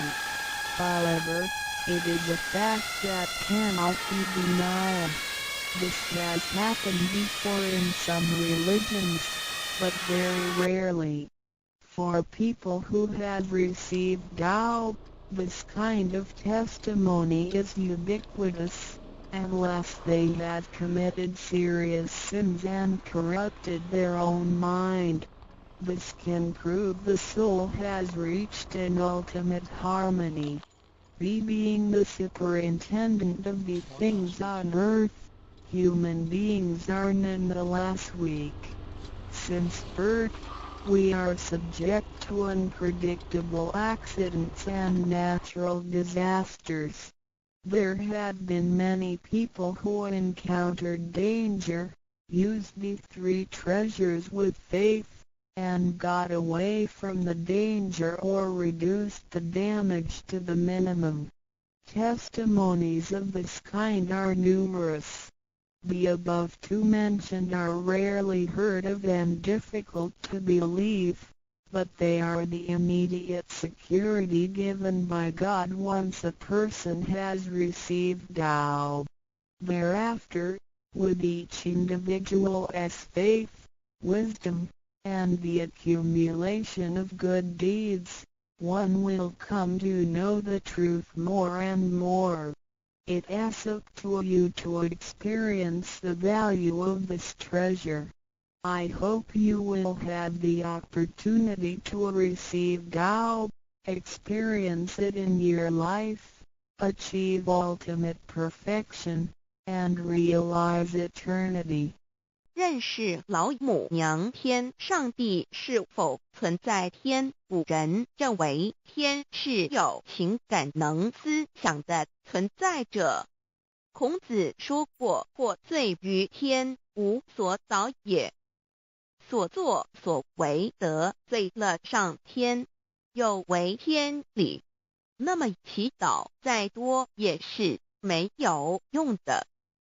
于所否者，天厌之，做了违背良心的事情，上天就会唾弃我为乎？为天为大啊！只有天最高大天。孔子、孟子思想中，天似乎也是能安排一切的主宰。孟子也说过：天将降大任于斯人也，必先苦其心志，劳其筋骨，饿其体肤，空乏其身，行拂乱其所为。所以动心忍性，增益其所不能。道大道无形，生育天地；大道无情，运行日月；大道无名，掌养万物。吾不知其名，想名曰道。心静经有一位真神，自从造天地以来，神的永能与神性是明明可知的，实际是眼不能见，但借着所造之物，就可以晓得，叫人无可推诿。罗马书第1章第20节，我们要如何向人证明真正有一位上帝的存在？虽然上帝的存在不需要也不可能用人的方法来证明，但是很多人都不由自主地相信宇宙当中必然有一位冥冥中的主宰。在我们生活经验中，当我们尽了所有的努力，常常会带着希望说谋事在人，成事在天，生死有命，富贵在天。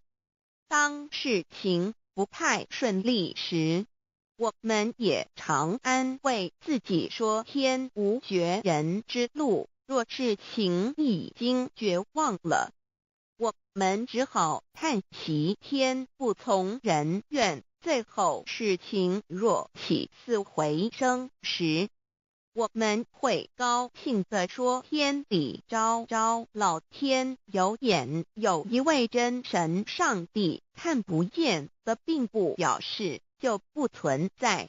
如空中有许多电波承载着美妙的音乐影像，虽然看不见电波，只要能借着适合的方法收音机电视，我们不但能知道电波的存在，而且能与这些电波有正确的接触。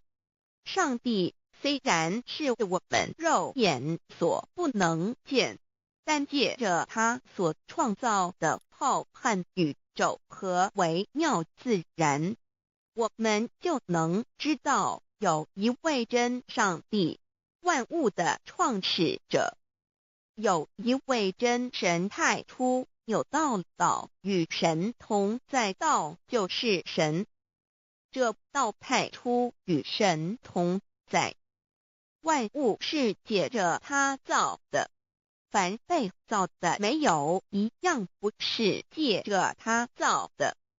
新约约翰福音1:13，圣经创世纪1.01分 5 General 1:1 起初神创造天地， General 1:2 地是空虚混沌渊面黑暗，神的灵运行在水面上。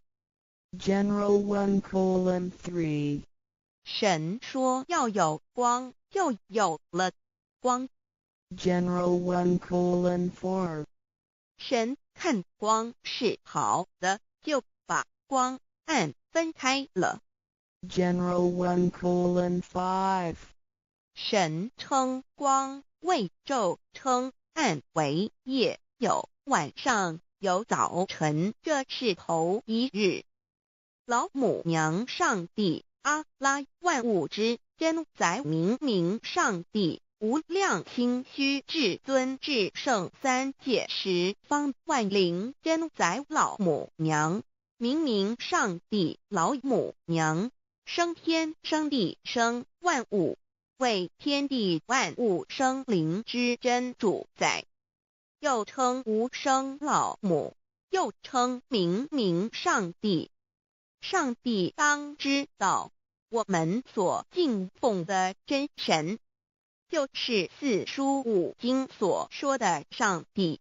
这真神两个字和上帝两个字，音虽不同，意思却是一样。就如大雅所说的鹰之谓丧尸，克配上帝。朱子说上帝就是天的主宰。小雅上说按形体而论，就叫做是天；按主宰而论，就叫做是地。既是朱子和程子两个讲解，和真神两个字的意思是一样，就可以明白，我们所敬奉的真神，就是古年间的圣人所敬奉的上帝。基督教辟邪归正论第56页，老母娘清净经云：大道无形，生育天地，可知天地之源出自于道，未有天地，先有此道。道德经首母章第52，天下有始，以为天下母。既得其母，以知其子，父守其母，莫身不殆。皇母训子十戒，三戒为道如尊我如尊，生克制化老身份。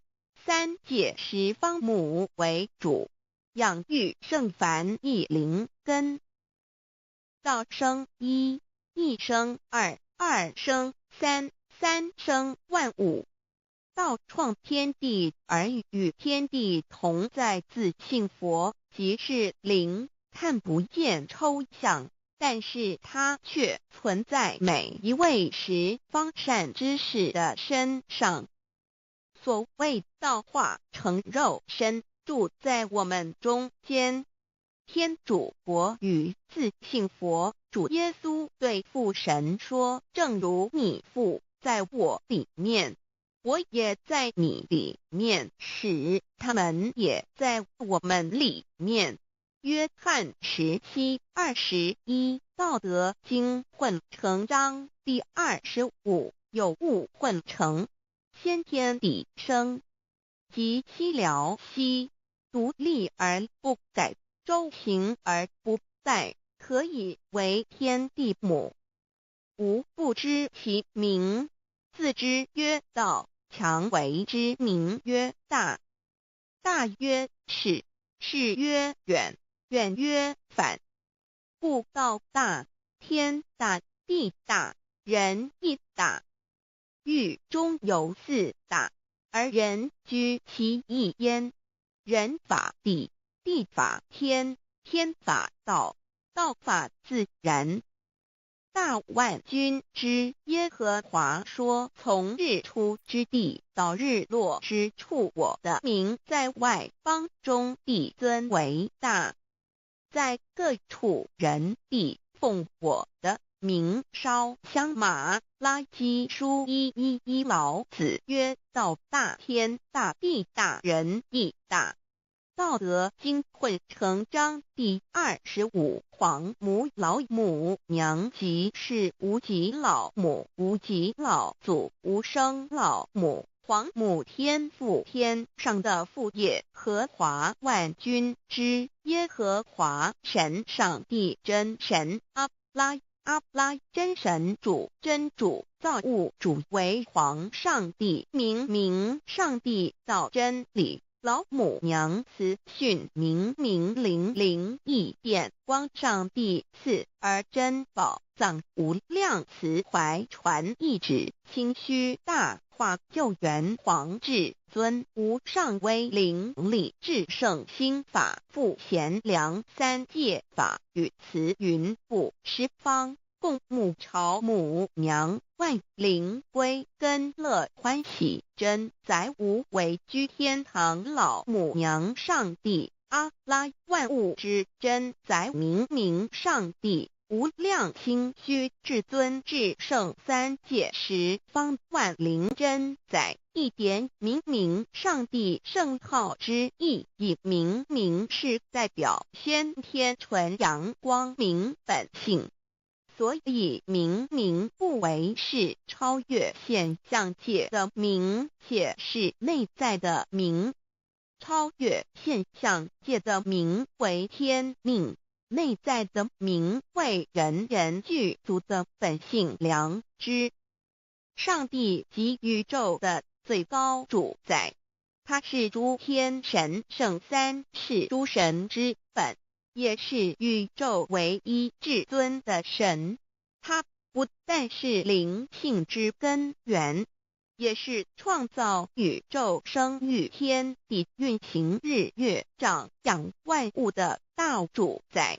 在人而言，亦如无人本具之本性良知，如帝尧之大仁，虞舜之大巧，夏禹之大功，文王之大德，周公之大才，老子之感应，孔子之忠恕，释迦之能静，耶稣之博爱，穆圣之清真，观音之大慈，世子之喜舍，文殊之大智，普贤之大行，弥陀之平直，关圣之刚正，纯阳之虚明，五目之精中，等十方众圣，三世诸佛，一切奥义妙理，无量智慧功德，神通妙用，全是由上帝的性体中流露出来的。上帝的性体尽虚空遍法界，我们所看到的一切，所看不到的一切，全是上帝所变现的，所以我们时时刻刻都是与上帝同在的。上帝的灵光大而无极，范围天地，小而无内，细入无间。凡是日月星辰，江海井泉，白云彩虹，雨露霜雪，一花一木，一草一蛋，宇宙森罗万象，全在上帝的性海中。无量清虚形容明明上帝是无量智慧之根本，无量妙行之本处，无量功德之源头，是真空妙有，虚灵不灭的。至尊至圣世尊崇其位为至尊至贵，至高无上的，敬奉其德是圆融完美无缺的。三界十方，三界是指欲界、色界、无色界。十方指东西南北东南西北东北西南上下，表上帝的性体尽虚空遍法界无所不在。 X 三界28天图万灵真，在说明上帝的圣灵大而无极，范围天地，小而无内，细入无间，为万有之本源，万化的真主宰。所以明明上帝为一切生灵的大总持，在传统道场亦有尊称为无生老母，或以母字为代表，其意义如同明明上帝具有形上义与形象义，为万物苍生生命的大本源头。三界十方万灵真，在至尊至圣无量心虚言其本体尊崇其位，敬奉其德，载主其尊，用在万灵，遍不恒，用在不无言为范，其即形容其大，说明其相明明上帝母字与母同音同义，字形与父母字相近。母字的情义一点中家中是天下之大本，代表体是阴阳，代表用，体用合一为母。有体无用则至空，有用无体乃至相，即体即用，即用即体，体用合一即是佛也。二点点代表无极，点代表真如本心，三点中线拉直透出圈外，表示超乎太极之外，贯乎太极之中。四点母字正转90度，表示先天灵性之母。先天母乃外灵主宰，灵性之母心无形，永久之如来自性。太极字的形义中是天下之大本，代表体。两点是阴阳，代表用，从代表无极动生阴阳从直心代表真如本心。太极图各教圣人对老母娘的尊称一点如叫天上帝、明上帝为皇上帝等，中庸交涉之礼，所以是上帝。天命之谓请，诗经小雅明上帝，昭灵下土，大雅上帝灵汝无二耳心。书经汤告为皇上帝，降忠于下民，若有恒性。2点佛教大日如来毗卢遮那无生等法华文具会本法身如来名毗卢，此翻译遍一切处。坛经一问品，若悟无生顿法，见西方只在刹那。大日经书亦云，梵音毗卢遮那者，是日之别名，即除安片名之意也。同16曰所谓毗卢那者，日也。如世间之日，能除一切暗明，而生长一切万物，成一切众生是也。今法身如来亦复如是，故以为喻也。3点道教无道无极天尊等。道德经有物混成，先天地生，即七辽息，独立而不改，周行而不殆，可以为天下母。吾不知其名，自之曰道。天下万物生于有，有生于无。4点也叫真神耶和华天主天父上帝等。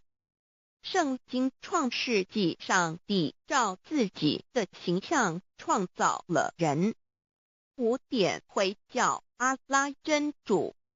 乌克兰经卷一奉大人大慈真主之名。6点先天大道无生老母明上帝无量清虚至尊至圣三界十方万灵真在。真主古兰经，如果你问他们谁创造了天地，制服了日月，他们必定说真主296亿。如果你问他们谁从云中降下雨水而借雨水使已死的大地复活呢，他们必定说真主2963。真主古兰经，他是真主，是独一的主。112真主是万物所仰赖的。1122他不生，也不被生。1123没有任何物可以与他匹敌。1124真神道上帝生命在他头，这生命就是人的光，内光是真光，照亮一切生在世上的人。这等人不是从血气生的，不是从情欲生的，也不是从人意生的，乃是从上帝生的道成了肉身，住在我们中间，充充满满的有恩典，有真理。约翰福音1491314耶和华 Yav 耶和华 Yav/Yahweh/ 的称呼，在原文之意义，乃是自有拥有的他，亦即不生不灭诸天之国与神之国，神为诸天之国之上的主宰，母居里天，在诸天之上，为万灵真在。诸天之国与神之国，宇宙能量，整个宇宙充斥着舞动的能量，除了此舞动的能量，我们的宇宙一无所有。在某个时间点，这些能量分成许多有知觉的能量与无知觉的能量，从而有意分为二就对立。斯瓦米维达帕若提 Swami Vedabharati 者着火于家约翰一书第4章第13节，神将他的灵赐给我们，从此就知道我们是住在他里面，他也住在我们里面。约翰一书3:24，遵守神命令的，就住在神里面，神也住在他里面。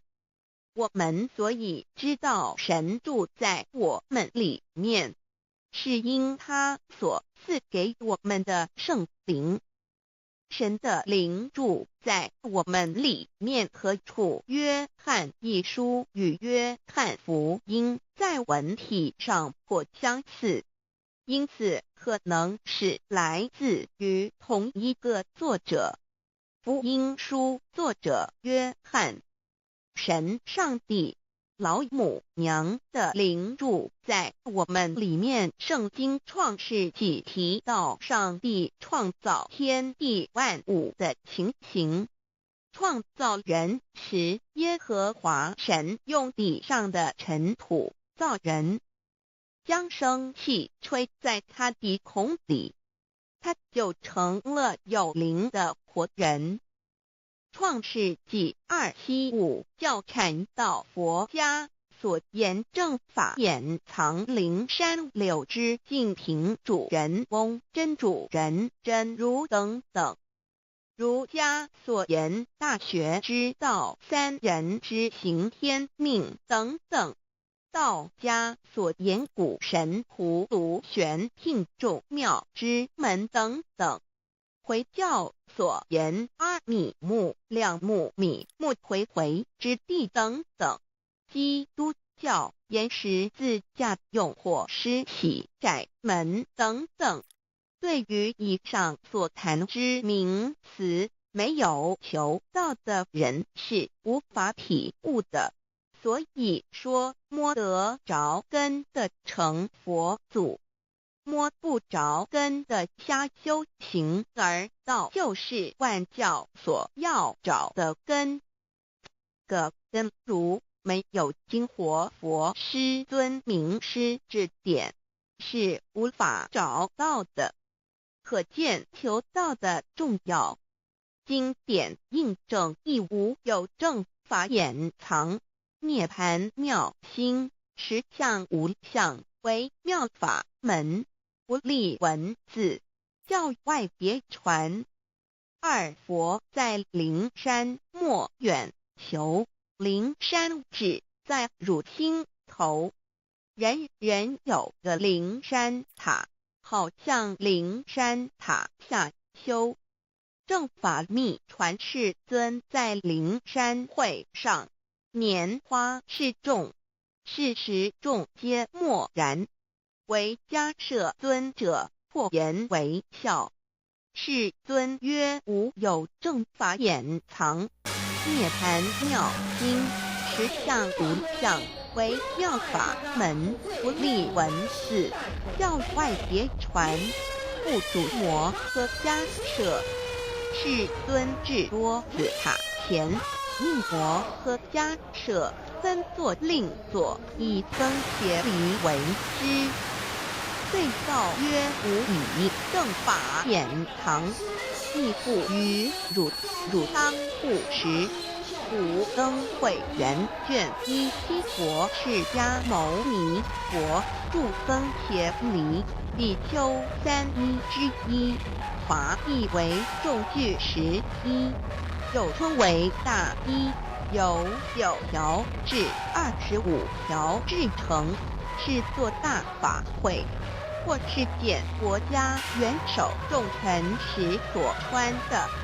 正法密传会能集会祖义。三不入世，足以袈裟遮为，不令人见。未说《金刚经》，至因无所住而生其心，慧能言下大悟，一切万法不离自性。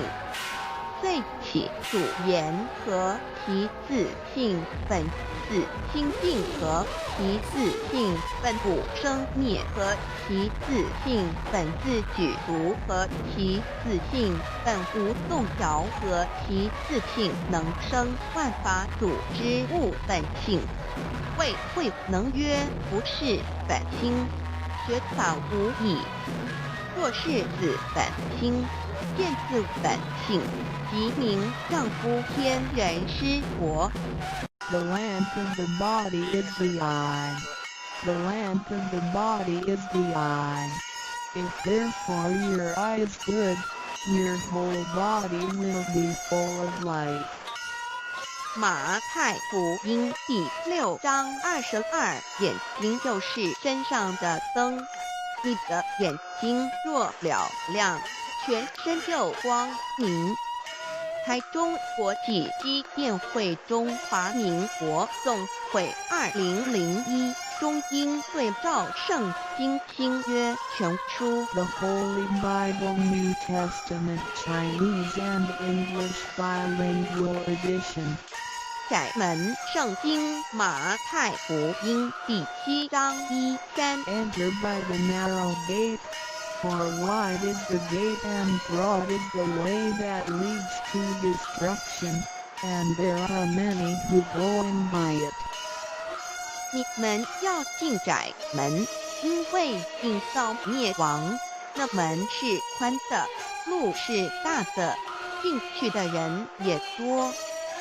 台中国际机电会中华民国总会2001中英对照圣经新约全书。 The Holy Bible New Testament Chinese and English Bilingual Edition. 窄门圣经马太福音第7章1、4。 Because narrow is the gate and difficult is the way which leads to life, and there are few who find it. 因到永生，那门是窄的，路是小的，找到的人也少。台中国际机电会中华民国总会2001中英对照圣经新约全书。 The Holy Bible New Testament Chinese and English Bilingual Edition 048L. 佛家言不走正门，进入4生6道。开生耳牛马羊狗之类，卵生眼鸡飞禽之类，湿生口鱼虾水族之类，化生以马以蚊虫之类，泥丸公气天神度其在世投开为人，任母归根修道，目的在离苦的乐，唯有任母归根，方能超生了死生，登圣域贤官，永脱苦海。母自垂武，教皇母慈是这恩师，一指点杀身难报，重如山恩似海，实际心怀。若不受师指点，怎能脱苦？又怎能了生死？不受考灾，上超祖，下引孙，全凭师力，各应当报大恩。尊师安排皇母10戒，第7戒，五教圣人提出了诚恳的呼吁，一点穆罕默德可兰经文难了死，素拜真师反饶西2点耶稣基督圣经空是玄真义，赞美诗词作高歌3点太上老君道德5前卫严谨，素拜公常早归根4点释迦牟尼真空非空法非法，如然自在是。奏舞殿孔老夫子穷神之化之其旨。并晋安绿叶本源古人云白藕绿叶红莲花。三角原来是一家三大圣人发性体，得了跳庙回老家务又本末，是有终始之所迁后，则信道矣。信教不爱修道，但不宜只有信教，耽误修道，本末倒置。实在可惜，连老母娘的奥妙道在使逆东坡子问于庄子曰：“所谓道，呜呼！在庄子曰：无所不在。东坡子曰：其而后可。庄子曰：在蝼蚁。曰：何其下也？曰：在其外。曰：何其欲下且？曰：在瓦砾。曰：何其欲甚且？曰：在使逆。东坡子不应。庄子曰：夫子之问也，故不及直。正或之问于间是履兮也。内下欲况，汝为莫必，无乎陶物。只道若是，大言亦然。周天贤三者，一名同时，其之义也。庄子之内有第22老母娘的心声，依三山坡母子里，乃不得已。皇母训子失戒，一戒亦当初天未分纯寸，未看妙明明无人，或空空一环，有6亿元佛子，天天同聚，无忧愁，无烦恼，自在安然。天兄弟天姐妹生来伴，随母来随母去，不离身边。极乐国任逍遥，随意玩耍，成青龙化彩凤，无量尊严，不惧寒不惧暑，无数无还无阴阳，无对待，至理纯然。暇无事任遨游，先天妙境能眷来，或下棋，或将琴弹，吃的是仙桃铁熊，相遇一欢的是登云斜仙衣仙山。老母娘的心声。2论无极为圣，欲至善宝，静静而因空，万法万类根源，自从那骄子毁气数以道为母，我命七国治理坤乾，万发在气数并天使成就，又在子丑会满地，是完全清气，升为天坛补至星斗国气，降名为地府百山川，至明会天地交日月，和照会阴阳，和阴均万类生玄，此即是先天妙开地之本，无极性太极凤凰及坤乾老母娘的心声。3道比理比其道居灵之妙道生1生2又生3，一本散万殊哉，自无入九其奥妙，是神天意难尽言。天即成地即立，万物其北东土，无人焉，缺少女男，纳10节为母。我无奈之处，方舍我就6子7将，凡间屡次的差援佛东土，而下来一次反一次，不肯治。凡无奈何为母，我造下且就3山坡弘罪了菩萨，佛南设一个大仙池，其来洗澡，趁机会先一邪收回礼，天众佛自就醒来，不见母面，又不见仙一邪，可在哪边？老母娘的心声。4为娘我悲痛泪源子呼唤耳众等宿东奔莫要在敛，如若是先一邪教与尔等耳哪个亦不肯在世至凡折树枝和树叶，遮寒地冷，饿了吃松果子，可饮清泉众佛子，如调回悲哀悲叹，问母我至何时方把家还？母言答三期末，打开普度清烧书清寂性清度佛缘，降道乃为救良善，降劫乃为收恶煞，血泪以于探子归，须用真心体会老母娘的心声，末节时期，把握经现效圣法前，不畏考验，坚守愿解，共赴龙华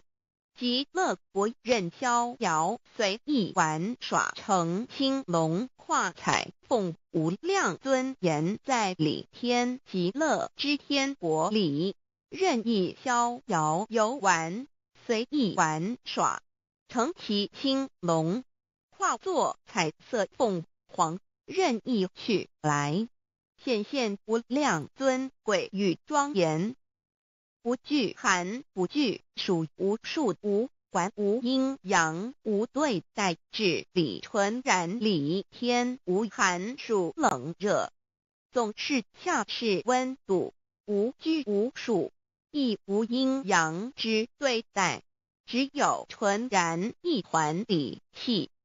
理天已跳脱一切阴阳对待，故无阴阳寒暑之分别对待，自性至理纯然，通达无碍，故无束无管，暇无事，任遨游先天妙境门卷来，或下棋，或将琴弹弦，暇无事则任意遨游，观赏先天美妙景致，或下棋娱乐，或弹琴消遣，理天之境无闷倦之事，举凡一切活动皆随心之所至，意之所乐而为之。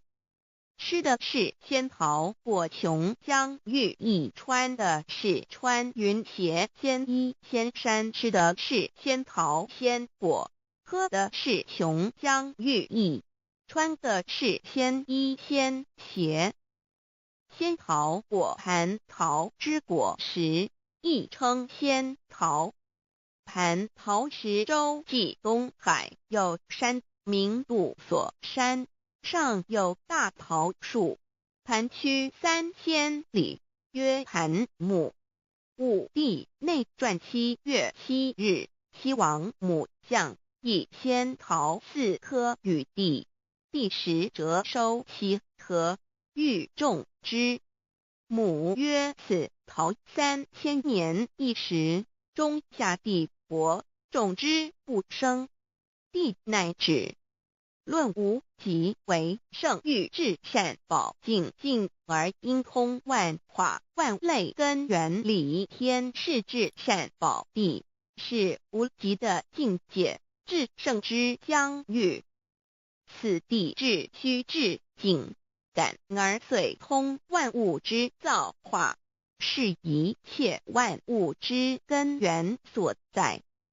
自从那骄子会气数以道为母，我命七佛治理坤乾一元12，会子会开天丑，会辟地寅，会生人卯，会辰会巳，会午，会未，会申，会人灭酉，会地灭戌，会天灭亥，会混沌昧，会各10800年。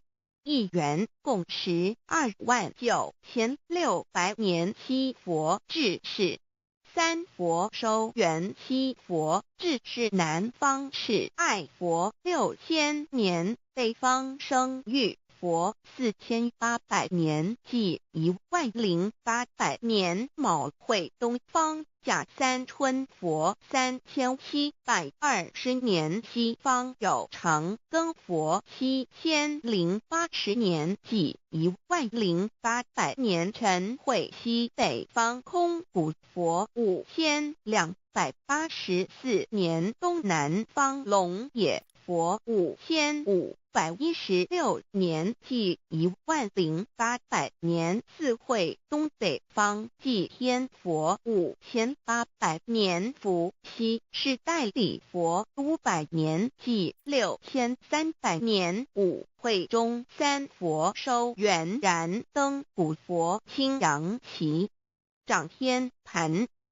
莲慈会释迦文佛红阳旗掌天盘灵山会弥勒古佛白羊旗掌天盘龙华会万八在气数足天使成就又代指丑会满地是完全子会开天10800年天成就丑会譬第10800年地完全智慧会数景智是圆满母会元灵收回又会灭地虚会灭天海会重回混沌星气生为天盘不至星斗浊气降名为地土海山川清清之气上升则为天满天不满者河汉星斗此为气界所居之处重浊之气下降则为地大地为重浊之气所凝结而成形成了土海山川此为象界所居之处至阴会天地交日月和照会阴阳和阴晕万类生全子会开天丑会替地以完成阴阳二气之分判寅会之时天地阴阳之气相交日月叠相交替阴阳阴晕而育生万物品类此即是先天妙开辟之本无极静态即动黄即坤乾此即是先天妙理开天辟地之本源无极主静属理天太极主动属气天黄极主化属象天道即理理即道虚灵之妙道生一一生二二又生三道即是理理即是道至虚至灵万物本源之奥妙运用道本虚灵能生一一能生二二能生三三能生万物无极生太极太极生两仪两仪生三才三才者天地人万物因之而生生化万物图e://LCC_LCC_2/ 意图象极生化5万点 JPG 天既成地既立万物其北东土里无人焉缺少女男天地既成万物以其北这就是象天亦称娑婆世界堪苦世界苦海此岸东土等等名称不一而足这世界被创立之后尚无人焉缺少男女整个世界乏人管理统治那时结为母我无奈之处方舍我就六子其降凡间由于天地有定数子会开天丑会替地寅会需要有人降生时机已至老母娘亦有无奈之处，才舍下皇母之96元胎佛子，以其降临凡间，接受种种历练，屡次的差援佛东土，而下来一次反一次不肯置番，于是老母娘每次差遣援佛子下凡降临东土，每来一次又回去一次，就是不肯留下来治理凡间东土。无奈何为我造下血救三山托洪罪了菩萨佛，身在无可奈何之下，老母娘只好造下血救。在三山托洪罪了原本就是佛菩萨的原胎佛子，设一个大仙池期来洗澡，趁机会先一邪收回礼天老母娘，还设一个大仙池，好让大家一起来洗澡，趁机会将大家的仙衣仙鞋都收回礼天。众佛子就醒来，不见母面，又不见仙衣鞋，可在哪边？众佛子就醒之后，却见不到老母娘，又不见仙衣仙鞋。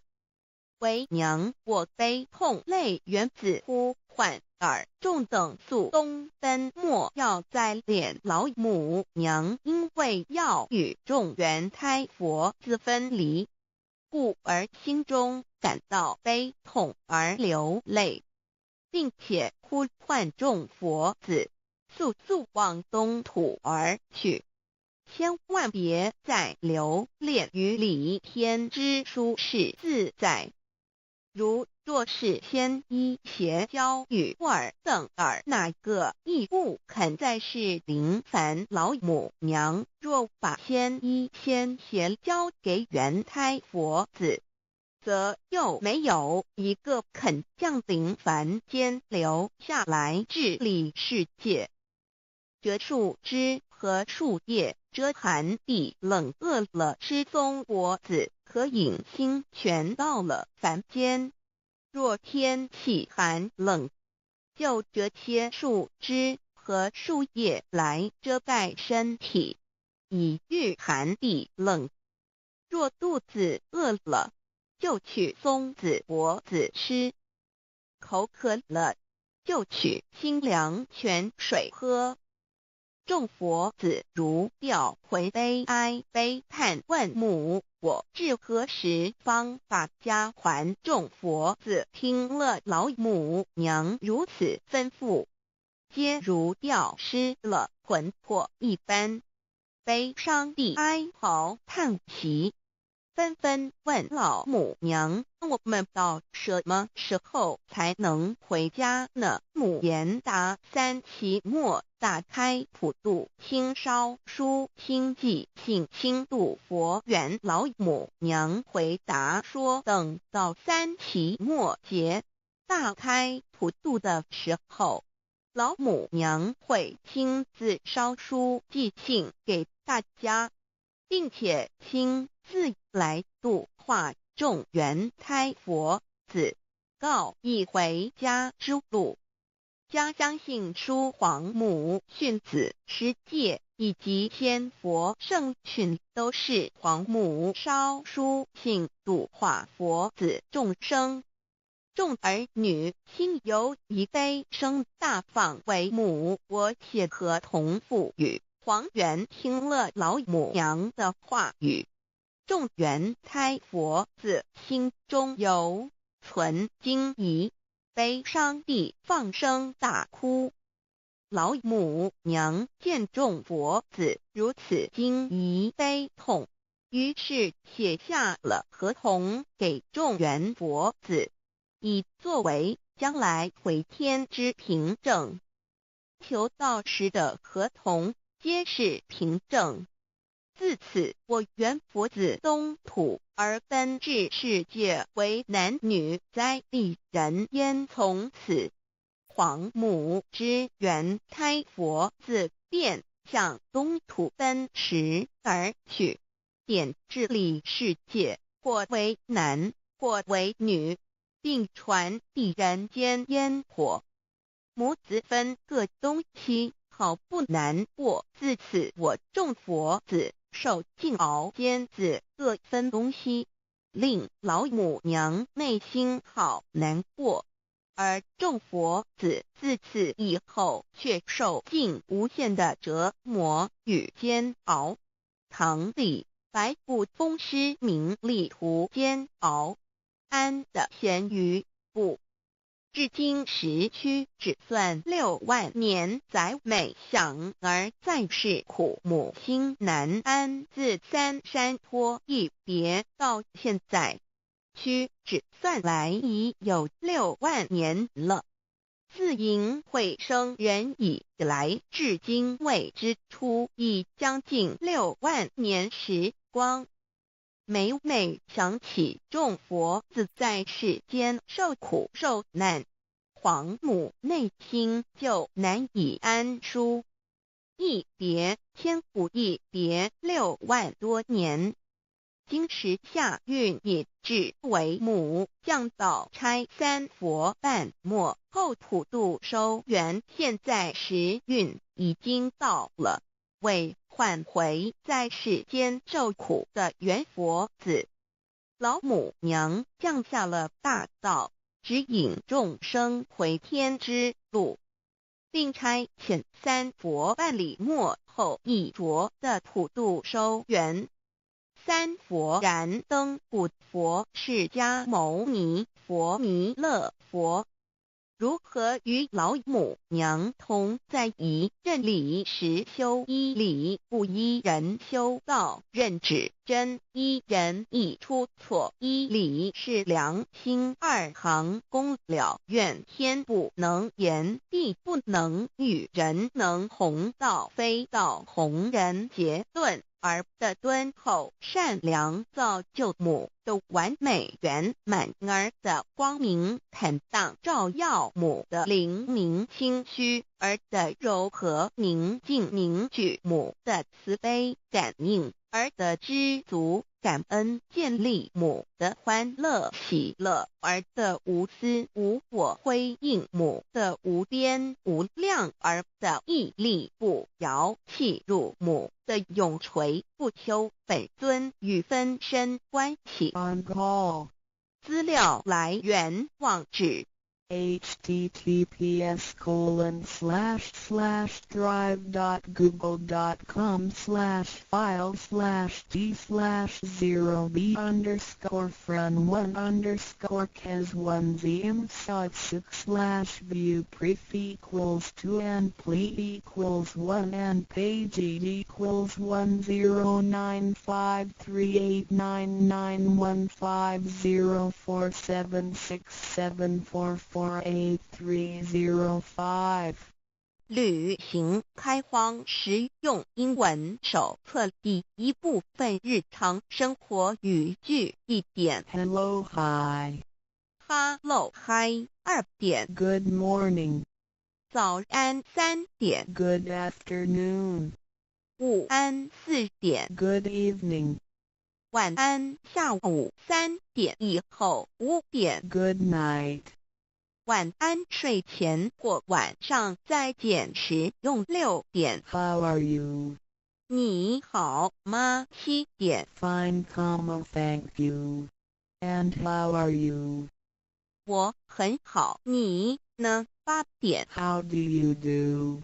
你好吗用于第一次见面，回答一同9点 Nice to see you. 很高兴与你见面10点 I must be going now. 我必须走了1点 Have a nice day. 祝你有愉快的一天2点 I hope you have a good time tonight. 祝你有个愉快的晚上。13点， Goodbye./See you. 再见。14点， Pardon. 请再说一遍。15点， Sorry. I don't understand. 对不起，我不懂你的意思。16点， Please speak slowly. 请再说慢一点。17点， Do you speak English? 你说英文吗？18点， Thank you very much. 非常谢谢你。19点， You are so kind. 你真好。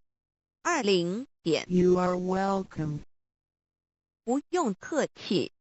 21点， Sorry./I am sorry. 抱歉。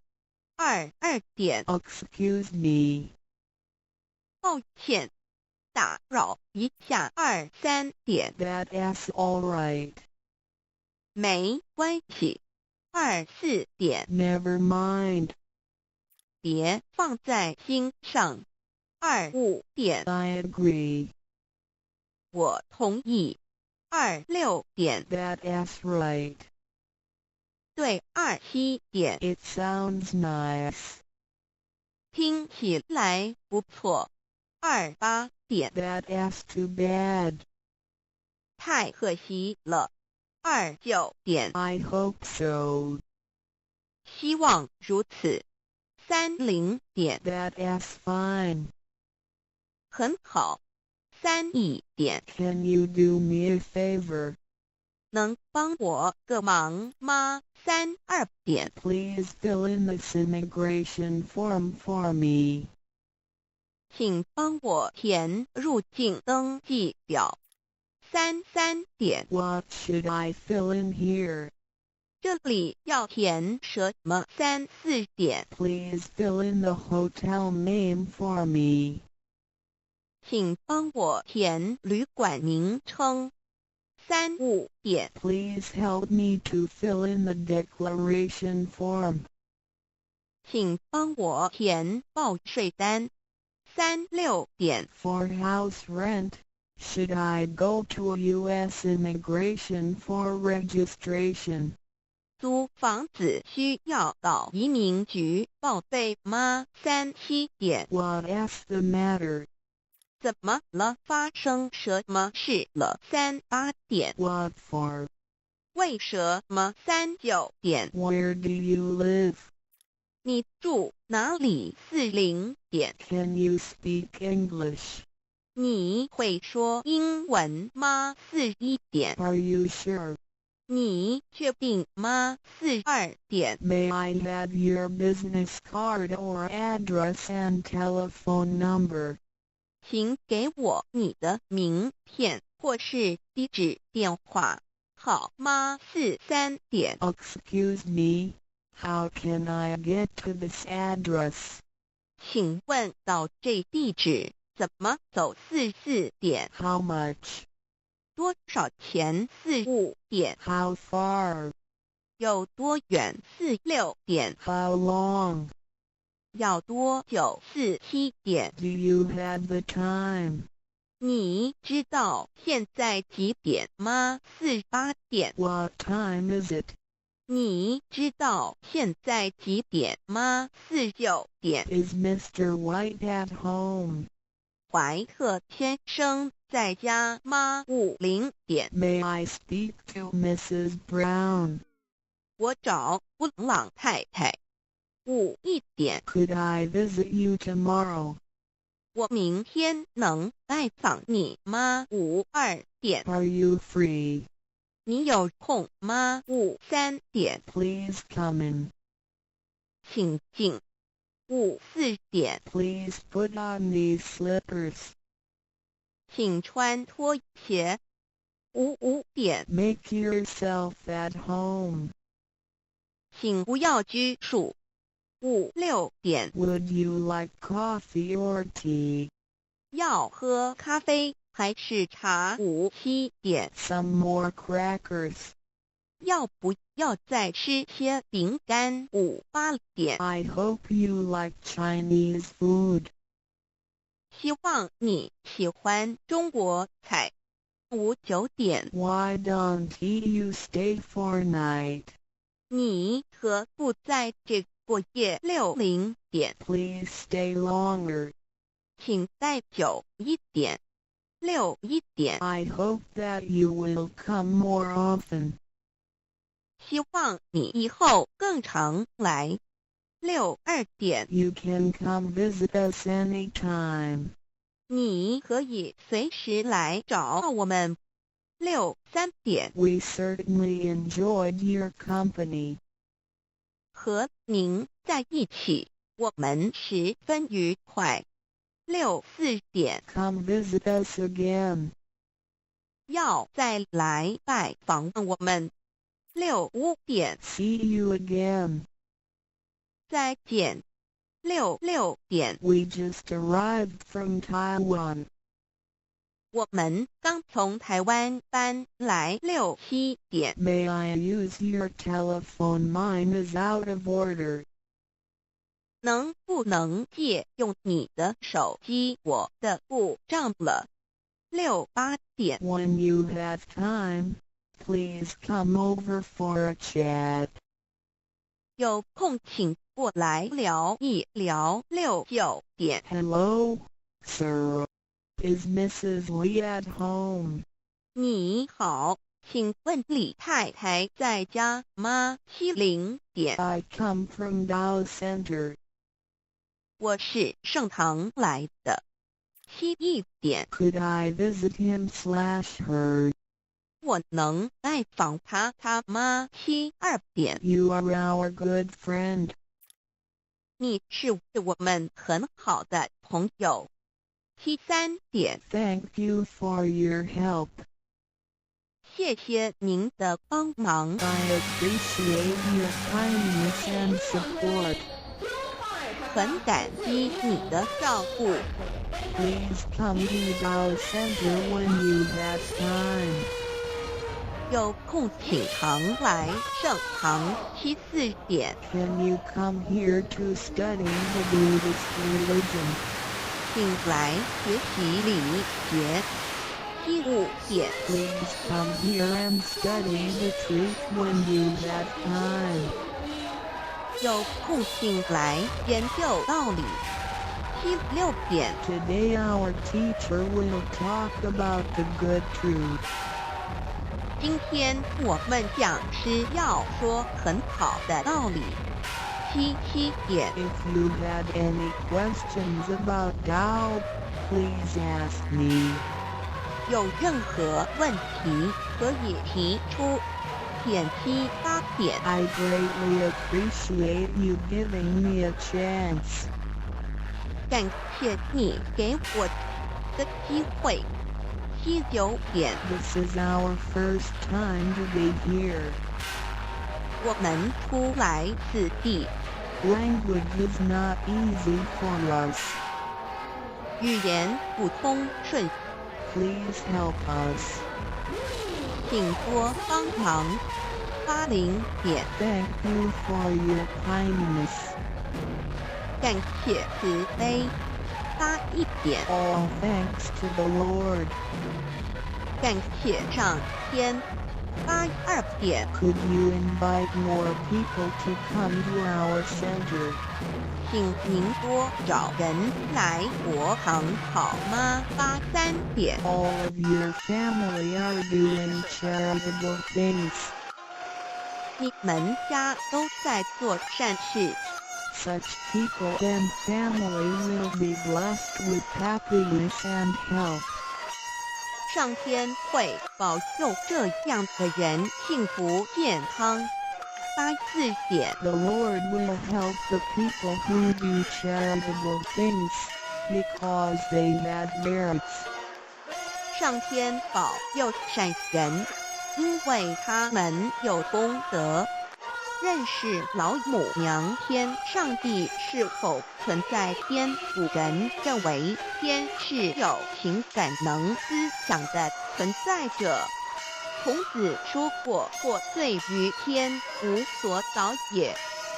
所作所为得罪了上天，有违天理，那么祈祷再多也是没有用的。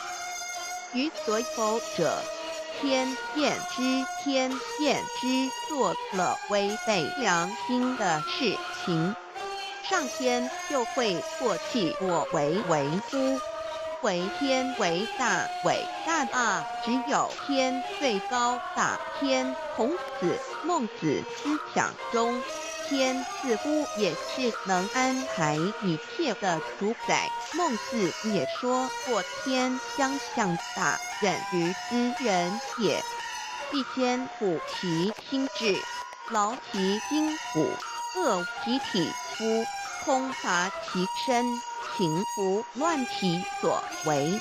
所以众心忍性，增益其所不能。道大道无形，生育天地；大道无形，运行日月；大道无名，彰享万物。吾不知其名，想名曰道。”《心经》经有一位真神，自从造天地以来，神的永能与神性是明明可知的，实际是眼不能见，但借着所造之物，就可以晓得，叫人无可推诿。罗马书第1章第20节，我们要如何向人证明真正有一位上帝的存在？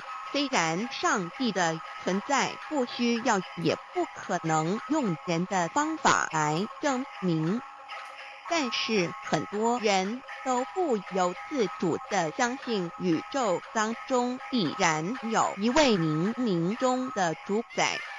在我们生活经验中，当我们尽了所有的努力，常常会带着期望说谋事在人，成事在天，生死有命，富贵在天。当事情不太顺利时，我们也常安慰自己说天无绝人之路，若事情已经绝望了，我们只好叹其天不从人愿。最后事情若起死回生时，我们会高兴地说天理昭昭，老天有眼，有一位真神上帝。看不见的并不表示就不存在，如空中有许多电波承载着美妙的音乐影像。虽然看不见电波，只要能借着适合的方法收音机电视，我们不但能知道电波的存在，而且能与这些电波有正确的接触。上帝虽然是我们肉眼所不能见，但借着他所创造的浩瀚宇宙和微妙自然，我们就能知道有一位真上帝，万物的创始者，有一位真神太初有道与神同在，道就是神，这道太初与神同在。万物是借着他造的，凡被造的没有一样不是借着他造的。新约翰福音1:13，圣经创世纪1:01。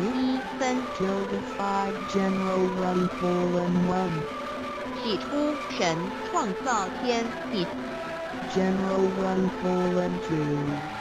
地是空虚混沌渊面黑暗，神的灵运行在水面上。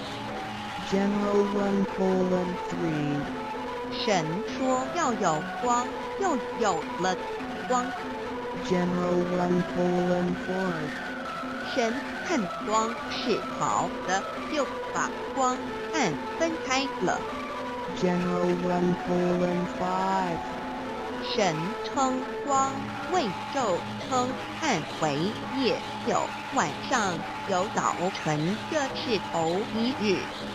老母娘上帝阿拉，万物之天载，明上帝无量清虚至尊至圣三界十方万灵天载，老母娘明上帝老母娘生天生地生万物，为天地万物生灵之真主宰，又称无生老母，又称明上帝。上帝当知道，我们所敬奉的真神，就是四书五经所说的上帝。这真神两个字和上帝两个字，音虽不同，意思却是一样。就如大雅所说的“鹰之谓丧失，各配上帝”。朱子说，上帝就是天的主宰。小雅上说，按形体而论，又叫做是天；按主宰而论，又叫做是地。既是朱子和程子两个讲解，和真神两个字的意思是一样，就可以明白，我们所敬奉的真神，就是古年间的圣人所敬奉的上帝。基督教辟邪归正论第56页，老母娘清净因云：大道无形，生育天地，可知天地之源出自于道，未有天地，天有此道。道德经首母章第52，天下有始，以为天下母。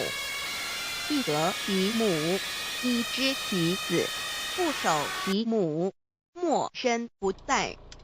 皇母训子十戒，三戒为道如尊，我如尊，生克制化老身份。三戒十方母为主，养育圣凡一灵根。道生一，一生二，二生三，三生万物。道创天地而与天地同在，自性佛，即是灵，看不见抽象，但是它却存在每一位十方善知识的身上。所谓道化成肉身，住在我们中间。天主佛与自性佛主耶稣对父神说，正如你父在我里面，我也在你里面，使他们也在我们里面。约翰17:21，道德经混成章第25，有物混成，先天地生，即七辽息，独立而不改，周行而不殆，可以为天地母。吾不知其名，自之曰道，强为之名曰大。大曰始，始曰远，远曰反。故道大，天大，地大，人亦大。欲中有四大，而人居其一焉。人法地，地法天，天法道，道法自然。大万军之耶和华说，从日出之地到日落之处，我的名在外邦中必尊为大。在各处人必奉我的名烧香马拉基书1:11，老子曰：道大，天大，地大，人亦大。道德经混成章第25，皇母老母娘即是无极老母，无极老祖，无生老母。皇母天父，天上的父，耶和华万军之耶和华神，上帝真神阿拉。阿拉真神主、真主、造物主为皇上帝，明上帝造真理。老母娘慈训明灵异变光上帝赐而真宝藏无量慈怀传意旨清虚大化救援皇至尊无上威灵力至圣心法复贤良三界法与慈云布十方共沐朝母娘万灵归根乐欢喜真载无为居天堂老母娘上帝阿拉万物之真载明上帝无量清虚至尊至圣三界十方万灵真载一点明上帝圣号之意义明是代表先天纯阳光明本性。所以明不为是超越现象界的明，且是内在的明。超越现象界的明为天命，内在的明为人人具足的本性良知。上帝即宇宙的最高主宰，他是诸天神圣三世诸神之本。也是宇宙唯一至尊的神，他不但是灵性之根源，也是创造宇宙生育天地运行日月长养万物的大主宰。在人而言，亦如无人本具之本性良知，如地尧之大仁，虞舜之大巧，夏禹之大功，文王之道德，周公之大才，老子之感应，孔子之忠恕，释迦之能静，耶稣之博爱，穆圣之清真，观音之道慈，世子之喜舍，文殊之大智，普贤之大行，弥陀之平直，关圣之刚正，纯阳之虚明，五目之精中等十方众圣，三世诸佛，一切奥义妙理，无量智慧功德，神通妙用，全是由上帝的性体中流露出来的。上帝的性体尽虚空遍法界，我们所看到的一切，所看不到的一切，全是上帝所变现的，所以我们时时刻刻都是与上帝同在的。上帝的灵光大而无极，范围天地，小而无内，细入无间。凡是日月星辰，江海井泉，白云彩虹，雨露霜雪，一花一木，一草一蛋，宇宙森罗万象，全在上帝的性海中。无量清虚形容明上帝是无量智慧之根本，无量妙行之本处，无量功德之源头，是真空妙有，虚灵不灭的。至尊至圣世尊崇其位为至尊至贵，至高无上的，敬奉其德是圆融完美无缺的。三界十方，三界是指欲界、色界、无色界。十方指东西南北东南西北东北西南上下，表上帝的性体尽虚空遍法界无所不在。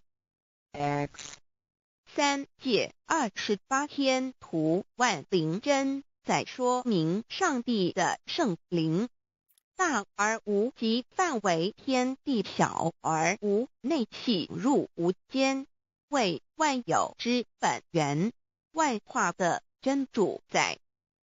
所以明上帝为一切生灵的大总持，在传统道场亦有尊称为无生老母或以母字为代表，其意义如同明明上帝，具有形上义与形象义，为万物苍生生命的大本源头。三界十方万灵真在至尊至圣无量心虚言其本体尊崇其位敬奉其德载主其尊用在万灵便不恒用在不无言为范其及形容其大说明其相明明上帝母字与母同音同义，字形与古母字相近。母字的情义一点中加中是天下之大本，代表体是阴阳，代表用。体用合一为母，有体无用则至空，有用无体乃直相，即体即用即用即体，体用合一即是佛也。二点点代表无极，点代表真如本心。三点中线拉直透出圈外，表示超乎太极之外，贯乎太极之中。四点母字正转90度，表示先天灵性之母。先天母乃外灵主宰，灵性之母亲无形永久之如来自性。太极字的形义中是天下之大本，代表体。两点是阴阳，代表用。从代表无极，动生阴阳从直心代表真如本心。太极图各教圣人对老母娘的尊称一点如叫天上帝明明上帝为皇上帝等，中庸交涉之理，所以是上帝。天命之谓性，诗经小雅明明上帝昭灵下土，大雅上帝灵汝无二耳心。书经汤告为皇上帝，降中于下民，若有恒性。二点佛教大日如来毗卢遮那无生等法华文具会本法身如来名毗卢，此翻译遍一切处。坛经一问品若悟无生顿法，见西方只在刹那。大日经书亦云，梵音毗卢遮那者，是日之别名，即除安片名之意也。同16曰所谓毗卢那者，日也。如世间之日，能除一切暗明，而生长一切万物，成一切众生是也。今法身如来亦复如是，不以为喻也。三点道教无道无极天尊等，道德经有物混成，先天地生，即七辽息，独立而不改，周行而不殆，可以为天下母。吾不知其名，自之曰道。天下万物生于有，有生于无。四点也叫真神耶和华天主天父上帝等。圣经创世纪，上帝照自己的形象创造了人。五点回教阿拉真主。乌克兰经卷一奉大人大慈真主之名，六点先天大道无生老母明明上帝无量心虚至尊至圣三界十方万灵真在。真主古兰经，如果你问他们谁创造了天地，制服了日月，他们必定说真主296亿。如果你问他们谁从云中降下雨水而借雨水使已死的大地复活呢？他们必定说真主2963。真主古兰经，他是真主，是独一的主。112真主是万物所仰赖的。1122他不生，也不被生。1123没有任何物可以与他匹敌。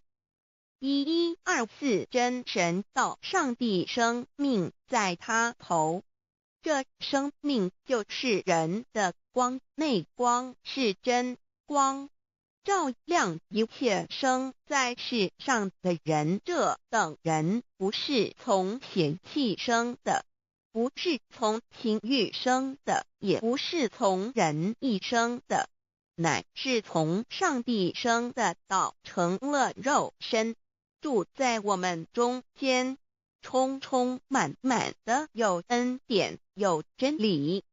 约翰福音1491314耶和华 Yav 耶和华 Yav/Yahweh/ 的称呼，在原文之意义，乃是自有拥有的他，亦即不生不灭诸天之国与神之国，神为诸天之国之上的主宰，母居里天，在诸天之上，为万灵真宰。诸天之国与神之国，宇宙能量，整个宇宙充斥着舞动的能量。除了此舞动的能量，我们的宇宙一无所有。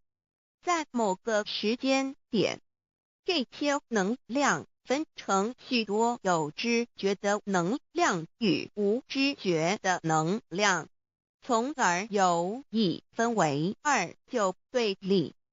斯瓦米维达帕若提 Swami Vedabharati 者着火于家约翰一书第4章第13节，神将他的灵赐给我们，从此就知道我们是住在他里面，他也住在我们里面。约翰一书3:24，遵守神命令的，就住在神里面，神也住在他里面。我们所以知道神住在我们里面，是因他所赐给我们的圣灵。神的灵住在我们里面，何处？约翰一书与约翰福音在文体上颇相似，因此可能是来自于同一个作者。福音书作者约翰，神上帝老母娘的灵住在我们里面。圣经创世纪提到上帝创造天地万物的情形，创造人时，耶和华神用地上的尘土造人，将生气吹在他鼻孔里，他就成了有灵的活人。创世纪275教阐到佛家所言正法掩藏灵山柳之净瓶主人翁真主人真如等等，儒家所言大学之道三人之行天命等等，道家所言古神荼毒玄牝众妙之门等等，回教所言阿米木两木米木回回之地等等，基督教言十字架用火施洗窄门等等。对于以上所谈之名词，没有求道的人是无法体悟的。所以说摸得着根的成佛祖，摸不着根的瞎修行，而道就是万教所要找的根。个根如没有经活佛师尊名师指点，是无法找到的。可见求道的重要。经典印证亦无有正法掩藏，涅盘妙心，实相无相，为妙法门，不立文字，教外别传。二佛在灵山莫远求，灵山只在汝心头。人人有个灵山塔，好像灵山塔下修。正法密传世尊在灵山会上，拈花示众，是时众皆默然，唯迦摄尊者破颜为笑。世尊曰：无有正法掩藏，涅盘妙心，实相无相，为妙法门，不立文字，教外别传。复主摩诃迦摄。世尊至多子塔前，命摩诃迦摄分座另座，以僧伽梨为之。遂告曰：吾以正法掩藏，密付于汝，汝当护持。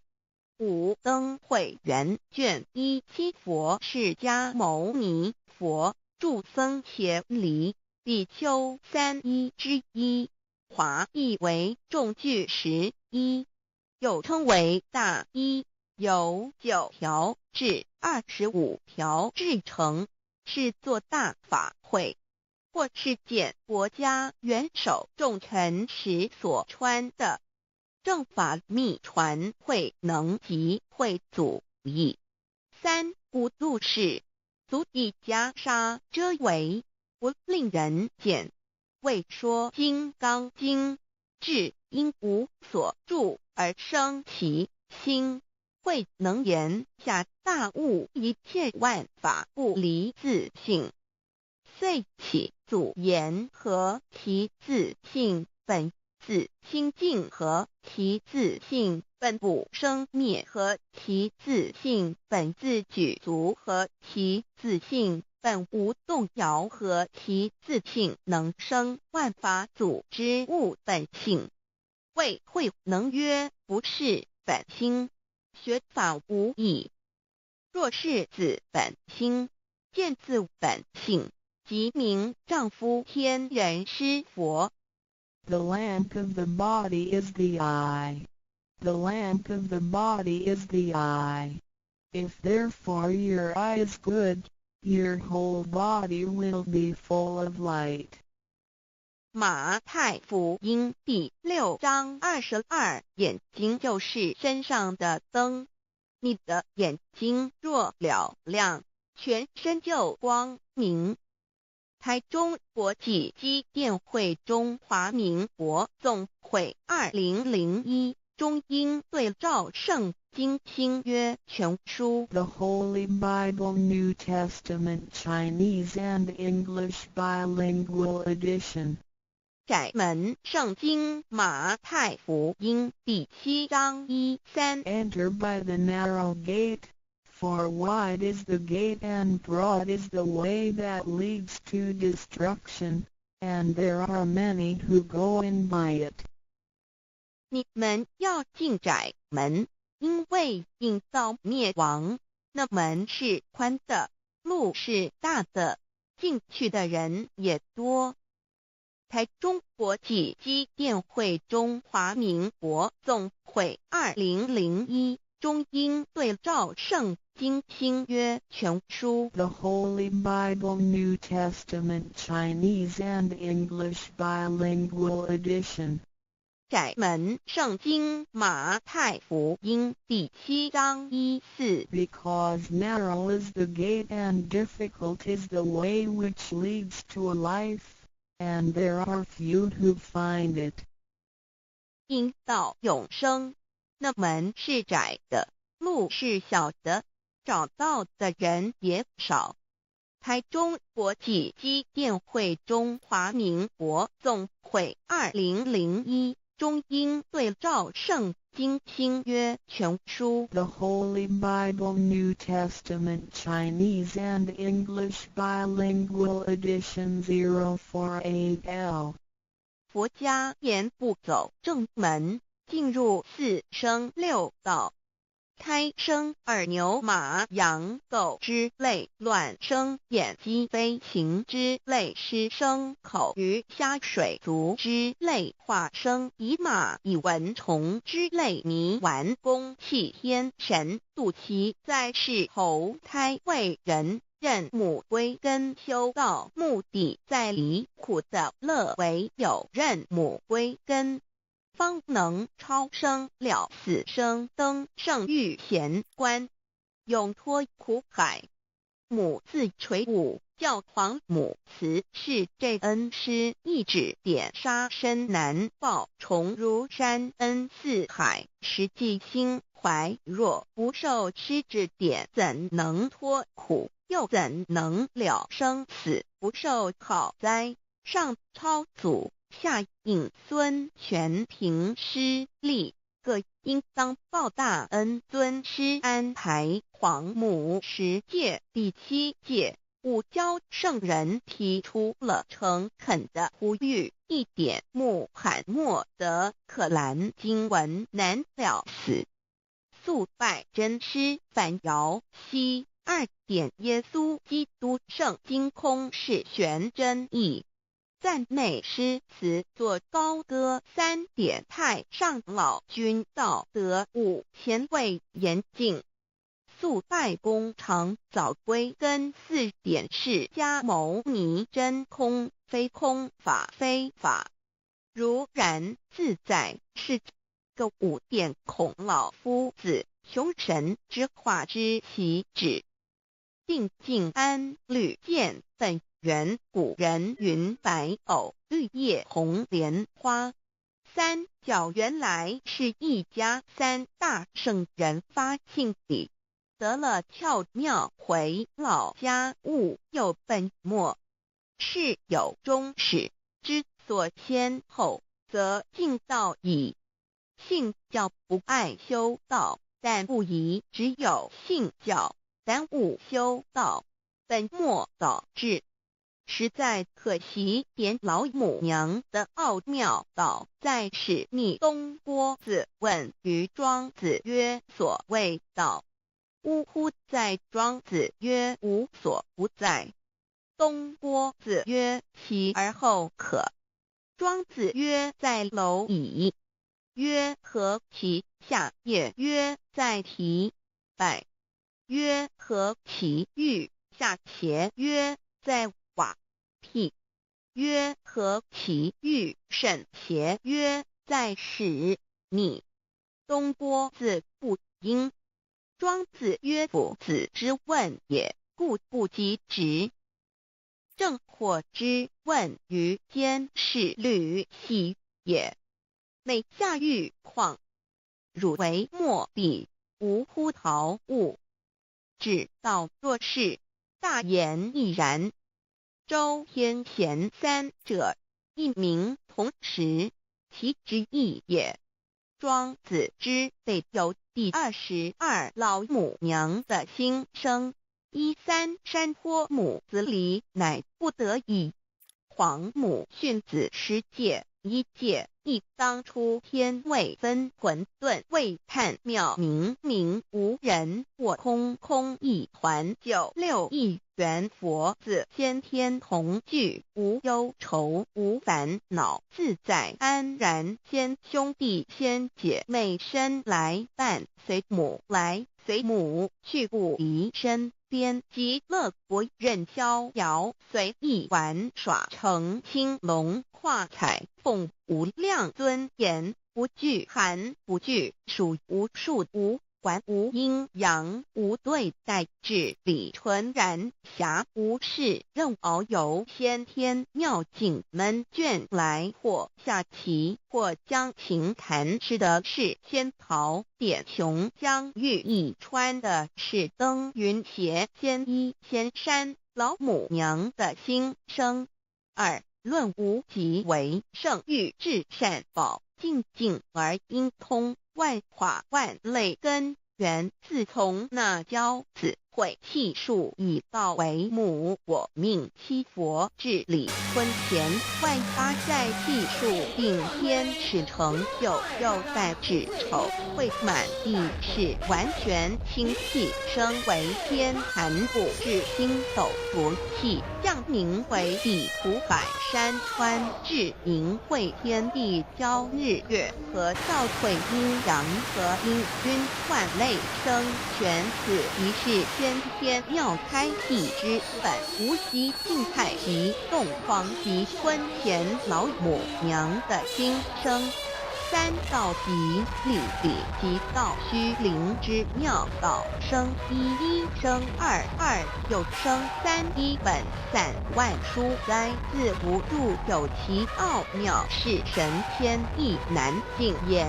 天即成地即立，万物其北东土，无人焉，缺少女男，那时节为母，我无奈之父方舍我有六子七将，凡间屡次的差援国东土，而下来一次反一次不肯治，凡无奈何为母，我造下铁九三山多红最乐菩萨国南设一个大天池，其来洗澡，趁机会先一邪收回礼，天众佛自就醒来，不见母面，又不见天一邪，可在哪边？老母娘的心声。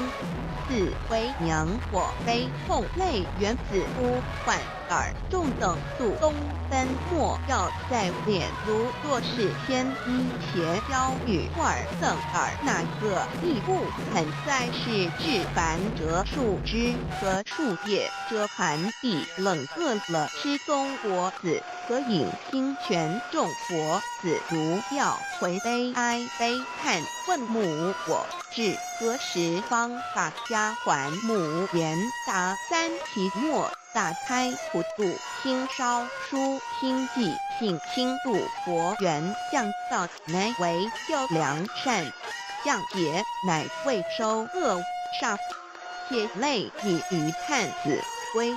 需用真心体会老母娘的心声，末节时期把握经现教圣法前，不畏考验，坚守愿解共赴龙华，极乐国任逍遥，随意玩耍成青龙化彩凤，无量尊严在里天极乐之天国里，任意逍遥游玩，随意玩耍，成其青龙，化作彩色凤凰，任意去来，显现无量尊贵与庄严，不惧寒，不惧暑，无数无还，无阴阳，无对待，至理纯然理天，无寒暑冷热，总是恰是温度，无拘无束，亦无阴阳之对待，只有纯然一团理气。理天以教拨一切阴阳对待，故无阴阳寒暑之分别对待，自性至理纯然，通达无碍，故无数无管，暇无事，任遨游先天妙境，能眷来或下棋，或将琴弹弦，暇无事则任意遨游，观赏先天美妙景致，或下棋娱乐，或弹琴消遣。理天之境不闷倦之事，举凡一切活动皆随心之所至，意之所乐而为之。吃的是仙桃果琼浆玉蜜，穿的是穿云鞋仙衣仙衫，吃的是仙桃仙果，喝的是琼浆玉蜜，穿的是仙衣仙鞋。仙桃果蟠桃之果实，亦称仙桃。蟠桃实洲际东海有山，名不所山，上有大桃树，盘曲3000里，曰蟠木。武帝内传7月7日，西王母将一仙桃4颗与帝，帝时折收其核，欲种之。母曰：此桃3000年一时，中下地薄，种之不生。帝乃止。论无极为圣域至善宝净净而因空万化万类根源理天是至善宝地，是无极的境界，至圣之疆域。此地至虚至静，感而遂通万物之造化，是一切万物之根源所在。自从那骄子会气数以道为母，我命七国治理坤乾一元12会子会开天丑会替地寅会生人卯会辰会巳会午会未会申会壬灭酉会地灭戌会颠灭亥会混沌每会各10800年。一元共129600年，七国治世。三国收元，七国治世。南方是爱国6000年，北方生育国4800年，即10800年。卯会东方甲三春国3720年，西方有长庚国7080年，即10800年。陈会西北方东吴国5284年，东南方龙野国5516年，即10800年。四会东北方即燕国5800年，伏羲是代理国500年，即6300年。五会中三国收元，然登楚国清阳齐，掌天韩。莲子会释迦文国弘阳齐，掌天韩。灵山会弥勒古国白阳齐，掌天韩。龙华会万八在气数足天始成就，又在子丑会满意始完全子会开天10800年，天成就丑会替地10800年，地完全智慧会数尽，智是圆满。母会元灵收回，又会灭地，虚会灭天。亥会同回，混沌精气生为天，寒不至精斗浊气，降名为地，五百山川清精之气上升则为天。满天不满者河汉星斗，此为气界所居之处。众浊之气下降则为地。大气为众浊之气所凝结而成，形成了五百山川，此为象界所居之处。至阴会天地交日月和照会阴阳和阴均万类生全子会开天，丑会替地，以完成阴阳二气之分散。寅会之时，天地阴阳之气相交，日月别相交替，阴阳阴均而育生万物品类。此即是天天妙开地之本，无极静态及动黄及坤乾，此即是天天妙体开天辟地之本源。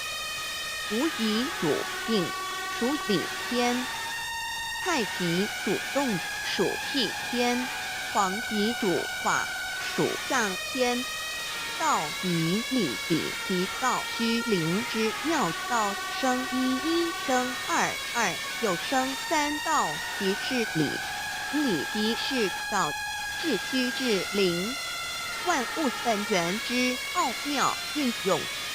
道本虚灵，能生一能生二能生三能生万物。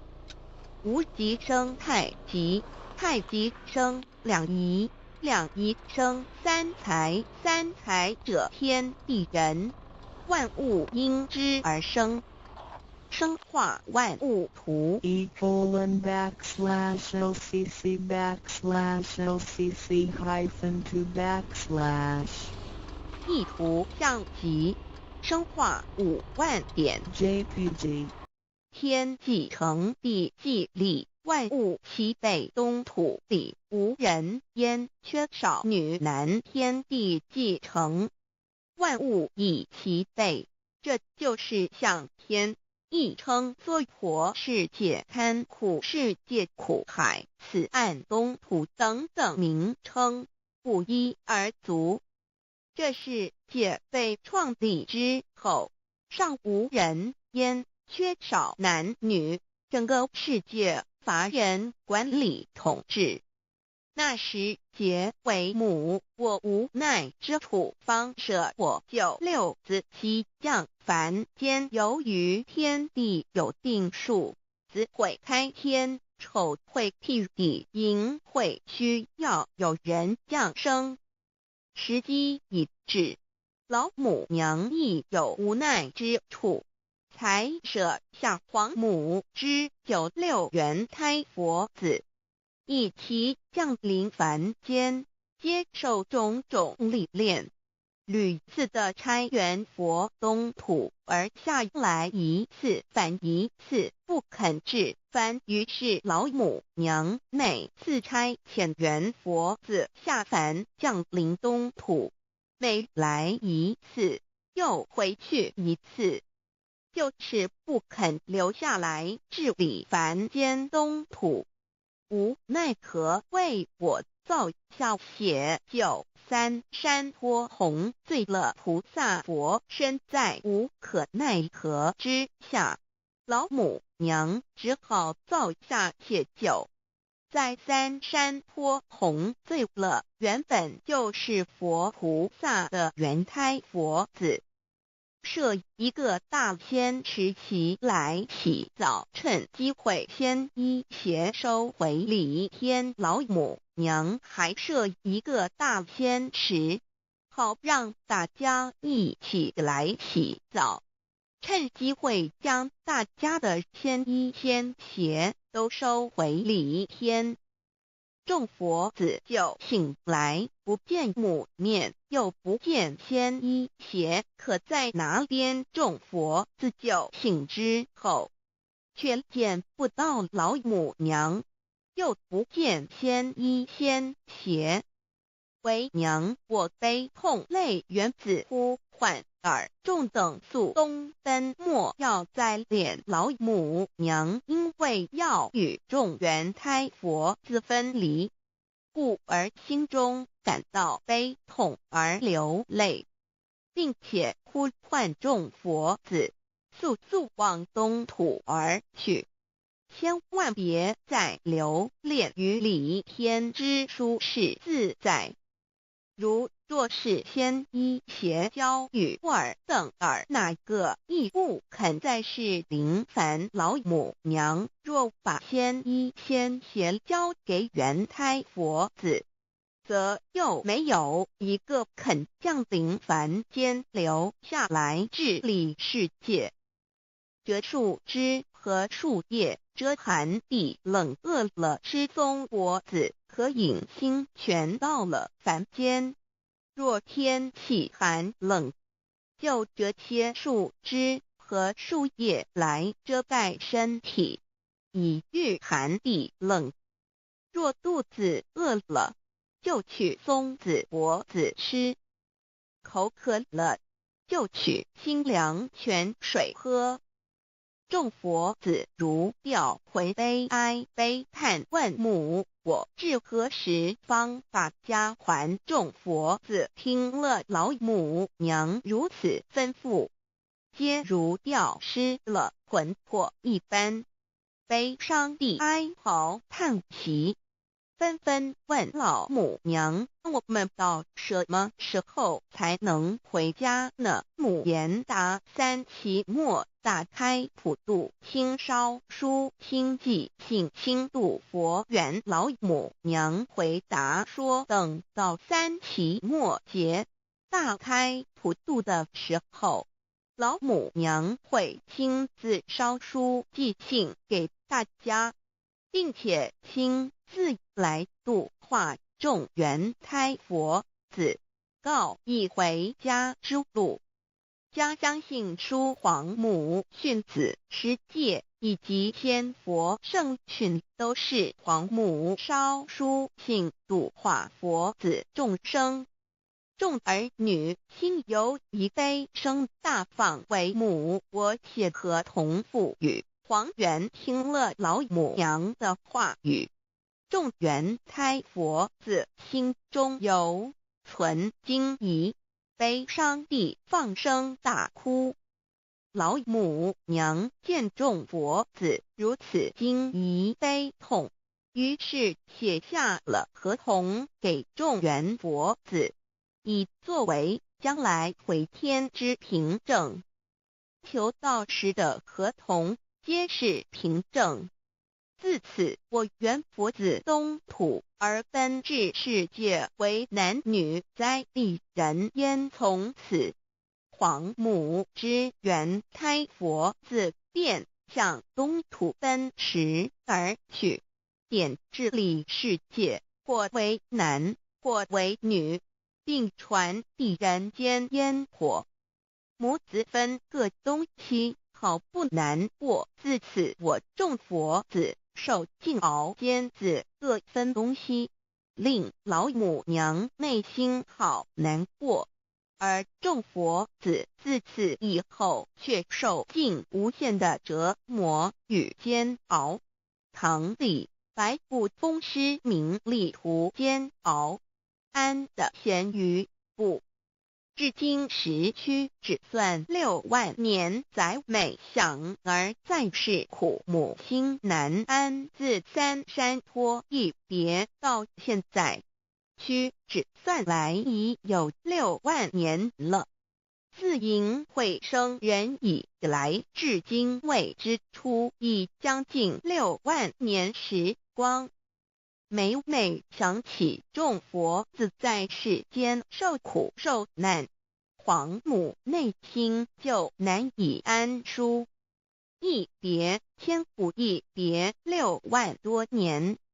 今时下运也至为母降道差3佛半末后普度收圆，现在时运已经到了，为换回在世间受苦的缘佛子，老母娘降下了大道，指引众生回天之路，并差遣3佛半里末后一着的普度收圆。3佛燃灯古佛、释迦牟尼佛、弥勒佛，如何与老母娘同在一任理时修一理，不依人修道，任指真一人一出错，一理是良心2行公了，愿天不能言，地不能语，人能弘道，非道弘人。结论而的敦厚善良，造就母的完美圆满，儿的光明坦荡，照耀母的灵明清虚，儿的柔和宁静凝聚，母的慈悲感应，儿的知足感恩建立，母的欢乐喜乐，儿的无私无我辉映，母的无边无量，儿的屹立不摇弃入，母的永垂不朽。本尊与分身关系。On call. 资料来源网址 https://drive.google.com/file/d/0b_fun_1_kes1z_view pref equals 1 and page equals 10953899150476744830. 三宝 The three treasures for new Tao receivers. 大人的一生中有许多值得庆贺的事情，但却有更多无价且必须要全力以赴来追求的东西。There are many things in life worth celebrating. However, there are even more priceless things worth pursuing with all our efforts. 2500多年前，当释迦牟尼佛仍是王子时，亲眼目睹了人世间之生老病死。他告诉自己，一定要找到一条永恒之路。于是他放弃了王位及荣华富贵，四处去找寻名师及永久解脱的法门。后来燃灯古佛为他受记，最后他修成了正果，也留下了许多的经典，引导众生开悟正果。About 2,500 years ago, when Sakyamuni Buddha was still a prince, he witnessed the four sufferings of life: birth, old age, sickness and death. He told himself, "I've got to find the way that leads to eternity." Thus, he gave up his throne and fortune in search for an enlightening master and a way to eternal liberation. Later, he was initiated by Dipamkara Buddha and eventually reached Buddhahood. Sakyamuni Buddha's teachings were collected by his disciples as sutras. The large collection of sutras has continued to guide sentient beings even till this day.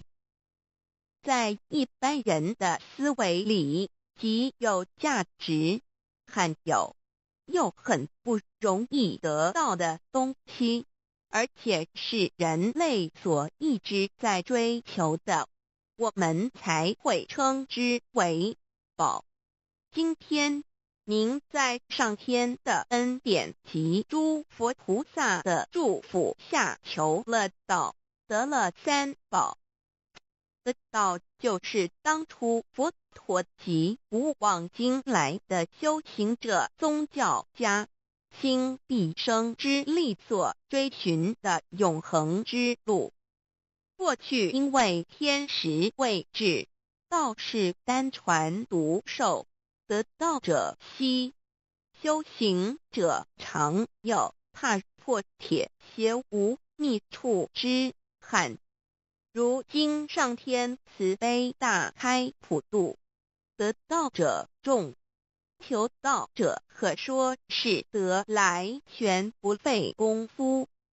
虽然得道容易，也是自己累世佛缘根基深厚，祖上有德所致。所以当您求完道时，大家都给您道喜。Generally, we call a precious, valuable, and rare item which is highly sought after as a treasure. Today, because of the grace of heaven and the blessings from all Buddhas and Bodhisattvas, you have received Tao and the three treasures. Tao is the way to eternity that Sakyamuni Buddha, countless cultivators, and religious people had been searching all their lives. Before 1930, Tao was transmitted on a one-to-one basis. An enlightening master could only transmit Tao to a one-qualified individual because the timing for universal Tao transmission was not ripe. The number of people receiving Tao were scarce due to the lack of opportunity to meet with an enlightening master and receive Tao. What a pity! Because of the grace of heaven, now is the time for universal Tao transmission, and therefore, many people had the opportunity to receive Tao. Although it may seem relatively easy to receive Tao, receiving Tao is actually based on your affinity with Buddhas, your deep spiritual foundation, and the beneficence of your ancestors. Thus, after you have received Tao, everybody would express their heartfelt joy and congratulate you. 依照三宝来修行的话，可以帮助我们：第一，跳脱生死轮回；第二，净化我们的业力，改变命运；最后返回天上的不家乡。Practicing these three treasures can truly help us in the following ways. 1. Transcending the cycle of life and death. 2. Cleansing our karma, changing our destiny, and eventually returning to our heavenly home. 一般的人由于业力的牵引，不得不再度来到这个世界上，每来一次就会造些业，漫漫的人生路上，总是有着诸多的不如意、抱怨、忧愁、烦恼、病痛等。面对命运的枷锁与生死的轮回，却不知所措，更无法跳脱出来，实属无奈。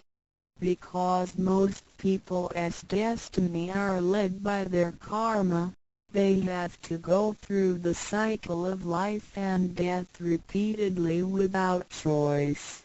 Each cycle of life and death would accumulate some karma, good and bad. Therefore, their long journey of life would be filled with different kinds of complaints, worries, annoyances, sickness, and sufferings. Life's journey is never what we expected. Most people are imprisoned by fate and trapped in the cycle of life and death. They feel helpless because they failed to find a way to become liberated. 我们人的身体只是灵性暂时居住的房子，当生命旅程结束时，灵性会脱离身体，进入另外一个世界，而求道时得到的三宝就是回天的凭证。这也是人生中最重要的一件事。以下是像是需要您放在心上的意：不要忘记三宝，也不可以泄露三宝。二不反倒败德，三多了愿，多行功立德，如此我们才可以回天上的故家乡。Our physical body is a temporary home for our soul. When the journey of our life comes to an end, our soul will leave the body and enter another world. The three treasures you have received are the token for returning to the heavenly home. They are the most important things in our lives. The following are the three main points that you need to keep in mind. 1. Do not forget and disclose the 3 treasures. 2. Do not do anything illegal, immoral, or harmful to yourself and others.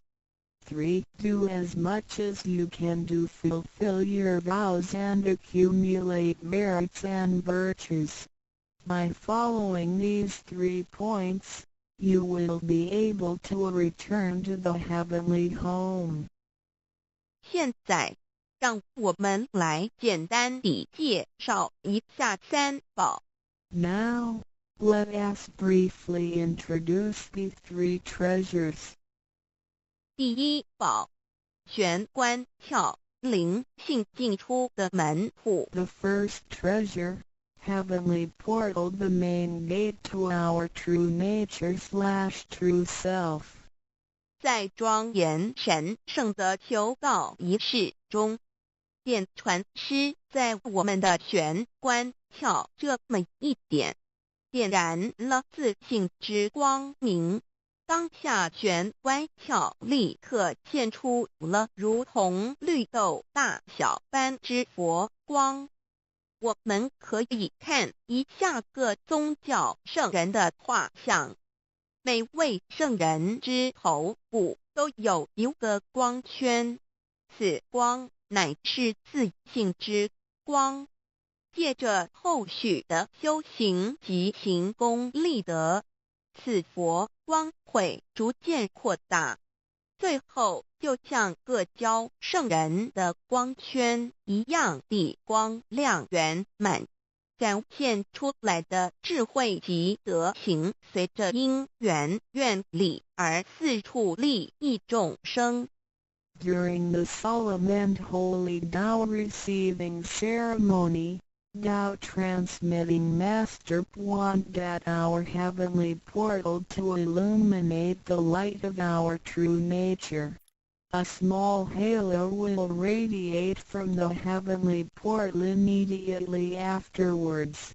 If we look at the portraits of the saints from different religions, we will see that they all have one thing in common, which is the halo behind each saint's head. The halo is the light emitted from the true nature. The halo will expand in accordance with our cultivation and accumulation of merits and virtues. Eventually, our halos can be as round and bright as the halos of the saints. Then, the wisdom and virtue we exhibit will accompany our vows and affinities to benefit all mankind. 玄关是一个正门，也是修心的下手处。行住坐卧之中，常收束身心，从玄关发出之念头，都是正念、慈悲心、喜舍心、智慧心。心提心念在玄关，再用玄关去听、去看、去应对一切事物，便能与佛菩萨以心应心。Heavenly portal is the main gate of our body. It is also the starting point for us to cultivate our heart. Every day we need to manage our mind and body properly. Each and every thought from the main gate is righteous because it is full of mercy, compassion, joy, giving, and wisdom. Focus our mind slightly on the heavenly portal and use this focused attention to listen, look, and deal with everyday matters. Then, we can unify our heart with the heart of Buddha and Bodhisattvas. 我们求道，是了解我们有个真主人，真主人也是住在我们的家里面。每间房子都会有主人的房间，主人有主人该睡的地方，客人有客人该睡的地方，这不能错乱的。Receiving Tao is to help us recognize the true Master. Our body is like a house. Now, we know that this true Master lives in our house. Every house has a master bedroom. The master bedroom is the room where the master sleeps in. Guests have to sleep in the guest rooms because only the master should sleep in the master bedroom. This arrangement should not be altered in any way. 各教经典也有关于玄关窍之论述。子曰：谁能出不由户和莫由私道也？每个人要走出房子，都要经由门户。个肉体犹如火宅，修行者欲跳脱此火宅之束缚，何不走这一条光明大道呢？ The classics, sutras, and scriptures of different religions all contain descriptions of the heavenly portal. Confucius said, "Who can go out without using the door? So why doesn't anybody follow the way? Now everyone gets out of the house through the door." The physical body is like a burning house. A cultivator needs to take the correct and bright path in order to break free from the confinement of the burning house. 圣经里也提到 Testimonies of the heavenly portal can also be found in the Holy Bible. 眼睛就是身上的灯， The light of the body is the eye.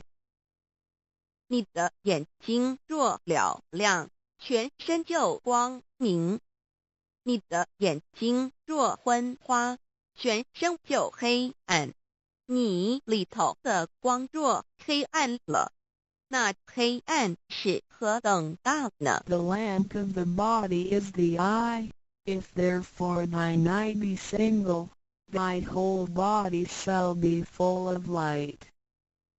马太福音 Matthew 6:22 But if thine eye be evil, thy whole body shall be full of darkness. If therefore the light that is in thee be darkness, how great is the darkness?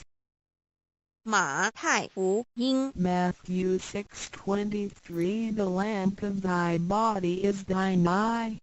When thine eye is single, thy whole body also is full of light, but when it is evil, thy body also is full of darkness. 路加福音 Luke 11:34你只有一只眼进入永生，常如有两只眼被丢在地狱的火里边。 It is good for thee to enter into life with one eye, rather than having two eyes to be cast into the hell of fire. 马太福音 Matthew 18:9试问是用左眼还是右眼上天堂进入永生呢？肉眼早晚会毁坏的，如何使人上天堂呢？ After reading the above verses, some questions may arise. For example, should we enter heaven and attain eternal life through the left eye or right eye, since the eyes of this physical body will deteriorate one day? How can they help us return to heaven? 玄关窍已被点开后，好好地修持，久而久之，身体内外真的会光明，连毛细孔都会发出光来。尤其是真修持练得到清闲，只是我们的肉眼看不到而已。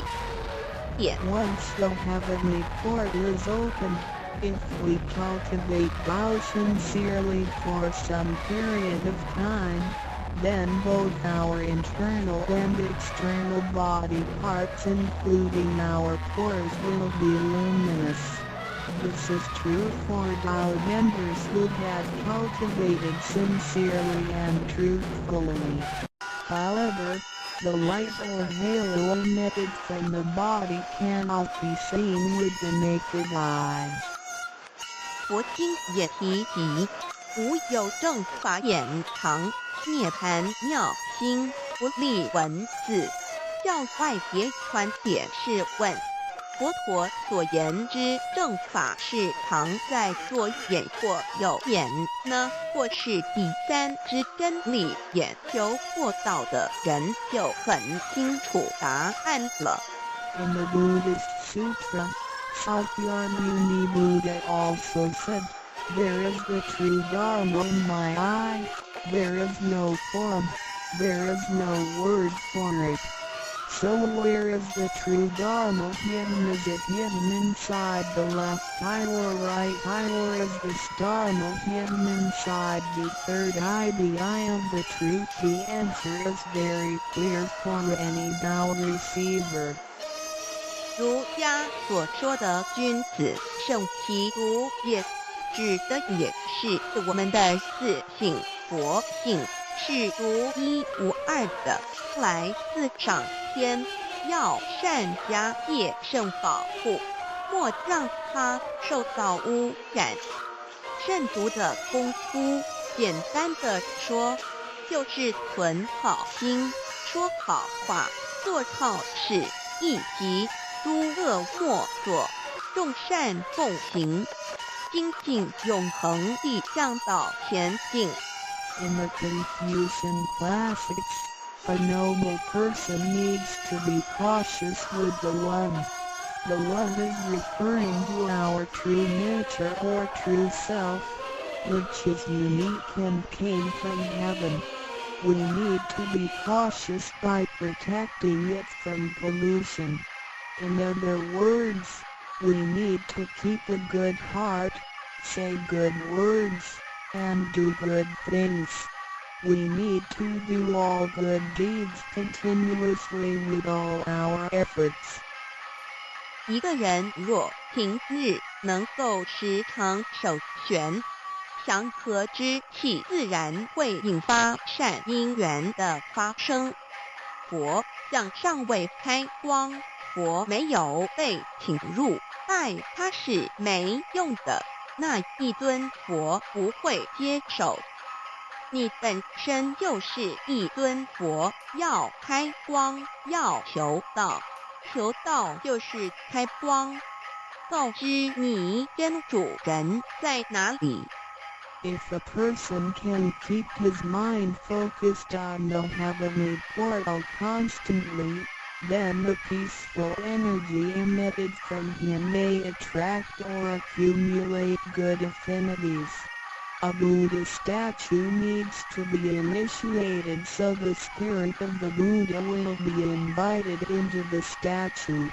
Otherwise, it doesn't matter how often you worship the Buddha, he will not accept your worship. You, yourself, is a Buddha. Therefore, you need to be initiated by opening up the heavenly portal. How can the heavenly portal be opened? It can only be opened through the Tao receiving ceremony. Receiving Tao helps us to rediscover the location of our true master. 我们平常时候精神是外放，眼要看，耳要听，吃进去的营养也一直在消耗。守玄有助于减少营养与能量的消耗，同时让更多营养转为能量，运行于身体，让没落抗空减少病痛，促进身体健康。Every day a lot of our energies and spirits are wasted on the things we see with eyes, we hear with our ears, we think with our mind, etc. Thus, The nutrition for our bodies is constantly being used. When we come down and focus on the heavenly portal, it helps to lower the energy and nutrition consumption in our bodies. At the same time, it helps to turn more nutrition into energy, transport the energy throughout the entire body, and make the energy channels freer so that the energy can flow with less obstruction. If energy can flow freely, then we would not get sick so easily. As a result, our health would improve. 第二宝，口诀五字真言。 The second treasure, heavenly mantra, the 5 words. 念五字真言，不是外求净土，而是内生净